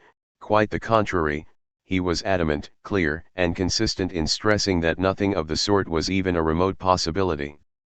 And although Rabin's ideas about peace had indeed roamed far from 1992, it was not quite in the direction indicated. In 1992, as in 1988 and before, Rabin was advocating the traditional Labour Party stand that Israel should keep about 40% of the occupied territories, not the far greater proportion he accepted on the day of awe. As for what is undeniable and irreversible, readers can make their own guesses, recognizing that these are speculations lacking any serious factual basis. Those who know that Rabin's course would lead to an authentic Palestinian state, not a Palestinian Bantustan, might want to explain why they dismiss out of hand not only all relevant facts, but also the explicit statements of the leadership, not only Rabin, but also Shimon Peres, even more of a visionary dove than Rabin. Explaining the Oslo II Accords to a gathering of ambassadors in Jerusalem, Peres responded to the question whether the permanent settlement could involve a Palestinian state by making it crystal clear that this solution about which everyone is thinking and which is what you want will never happen. 2 weeks before, journalist Amnon Barzilai reports further in Haaretz, Peres responded with a resounding no when asked at a meeting with the editorial board of Newsweek whether a Palestinian state might be the eventual outcome. He proceeded with a learned explanation, which, however, was never completed, because the verdict in the O.J. Simpson trial was just then broadcast, so the meeting had to stop, and afterwards the Newsweek editors were too excited about the verdict to return to his thoughts. 33. Part of the Standard story is indeed true. We should score 1 for Clinton and observe what happened with awe. The scale of the victory can only be appreciated by reviewing the history, almost totally suppressed in the U.S. and, quite interestingly, by now largely forgotten abroad, not only in Europe but in Latin America and elsewhere. The facts are not in dispute, and need not be reviewed here once again. In brief, from 1967 to 1971 the U.S. led the international consensus in support of a diplomatic settlement based on UN 242, which it understood as implying full peace in return for full Israeli withdrawal from the territories occupied in 1967, with perhaps minor and mutual modifications. When President Sadat of Egypt accepted these terms in February 1971 in what Rabin describes in his memoirs as a famous milestone on the road to peace, the U.S. had to decide whether to keep to the policy it had crafted or join its Israeli ally in rejecting it. Kissinger insisted on stalemate, no negotiations, only force, and won out in the internal conflict, setting the U.S. on a lonely path as leader of the rejectionist camp, not only ignoring Palestinian rights, as did UN 242 and Sadat's offer as well, but also rejecting one of the two paired requirements of UN 242, Israeli withdrawal. U.S. isolation deepened a few years later as the international consensus shifted to support for a two-state settlement incorporating the wording of UN 242, compelling Washington to veto Security Council resolutions, vote alone annually at the General Assembly, with Israel, and occasionally some other client state, and block all other diplomatic initiatives. A task that became increasingly complex from the early 1980s as the PLO more forcefully called for negotiations leading to mutual accommodation, but was handled with ease, thanks to the services of the intellectual community. 34. It was not until the Gulf War established that what we say goes, in George Bush's words, that the U.S. was able to initiate the Madrid negotiations, an authentic peace process because it was unilaterally run by Washington and restricted to its extremist agenda.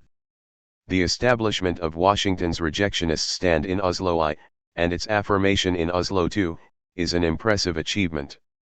The character of the triumph is revealed in a different way when we compare the reaction to the Rabin assassination with other cases, the most obvious one being the assassination of Abu Jihad, Khalil al-Wazir, by Israeli commandos in Tunis in April 1988. This act of international terrorism was probably intended mostly for morale building in Israel at the height of the popular uprising, Intifada, which Israel was then unable to suppress, despite considerable brutality. On little credible evidence, Abu Jihad was charged with directing the Intifada, a claim reported as fact in the U.S. media, which did, however, recognize that Abu Jihad was known as one of the more moderate and thoughtful officials in the PLO hierarchy, Washington Post. The Post also reported that many Israelis celebrated his killing as evidence of Israel's willingness and ability to strike back at alleged terrorist leaders, and that the assassination evoked widespread applause from Israelis, ranging from the liberal left to the far right. The State Department condemned this act of political assassination, but that was the end of the matter. There were no regrets, flags at half-mast, laments about the fate of the peace process, or other moving commentary. Abu Jihad was not a martyr for peace. 35.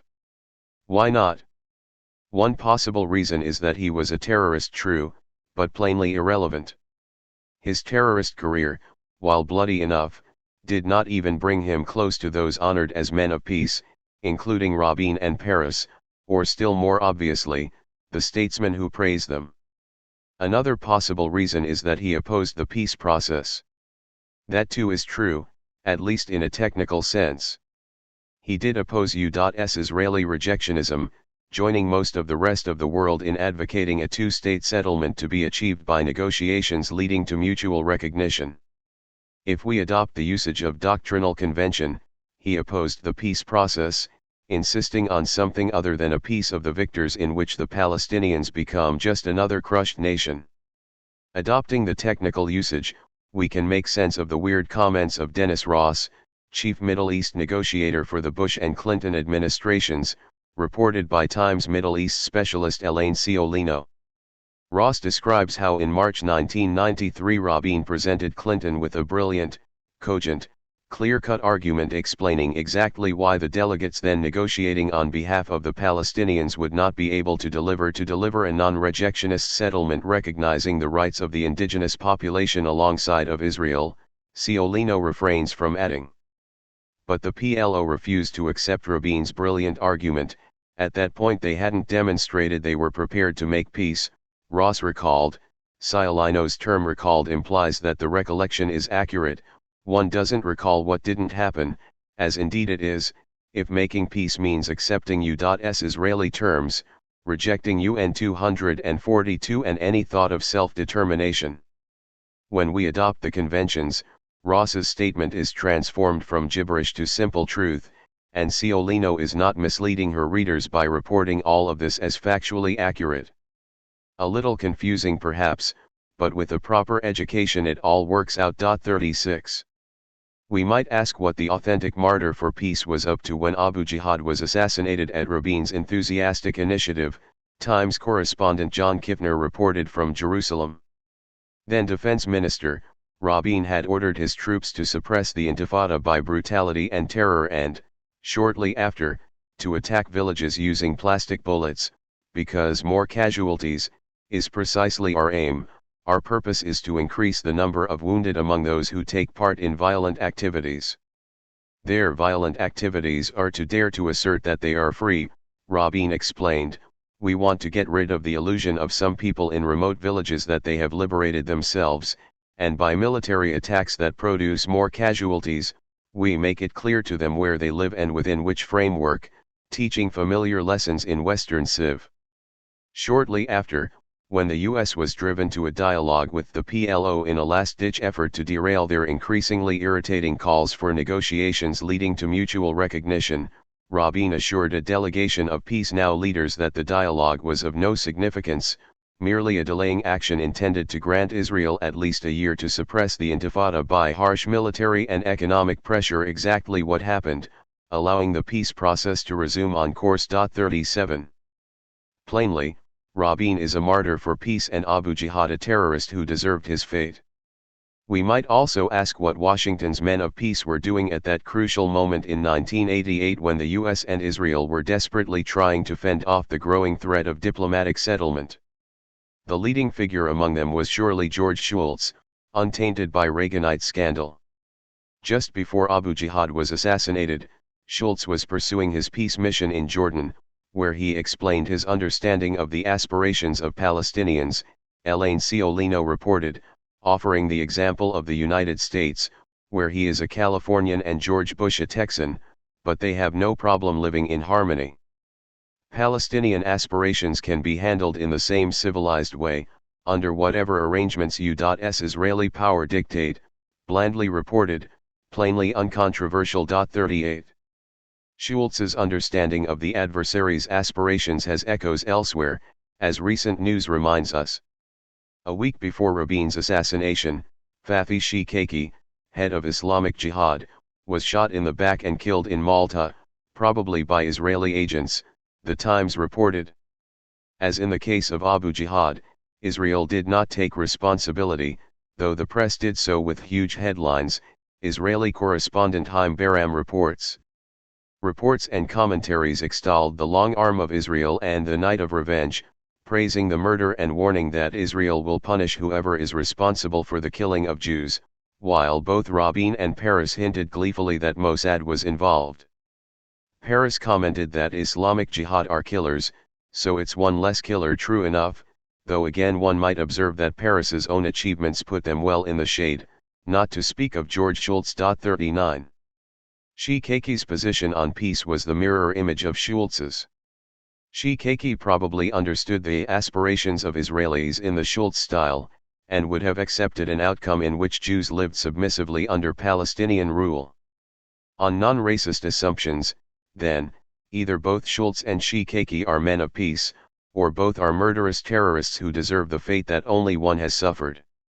Fortunately, such assumptions are unthinkable, so we need not pursue the exercise. While Abu Jihad and, obviously, Fathi Shikaki do not enter the pantheon, some Arabs do. When Rabin was assassinated, alongside the front-page story in the Boston Globe reporting that peace has claimed another victim. The adjacent column recalled the assassination of Anwar Sadat, who qualifies as a peacemaker not because of his acceptance of a full peace treaty with Israel in terms of official U.S. policy in 1971, a famous milestone banned from history, but because of his visit to Jerusalem in 1977, opening the way to the Camp David settlement, admissible because it kept to Washington's rejectionist demands. Point 40. The phrase "day of awe" is not out of place.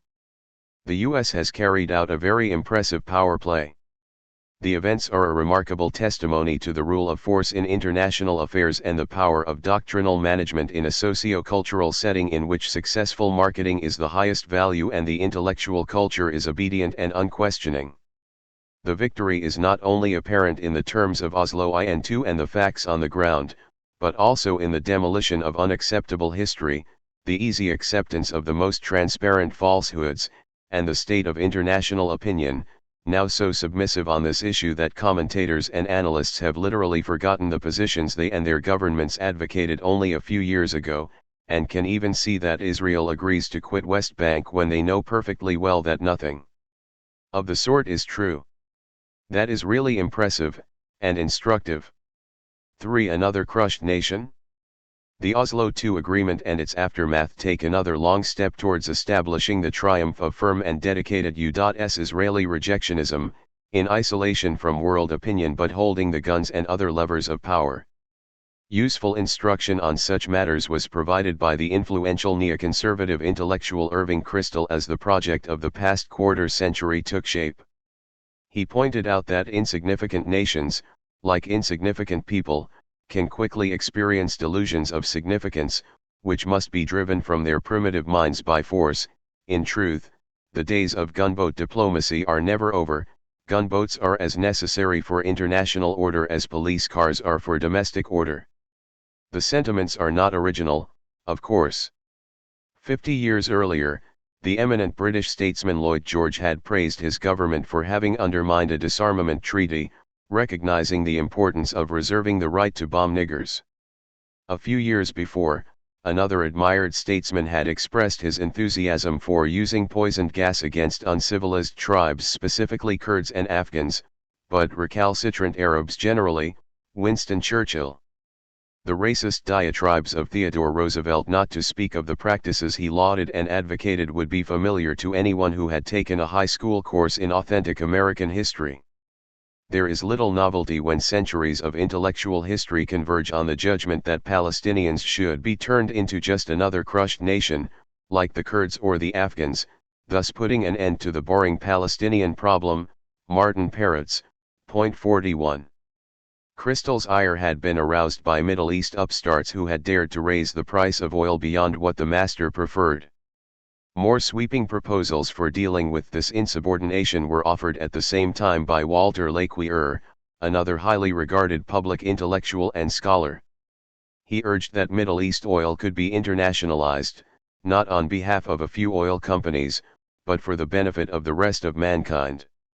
If the insignificant people do not perceive the justice and benevolence of this procedure, we can send the gunboats.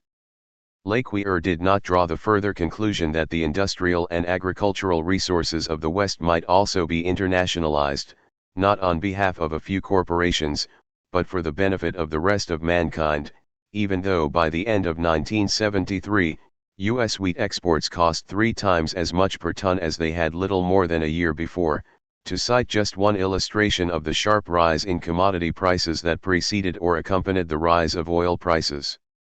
Those who perceive an inconsistency need only be reminded of the crucial distinction between significant and insignificant people.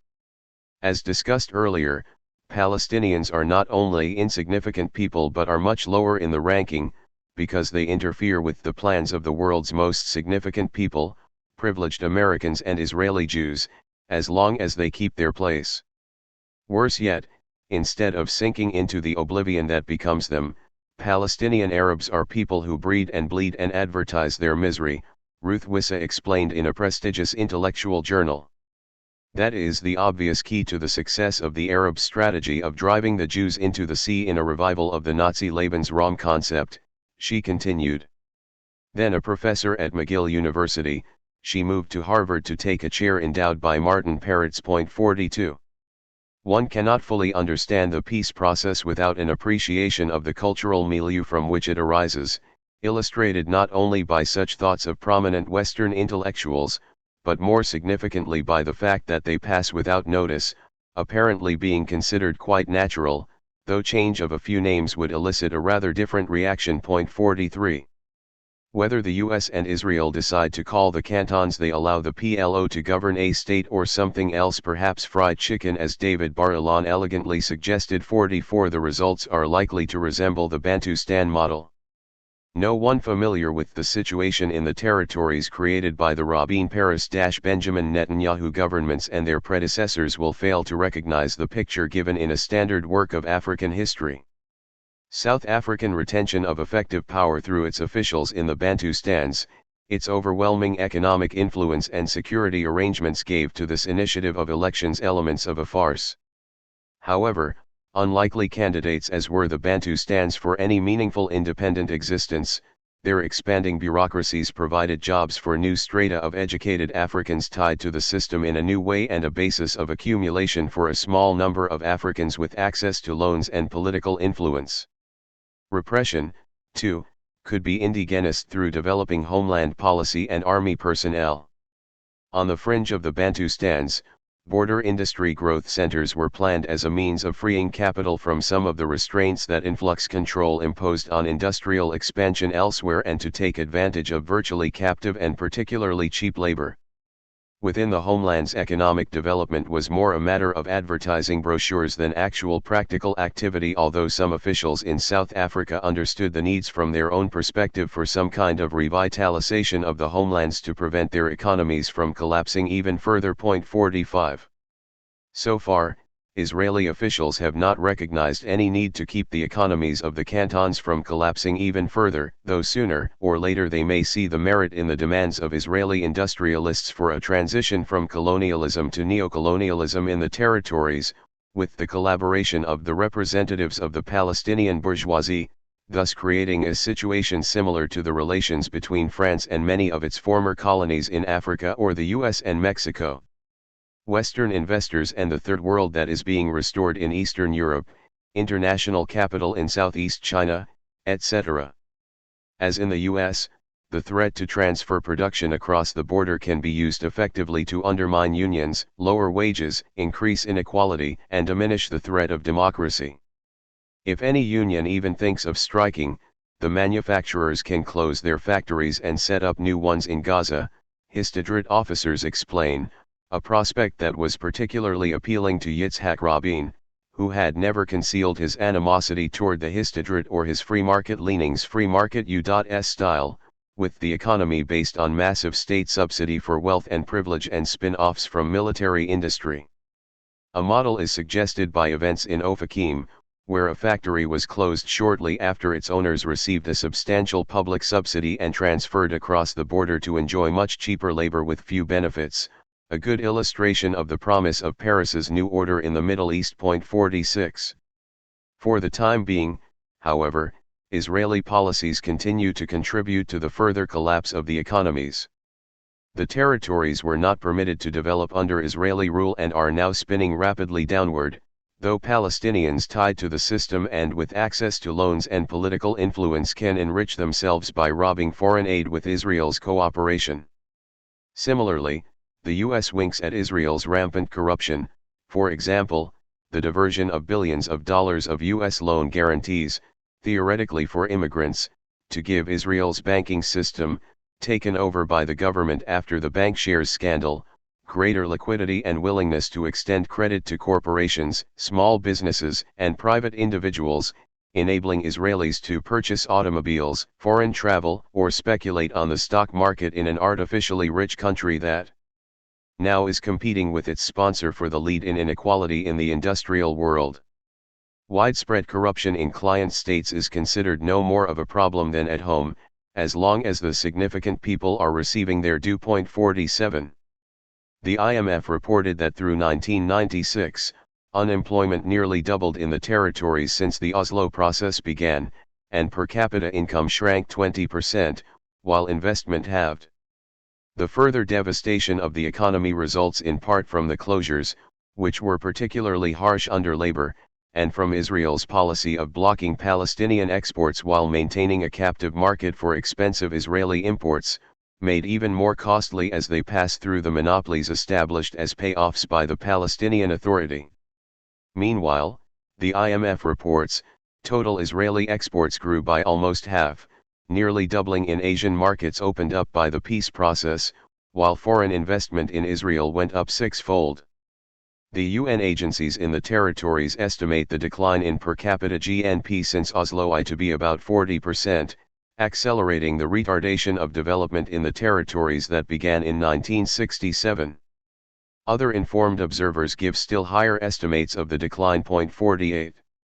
In short, the peace process follows a rule of very great generality. It serves the interests of its architects quite nicely, while the interests of others are an incident, not an end, to borrow the thoughts of Woodrow Wilson and his Secretary of State on the real meaning of the Monroe Doctrine to be kept secret. Wilson wisely decided. 49 As for the insignificant people, the peace process has offered the US and Israel new mechanisms to follow the advice of Moshe Dayan, one of the labor leaders more sympathetic to the Palestinian plight. In the early days of the occupation, Israel should tell the Palestinian refugees in the territories that we have no solution, you shall continue to live like dogs, and whoever wishes may leave, and we will see where this process leads. The suggestion is natural within the overriding conception articulated by former President Chaim Herzog, in 1972, I do not deny the Palestinians a place or stand or opinion on every matter, but certainly I am not prepared to consider them as partners in any respect in a land that has been consecrated in the hands of our nation for thousands of years. For the Jews of this land there cannot be any partner. 50 Recall that this is the voice of labor, the U.S. favorites, towards the dovish end of the spectrum of the political leadership. Nothing fundamental has changed in the conception of these sectors or their U.S. sponsors, apart from new modalities. The right-wing nationalists/religious blocs tend to take a harsher line. After Oslo II, Paris informed a gathering of ambassadors in Jerusalem that this solution about which everyone is thinking and which is what you want will never happen. He continued to act resolutely to ensure that outcome with U.S. funding and support. For example, in February 1996, when his housing minister Binyamin Fuad Ben-Eliezer announced the construction of 6,500 units for Jews only in the area of southeast Jerusalem that Israel calls Har Homa, with groundbreaking scheduled to begin in a year, just when it took place, though now under Likud. Only a few days before Netanyahu was elected, dozens of Palestinians tried to block Paris's bulldozers paving the way to the planned settlement at Har Homa. Ben-Eliezer also announced other building plans that appear to be more significant, particularly those to the east of Jerusalem, Plan E1. These developments will effectively split the West Bank into two cantons when Ma'ale Adumim is incorporated into Greater Jerusalem, in accord with the plans announced and implemented by the Rabin Peres administrations after the Oslo agreements and now pursued by their Likud successor. While attention was focused on the Har Homa/Jabal Abu Ghneim constructions, falsely attributed to Likud initiatives, Defense Minister Yitzhak Mordechai announced that Labor's E1 program would be implemented, with new housing construction and road building. Knesset member Michael Kleiner, the head of the expansionist Land of Israel Front, Hazat Eretz Yisrael, greeted the announcement with appreciation, observing that this plan, which was the initiative of the former housing minister Binyamin Ben-Eliezer with the authorization of Yitzhak Rabin, is the most important of the front's demands, more so than Har Homa. Fuad Ben-Eliezer also explained that Fuad does everything quietly, with the complete protection of the Prime Minister, using such terms as natural growth instead of new settlements when he implements Labor's policies of expanding Greater Jerusalem to include Ma'ale Adumim, Givat Ze'ev, and Beitar as the first circle of settlements surrounding Jerusalem, to which another chain of settlements is to be added in a second circle. According to Labor Dov Yossi Balin, the Rabin government increased settlements by 50% in Judea and Samaria, the West Bank, after Oslo, but we did it quietly and with wisdom, whereas you, Netanyahu, proclaim your intentions every morning, frighten the Palestinians and transform the topic of Jerusalem as the unified capital of Israel, a matter which all Israelis agree upon, into a subject of worldwide debate. The statement is only partially accurate, since the quiet wisdom extends well beyond Jerusalem. 51. The differences of style can presumably be traced to the constituencies of the two political groupings. Labor, the party of educated professionals and westernized elites, is more attuned to Western norms and understands that the sponsors should be offered a way not to see what they are doing. Likud brazen and crude methods of achieving basically the same results are an embarrassment to Western humanists, and sometimes lead to conflict and annoyance. The Labor/Likud program of establishing a Bantustan-style settlement cannot be accused of violating the peace process. Oslo I says nothing relevant, apart from the stipulations about the permanent status already mentioned, which establish the basic principles of the Paris-Shamir-Baker Plan and long-term U.S. Israeli rejectionism. Oslo II, in contrast, is quite explicit about many important topics. I have reviewed the details elsewhere and will not repeat them. 52 in brief, it grants Israel permanent control over most of the crucial water resources and imposes purposefully humiliating conditions on Palestinians, even with regard to such matters as transit of Palestinian police on Palestinian roads. These abominations are designed to make life for Palestinians as miserable as possible, while Israelis and tourists speed to their destinations on the modem bypass highways that free them from the need to see the Arab population, who are to survive somehow, isolated from their families, workplaces, and institutions.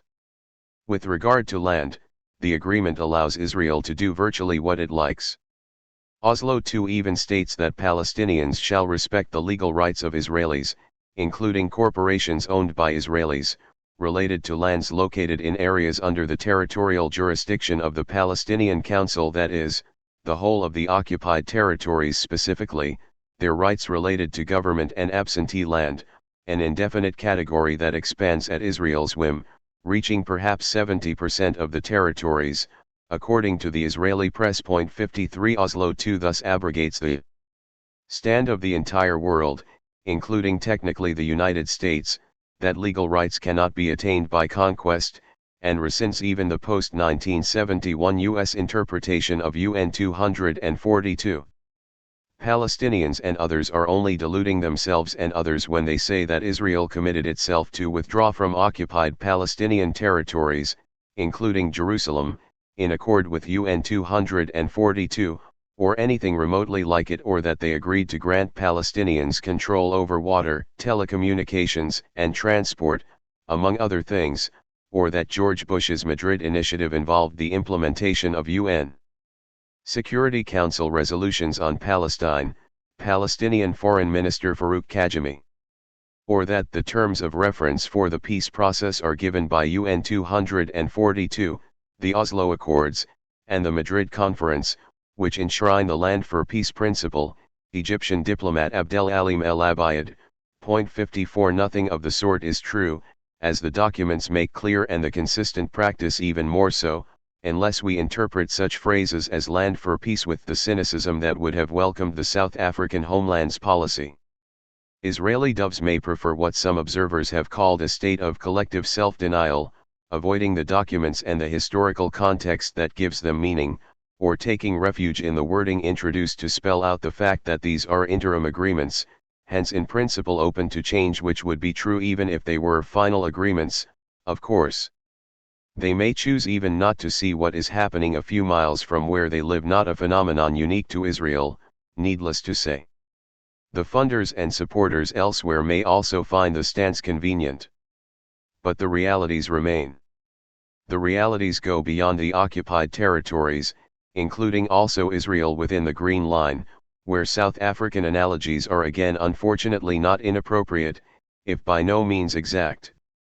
And crucially, they extend to the Palestinian diaspora, particularly now that Clinton has broken with official U.S. policy since 1948 and now, alone with Israel, rejects UN Resolution 194, which spells out the concrete meaning of Article 13 of the UN Universal Declaration of Human Rights, adopted the preceding day.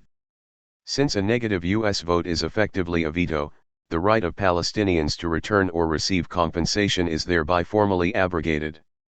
The endorsement was always hypocritical.